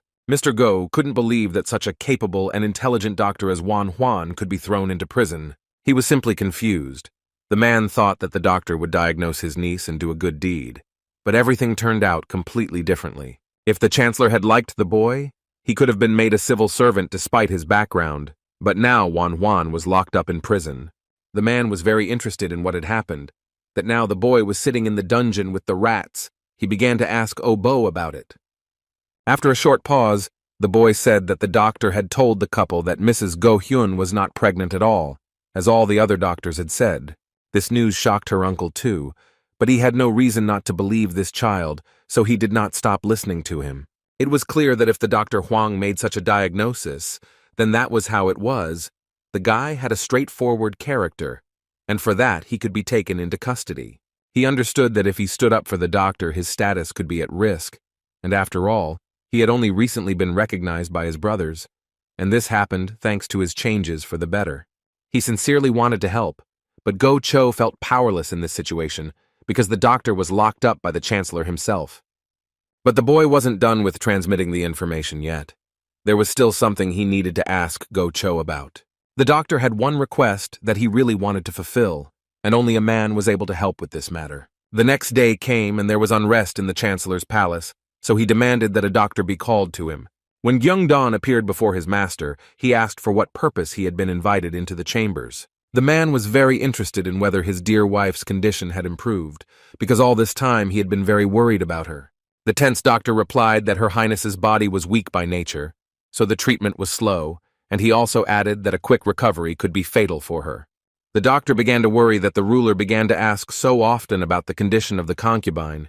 He feared that his lie might soon be revealed. He became even more ill when the chancellor asked if he could find out the sex of the child and report it to him. At that moment he realized that it would be very difficult to maintain a lie, and if it were to be revealed, he would lose his head. Bowing, Kyungduk said that at the moment this information is difficult to know, but when time permits, he will be able to predict the gender. After thinking, the ruler said that other doctors should also be able to do this, and these words were confirmed by the court physician. Turning around, the man ordered that all the court doctors be gathered in the palace, because he needed to get 100% information. He also told the doctor to check his concubine's pulse in 5 days. Gyeongdaeok realized that his position was in jeopardy. After all, it was impossible to find out the sex of the child, since the child itself did not exist. But if he confesses to this now, he could be executed. The doctor couldn't believe that everything had turned out this way. He had only wanted to teach the arrogant boy a lesson, but in the end, he had only created problems for himself. The idea of finding out the sex of the child was given to the chancellor by the heir of the Go family, at the request of Wan Huan. Choguo told his brothers that if the doctor was good at his job, he would be able to handle this simple task, but if not, the lie would be exposed. This was the only way to save the Dr. Huang, who repeatedly brought him back to life. A real gathering of doctors was held at the court. There were so many of them that they couldn't write their names down on parchment in time. Each of them approached and examined the woman, expressing their guesses about the gender of the child inside her. The scribe meticulously wrote down every word so as not to miss a single detail, since this information would then have to be passed on to the chancellor. Looking at the whole mountain of papers, the scribe realized that all the court doctors had already checked the lady's pulse. Only the village Dr. Huang remained. So the man raised his voice and called out to Wan Huan, urging him to come forward and do his job. Without saying a word, the young man walked straight up to where Her Highness was sitting, moving very confidently, as if he had just gotten out of prison. But it was not Go Hyun who was sitting behind the translucent screen. The chancellor decided to test the doctors by seating a truly pregnant woman on the chair. The guy decided not to waste time on unnecessary actions. He simply activated his X-ray vision and began to carefully examine the lady. When he finished, he said without any doubt that there was a boy inside the pregnant woman, which greatly surprised everyone who witnessed this examination. The clerk had no understanding of medical matters, but even he was amazed that the boy had learned such details without checking his pulse.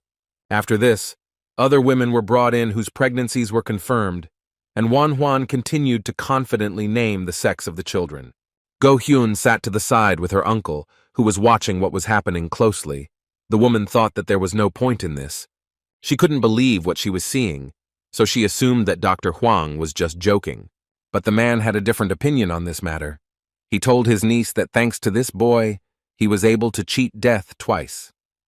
Her Highness was extremely surprised when she heard that her relative had seen this young man cure tetanus, syphilis, and intestinal disease. He could say with certainty that this inconspicuous boy was the personification of the most miraculous healer. Evening came, and the chancellor and his wife gathered in the main hall to discuss the results of the day. They also called the head of the court physicians. They informed the man that the answers of his subordinates almost completely coincided, although they did not discuss them among themselves. This news did not come as a surprise to Gyeongdok, since all his colleagues based their information on medical books. Looking at the parchment with interest, the chancellor said that Dr. Huang's conclusions were unique. The arrogant doctor tensed up when he heard that his competitor had determined that the child of the war minister's wife was dead. He immediately remembered that the two court physicians had come to the same conclusion, but Lord Chen Gui had corrected him, saying that they had merely made a guess. While Wan Huan was completely certain that the fetus had died, this opinion was completely different from everyone else's. All that remains is to wait for all these women to give birth. Only then will they be able to find out the truth, and if Huang was right, then there will be some changes in the palace. The chancellor decided that in this case, he would fire all the court physicians and appoint Wan Huan to replace Gyeongdok, which he did not want to lose. The man was stunned by this news, and told His Majesty that excessive displays of gratitude could incur the wrath of the officials. Frowning, the gentleman asked whether the appointment of competent doctors was an excessive measure. Barely restraining a grimace of disgust, the doctor listened with irritation to the fact that his hated enemy had not made a single mistake in his diagnoses. The chancellor's response was silence, after which he threateningly asked if his doctor was really unsure of his own diagnoses. Tom had no choice but to say that everything was wrong, and he still considered himself a competent specialist. The irritation was already consuming the man, so he shouted for his doctor to check everything after the birth and personally report to him, and now to get away. If the husband was angry, then the wife was extremely depressed, because if Wan Huan was right, then this meant that she did not carry an heir within her. Stroking her belly, she couldn't believe that her body was just playing with her and deceiving everyone around her.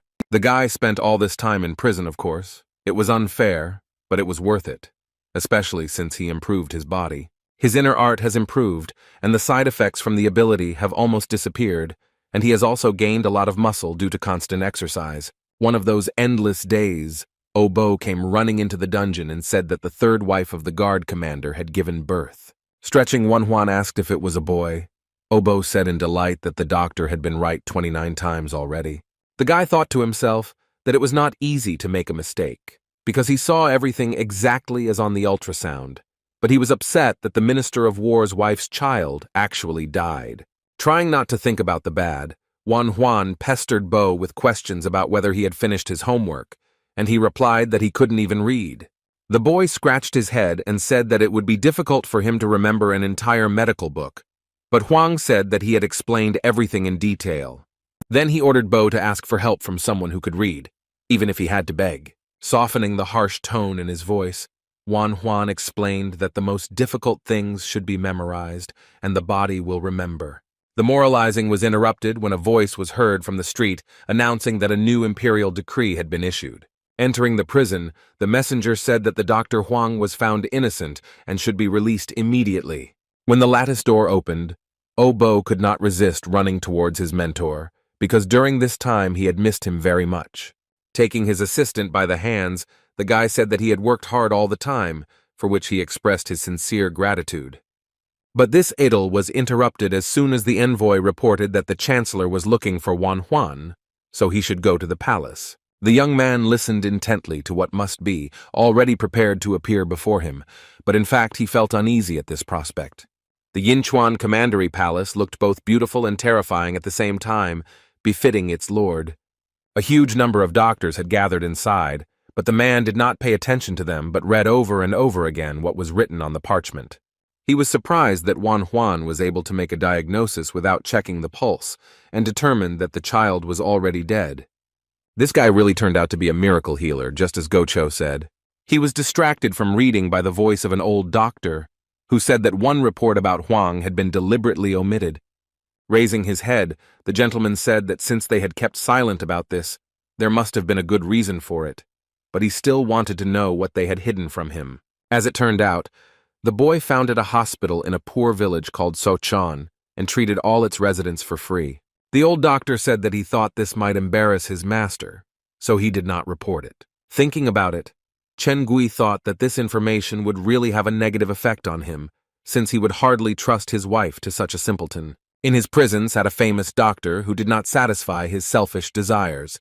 With such a characteristic, the master could recommend him for training in the palace.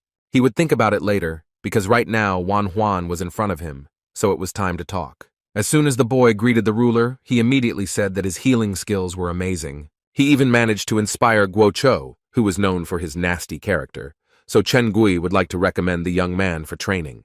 Having learned filial piety and clean records, the boy could well become an official in the future. The proposal surprised Wan Huan greatly. He became embarrassed and said that he was not yet trained enough for this. When the ruler laughed and muttered that he thought that the future official was standing in front of him, the guy almost rolled his eyes. He didn't want all this. So he continued to play the poor guy, saying that in his opinion, this post would only be suitable for a person with great intelligence.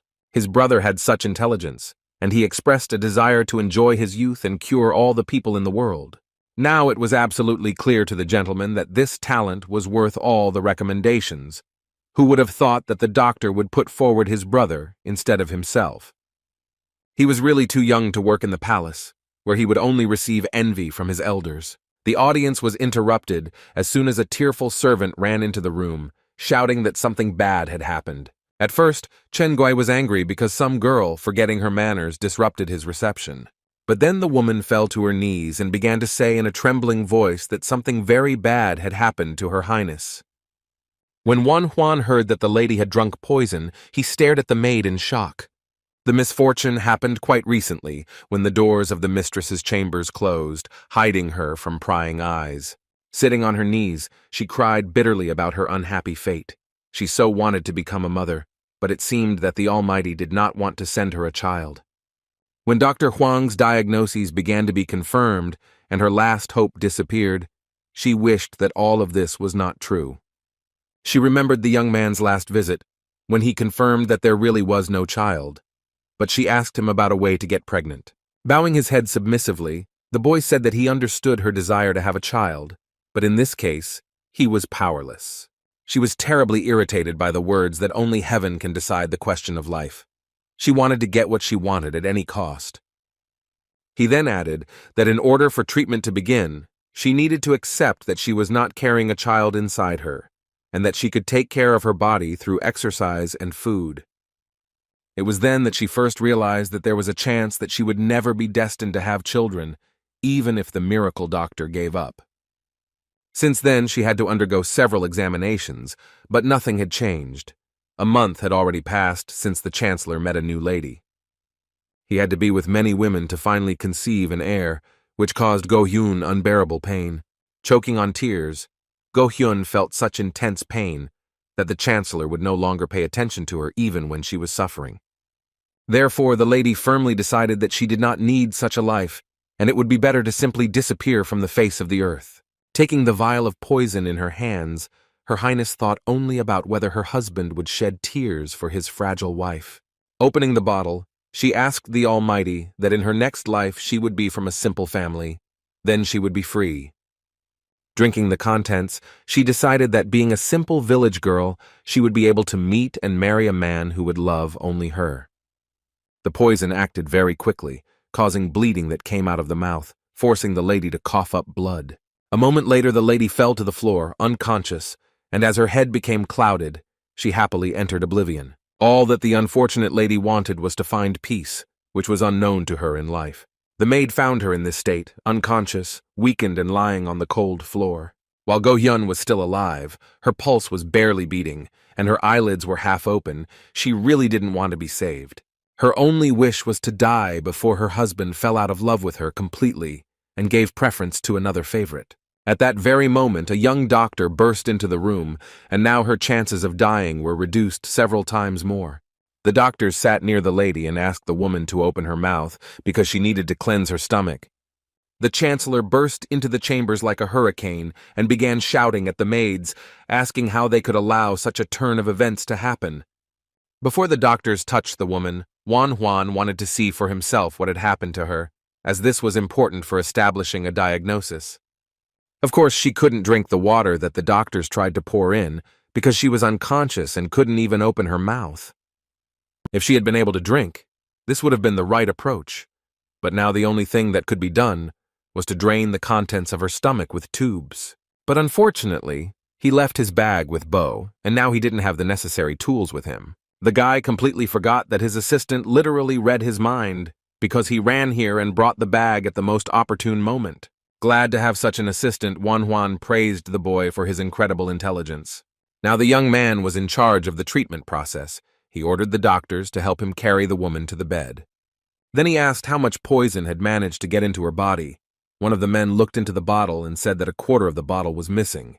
This information came as a relief to the guy because if she had managed to drink more, a fatal outcome would have been inevitable.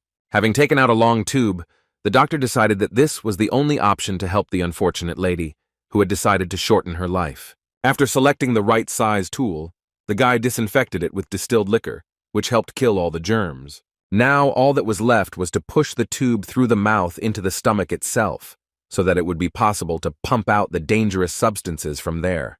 To make his work easier, Wan Huan activated his X-ray vision, because he needed to know at what moment the device would reach the desired location. After some painstaking work, the tube was exactly where it was needed and was ready to pump out the poison that had settled at the bottom. First, it was necessary to remove foreign substances from the body in order to cleanse the stomach and allow it to begin regeneration. At this moment, Wan Huan needed a reliable assistant, and no one could play this role as skillfully as little Obo.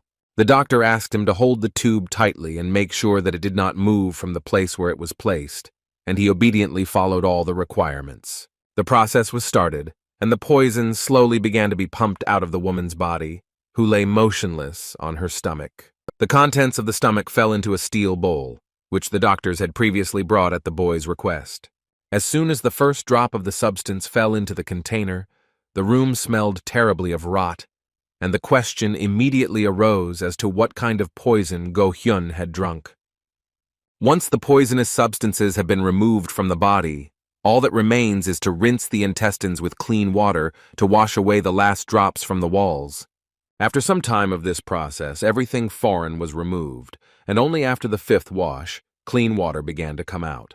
The remaining poison could be absorbed by charcoal, since it no longer posed a mortal danger. Wan Huan mixed the charcoal with oil and poured it into the patient's mouth so that all the toxic substances would come out through diarrhea. When the guy finished, he stepped aside and looked at the woman. He did everything he could, and all that was left was to wait and hope that everything would go well. Several hours passed before Go-hyun's eyelids fluttered and she opened her eyes, returning to this world. Wan Huan was very happy when he saw that the patient had regained consciousness, because he didn't even expect it to happen so quickly. When he started talking to her, he did not expect at all that the lady would start crying and asking why she was returned to this world. Tears rolled down her pale cheeks without stopping. She said that she just wanted to find peace, and that was taken away from her. The guy listened in surprise to the tirade about how the woman couldn't get pregnant, then her husband left her, and because of that, she didn't want to live anymore. Angry that the lady did not value her own life so much, the young man asked if she should not be planning her future instead of wallowing in self-pity. These words surprised her, especially when the boy added that heaven would decide about the pregnancy. Smiling warmly, the healer said that one simply needed to give oneself a little time for the answer to one's prayers to come. Feeling ashamed, Her Highness turned away when she heard that the doctor would ensure that her body was healthy.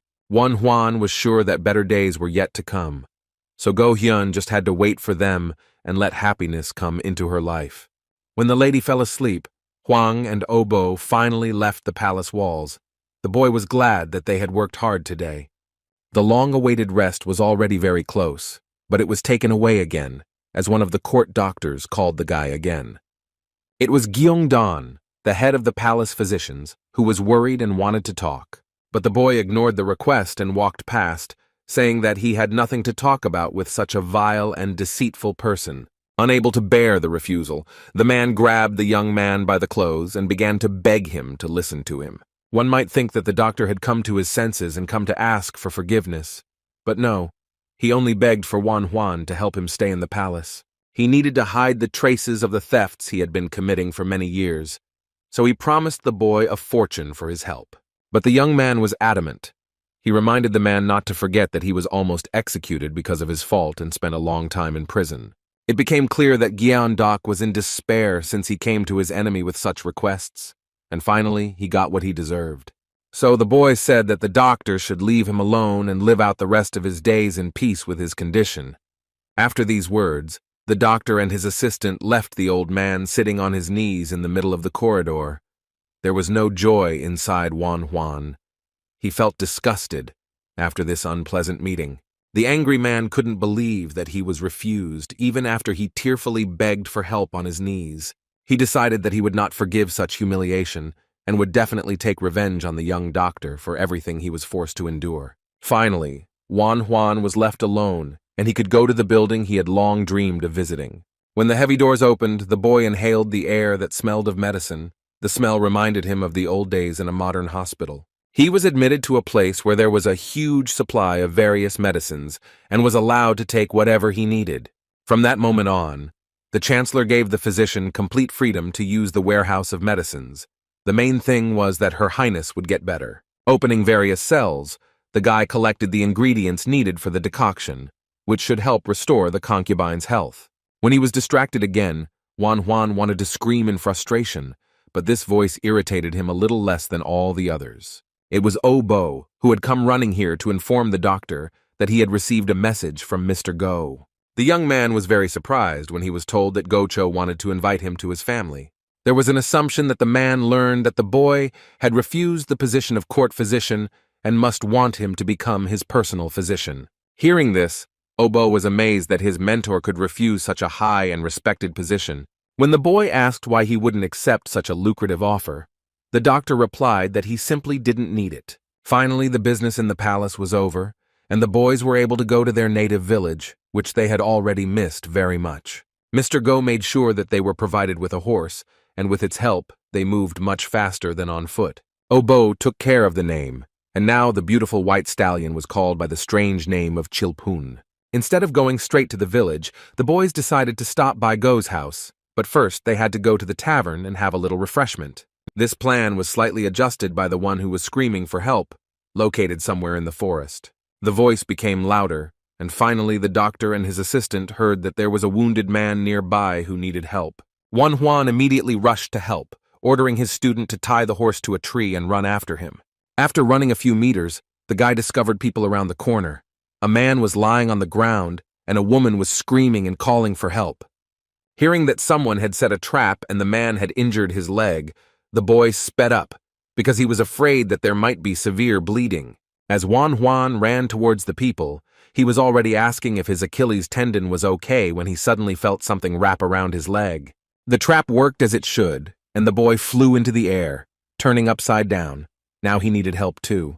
Trying to speak as clearly as possible, which was not easy, hanging upside down, the young man asked the lady for help. Coming closer, the woman cautiously asked if the guy was a doctor. He began to shake his head, but this movement looked more like a convulsion. Finally, Obo arrived and asked in surprise what had happened here, but now was not the time for conversation. It was worth getting Manhwa down from the tree. It was strange that some hunter decided to leave traps on this side of the road, because people always passed here. As he climbed the tree, the boy said that he would untie the ropes and asked the lady to hold his teacher's head so that he would not get scared. While the assistant was untying the ropes, the mentor promised the woman that he would help her friend as soon as he was back on his feet. But instead of any gratitude, the lady looked around and once again said that no one walks along this road. After these words, she took out a sharp knife from her bosom, which she clearly did not intend to use to cut the ropes. Manhwa realized that things were taking an unexpected turn. When the young man realized what they were facing, he shouted a warning to Obo that he needed to flee immediately. The boy had just managed to climb down from the tree when suddenly a bandit appeared next to him, holding a sharp sword at the ready. As he started to run, Obo realized that they had gotten involved with very dangerous people, and now they had to figure out how to get out of the forest alive. As he watched the chase, Manhwa wondered how they had managed to fall so thoughtlessly into the trap of the bandits who were waiting for their victims. Since the boy did not have time to cut the rope, the doctor understood that it was worth working hard himself and helping Obo, because something terrible could happen. But now trouble could happen to Manhwa himself, because a man who played the role of a wounded man was approaching him. Bearing his blade, he rushed at the defenseless boy, saying that he would gladly kill him. Manhwa had no intention of hanging around and waiting for his head to be cut off, so he reached for one of his swords. As he got closer and closer to his victim, the robber believed that no action would help him escape. Even the sharpest sword would not cut the iron wire rope they used in their trap. So it was obvious that a simple doctor would not be able to cut it, but everything turned out completely differently than the bandit thought. Not only did Manhwa manage to deal with her, he was completely freed and was now ready to fight off his enemies. Having jumped to the ground, the guy immediately began to assess the situation. Since the robbers had scattered, the advantage was not at all on their side. The stunned bandit could not believe that their weapon could be cut so easily. Now it became clear that this was an unusual doctor. He began to call his accomplice, named Mina, and shout, announcing that their victim had been freed from her shackles. Turning her head, the woman could not believe what she heard. It seemed that she needed to stop the senseless pursuit of the child and help her accomplice. Leaving Obo alone, she rushed at Manhwa and began asking in a threatening voice since when did doctors carry guns with them. The guy realized that it was time to activate his skills that he had trained for so long in prison, and ki energy began to fill his entire body. So when the woman finally attacked, he was ready, and with one blow he severed the hand that held the sword from the rest of her arm. Such skills were simply amazing. The bandits could not believe that such a young boy possessed such power. It was impossible, but he actually managed to cut the arm and bone off with just one swing of the blade. The man ran to his girlfriend. Despite the danger that threatened him, he was ready to help her no matter what. But his plans suddenly changed when he saw that their target was moving towards him. At that moment, some kind of animal fear was born inside him. He almost died from excitement when something heavy suddenly flew at his sword and bounced off onto the ground. It was just a small branch, but it was unclear where it came from. Perhaps it was the work of a little boy. Fighting off these branches, the robber thought that he had been deceived when they said that they would meet a simple young doctor. Apparently, the informants did not know how he could fight. Ignoring his abilities wouldn't work, so he had to act quickly if he wanted to get out of the forest alive. But this was a very difficult task, because the young man was already advancing on him and raised his sword for the next blow. Without blinking an eye, Manhwa dealt with another bandit, releasing a huge amount of blood that splattered his face and clothes. Everything happened so quickly that the sword had not yet had time to fly apart into several pieces before its owner was already struck. As he watched this carnage, Obo was only worried about his teacher, and when he saw that he was safe, he calmed down. To tell the truth, the doctor's leg was a little sore from hanging on it for some time, but overall everything was fine. Leaving behind the bloody corpse of the enemy, Manhwa asked his student if he had been injured during the chase. When they approached the woman lying on the ground, the guy demanded answers from her because he had not injured her badly and she could still speak. However, if she doesn't want to tell who hired them, then the guy could very well be using acupuncture for something that is not good for his health. The bandit continued to remain silent, and this became her biggest mistake, because Wan Huan did not throw around empty promises, so now she arched her back in pain. The cause of her suffering was a small needle that was stuck exactly in the place that caused her unbearable pain. This action completely paralyzed her body, so even if she wanted to bite off her tongue so as not to say anything, she would not be able to do so. After all, there was a doctor standing next to her who could carefully sew it back on and save her life just to extract information. They and their accomplice tried to kill them, so they were probably well prepared for the fact that they themselves might die. But they did not take into account that in front of them was a person who could allow them to experience such pain, which was much worse than death. At that moment, the robber realized that she would be tortured, without even a chance for a peaceful death. This suffering was not worth her word of honor. So she whispered that the order for the murder was placed by the chief court physician, who held a grudge against the young man. This was not such a surprise, since Gyeongdaeok was a dishonest man who was capable of doing the most vile things just to maintain his status. Yes, they hated each other, but why didn't Wan Huan believe that he could kill him? It seems the woman was not aware of the details. As she said, she simply took the money and received the order. She was not lying, because the torments she had to endure were the best truth serum. So the doctor decided to pull out the needle and relieve her of this suffering, because he was not a monster. It seemed that the bandit did not agree with this, because her face, which was distorted by a grimace of pain, said quite the opposite. A moment later, the woman's eyes rolled back and she began to lose consciousness, after which her breathing stopped and she passed into another world. It was clear that no more answers would be obtained, so the doctor rose to his feet and left the unfortunate woman. Thinking about it, the young man realized that torture was not something he was used to, but otherwise he would never have found out who wanted him dead. This was already the second time that his life was in danger, so it was worth taking advantage of the opportunity and loosening the bandits' tongues. All this time he was saved thanks to the art of internal ki that Colonel Chow gave him, but at this rate, the enemies were increasing in number. Now even little Bo was in danger because of him. It turns out that the medical profession is not so safe. It was worth taking some measures immediately before everything became worse than it is now. After looking around, a badge was found not far from the corpses, on which it was written that its owner belonged to the House of the Red Moon. This means that the robber was a courtesan who worked in this house, but perhaps this was her way of hiding her identity. It was hard to believe that the scoundrel Gyeon had come all this way just to take revenge on him for refusing to help. He was distracted from his disturbing thoughts by a little student who asked what his teacher would do with this scoundrel. Rising to his feet, the guy said that he would let him taste his own medicine. Bo suggested that he, too, would hire killers. But that was not what Wan Huan wanted to do. His plan was to make the man a beggar and let him die of starvation. After all, he would be very disappointed if his enemy calmly passed away.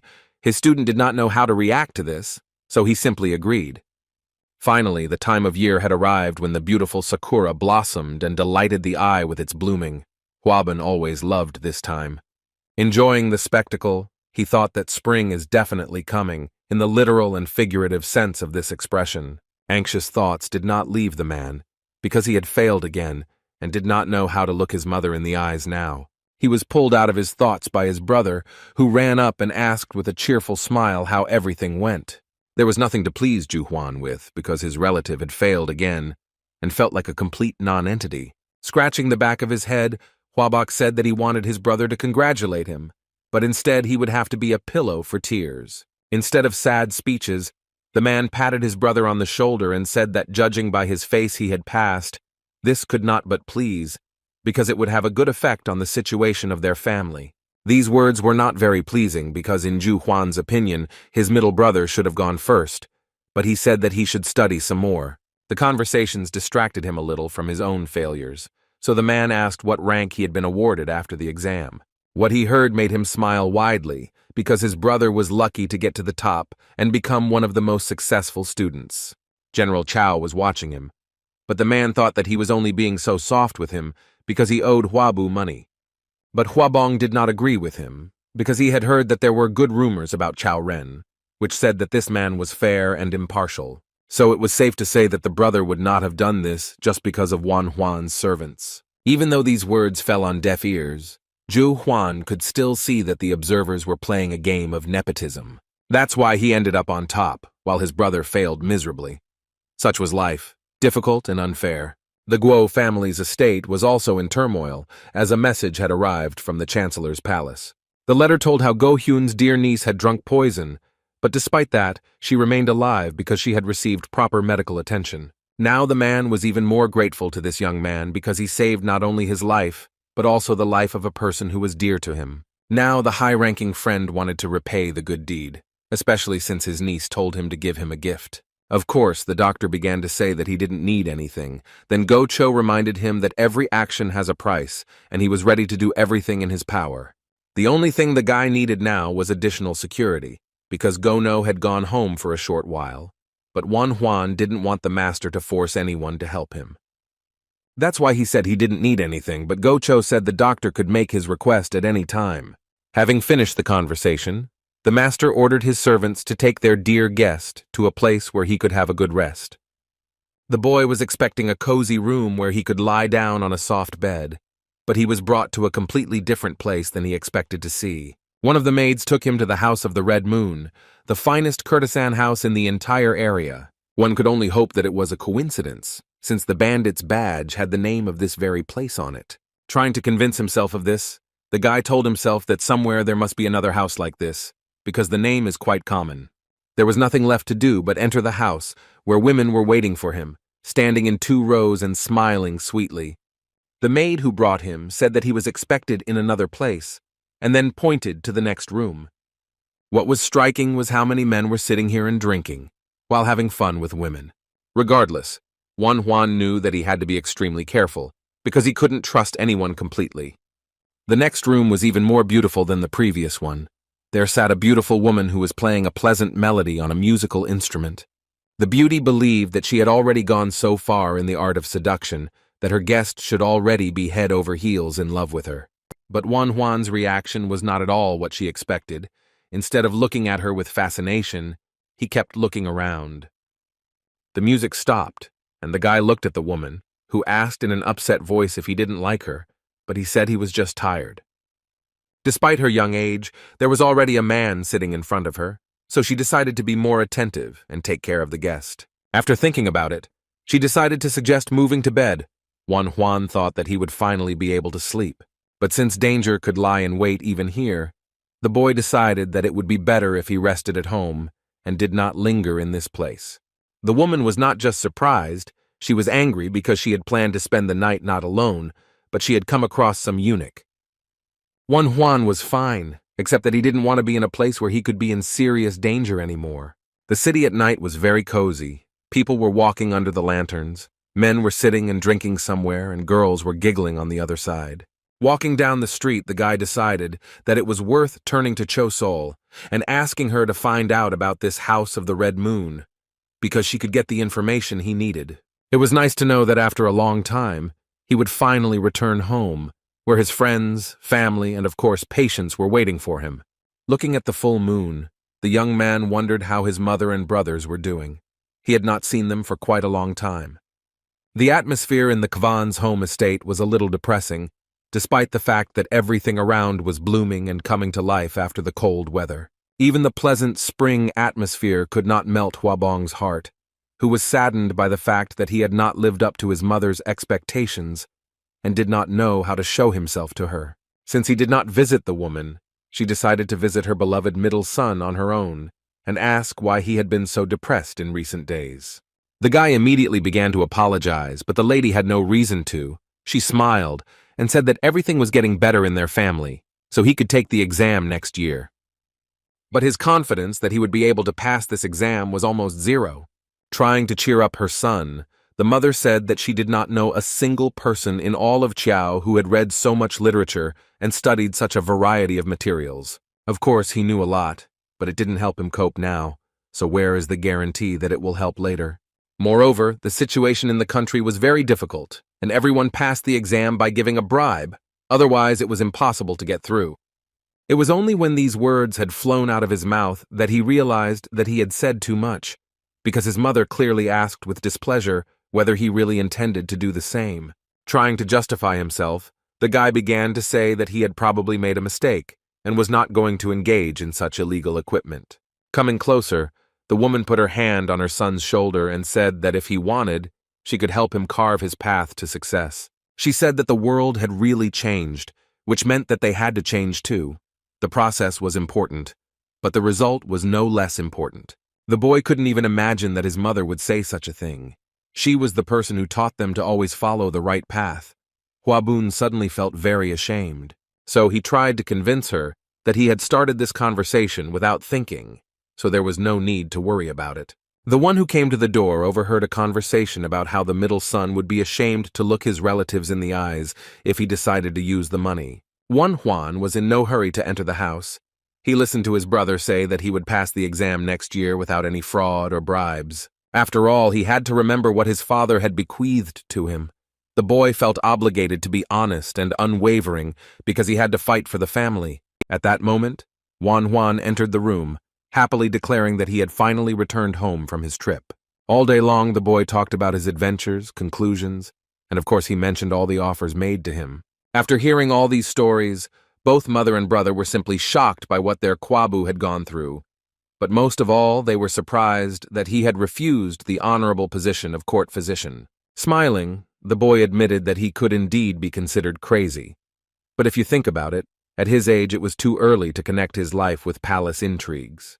Then Mom solemnly announced that Ju Huan had passed the military service exam with the highest score and was now at the training center. Huabong said that their brother had brilliant skills, so he would follow his example and fill in the gaps in his training. The problem was that the guy actually had enough knowledge to pass everything with flying colors, but they lived in a world where without money you were nothing. In these realities, those who tried to follow the right path and live according to their conscience, those who took only what belonged to them, were not valued at all. Therefore, Juan decided that he needed to intervene in his brother's fate, especially since a job offer in Yinchuan Prefecture was already waiting for him.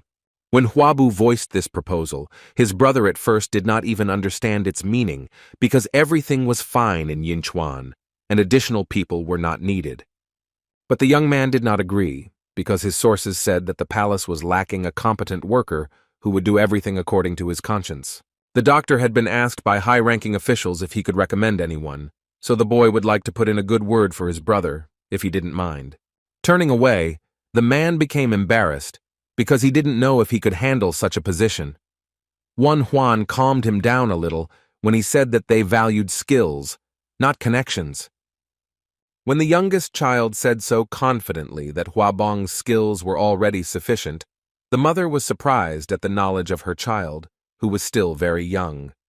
But she completely agreed with his opinion, because everyone who had eyes would notice how capable her middle son was. After listening to his family, the man began to think about everything they said. He was pleased, but despite this, he did not quite see himself in such a job. The brother was so impenetrable that Juan could not stand it, and slamming his hand on the table, asked if he thought it was necessary to rise up so that the whole family could succeed. After all, power should have been in the hands of those who so stubbornly defended morality and did not make concessions. This opportunity was worth taking advantage of. After such a difficult conversation, I wanted to quickly go to the village and breathe in the dusty air, which returned me to the country routine. Rest will have to wait a bit, because a doctor named Bon came to the house and brought a boy named Byun A, who was originally from Kao, to meet him. Digging into his memory, Huang remembered that the old man had told him about his nephew, who really wanted to study medicine. When the guy politely asked if the kid had read any books, he immediately replied that he had learned the basics from his uncle and was knowledgeable about a lot. He memorized a whole speech about how he had read books on medicine since childhood, learned to use medicinal herbs and acupuncture. These abilities would be very useful in the future, so he said that the boy was a good boy, but he must continue to work hard. Noticing that Obo was standing cautiously to the side, Juan brought him to his new comrade and introduced him as his assistant.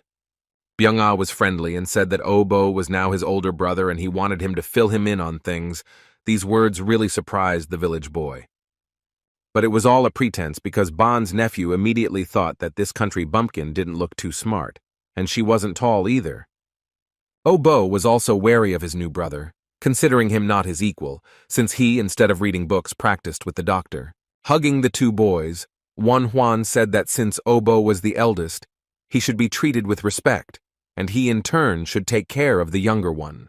But if the kids did start a war among themselves, their teacher jokingly promised them that he would hang them both upside down and make them bleed to death. As he saw old man Bon off, Wan Huan smiled and said that he would do a great job with his students, who were eager to begin their training. The feud between the boys passed as if it had never happened. The two boys were friendly as angels and were ready to help each other in any situation. When evening came, Wan Huan left the village house and went to the Kiseng estate because he needed to talk to one of the workers. Cho Sol couldn't believe that fate had smiled upon her, and now she was sitting with the most famous doctor in the area and looking straight into his eyes. But she was worried that he asked to find out about the House of the Red Moon. She was very interested in the purpose of his interest, because the establishment was a famous house of pleasure. Tapping her finger on the table, the girl suddenly remembered that the owner of the building was a member of the Hao sect. When he and the lady were talking about this topic, even she found the doctor's request strange. They also learned that Wan Huan had sent all the Kisayang back, and they were told everything except the actions of the head of the Go family. It was strange because this house of pleasure was located next to the Go family, so Chul thought that they would be able to get some information, but it was not so. This situation was not only in the Red Moon House. The Hao sect had discovered several Chisang houses that had problems gathering information. There was one logical conclusion that seemed to suggest itself. It seemed that the information was being transmitted not only to the Hao sect, perhaps there was some other secret organization. It would be surprising if the province were not covered with a web of spies that could reveal any secrets. Its members listened with interest to the conversations of local residents because, as is known, they knew many interesting details. The tavern worker knew about this too, and he listened with pleasure to the conversation about the murdered woman in the Taiping mansion, but the men did not know that she was the head of this mansion. Taking his hot lunch for the visitors from the cook, he thought only about the fact that there were only 3 neutralizing elixirs left, which would run out in a year at most. He needed to find a way to buy more, because without them, he was tormented by terrible headaches that just wouldn't go away. Then an idea came into his head that could, in principle, help, if he did everything correctly and did not reveal his true intentions. He decided to approach the doctors who were sitting at the table, laughing. The man tried to join their conversation. They were friendly to him, since the owner of the establishment stood in front of them. The gentleman bowed his head submissively and said that if they needed anything, they could tell him, because for him, people were more important than money. They were very grateful to him, and at that moment the man realized that he had finally conquered these court doctors. It had cost him 3 months of effort. Now all that was left was to conquer their leader.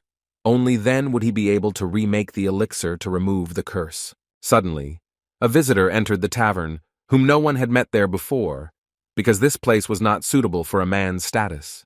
When the owner saw who was standing in his establishment, he was simply stunned, because it was the first time that the head of the court physicians, whom he was looking for, visited him. Realizing that this was the chance he had been waiting for so long, the man ran straight to his new guests. Putting on a welcoming smile, the employee began to respectfully communicate with the client and asked him to come inside and make himself comfortable. The innkeeper wanted to take the opportunity to introduce himself, but the head of the court physicians interrupted him and said that he had already heard about him. After these words, the man recognized the person standing in front of him and felt his hands begin to tremble with fear. He bowed respectfully and said that he would serve with all his might. But in his mind he was thinking that he had expected to see a completely different person in the role of court physician. Now his plans were in jeopardy, because he had hoped to draw a naive person into his nets, but in front of him was a poisonous snake. After all, it was Gyeondok who was the one who made the man a slave of the Taiping sect, from which one could only leave by dying. This man was the main culprit, who introduced an unknown medicine and acupuncture method. It was because of him that the innkeeper was forced to take the elixir every 6 months. It was unclear how such a person occupied such a position. It would be easy enough to kill him, but if he did, it would be difficult to get away with it. So now the owner of the establishment clearly understood that first he needed to get more elixirs, or get rid of the curse, and only then he could take revenge. He also heard that Gyeondok would soon be kicked out of the palace because of the Dr. Huang, so he needed to watch him a little longer. Moreover, the young doctor was able to remove toxins from Her Highness. Perhaps it would be possible to turn to him for help, but it was risky. The young lady took poison to commit suicide, but this young talent was able to pump it out of her stomach, thereby bringing her back to life. Most likely, that poison was from the court physician, because there is no one who could use poison better than him. So if the young doctor was able to remove such a poison, then he would probably be able to cure him too, since he had impeccable abilities. The man thought that this boy simply wanted to practice healing, but he must be far from a simple healer. It was necessary to find out what kind of intrigues Juan was planning and decide whether he would become his ally or his sworn enemy. Events brought Juan back to Yinchuan province, where he had urgent business to attend to. He was pleased to return to a place that was filled with an aura of healing and medicinal skill, and he enjoyed digging through ingredients and preparing concoctions. Stirring the boiling brew, the guy realized that it had now reached the consistency he needed. The decoction was ready. As soon as he wanted to leave the warehouse, he noticed that someone was about to disturb his solitude, so he turned around, expecting to see this person. But the one who appeared in front of him was not at all on the list of people with whom he wanted to talk, or even to cross paths with in any other way. Standing at the door was the former court physician Godlike, who was obviously also not very happy to see his young colleague, with whom he had had many quarrels. Having examined the boy from head to toe and not finding any visible injuries on him, the man could not understand why this brat was still safe and sound. The look was so eloquent that Juan didn't need any proof of who had hired the contract killers to take his life. Of course, it was Godlike, so it turns out that before her death, the bandit told the truth about her customer, doing at least something good in the end. This bastard had everything he was thinking written on his forehead, and his thoughts revolved around why his enemy still walked this earth.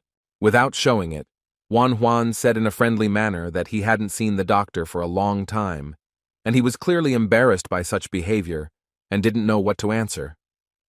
Then he asked what the guy was doing in the warehouse. He replied that he wanted to get herbs to treat Her Highness, because she was still recovering from the poisoning. As he was about to leave, a thought suddenly occurred to Huang, so he asked his colleague if he was familiar with poisons. This question alarmed the man, but then he calmed down and said that doctors should know a lot, so it is obvious that they have to deal with a variety of poisons. Some might think this answer was quite innocent, but Juan was not so easily deceived. He had dealt with treacherous liars before. Finally, he said that now he would have to bother the former court physician often. This information did not make the man very happy. Clenching his fists, he was angry at those idiots who couldn't get rid of the child. The real killers couldn't cope with the young boy. It was amazing how this brat managed to escape death, and now he was walking around the palace and acting like he was the most important one. Godlike was unbearable to watch this. At that moment, he promised himself that he would definitely make this boy pay for all the harm he had managed to cause him. Juan had no time to think about the threat that Godlike posed to him. The chancellor was waiting for him, and he went to see him for an audience. After greeting his subordinates, Chengui said that he had received the doctor's report and now wanted to talk about it.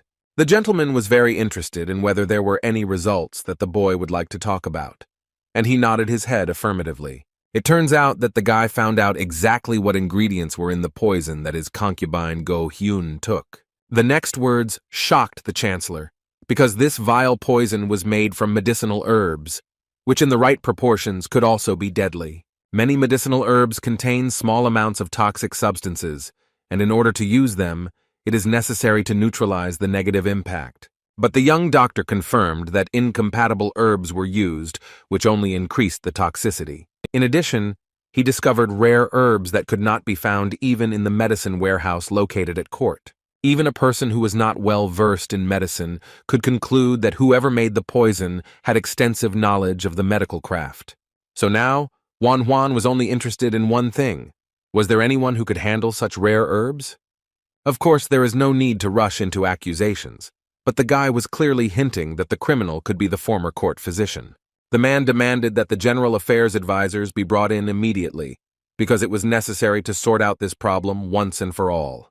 When they entered the hall, the chancellor said that the skills of one of them were no worse than those of the court doctors, so he ordered an investigation. But the old man had a smart idea. His skills could not be compared with those of the court doctors, so he suggested that Huang handle this matter. He did not belong to the palace, so he could conduct an investigation without the prejudices that civil servants might have. This made sense, So the chancellor asked what the guy himself thought about this, since he personally was not at all against Huang taking on this matter. Chen Gui asked if the young man was confident that he could handle it if he was given the right to inspect the court physicians, and he promised to do his best. The next person who was asked to be called to the palace was the Minister of Justice, because Huang needed to be given the authority to check the doctors who were at court.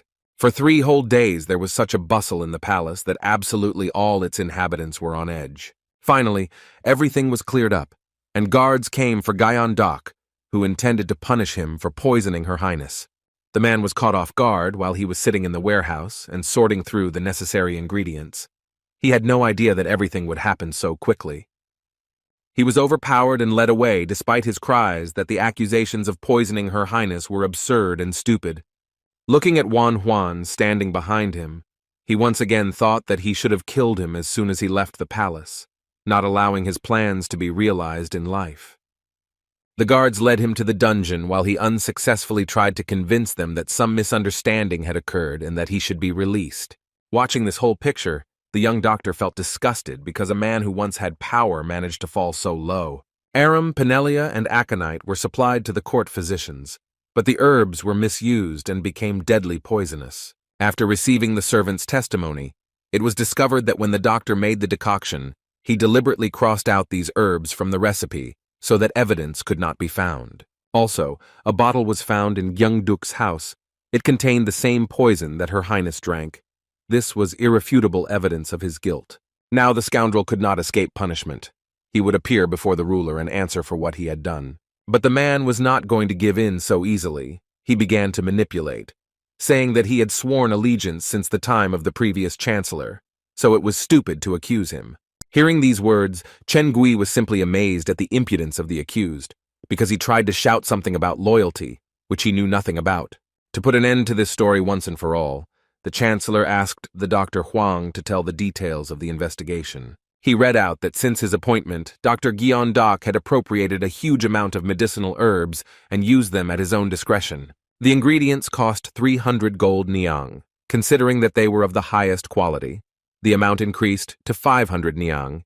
He tried to hide it by giving false recipes. A new wave of irritation washed over the chancellor, and he asked how, after this, the doctor dared to talk about loyalty. He had no excuse. The gentleman asked with a shout whether loyalty really meant theft and embezzlement of state property. There was one more detail that had not yet been reported to His Highness, since it was only discovered this morning. During the inspection of Gyeongdok's house, a strange bottle was found that contained the same poison that Her Highness drank. This meant that the scoundrel who lived under the same roof with them had made a poisonous medicine that almost killed the master's favorite concubine. It was hard to believe, but the facts spoke for themselves. So it was stupid to deny the obvious, and it was worth accepting that the traitor was someone from whom no trick was expected. The decision the ruler wanted to make was cruel, so he wanted to consult with the Minister of Justice first. The accusations were that the poison prepared by the head of the court physicians had endangered the life of Her Highness, so the chancellor asked what sentence he should pass. The minister said there was no evidence of attempted poisoning, but it was true that the poisonous liquid caused the concubine to suffer. But the theft of medicines worth 500 gold nannies shows complete contempt for the chancellor's family, so it is worth taking tough measures. Wan Huan listened attentively to the verdict. The Minister of Justice proposed to destroy the 3 families of Gyeon Dok, confiscate the property, and offer the servants as slaves of the state. The Lord thought the punishment was very appropriate, but he was eager to hear the opinion of another person who was important to him. All eyes were on Wan Huan, as the gentleman voiced his desire to hear what the young doctor had to say. While the guy didn't understand whether Chen Gui was really interested in his opinion or whether this was some kind of strange test, so he had to be careful with his words. Be that as it may, he does not agree that it was necessary to destroy 3 families. Only the criminal should have been punished. His relatives and children were not to blame for the fact that Guyon Dok decided to intrigue behind the chancellor's back. It was impossible to allow those who were not involved in the atrocities to suffer. Trying to speak as softly as possible, the guy conveyed this idea to the gentleman, hoping that he would perceive it correctly and not consider it disrespectful. To Chen Gai's surprise, the boy asked to reconsider the sentence, considering the fact that the doctor was very attached to the chancellor's family. So it was worth trying the old man, taking into account his loyalty, if it could be proven and could be a mitigating factor. This speech surprised not only the ruler, but also Gyeon-dok himself. He could never have imagined that his enemy would be merciful to him and would not allow his family to suffer. The young man became more and more interesting to the chancellor, so the man asked why the boy did not want to put forward his own version of the sentence, to which Wanhwan replied that he would not dare to do this, since he relied on the master's correct decision and respected his opinion and future choice. Laughing, Chen Gui said that he would like to see the guy on his side because he says very wise things, but at the same time he is modest and does not pursue power. Coming closer to the young man, the gentleman said that he finally understood why he was praised so much, and he could not allow him to rot as an ordinary village doctor. So, to Gyeon-dok's great surprise, the ruler decided to take the boy's opinion into account and grant a special solution to this difficult matter. It was decided to cut off the traitor's head, but leave the family alive, although their status would be reduced to that of officials. The punishment was very terrible, but the former courtier understood that it could always be worse, so it was better not to challenge the decision. The only regret left was that he had underestimated Wanhwan's influence, and that he had been considered an ordinary doctor, but he was not one. As he began to cry, the old man felt a strange relief, for he realized that the end of his suffering would come with death, which was already creeping up on him. The new day began with a grim announcement of the execution of a traitor. Some people were glad that the scoundrel would be punished. The guards led the prisoner along a forest path, followed by Wanhwan, who did not like the fact that he had to see all this. Coming out into a small clearing, one could notice the place that was intended for the execution. The executioner was already standing there and waiting for the moment when it would be possible to use the weapon. Watching the prisoner, Wanhwan realized that he even felt sorry for the man. Few people deserved such an end, but still, he was guilty. Turning his head, the former court physician suddenly spoke and thanked his young colleague for saving his family. Putting a stern expression into his voice, the boy said that he simply didn't want to involve innocent people in this, and in response, Gyeong-duk thanked him again. The criminal also expressed a desire to talk in private, as he wanted to pay off his debt one last time, so that his conscience would not torment him in the next world. Believing the man's good intentions, Wanhwan ordered the guards to move away a little. They were afraid, but the guy convinced them that everything would be fine. When the soldiers had moved a sufficient distance away, the man suddenly said that if the young man was asked to go outside the palace to visit a house, he should not do so. Wanhwan immediately became suspicious and asked if the former doctor had tried to kill him when he invited him home. All Gyeong-deok said was that he was very sorry, but what was the cost of this remorse, which came only before death? Angered by the latest news, the boy did not intend to stay in this clearing any longer, so he left it just before the execution. The last thing he heard was the executioner drawing his blade, followed by the sound of a blow that caused something to fall to the ground with a dull, wet thud. When he returned to the palace, his assistants began to report a multitude of orders for the house, but he refused each of them, fearing for his life. Oh-bo and Byung-ah had no idea what was going on, but they both noticed that their teacher was in a very depressed state. In fact, the guy was very angry that he was forced to turn away truly sick patients, because among the many calls there might be one that was a trap. He was also worried that his enemies might target his students, who were just children, and the healer could not allow anything to happen to them. Then he suddenly realized that it was worth training these rascals in martial arts, since they should be able to defend their lives. Rising to his feet, the boy announced that he had news that concerned his charges. The boys looked at the teacher with apprehension. He stated with a hint of intimidation that from that moment on, the boys would begin training not only in the medical profession, but also in combat. The first thing they started with was breathing exercises, and he also wanted to teach them how to stand in the correct stance, so now the boys were working hard. One activity followed another, and after the strength training, a psychological one awaited them, because operating on rats was a very unpleasant task. Watching the students' progress, Wanhwan decided that the kids should study both subjects endlessly using this scheme. After all, if he cannot leave the palace for some time, he must take advantage of this for the benefit of himself and his wards. He also didn't forget that he now had another goal that he had to achieve. It was worth doing everything possible to employ Hwabong. First, he needed to test the waters, so he struck up a conversation with one of the officials, saying that he would never be in government with the skills he had. Then he added that his brother would be just right for this role, and the elderly courtier became interested in the fact that the doctor had a capable brother. Noticing this, Juan continued, saying that his brother's brain works well, but his character is too righteous, and this hinders him in passing the exam.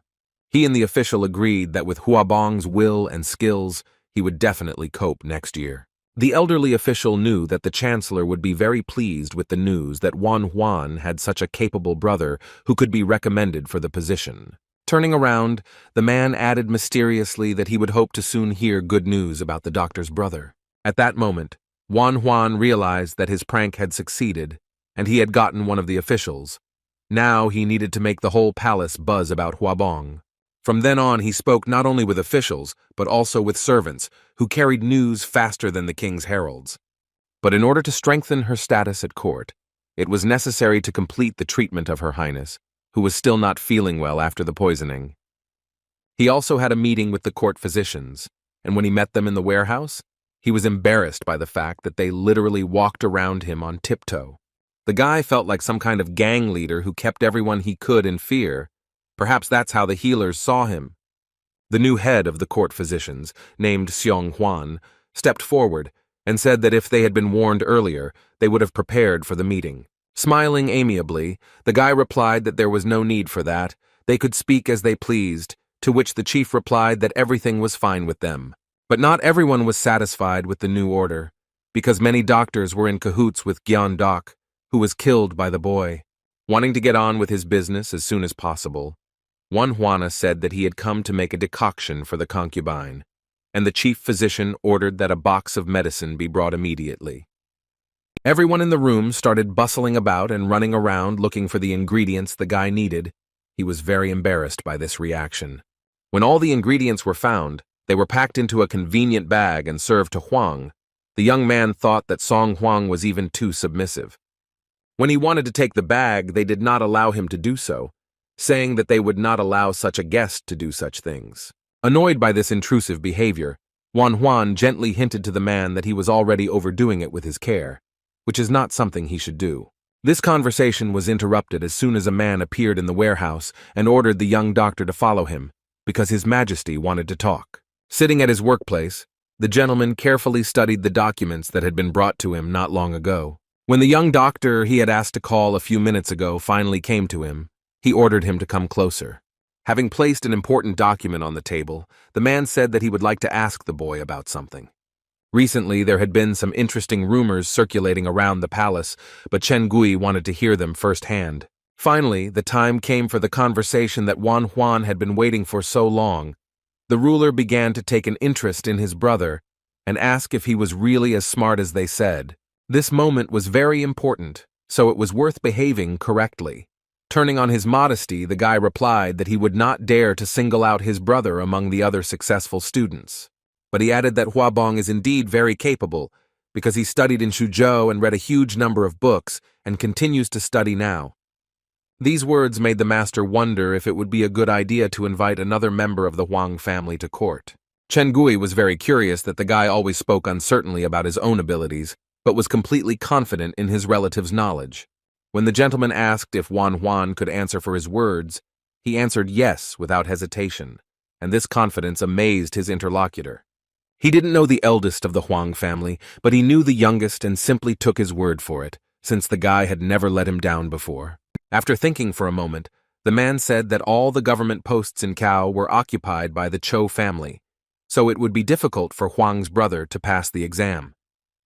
The guy already thought that his efforts were in vain, but then the gentleman said that when choosing, personality is as important as knowledge. Since Chen Gui knew several reliable ways to determine a person's identity, he ordered Huabong to be called to the palace. So after some time, a messenger knocked on the door of the Huang household, delivering an invitation to visit Yinchuan's palace before the end of the Dragon Festival. After carefully reading the letter, Huabong discovered a strange requirement. He had to get to the place on foot, not on horseback. After 3 days of travel, the messenger said that they still had time because there was still a week left before the end of the festival, so they would be able to come to the palace very soon. The extremely displeased envoy said that His Majesty was very strange to make them walk. Kubwan agreed with this, but said that it meant there was a reason why they were walking. The man told the messenger that perhaps the ruler wanted them to experience the life of ordinary people. Suddenly, people appeared on their way. These were poor people who asked for a little money because they had not eaten for several days and were feeling terrible hunger. Waving his arms, the messenger began to disperse these unfortunates, saying that such scoundrels should not ask them for food. But Huabun felt sorry for these poor people, because not everyone was lucky enough to be born into a wealthy family. Some were forced to wander through forests and cities. Listening to his companion grumble, the man did not agree that such people were not worthy of even talking to them. There were many cases when the salary was not enough for a normal life and people had to beg. Huabong was even more upset when he heard the accusation against these people. The chancellor's envoy said that such scoundrels could suddenly attack, so he shouldn't let his guard down. They had already passed the crowd of men when suddenly someone shouted, and the travelers turned around to see what had happened. When the eldest of the Huang family realized that one of these poor people was in pain, he rushed to them without thinking, hoping to help somehow. One of the men was so exhausted that he fell and badly injured his leg. The gentleman sat down next to him and asked how he got injured. It was obvious that the leg had been injured before the fall, so the poor people had to tell him that the man had hidden a copper coin and that their leader had beaten him. I didn't want to believe that someone would be capable of such cruelty because of a copper coin, but the victim confirmed it, saying that he had broken the rule. While bandaging the unfortunate man's leg, Huabong asked where their cruel leader was now and why he left his charges alone and without a crumb of food. Carelessly pushing aside the gang members, a huge man began to come forward, who was clearly not in a friendly mood. He was curious why the gentleman had suddenly started looking for him and why he was so interested in the fate of his wards. The chancellor's envoy stood up for the gentleman and asked why the man had been wounded.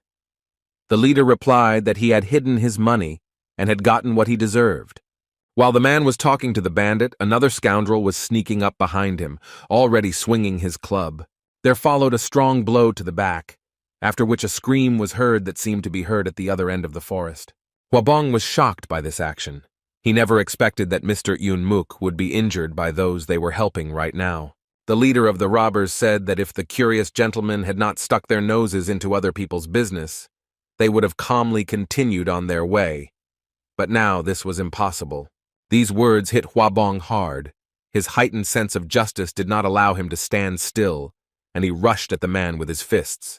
He unexpectedly hit the robber hard in the face. Yes, the guy knew how to not only turn the pages of books, but also use his hands in more brutal deeds. Feeling the blood running down his face, the robber asked if the young gentleman had really gone mad to dare to do such a thing. The man who hit Yunmuk stood up for his leader, and now his club hit Mr. Huang right in the stomach.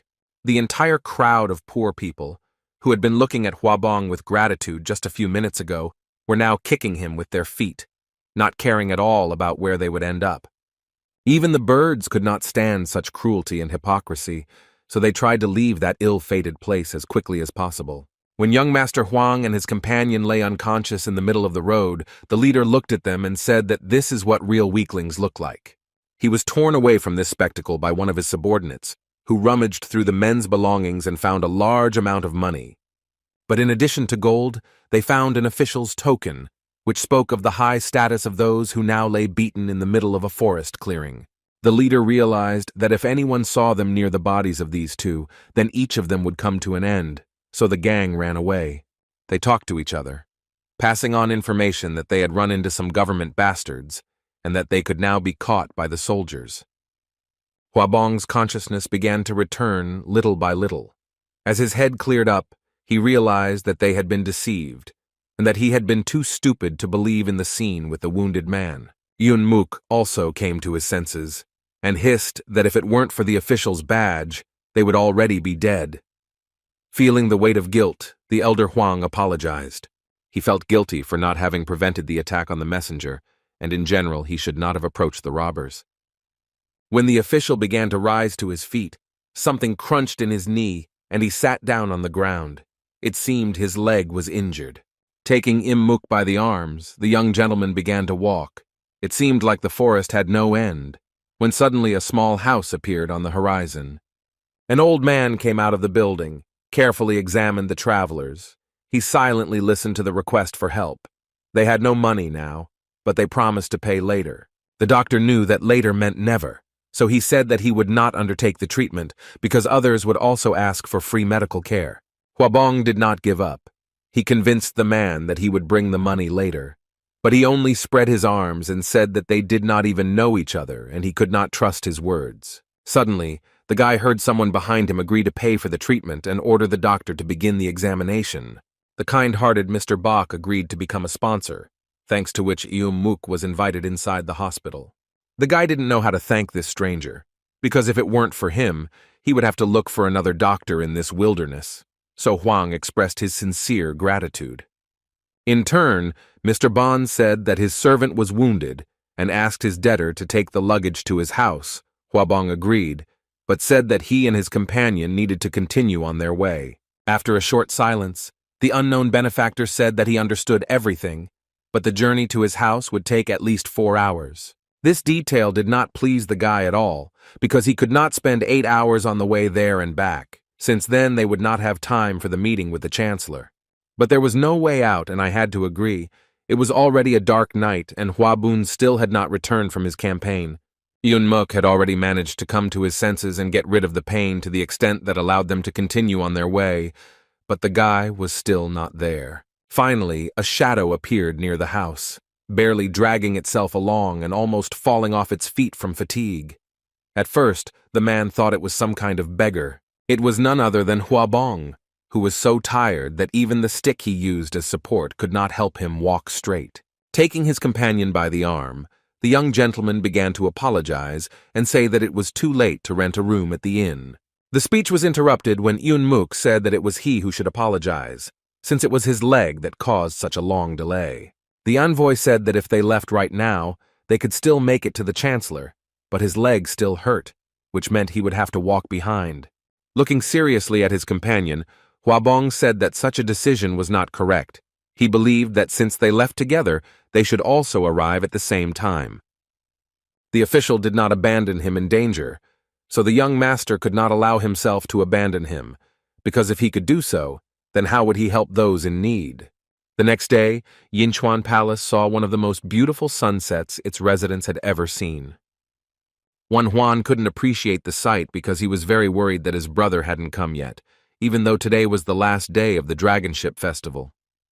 He won't be able to stay in the palace unless he gets in before the gates are closed and the place becomes an impregnable fortress. The boy began to seriously worry because the time for the trip was only 2 days.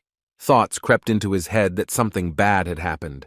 The young man's hopes were dashed the moment one of the guards began to enter the courtyard and inform the second that it was time to close the gates. No, Huan refused to believe that his brother had missed out on the opportunity he had literally fought tooth and nail for him. The doors slammed shut, and it seemed to the young man that this sound was echoing right into his heart. Out of anger, he wanted to beat his fists on the stone wall. There was one last hope, the observation tower, where one could see if some strange traveler walking in the night was approaching the palace. After asking to be allowed in, Huan received permission and was given access to this important building. He couldn't leave the palace because of the murderers, but the boy didn't want to allow himself to sit idle either. Huan gripped the handrail tightly, knowing that no one would let this opportunity slip by. He was completely certain that something had happened. He didn't care anymore if his brother didn't get this position. The only thing he wanted was to see a light in the distance and understand that his loved one was alive. Looking into the distance, the boy prayed that everything would be fine and that no one would get hurt on the dangerous path to the palace. Suddenly, 2 silhouettes appeared in the distance. One man was leading the other by the arms. They were moving slowly and were obviously very tired from the hard journey. But the most important thing was that Huabong and the Chancellor's envoy were alive and relatively healthy. One could not even dream of more. When Huan realized that his brother was already very close, he immediately ran to the guards and ordered them to open the back door, because the Chancellor's men were returning. As soon as the barrier that separated the guy from Huabong disappeared, he immediately ran towards him, as if they hadn't seen each other for ages. Seeing the youngest member of the family, the eldest could not bear it and fell to the ground. The weight of all these days fell on him, and he did not manage to get to the palace on time. None of this mattered to Huan. He just wanted to hug his loved one and finally realize that he was okay. As they walked into the palace courtyard, Huabong apologized for not being able to arrive by the end of the festival, but his brother began to say that it was not a problem now. As a doctor, he understood that his relative needed treatment because he had driven himself into a terrible state, so talk about the position could be postponed for later. Having promised that he would definitely treat this hard worker, Huan led him to the chambers. They needed to hurry. Looking at the messenger, the boy realized that rest would not be enough, so he ordered Obo to lead the sick directly to the hospital. Yunmuk suddenly stopped and told the little assistant that he would come there later because the service did not wait and he had to report to the master. He wanted to object, but the man said that now they needed to take good care of the elder Huang because he had been through a lot these days. Realizing that he could not be persuaded, the boy went to help his teacher, saying at the end that the messenger should still come to them. Catching up with Huan, his assistant shouted as he ran that he would now bring everything needed for the examination and further care of the patient. That night, everyone had their own concerns. Unmuk, for example, had to meet with the chancellor and report to him about everything that happened on the way. This man was not a simple envoy. He was an inspector who supervised the work of all the provinces of the state. While drinking tea, they talked to the gentleman as if they were old friends. The man was interested in whether he had gone too far in his checks. He shared with the ruler that the test he had given to the elder Huang had shown him in a way that the inspector liked. After asking for details, the chancellor learned that on the way, they were attacked by a group of robbers who beat them and took their things. Most of the candidates would have surrendered at this point. But the young gentleman was not so simple. In a moment of crisis, he demonstrated not only high moral qualities, but also his true value.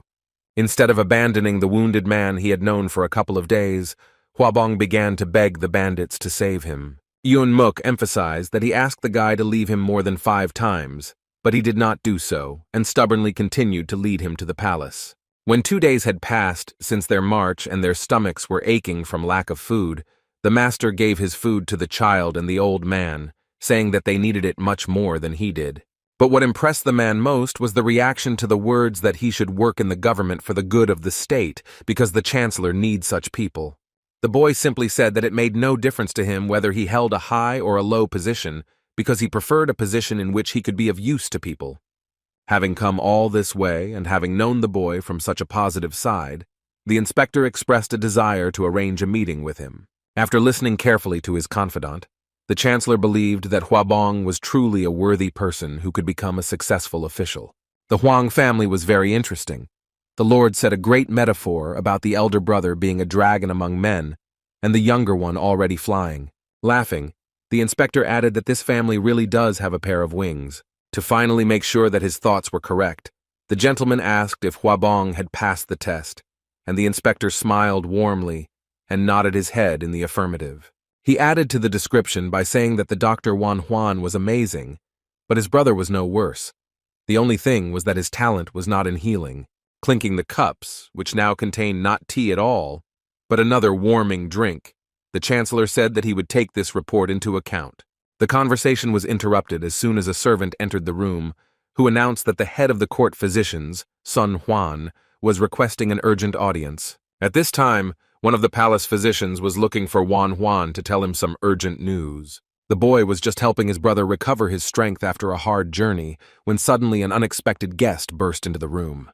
But such a late and unexpected visit was justified by the wonderful news that this man reported.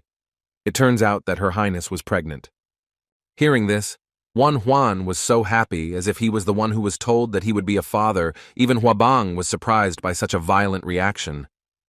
Taking his bag, the boy told his brother that he had urgent business to attend to, so he would leave him now, but would return soon. Smiling tiredly, the elder Huang said that he was almost okay, and in the absence of a doctor, he would be able to rest a little. When the doors closed, Huabong couldn't help but notice that the court doctors were extremely polite to his little brother. He couldn't believe that they didn't even notice how much he had grown. He was very sad that he couldn't even fulfill his promise and arrive on time. These disturbing thoughts did not give him peace. Covering his face with his hand, the guy could barely hold back tears of disappointment because he decided that he simply had no right to be an official. At this time, Wan Huan was examining Mrs. Go Hyun. Her husband was very worried and asked about her condition, and the woman was worried whether she was really pregnant this time. The doctor had something to please the high-born couple with. He congratulated the future parents on the fact that they would have a healthy girl. The lady burst into tears and said that the doctor not only saved her life, but also did everything to ensure that she could bear a child. Now she is in his debt forever. The selfless Wan Huan surprised the couple when he said he needed to speak with His Majesty alone. When the gentleman said that he need not be afraid and could speak in front of his wife, the boy handed him his official badge and sadly said that he had not kept his promise. Huabong couldn't come on time, so he thought he had to return the inspector's tablet back to the chancellor. The couple listened attentively as the boy, through his shame, said that he was asking them to do a great favor for his family. Wan Huan began to say that his brother did not keep his promise this time, but he is definitely not careless and always keeps his word. Therefore, he asked to look generously at the little kindness that was in him and to grant Huabun at least the lowest position. The chancellor frowned, gave his face an unusual severity, and said that he had one very important complaint. Placing his hand on the doctor's shoulder, the ruler said that excessive politeness was unnecessary at the moment and should not be shown, after which he asked him to raise his head. Go Hyun watched this scene with affection. She knew that now her husband would say that he also had good news for the guy. The chancellor solemnly said that looking at the valor and knowledge of the eldest son of the Huang family, he was recommended to the emperor through filial piety. This news struck the young man to the depths of his soul. He did not dare to hope for such a gift of fate. Now Huabong will be able to go to the emperor's palace. There were so many questions in his head, but first the guy asked why the chancellor made such a decision, since his brother didn't make it before the end of the festival. To which the gentleman replied that arriving on time was not the main goal of the test. The main test took place during the walking tour to the palace. He went on to explain that the person who was with Huabong was an inspector who was monitoring the situation and evaluating the candidate. This official was so impressed by the elder Huang that he simply could not turn a blind eye to such talent, and he is very greedy for talented people. And since not only the eldest, but also the youngest son Huang was a real genius, the chancellor once again asked if the boy would like to become an official. Looking at his simple bag and the bottles clinking in it, Wan Huan decided that he didn't want to change his simple life, so his decision remained unchanged. He dreamed only of mastering as many types of healing in this world as possible, and saving people even with the most serious illnesses. Hearing these words, the gentleman laughed and said that it was very difficult to keep such a free bird in place. But Chen Gui asked this just in case, otherwise, he is ready to take the elder Huang even without connections with the talented brother. After that, the man took out a package from his pocket and said that it was a letter of recommendation, mentioning Wan Huan's skill in case there was any doubt about him. It turns out that Chen Gui's uncle was at the emperor's court. The man fell ill, and the master would like the guy to examine him, and this letter will help him get into the palace. He asked the young man to go there with his brother, and when the old man got better, he could return to Yinchuan if he wished. It was hard to accept such a generous offer without a smile, so the boy bowed and said that he would do everything in his power. After leaving the master's quarters, Wan Huan thought that there must be many talented doctors at the emperor's court. So if they couldn't cope and asked him for help, most likely it was about some serious illness. So many events were happening in this small town of Pei. It was scary to imagine what was happening in the palace of the emperor himself. When the younger brother entered the chambers, Huabong immediately noticed that he was either upset or very tense. He took it personally and thought it was all because he had not arrived at the palace by the end of the festival.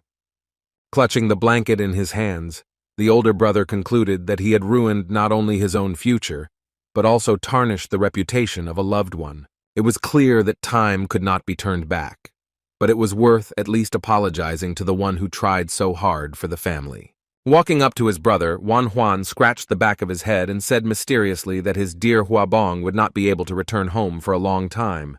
These words caused confusion on the elder Huang's face.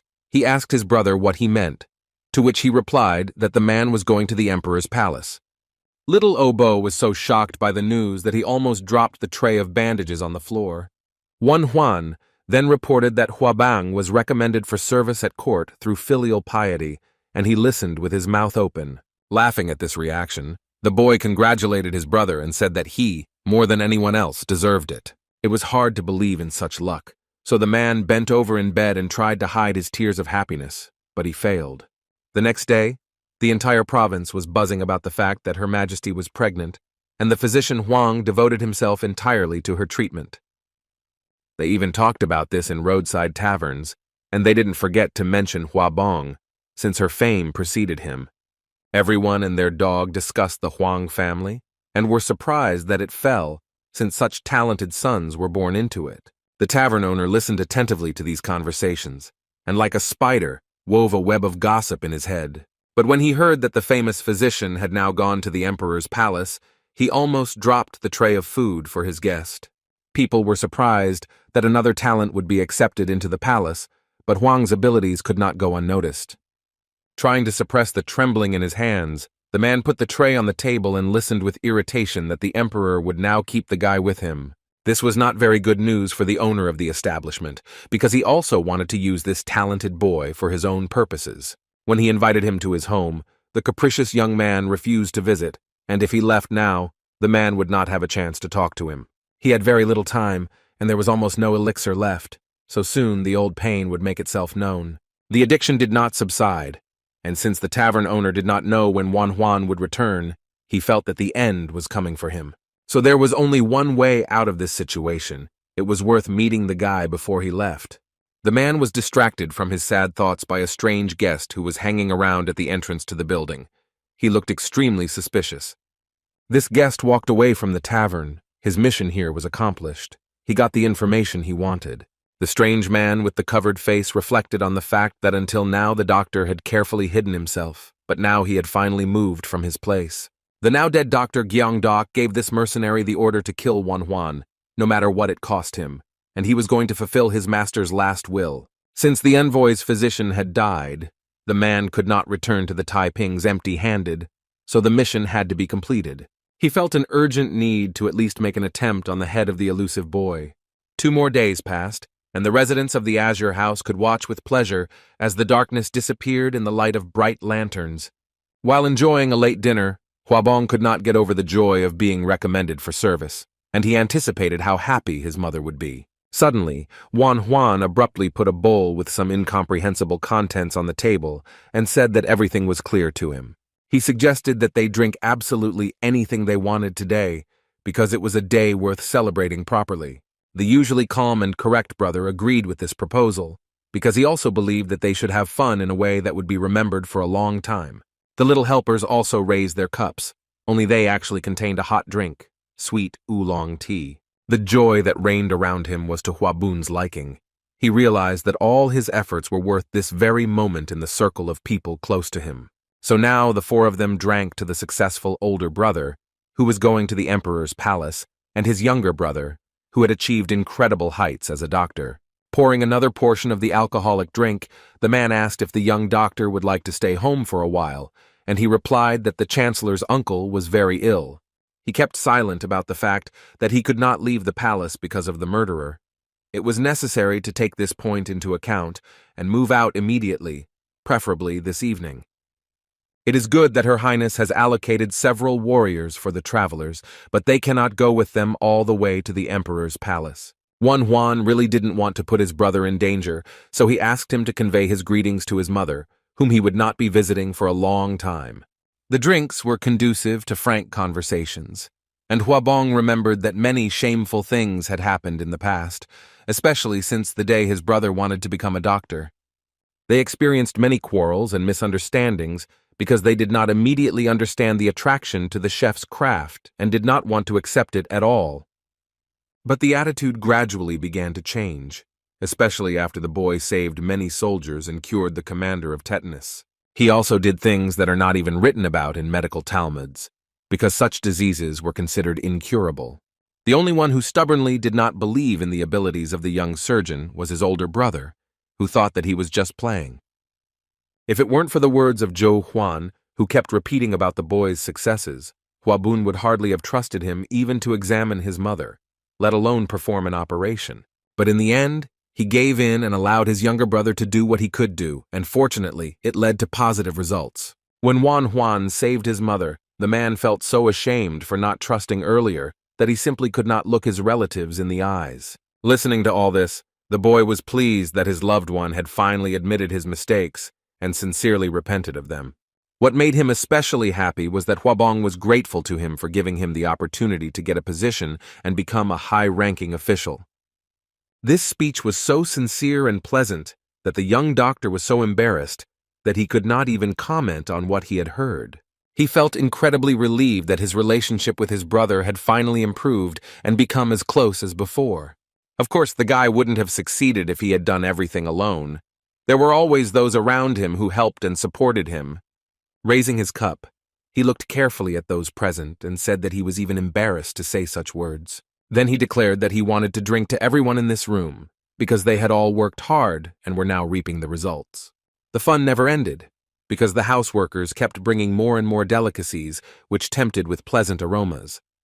Little Obo enjoyed these wonderful moments, because living in a poor village, he rarely had the opportunity to enjoy such delicacies. Even though Byung-ah was from a richer family, he still enjoyed dining in such a great company where everyone supported and appreciated each other. Sipping the drink, which made him even happier, Huabong thought that now he was happier than ever, because he got what he wanted so much. And he was also surrounded by those who were dear to him. Huan ate the rice he had grown to love while with his relatives, and he truly treasured these moments spent with his family and friends. This day will remain in the children's memory for a long time, because then each of them felt happiness. They laughed and talked all evening, getting to know each other even better.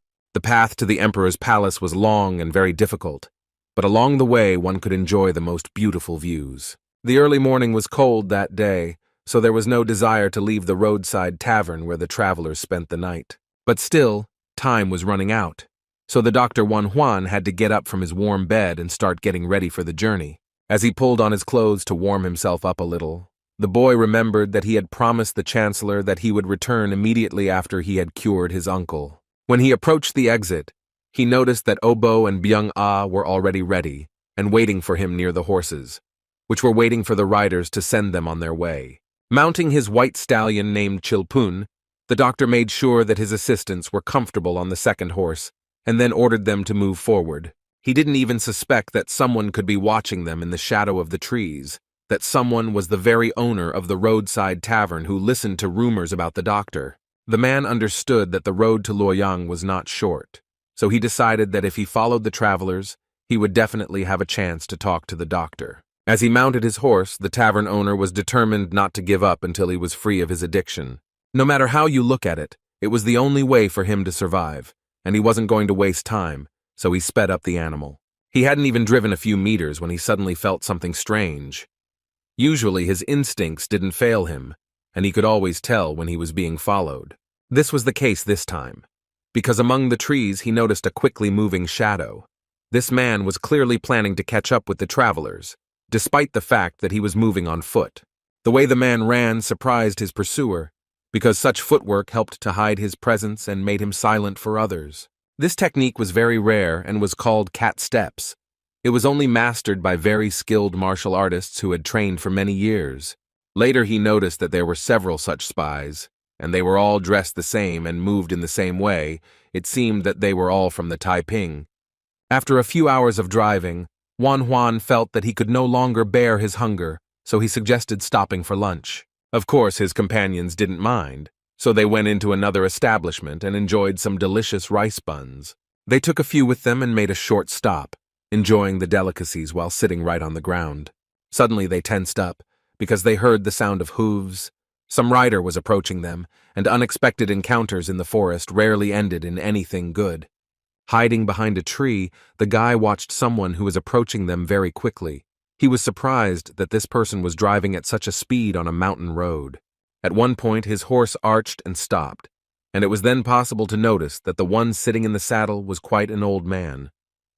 But age would not deceive the guy, because he knew that even the most harmless old man could conceal an unprecedented danger. Dismounting from his horse, the man greeted him and asked if it was really the Dr. Huang, whom he had been looking for so long, who was standing before him. Instead of confirming his identity, Huan asked who he had the honor of speaking to, not wanting to risk the children who were behind him. After bowing, the man introduced himself as Ok-ju and added that he owned 5 inns located in Pei Province. It was strange that such a man was looking for Huang, but the guy was no longer surprised by anything, so he simply asked for what purpose he was following him. Looking around, the man immediately apologized and said that they had very little time to talk. This phrase seemed like a bad sign to the young man. This guess was confirmed when the tavern owner said that he saw several people with swords taking a shortcut. He didn't say it out loud, but he was 100% sure that the pursuers were Taiping warriors who were hunting the doctor. They were extremely skilled killers, at least second class, but if he could warn the guy about this and help him avoid them, then he could get some benefit. Perhaps they would like to help him overcome his addiction. Then the boy asked if he had requested a home visit some time ago. This was indeed the case, and now the man did not know how to get out of it because the young man was wary and began to approach him with a sword. Juan was almost certain that this man had followed him because he had noticed along the way. Perhaps he had even sent people to track him down. So he asked why he should trust someone who hides a sword in his sleeve and does not show his true intentions. After a short silence, the innkeeper said that most likely the young doctor had misunderstood him and had groundlessly begun to consider him an enemy. Having laid out those very swords from his sleeve on the ground, he remained completely defenseless in front of the guy, showing his vulnerability. If there was any doubt left, he even offered to strip naked to prove his honesty, but Juan was satisfied with what he saw. Turning around, the boy said that his interlocutor had pulled out all 3 blades that he had noticed, which is why he had allowed himself to turn his back to him, demonstrating fearlessness. Bowing his head, the man thanked him for his trust, but made a mental note that the boy had a very sharp gaze. Mounting his horse, Juan suggested turning off this road.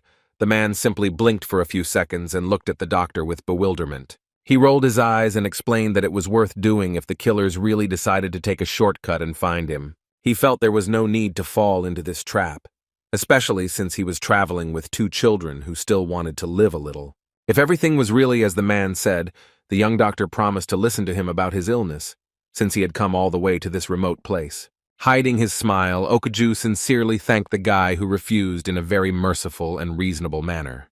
Having caught up with Juan, the owner of the inn began to tell him that until recently he had been a member of an organization, but had escaped from there and had been cursed. He said that if you don't take the potion once every 6 months, you will start to suffer from severe headaches and die, and there is only enough elixir left for 2 times. Having found himself in this hopeless situation, he decided to go to the doctor. Although it was outright impudence, Juan was shocked by this story. When the man fell silent, the boy began to think about what he had heard. He decided that most likely they were dealing with addiction.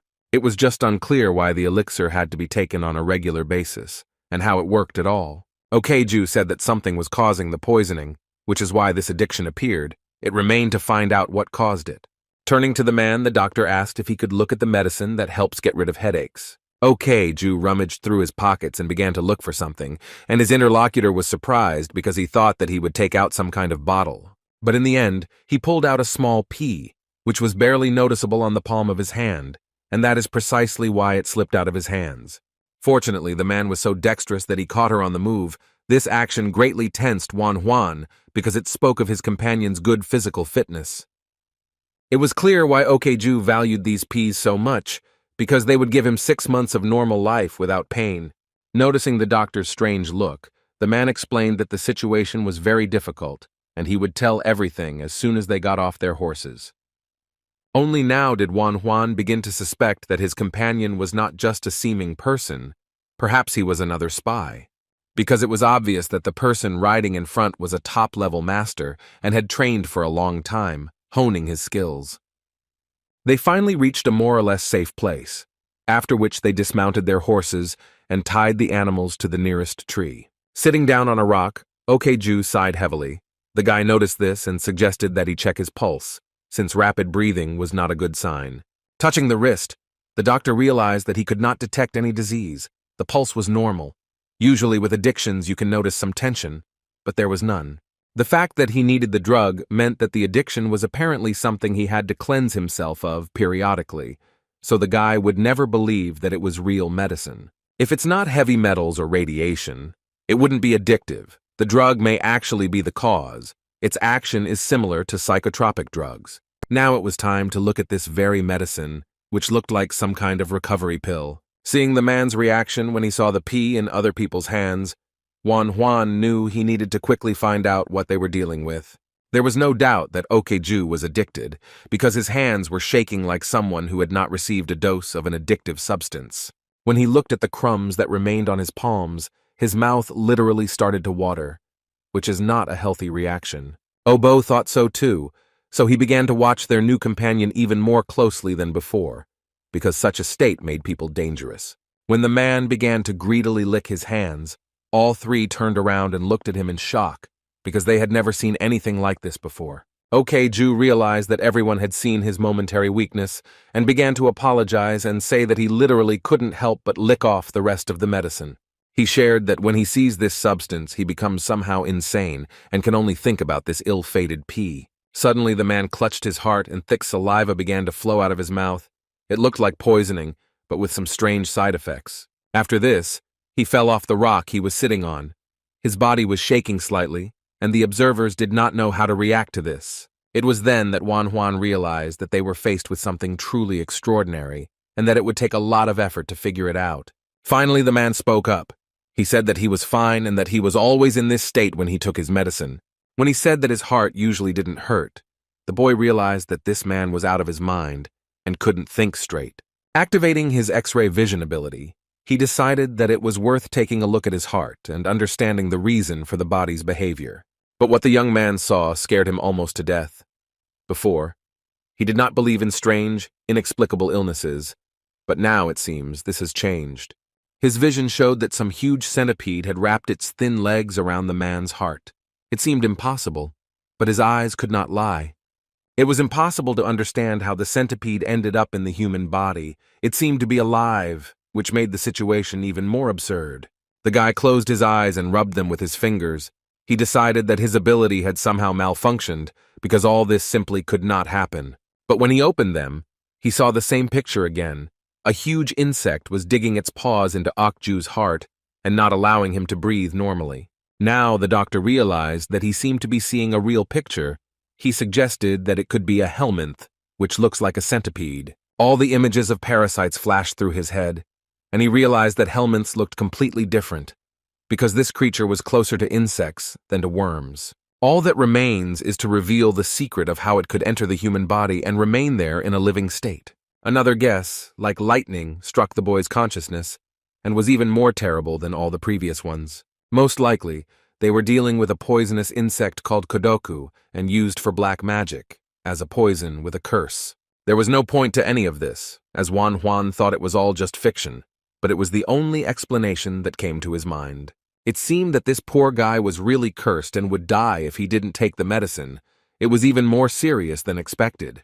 Whether it's heavy metals or radiation, the fact is that something is constantly releasing toxins into that person's body. The guy decided to try to help the unfortunate man, so he took one of his needles and placed it in the neck area, after which Okju began to scream in pain and convulse. His eyes rolled back and it seemed like he was about to pass away to another world. The sight was so gloomy that Juan felt sorry for the children who saw it. It was clear that it was precisely because of that insect that the body had such a reaction. All that was left was to figure out how to solve this problem. After some time of suffering, Okeju began to come to his senses. The fog in his head cleared, but it still hurt as if it had been kicked. Noticing that the patient had woken up, Juan approached him and said that due to severe pain, he had to put the man to sleep using acupuncture. Now the moment for serious questions had arrived. The guy was interested in whether the organization the man belonged to was a Taiping cult. Okeju's face twisted in horror. Seeing this reaction, the boy realized that he had hit the nail on the head and was right. From the history lessons the boy had taken in the modern world, he knew that in 6 years there would be a Yellow Turban Rebellion. And if any organization could force such a master to flee, it was only the Taiping cult. After all, the emperor's palace or 10 servants would not be involved in such a dark matter, especially since the forces of the main commanders were still weak. From contemporary novels, the boy knew that one of the leaders of the rebellion had mobilized public opinion with the help of witchcraft and founded Taiping Taoism. His name was Zhang Jiao, and if he was skilled in witchcraft and black magic, he could very well use poisonous insects that only appear in martial arts novels. When the young man took over Wan Huan's body, he understood how it worked, and if it really was the Taiping cult, then anything was possible. Looking carefully at the kneeling man, the young doctor said that the Taiping cult owed him something. Now he didn't know what to do with Okjun, the man who came from those terrible people. Gritting his dry lip with his teeth, the man understood that if he made even one mistake, it would be the end for him. He hung his head and said that he had indeed been in this cult, but had run away because he no longer wanted to do the terrible things that he was forced to do. He begged the young man to believe him, because although he was not innocent, he did not join this organization of his own free will, so he was also a victim. This statement was highly controversial, since Yu had ordered him to bring the young doctor to him, and most likely this visit would have ended in the boy's death. The very first time Okju failed to follow orders to kill the doctor, he drew a huge storm of anger upon himself. This terrible man Yu played with the destinies of others and decided who should live and who should die. He gave the most terrible orders. The man suddenly realized that all these crimes were on his conscience too, so he decided that it was definitely not the Dr. Huang who should die. With tears in his eyes, the realization came to him that he still deserved to die, and given the circumstances, it would not be peaceful. He literally felt his heart being scraped, and then he decided that he had no right to beg the doctor to save his life. Okju felt like something was biting his internal organs, causing unbearable pain. He wanted to go to a forgotten place and end his worthless life. Experiencing deep mental and physical pain, the traitor to his state understood that it would be better for everyone if a person like him left this world. At one point, Wan Huan noticed how Okju's eyes suddenly began to change. At first, they were just red, and then they completely lit up.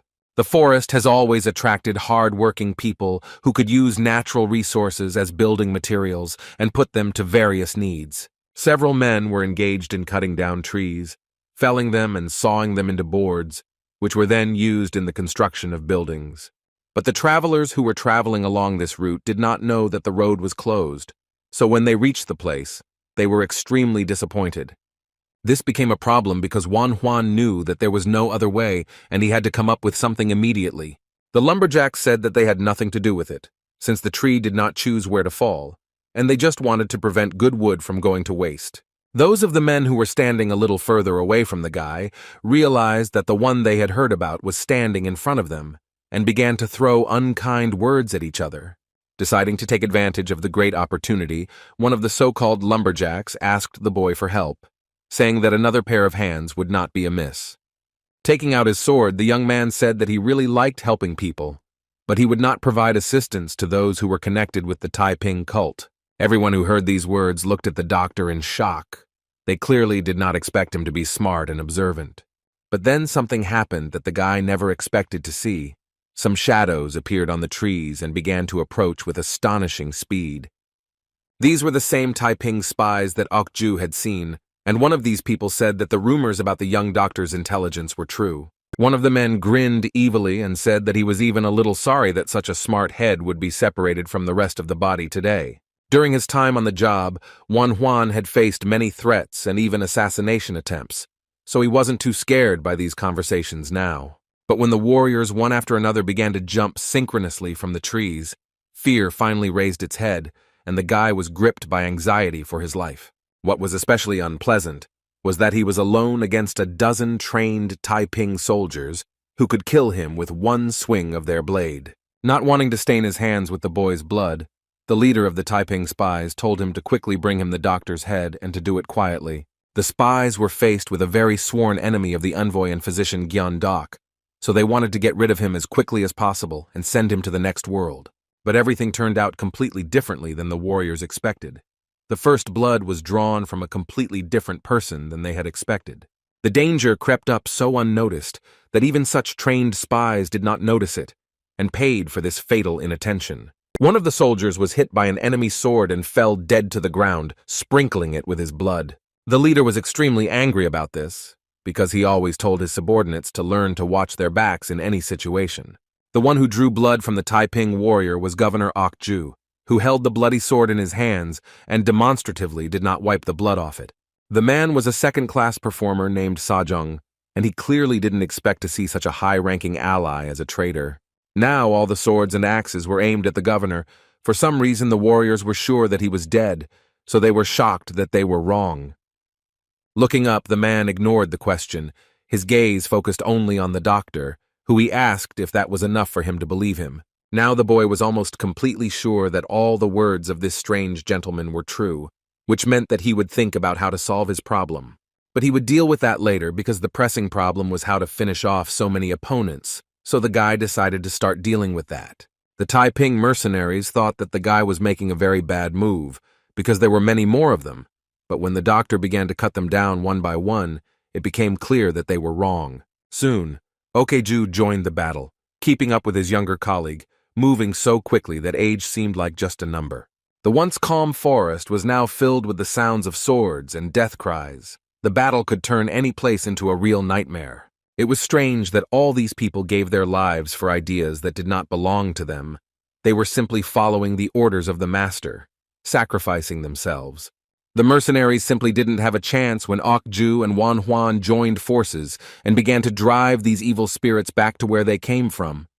While bleeding, Chief Sajong still couldn't understand how a simple village doctor could be so strong and possess exceptional combat abilities. This question remained unanswered because this short-sighted man fell in the middle of the road, which was strewn with the bodies of his subordinates. Feeling his death approaching, he did not want to die without completing the task. So he reached for his sword, which was lying nearby.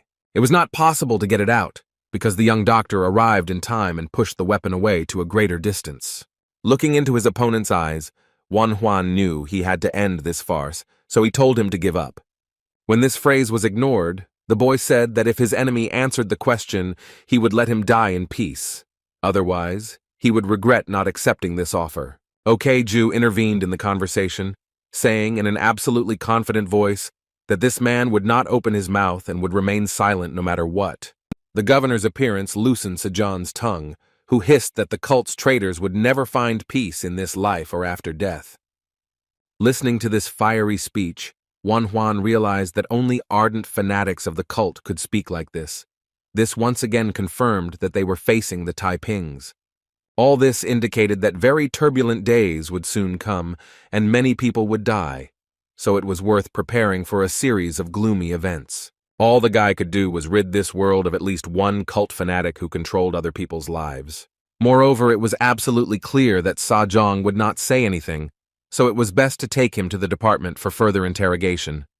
His heart began to hurt so much again that it was difficult for Okeju to take a new breath, and he was unable to answer the boy's request to bring a rope and tie up their prisoner. He couldn't say that he didn't want to just keep him and keep him alive, because this man was indirectly guilty of all his suffering. Therefore, it was decided to resort to more radical and inhumane methods than those proposed by Wanhuan. Swinging his sword, the man cast aside all thoughts of morality and simply did as his sick heart commanded, and it simply longed for the death of this bastard. The young man did not expect such cruel behavior. It seems that he once again underestimated his ally and trusted him too much. Looking at the warrior's corpse, Wanhuan tried to understand why the man was so inclined to cruelty and why he did not allow the authorities to interrogate this man. Trying to figure out what was wrong with Okeju and why he had such sudden outbursts of rage, the boy activated his unique vision and looked at him. The poisonous insect squeezed the master's heart even more tightly. It seemed that it was about to press so hard that the organ simply would not withstand the load. Okeju was very scared by the way this guy was looking at him. It seemed like he was examining all of his insides with extreme clarity. He didn't even suspect that this was exactly how it was. Wanhuan could see everything, including the huge centipede that was causing unbearable pain. The insect scraped its small, sharp paws across the surface of the organ and provoked the most painful sensations. Now the doctor realized that it was precisely because of this that the gentleman's character was changeable and irritable, since sharp pain provoked such behavior. Night fell, and the roadside inn was happy to accommodate new travelers who needed a place to stay for the night. When Wanhuan was alone with his new ally, he told him the absurd news about the centipede, which explained his addiction and painful sensations. The guy also added that in his opinion, the medicine that the gentleman is taking helps suppress the insect and prevents it from going berserk. What he heard made the man very gloomy. He asked if the doctor really wanted to say that he could die without this medicine. Without jumping to conclusions, the boy was silent for a moment, then suddenly said that there was one way to solve this problem. The decision was not at all easy, because the doctor suggested opening Ok-jun's chest and simply pulling out the ill-fated infection from there. Falling into despair, the man asked whether he would be able to survive such an operation, whether he would be able to free himself from this debilitating pain that haunted him. Falling to his knees, he shouted that he agreed to any intervention that could give him at least some hope for a normal life. He began to beg the doctor to do something, because he did not want to die because of some centipede that was squeezing his heart. Having assessed all the risks, the young man determined that the operation was not complicated, and the chances of success were quite high if he only postponed his plans for one day. Having decided not to abandon the patient, Manhwa ordered his two young assistants to prepare for the operation, and they obediently followed. Raising the scalpel up, Manhwa noticed how it cast a bright glare from the beam of light.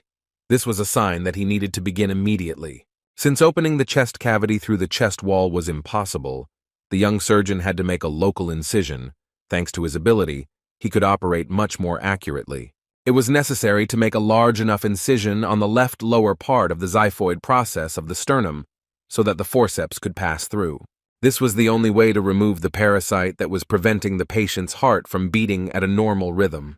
It seemed as if the creature had intelligence and sensed that his position was under threat. As the surgical forceps came closer, she bit into the heart even harder and did not want to leave her home in the human body. The doctor was not going to allow the centipede to hide somewhere between the organs and continue to exist. He had to relieve the man of his suffering. A nasty squeak was heard, which meant that the creature was leaving its secluded place and finally leaving the heart alone. It was not easy to catch her because her body was very long and slippery, and her many paws were trying to grab hold of at least something. When Manhwa felt that his pincers had grabbed the insect, he was happy, because now all that was left was to get it out. The evil creature wriggled and tried to cling to something with its sharp teeth. It clearly did not like to leave its bloody shelter. It struggled so hard that its slippery body nearly overcame all the doctor's efforts to get the abomination out of the man. Then the guy squeezed the tongs with all his might, and the long-awaited crack was heard, which indicated that the creature had been crushed and killed. Finally, they managed to remove it from Ok-jun's body. The scale was simply astounding. Such a huge centipede could easily kill the patient. The operation was much more difficult than Manhwa had originally expected, who thought the insect would put up a real fight for survival. He happily threw out the vile creature, which was completely covered in human blood. This picture reminded him of a scene from a horror movie. After that, Manhwa and Obo began to deal with the wound directly, and Byung-ah kept looking at this terrible insect that was right in the man's chest.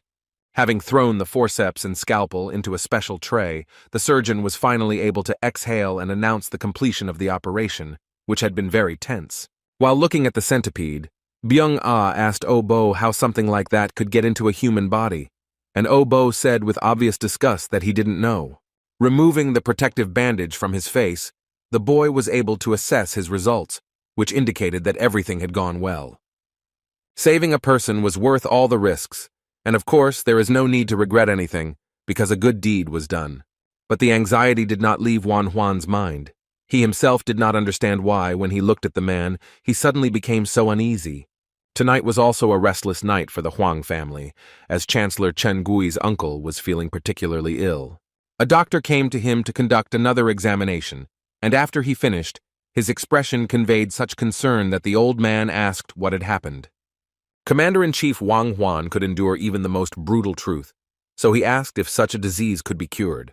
Bowing his head, the head of the court physicians named Pyong Wan did not know how to present his guest to the master, because it was not a happy one.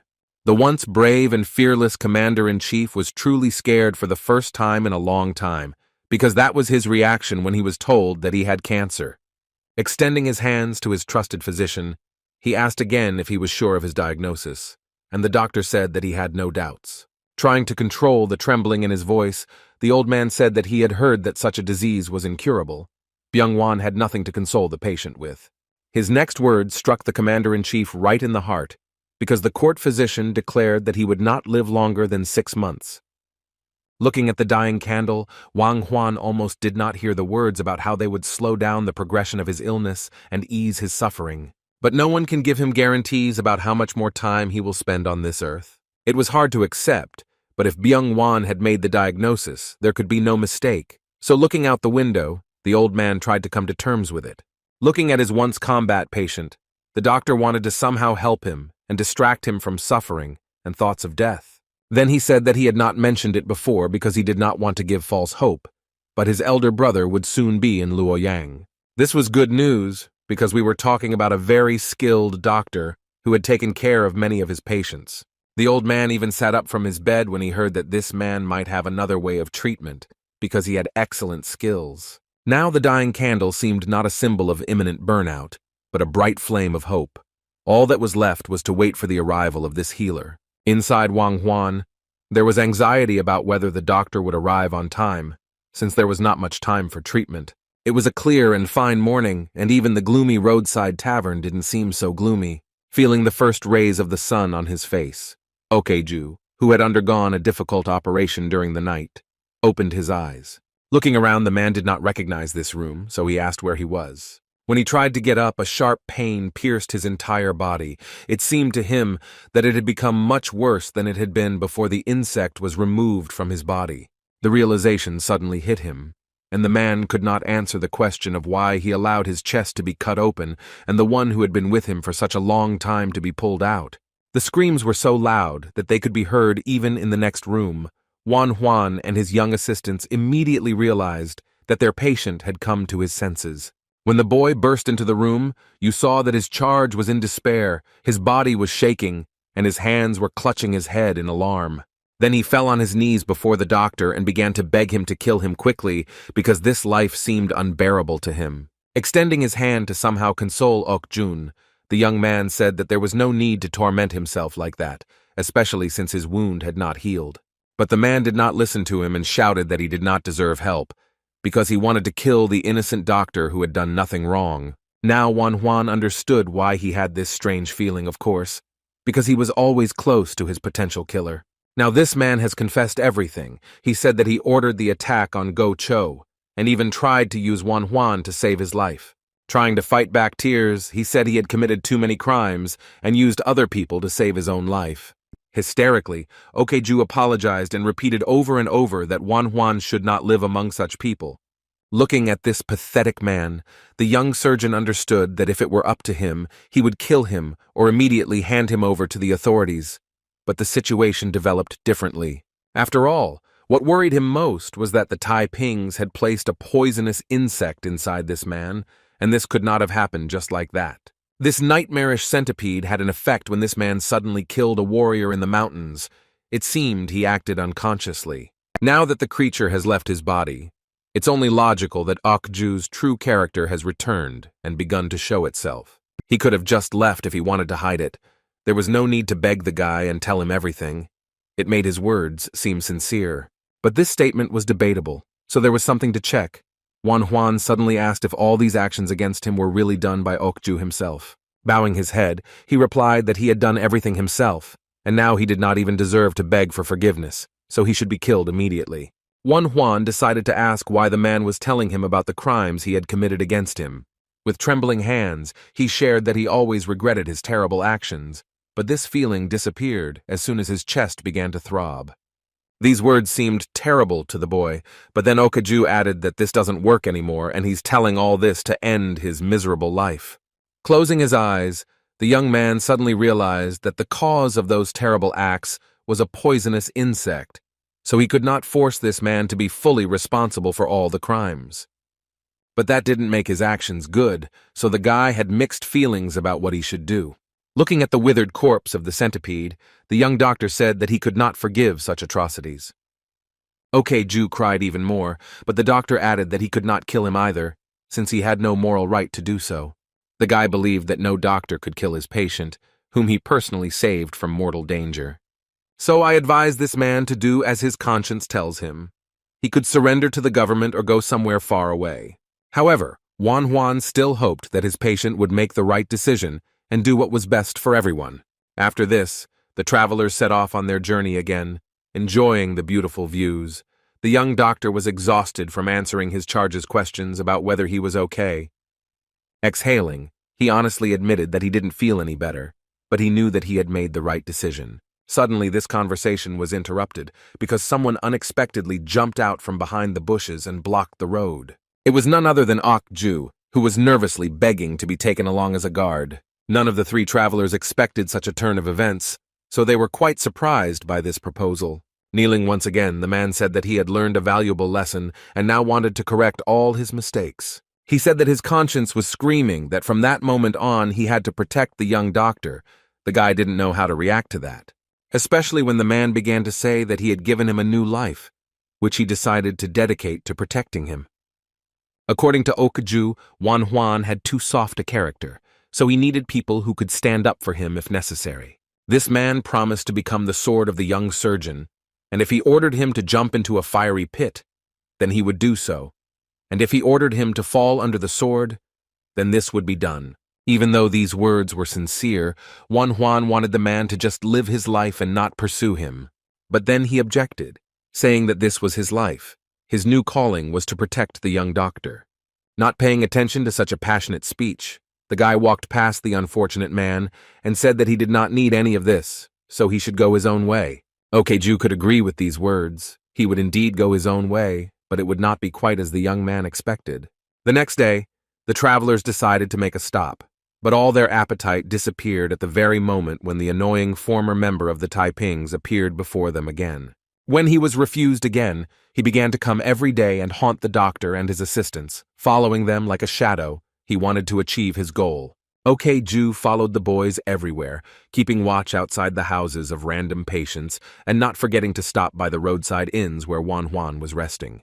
After some time of such bullying, the boy could not stand it and said that the man could do whatever he wanted, as long as he did not bother him, and so he became the guardian of the legendary surgeon. Soon, Manhwa realized that letting the former traitor stay was a good idea, as he taught him how to use a bow, and the man had to learn to enjoy even such little things as hot food after a long time on the road. While everyone was sleeping, Ok-ju guarded the peace of these young guys who still did not know this cruel life.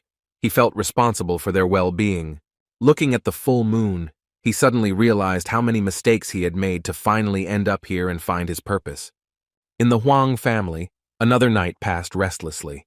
The sick old man felt ill again, and the doctor, out of habit, went to the chambers. This time, the commander-in-chief was examined not by Pyong-won, but by his brother, who was known as a very talented doctor. When an elderly man asked if he really had cancer, the gentleman sitting in front of him apologized and said that was exactly what happened. The burning candle still symbolized hope, but that was until the doctor spoke about the possibility of a cure. All the joy died out, like the flame in the candlestick, when the doctor told them that he had been studying the Central Plains for a long time to find a cure. But unfortunately for all his patients, these were unsuccessful searches because the disease was incurable and in most cases led to a painful death. Not knowing what to say, the old man simply stared at the wall. He, like any other person, really did not want to say goodbye to life and go into oblivion.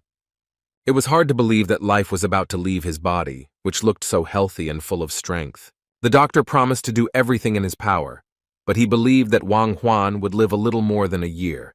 That was his prognosis. This conversation was overheard by a young girl, the doctor's daughter, who only now realized what a terrible disease cancer was, because even her father's skills could not help. But she still decided that if they say that the disease is incurable, this is another reason to unravel the reasons for its appearance. Now such an illness was incurable, but it is worth waiting a little, and people may appear who can cope with the impossible. The morning at the Huang family's estate was very busy, with a large number of people gathered in their courtyard. They all lined up in a long line and waited for the clerk to come up to them and write their name on the document. Between these rows walked Manhwa and his assistants. The boys did not understand what was happening here, but their master said that judging by their clothes, all these people were their colleagues. Noticing the new arrival, the scribe immediately approached him to document his name. The guy introduced himself and added that he came from Cao County. He also said that he came here on the orders of the Chancellor of the State of Pei to look into the illness of the Commander-in-Chief. This news so surprised the court servant that he almost dropped his pen, and a glimmer of hope appeared in his eyes. Then he rushed to the entrance of the building and told the boy to follow him, because he would immediately take him to Mr. Wang Huan. But before getting into the chambers, it was necessary to stand in line with those doctors who were also called. The boys sitting nearby admired the scale of the commander-in-chief's house. The boy was disgusted to listen to the conversations of the other doctors, who did nothing but discuss how they could get half of Wang Huan's fortune if they cured him. They also chattered about how the gentleman would give them a palace in Wuhan as a thank you, but all their talk was only about the reward and not about the man's health. The next words shocked Wang Huan. One of the men said that according to the preliminary prognosis of one doctor, the old gentleman had cancer. To encounter such a disease was scary even in modern times, let alone in the times when medicine was in its early stages of development. Everyone believed that if the venerable doctors had made such a terrifying diagnosis, then there could be no mistake, especially since Master Pion confirmed it. Yes, the guy thought that this could happen, because the man was already over 50, but he didn't quite understand how to determine the type of cancer and the stage without the necessary equipment. While everyone around was chatting about their own things and not even trying to sympathize with the sick man, Wang Huan tried to think of how he could help. His little companions also began to panic, and they were partly right when they said that it was impossible to cure cancer. But it was not worth making any conclusions or predictions until they saw the patient, so such conversations should have been stopped. Wang Huan recalled that the doctor's main task was not to abandon his patient until the end, so it was too early to bury the commander-in-chief.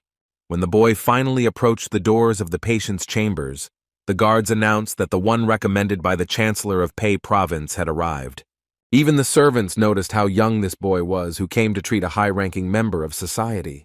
Looking at him, Wang Huan guessed that since his nephew had sent the youth, he must be the head of the court physicians in Pei. But the young man showed the sign given by the Chancellor and said that he was an inspector supervising the work of medical personnel. Realizing that his nephew was not throwing away such positions, the man allowed the young doctor to examine him. Mr. Pyongwan and his brother looked at each other. They had all heard the rumors about the young talent from the state of Pei. Listening intently to her father's conversation, the girl realized that in front of her was the same doctor who had cured tetanus, typhoid fever, and syphilis. Young Byun-song was simply amazed that this guy, who looked to be her age, was able to cope with the treatment of such serious illnesses. Watching him take the commander-in-chief's pulse, she couldn't reconcile his image with what had just been said. Wang Huan determined that the man's pulse was close to full. Its shape was sharp, so it could be said with certainty that the lesion was in the stomach. Activating his X-ray vision, the boy realized that he was right in his assumptions, because he saw the cause of the disease. As he thought, it was in the stomach. His vision showed that there were tumors in the antrum, 5 of them in total. Thanks to what he saw, the doctor determined the exact diagnosis. The commander-in-chief had gastric adenocarcinoma, and there were at least 2 of them. But to be absolutely sure of this medical conclusion, the guy decided that he needed to increase the field of view of the affected area. His ability obeyed this desire and showed the surgeon even more than he could have wished for. After examining the patient, he felt relief, because the cancer cells had not yet reached the serous membrane. If they had reached the lymph nodes, nothing could have been done. The tumors were only inside the antrum, so there was no need to touch other parts of the body. So if cutting off more than half of the stomach with a subtotal resection could help, it just remains to be seen how to combine this with chemotherapy. Tired of the doctor's long and tense silence, the old man could not stand it and asked what he thought about his illness. When the boy said that the man had most likely been vomiting and had severe abdominal pain recently, Byung-wan and his brother were shocked. But the young man came to the same conclusion as them. Wang Huan had cancer, only he added that the affected area was in the upper part of the body. Bowing his head, the old man said that everyone kept telling him that he had cancer and that it could not be cured. The elderly doctor examined the young man carefully. No one had said before that the patient had vomited. Moreover, they could not even name the correct symptoms. So it became clear that the rumors were true, and that in front of them was indeed a high-class doctor from the state of Pei. When the gentleman gathered his courage and asked the boy if his illness could be cured, he said that he could not say for sure, but in his opinion there was a chance. These words shocked everyone who heard them, because before that, all the doctors simply threw up their hands and did not give any hope for salvation. Jumping up from his bed, the sick man grabbed the boy by the shoulders and began to ask if he was deceiving him. But looking into Juan's eyes, he realized that there really was hope. The court doctors did not understand how this young man was going to treat cancer, because everyone had long since figured out that it was impossible. The gentleman also asked himself this question, because he began to interrogate the young man about what he was going to do with his body. Not knowing how to say it more veiled, the guy simply said that he would have to open his stomach and remove the part of the stomach where the tumor was located. The court physicians had never heard of such a method of treatment. It sounded very dubious, but it was the only proposal in recent times. The proud commander-in-chief, who led the warriors into battle, asked with shaking hands if they really wanted to rip open his stomach. Then the fear turned into sharp anger and the old man shouted, saying that the guy was talking nonsense and such an action would not help him recover. Everyone in the room wondered how a person could survive such an intervention. But Juan, without the slightest embarrassment, said that he saw no other way to solve this problem, since he lacked the skills. However, even with such skills, the guy could say with absolute certainty that there was no other way to cure the disease. The day was drawing to a close and a beautiful sunset painted the world in purple tones, hinting that it was time to rest. Juan entered the master's chambers during the day, and came out when the sun had already set below the horizon. He was so tired that even his assistants noticed it. The guy said he was yelled at several times, but that it was a normal reaction to the news that the commander-in-chief needed to have his stomach ripped open, so it was worth waiting until the man thought everything over and gave his consent to the operation, because forcing him was wrong. Then Okju spoke up and expressed a desire to say something to the doctor, who allowed him to do so. He told a piece of news that was completely off topic, but despite this, was no less important. It turns out that the storekeeper, Chudok, had an intestinal disease. He claimed that he had pain in the lower right part of his abdomen. This case was similar to the previous one, and the man decided that the doctor could help. It made sense, because if Juan could help the storekeeper, it might convince the commander-in-chief. Coming close to Okejun, the young man looked at him carefully, after which he thanked him for his sound advice and the necessary information. But he warned the man never to offer him to bargain with a patient again, as it was wrong. After that, he turned around abruptly and ordered the guys to follow him, because they still had work to do this evening. Instead of holding a grudge against such harsh behavior, Okeju realized that the doctor reacted this way because he was too kind to all people, even people like him. He was pleased to be a part of all this, to look after the children and ensure the safety of the doctor. It was clear that this was his calling. At night, when everyone had long since gone to bed, only one room in the palace had lanterns burning. The court physicians came to see Lord Wang Huan again to check on his condition after a hard day filled with shocks. The man was still awake, eager to talk to them about the young doctor and ask what they thought of his treatment methods. The elderly doctor said that despite the risk, he considered the operation to be the right decision, which would help directly remove the cause of the disease, but he had not yet heard of such manipulations being performed. These words made the old man think that perhaps he really should allow someone to dig around in his insides. But since he did not really trust the unfamiliar boy, the old man asked the doctor to monitor all the actions of the young man and be present during the operation. He bowed like a humble servant and said that he would never have thought of refusing his master. Before you become a surgeon and cut living flesh, it's worth practicing on more inanimate specimens first. This is exactly what Obo was doing, suppressing his disgust as he tried to stitch up the wound on the chicken carcass and pull its skin together with thread. Juan's approach to teaching and healing was completely different from how others, especially older healers, worked. If a young man believed in the salvation of a person in any case and did everything to achieve what he wanted, it was much easier for his older colleagues to give up and say that the patient would die. After some time, the commander-in-chief was informed that Chudok had an intestinal disease and the Dr. Juan would open his stomach to cure him. The attendant reported that the man's situation was so desperate that he was willing to accept any method that offered hope of recovery. These words really scared the old man. He couldn't believe that someone would voluntarily go under the knife and allow themselves to be cut. Everyone was so shocked by this information that the servant was immediately bombarded with questions about whether the doctor was really treating the patient right now. But no, according to rumors, he would do it tomorrow. The commander-in-chief listened in surprise as the doctor asked Chudok to fast today, and that tomorrow morning he would do what he said. Juan had enough intelligence to draw an analogy between his situation and this one, and realized that he too had no choice. So he surprised everyone standing in the room with his question. He was interested in where the Dr. Huang was now. Getting out of bed, the old man ignored all warnings that it was better for him to lie down and rest. After all, he understood that he needed to meet the boy right now, otherwise it might be too late.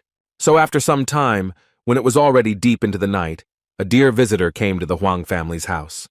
At such a late time, Juan had not yet explained to anyone the step-by-step process of the operation and the possible consequences. The court physicians unanimously declared that after hearing all this, they could conclude that this was a very dangerous undertaking. They understood that simply opening the abdomen was already a terrible thing in itself, but the young man was going to cut off the internal part of the organ, which was simply unthinkable. But at the same time, they were all incredibly interested to see how the boy would manage to open the stomach and treat the internal organs, and then put in stitches and save the person. It all seemed extremely absurd, but the commander-in-chief was not one to be timid, so he made a decision. He told the doctor that he had to see the operation he was going to perform on the storekeeper, after which he would be able to make his final decision. The court physicians did not expect at all that their master would go on this adventure and would actually observe the operation that Chudoku would do. After listening carefully to the man, Juan realized that if he realized that his actions would not be destructive, he would agree to the operation. But still, one should not forget about the rules of the operation. So to the old man's surprise, the legendary surgeon was forced to refuse him this request. Such impudent behavior irritated the man, because the commander-in-chief was not used to being told no. The gentleman shouted and asked how such a scoundrel could say such things and refuse a man who occupies a high position in the state. The boy could only close his eyes and sigh heavily when they started talking about how he was forgetting who was in front of him. The problem was not respect, but that the guy could not allow infection, because if outsiders were present during the operation, there would be a risk of infection. He ended up in a time when there were no autoclaves or even simple antiseptics that help kill germs. All that was left was to hope for a miracle and use clothes sterilized in boiling water as a means of getting rid of bacteria. And in a situation like this, it was impossible to increase the chances of infection because everything could go to hell. It was a really bad idea to refuse the commander-in-chief, but unfortunately, he really couldn't watch the process for now. Not understanding the reason for such unheard-of rudeness, the old man began to ask questions about why he was forbidden to do this. To the doctor's surprise, the boy answered absolutely calmly that this could endanger patients. He decided to ask again whether if the gentleman joined in, the patient might have problems. Juan nodded his head and said that it was not about Juan himself. Anyone who joined this process without preparation could cause harm. Bowing, he asked that his explanations be treated with understanding, since he was not asking for anything out of the ordinary. He just wanted the patient's health to be put first, because nothing could be more important than that. These words made the men think. They realized that they had behaved like capricious children when they demanded that they be given what they wanted. Here a thought came into the court doctor's head. He asked if the participant in the operation was prepared. Then could he join the process? The guy nodded his head affirmatively. The elderly physician was delighted and said that he could do it then, but Juan cut off the conversation and said that he would not give permission. He explained that the patient was dear to the commander-in-chief, and if he was prepared, he could join, but the doctor had no reason to do so. This speech seriously angered Pensong, who considered the guy's behavior to be very provocative and disrespectful towards her father. The guy put an end to this conversation when he said that, apart from the commander-in-chief, only he and his students would be at the operation. These words had no effect on the old man. He grabbed the guy by the clothes and began to beg him to let him near the operating table. If not him, then let him at least take his daughter, who could share her experience with him. It was her scream that interrupted this pathetic conversation. She asked her father to stop humiliating himself in front of this worthless boy. She believed that his thinking did not seem as wonderful as the amazing abilities described by his former patients. Juan quietly listened attentively to the speech about how the girl had been taught from a young age that doctors should only think about saving people. She said that this is why her father always shared his techniques with others and helped mentor young professionals. But Mr. Huang tried to hide his methods. She asked how he differed from those who followed only their own fame. Bayansong didn't deny that the guy's skills might be excellent, but she didn't want to see the healing art of such a doctor. Smiling, the young man realized that he had not met such an honest lady with such a strong mind for a long time. He even felt a little ashamed to admit that she was indeed right. Of course, his words could be misinterpreted, but the fact that this girl was able to gather the courage to say it was impressive. Even her father was surprised by this impulse, so he began to pull her back and ask her to keep quiet, because everything indicated that she had character. Scratching his head, the boy said that his skills could not be called a secret technique. It was a simple operation, but that was not the problem. He explained that he might be considered arrogant, but this operation could not be repeated simply by looking at it from the outside. In his soul, there were fears that such manipulations could be done incorrectly by someone, and he would be held responsible for it. It couldn't be any other way, because in front of him stood doctors who were drawn to master new techniques that would save people, but before that, they could destroy them. This is when the troubles begin, because inexperienced surgeons will try to apply what they saw on patients without having experience. Because of this, they can take someone's life. He then added that the doctors who were observing him had made such a mistake, so he could not be sure that they would not try to repeat it. The guy was convinced that if a doctor wants to study medicine, he needs practice, and seeing a cut once is not enough. Pyeong-song could agree with these words, but she did not believe that no one could be allowed to observe the operations now. Sighing, the young surgeon said that he would allow it if the girl and her father promised him one thing and gave their word that they would fulfill it. Won-hwan's condition was that as long as their fates were linked and they studied his healing arts, they would never perform the operations they saw him perform. It was a rather strange request, but it made sense and indicated the high moral qualities of the guy sitting in front of him. This was a condition that could be agreed to, so the old man said that he would write a promise right away. At that moment, Pyeong-song suddenly realized that she suddenly felt so ashamed that she could not raise her eyes. Before her stood a man who was truly a healer from God and could do things that were not even written about in medical books. Morning came, the sun was shining and delighting the townspeople, but not everyone could enjoy its rays this morning. Some greeted the day lying on the operating table, but the young surgeon's day began with him making preparations for the operation. A little later, Mr. Hwang, Byung-won, and his daughter arrived. They fulfilled all the doctor's requirements, put on sterile cotton clothes, masks, and took into account the peculiarities of behavior during the operation. When they entered the chambers, the guy once again asked them to follow all the rules. Otherwise, he would have to kick them out of here in the middle of the process. Adjusting the mask on his face, the commander-in-chief said that he understood everything and he would not allow any of them to make a mistake. Looking at the boy, the man thought that the confidence of this puppy was simply amazing. He had a firm hand and a strong character. For now, he's decided to just watch, but if all his bravado turns out to be just talk, he won't sit idly by. Wang Huan was determined to see that this young man's words were backed up by action. The surgeon was a little uneasy about the presence of 3 strangers, but despite this, he announced the start of the operation. The first thing he had to do was use the needle correctly, and here what he had learned from Bon came to the rescue. The patient was already unconscious, so it was possible to safely inject needles into the necessary places on his right leg. The doctors who observed this were surprised that he used needles and placed them so quickly and accurately as if he had determined the zones in advance.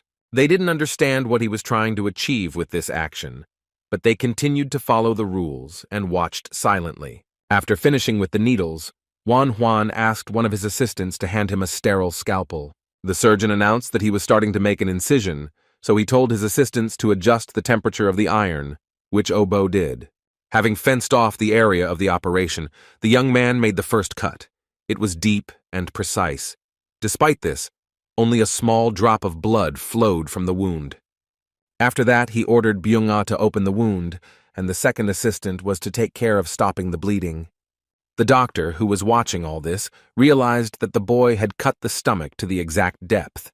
If he had gone deeper, he would have touched the insides. His work was simply amazing. He was also surprised at how accurately they cauterized the bleeding site with iron to prevent a fatal outcome. This method of stopping bleeding was something new and very effective, so the girl made a mental note in her head.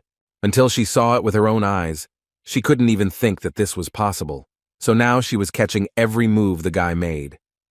Activating his X-ray vision, Wan Huan noticed an inflamed appendix that needed to be removed. The fact that it was only him brought relief to the surgeon, because such an incision should have been enough to cope with this task. Having inserted the medical forceps into the right place, the doctor immediately found what he was looking for. With a little effort, he pulled the organ up.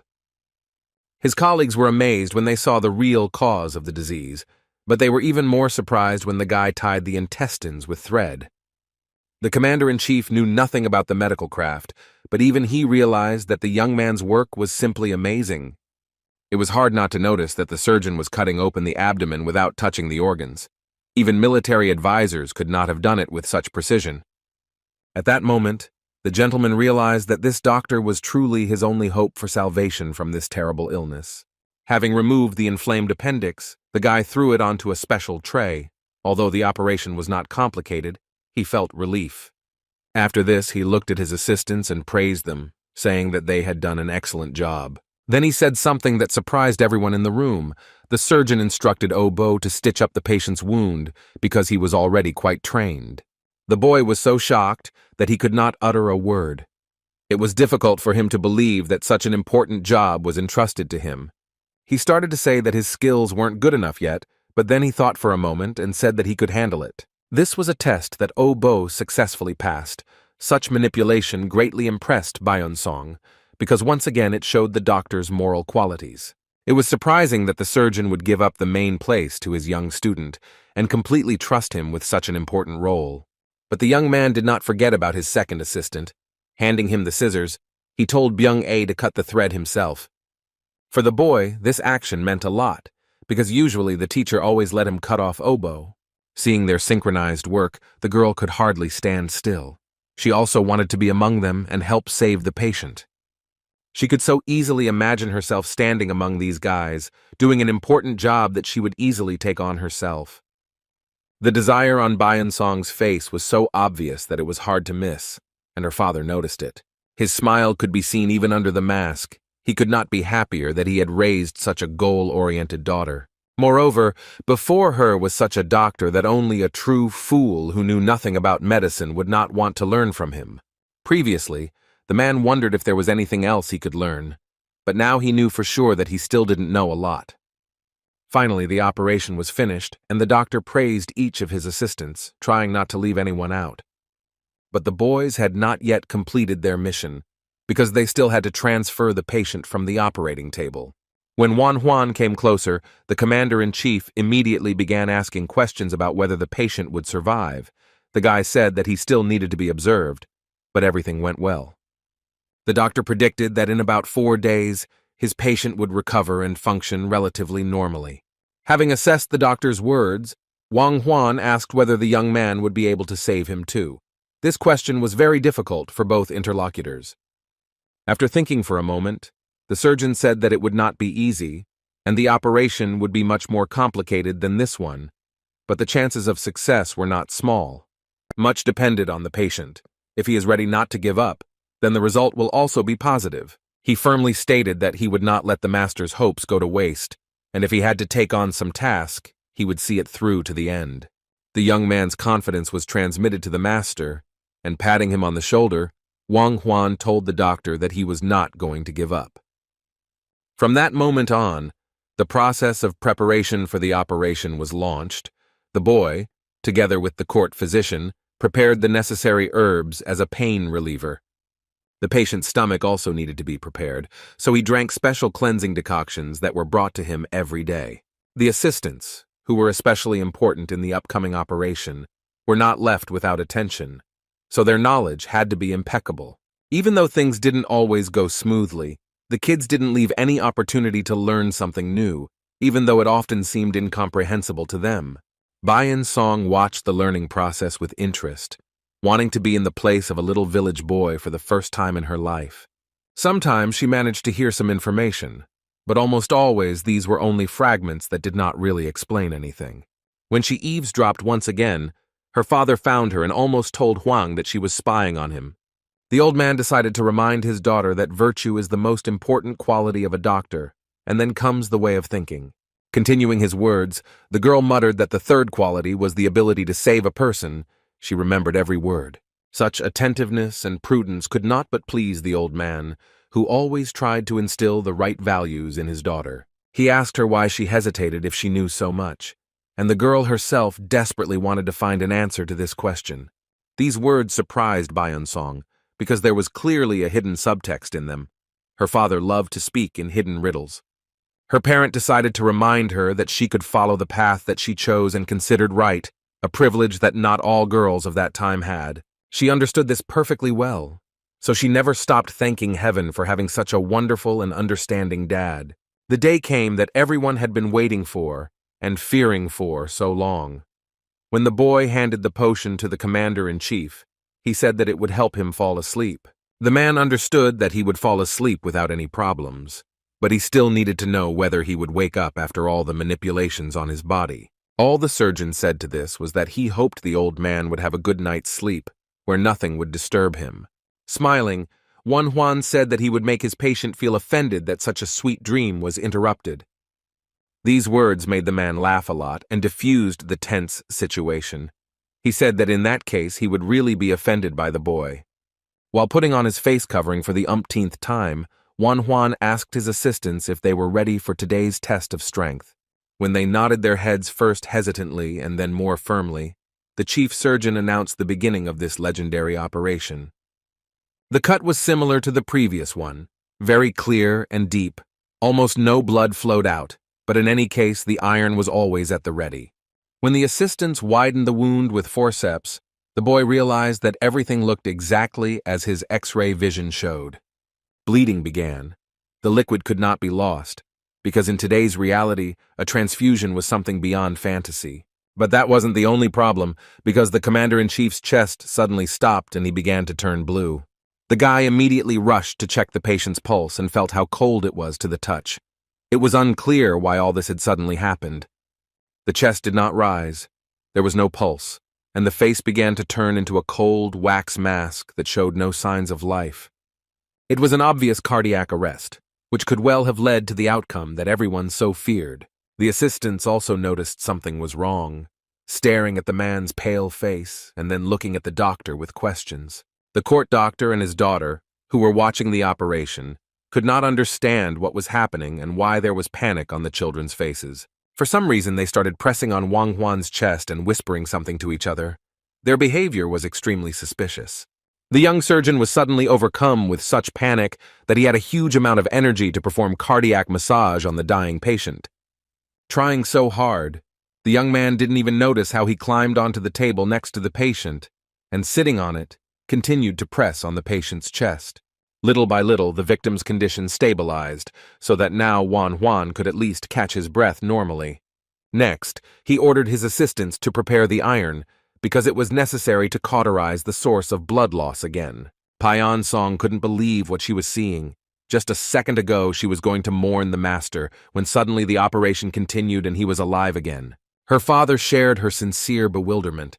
He had no idea that the human body was a mechanism that could be started even by touching it with his hands. Won-hwan began his work with a small incision, because if he had cut near the tumor and found metastases, he would not have been able to do anything. It was necessary to insert the scalpel only 2/3, then it would be possible to save the organ without causing harm to the patient. The atmosphere in the room was slightly tense, because the court physicians' worries for their master could be felt on a physical level. But after the guy successfully removed the piece of organ that was being collected, relief washed over him. It was lucky that the serous layer was not affected, but several lymph nodes became inflamed, and it was difficult to understand whether there were metastases there. It was worth removing all the inflamed nodes, because stomach cancer could easily spread further into the lymphatic system. It was also very important to preserve the vagus nerve as best as possible, since removing it was strictly prohibited. While performing the operation, the doctor did not forget to instruct his young assistants, showing them the insides. This time he drew their attention to the opening of the internal organs. He also explained that compared to other organs, the walls of the stomach are thicker and also very elastic, but its openings are similar to vessels. Then he ordered to insert a needle perpendicular to the surface. Byung-song followed these instructions closely. She desperately wanted to be among this man's students, but she did not dare to say so yet. Looking at his brilliant work, she once again thought that this man, this surgeon, was a healer from God, which was very rare to meet. The operation lasted the whole day.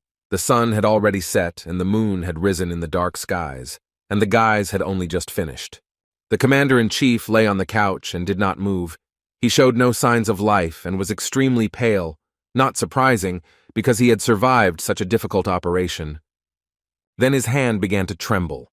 The trembling became more and more intense, and at some point his hand began to hit the bed hard. When the commander-in-chief heard his name being called, he slowly opened his eyes.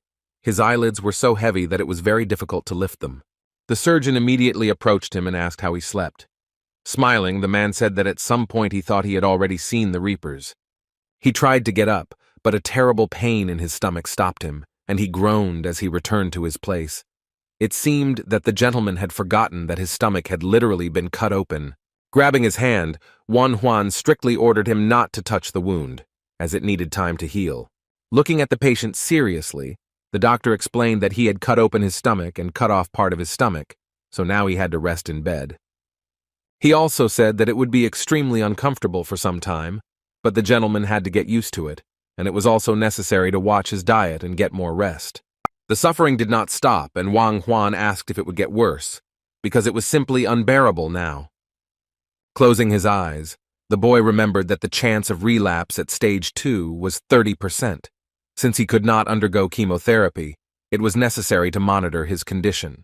He did not tell the patient this, but informed him that he was going to keep an eye on him for a few more months, checking the body every 3 months for the next 2 years. If a man can live peacefully for 5 years, then he will experience heavenly mercy, and we can say that he is completely healthy. These words made the commander-in-chief smile. For some reason, he was sure that his body could cope, because it was the body of a warrior. Spasms from laughter also caused pain, so a man should refrain from even strong positive emotions. But still, this pain meant that the fight against the disease had begun, and he had not given up just like that. Death would never take him without a fight. It was hard to hide the rather pleased expression on his face when the gentleman said that no doctors could cure him. Even the most sacred of them said that he would soon die. It was a pleasant surprise to him that the young surgeon had surpassed them all, and was now talking about heavenly mercy. These words only caused laughter. After these words, the gentleman swore that in the future the boy would always have wealth and glory, and his word was never an empty sound. The man was about to make a suggestion, but Juan interrupted him and did not let him finish what he was about to say. Bowing, the boy said that no wealth or glory would be greater than the salvation of life granted by heaven, so all the boy wants is to continue saving patients, and not to accumulate gold and estates for himself. These words struck the gentleman so much that he couldn't even say anything. He just listened to his doctor, hoping that he wouldn't be angry and would understand the little man's desire. The boy was about to leave and finally told him to take care of his health, but Juan asked him to stop. Once again, this young man disobeyed the order, saying that he would not interfere with the commander-in-chief having a good rest. After finishing his business, Juan decided to finally visit his home and see his relatives whom he had not seen for quite a long time. Seeing a familiar figure approaching the estate, Uncle Wang Sam exclaimed happily, asking how much time had passed since the master's last visit. Smiling, the boy asked if it was too difficult to accompany his brother. The man replied that it was his job, which he did with pleasure. When a familiar voice was heard in the courtyard, Huabong immediately jumped out of his room and ran to meet his younger brother. The boy apologized to his elder for arriving a little later than he had promised, but he replied that it didn't matter because they had done a great job. While sipping hot and aromatic tea after the journey, Juan asked how things were going with their mother, who had also recently undergone surgery. The brother said that she felt great and invited all their relatives to have a feast in honor of her sons. It was a real relief to hear this, because everything Juan did was aimed at helping the people close to him. Then suddenly, Huabun became interested in whether the young doctor had cured His Majesty's uncle, who was in critical condition. The guy's voice became more somber as he explained that the man had cancer, but fortunately the operation was successful. These words shocked the man. He could not believe that his little brother had managed to cure such a complex disease. The elder relative said that he had heard that the commander-in-chief was open about his feelings, so he wondered if he had offered a big reward. The next phrase threw him off balance again, because Juan said that they wanted to introduce him to the emperor, but he refused. Unable to bear it, Huabong laughed loudly, saying that this behavior was so representative of the young man, but he thought that he knew about the imminent war and would not go to the dangerous palace. Placing the cup on the table, Huan said that there was information he wanted to share with his brother. If Huabong had finished his studies, then Huabu thought he should get a job as far away from Luoyang as possible. The eldest member of the family listened in surprise as the young man said that he needed to do this now, because it would be very difficult to change in the future, so he should move far away. Realizing that the boy knew something that he shouldn't know, it was decided to listen to his advice.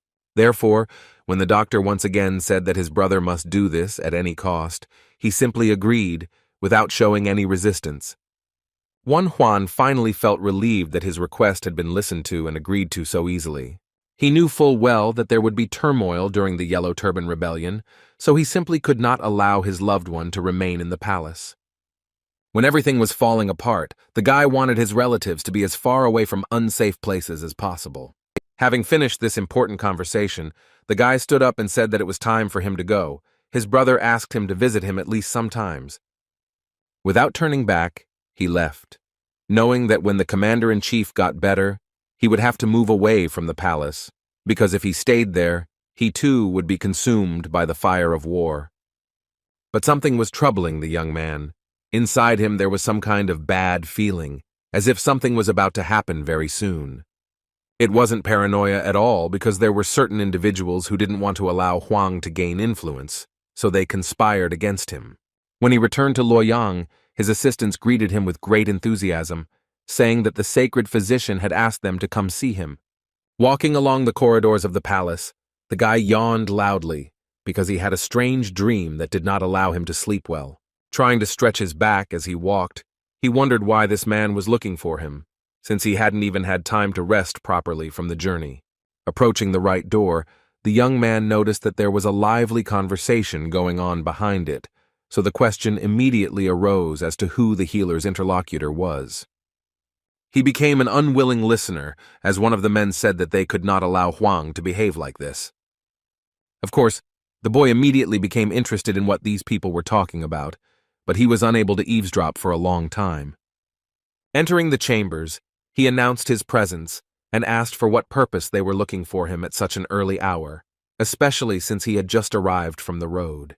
The doctors immediately jumped up and began to circle around him, telling him that they were very glad to see him and grateful that he had arrived on time. This lively behavior made the young man feel embarrassed, because these people were behaving in a very strange way. They looked at him with some kind of incomprehensible delight, and babbled incomprehensible things about not knowing whether it was good or not, without saying what they were talking about. Then the men said that from now on they wanted the boy to be called Hua Tuo. In some temples, this character was considered the god of medicine. Huan couldn't believe that he was named after the most legendary doctor that existed in ancient China. Suddenly, the puzzles in the guy's head began to come together. He could not even imagine that he really was Hua Tuo. His name from birth was Huan, but he thought it was just a coincidence. Also, bandits were going to kill him when he returned from studying abroad. There were quite a lot of similarities, except that the Dr. Hua Tuo was killed by Cao Cao because he did not come to cure his headache. So it wasn't enough to just shut the mouths of these two, because the more people he treated, the more often he would be called Hua Tuo. Well, the guy simply couldn't stop working as a doctor, because he knew that this was his calling, which he had to follow. So having thanked the men, the young man said that he did not deserve such a great name, and therefore refused to take it. They were extremely surprised when the young man demanded that they take back their words and stop calling him that. The next morning the boy woke up again in a bad mood. He felt sluggish and tired. He understood that he had arrived at a time when he would be drawn into trouble in any case, but he himself wanted to cure as many people as possible, which is why he had arrived at such an era. It was strange to think that there was a possibility that he would live the life of Hua Tuo, who was about 40 years old when the Yellow Turban Rebellion began, and he was now only 16. Scratching the back of his head, the guy realized that everything was very confusing now, and he didn't understand how to proceed further. He was distracted from these thoughts by a knock on the door. Some voice, clearly female, was calling his name. The surprised doctor said that the newcomer could come in, since he had just gotten up and was ready to leave the room. Suddenly, Bian Song entered the room. Her expression was very gloomy, and she was clearly worried about something because she was acting very quietly and cautiously. She looked at Wan Huan carefully and asked if they could talk to him, since she had something to discuss with the guy. For some reason, this request greatly embarrassed the young man. He suddenly stood up and began to walk restlessly around the room, after which he asked if the girl wanted something to drink. Without answering this question, Byung-song obediently bowed her head and apologized for being rude and disrespectful to him and for doubting his abilities. The guy suddenly remembered how she snapped at him on the first day they met, when he was amazed by her directness and sharp tongue. He laughed and said that anyone could have a breakdown like that, so he didn't hold any grudge against her. Her further actions surprised him even more. The young lady fell to her knees and began to beg him to take her as a student. The lady began to enthusiastically tell me that she really wanted to study medicine and had always been interested in this craft because it brought great benefit to people. Looking at this picture, the young doctor did not know how to behave, of course. Any doctor would like to learn something new, but he did not know whether he should take a student. He told the girl to stop behaving like that and get up on her feet, but she said that she would only get up if she was accepted for training. In this, she was very much like her father, who was also stubborn when it came to new methods of treating patients. Closing her eyes, the lady bitterly realized that it looked like her manipulation would not work, and she would never be taught to help people. But to her surprise, Wan Huan said that they wouldn't be able to work together normally if she persisted so much in his words. First of all, the guy thought that it was worth talking about what the girl wanted from him and what knowledge he expected to receive during the course of his studies. Embarrassed by this question, Byung-song began to quickly rise to her feet and say that she was in a hurry, which is why she acted so expressively. These words made Wan Huan smile, and he repeated for the umpteenth time that he liked this unconventional view of things that was inherent in the girl's thinking. After all, in his opinion, the development of a doctor begins with thinking. It serves as a starting mechanism and helps to find non-standard ways out of a situation. Then he asked if she had received her father's permission, but she was not allowed to answer because an old man entered the room and said that he was giving his blessing. He thought it would be better if Song studied with a doctor like Wan Huan rather than him. Taking the guy by the hand, the man said that his daughter was a very smart girl, so she would be able to compete with any candidate for studying with him. The speech was beautiful and very sweet, but the only thing that embarrassed the guy was that the man kept calling him by the name Hua Tuo. Deciding not to focus on this, the guy invited the family to sit down at his coffee table and discuss everything in detail. After all, before taking someone as his student, he had to say something, and only then could the issue of training be decided. For some reason, these words made Byung-won and his daughter very tense. They began to ask what was the matter, because they had not done anything that could offend the doctor. But the matter was different. Since the guy did not take money from any of his students, he would not take it from the girl either. In return, he would give her a task. She will need to brew decoctions, clean and process medical instruments. That is, she will have to do all sorts of little things, and this does not depend on the status she has. Also, along with medicine, she will study martial arts, because it will not be possible to treat patients without endurance, and he was also a very strict teacher. This factor can be off-putting. To sum it up, Byung-sun will not be studying with a classical teacher. Wan Huan's approaches were completely different, but no less effective.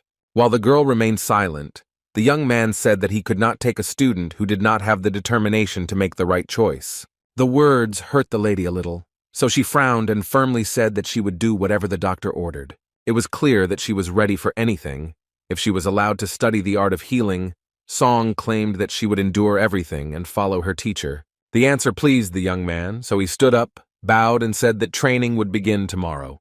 The only thing the elderly father asked for was to take care of his beloved daughter, who so desperately dreamed of becoming a doctor. This long conversation finally ended because Huang's young assistant burst into the room and began calling out to him in alarm. The boy said that the commander-in-chief was looking for a healer, so it was worth going to his chambers. Sitting on a chair by the window, the gentleman allowed 2 maids to cover his shoulders with a warm robe. The young girls happily took care of the man as if he were their own father. Finally, the young man who had performed the brilliant operation on him arrived. He bowed and asked why he had been called. Bad thoughts immediately came to mind. Perhaps the commander-in-chief was not feeling well, but he said that he called the guy on another matter and asked him to come closer. Smiling slightly, The old man said that he had heard very interesting rumors that from now on the boy would be called by the nickname Hua Tuo. This news was not at all good for Wan Huan, because it meant that the rumors were spreading at an incredible speed and had even reached the commander-in-chief. So he said that he received this name undeservedly and had no right to bear it, to which the man laughed and said that everything was fair, because the doctor managed to cure cancer. But this argument was cut short because the commander-in-chief suddenly became interested in how old the guy was turning this year. He said that he would be 16 years old, after which the question followed whether he was still engaged. Surprised, Huang answered that he was not. The conversation that followed became a real nightmare for the boy, because the commander-in-chief began to praise his beautiful granddaughters and ask if he wanted to establish ties with his family.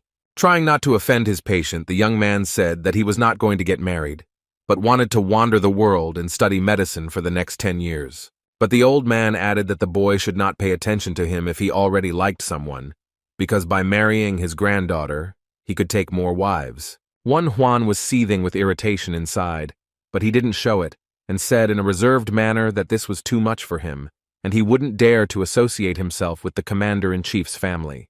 After a short silence, the gentleman said that now he too thought that the rumors that the Dr. Huang was a eunuch were true. The man did not understand such decisions, because the chancellor offered this young man a position and heard a refusal. Questions arose as to why the boy did not want to take a government post. It seemed like this young guy thought that the Pei State and the royal palace were for him, but he replied that he was simply trying to connect his life with medicine. This answer suited the gentleman perfectly. He said that he respected his desire to see the world and could understand why he wanted to remain free. But he added that they first needed to resolve one issue, after which he handed Wan Huan some kind of package. Before the young surgeon had time to reach out and take the parchment, the commander-in-chief said that His Majesty himself was looking for him. He was the 12th emperor of the Eastern Han dynasty, Liu Hong, and he had a not very good reputation in historical records. He was spoken of as a man who had gone mad for money due to his poor background. He was an emperor who played a leading role in the sale of government posts. The master also restrained the growth of the number of eunuchs and forced people to work hard, exploiting them to the fullest extent. Liu Hong was given the nickname of Stupid Rulers, calling him a dark monarch. He acted together with the previous emperor and the intelligentsia. It was alarming that such a person was looking for Wan Huan, because it clearly could not end well. The boy thought that if he were in Cao, he could say that his home was too far away, but His Majesty knew that he was in Luoyang, so he couldn't refuse. The commander-in-chief said that the emperor had ordered a doctor to be brought as soon as he felt better, and now that there was no need to worry about his health, the boy could go. Smiling slightly, the man said that the gentleman was not calling him because of illness, so there was no need to worry. But it was these words that caused even more panic. Bowing his head, Wan Huan realized that he had no choice but to go to the palace and find out the reason for his visit himself. A few days later, fate sent the young doctor to Hencheng to meet a man who was not particularly friendly. Walking through the courtyard of the palace, the boy wondered whether he had overdone it with treating the commander-in-chief. After all, he didn't even suspect that the man would recover so quickly. The old man had specially arranged for his companion to wear festive clothes for the meeting, which made him even more nervous. Noticing the obvious tension in the young man, the gentleman said that Eunuch Chong would soon meet them. It was an informal meeting that there was no need to worry about. Finally, Wan Huan was brought into the chambers and introduced to the one who so desperately wanted to see him. Kneeling down in a bow of deep respect, the boy wished the ruler to live long and happily. Without giving the boy a polite greeting, His Highness said that he had heard many different rumors about the man who stood before him. Emperor Liu Hong ordered Wan Huan to come closer and extended his hand to him. Having taken a closer look at the boy, the gentleman said that he was much younger than expected. It seemed that he really had talent. He recounted rumors about treating stomach disease and cancer by cutting open the abdomen, and he also heard that the court physicians had already called him Hua Tuo. Trying to suppress the trembling in his voice, Wan Huan modestly said that it was not appropriate to bear such a nickname because he did not have sufficient skills. But His Highness said that since he had cured such diseases, he deserved to be called so, because the debt had to be paid so that the price corresponded to the abilities. After that, he thanked the young doctor for curing the commander-in-chief. who asked to present Juan with an award. A servant came forward, carrying in his hand some kind of tray with incomprehensible contents. When Juan saw the sign, he wondered what it meant, but soon he found out. They wanted to send him to work in the highest supervisory body, which was called the Emperor's Censorate.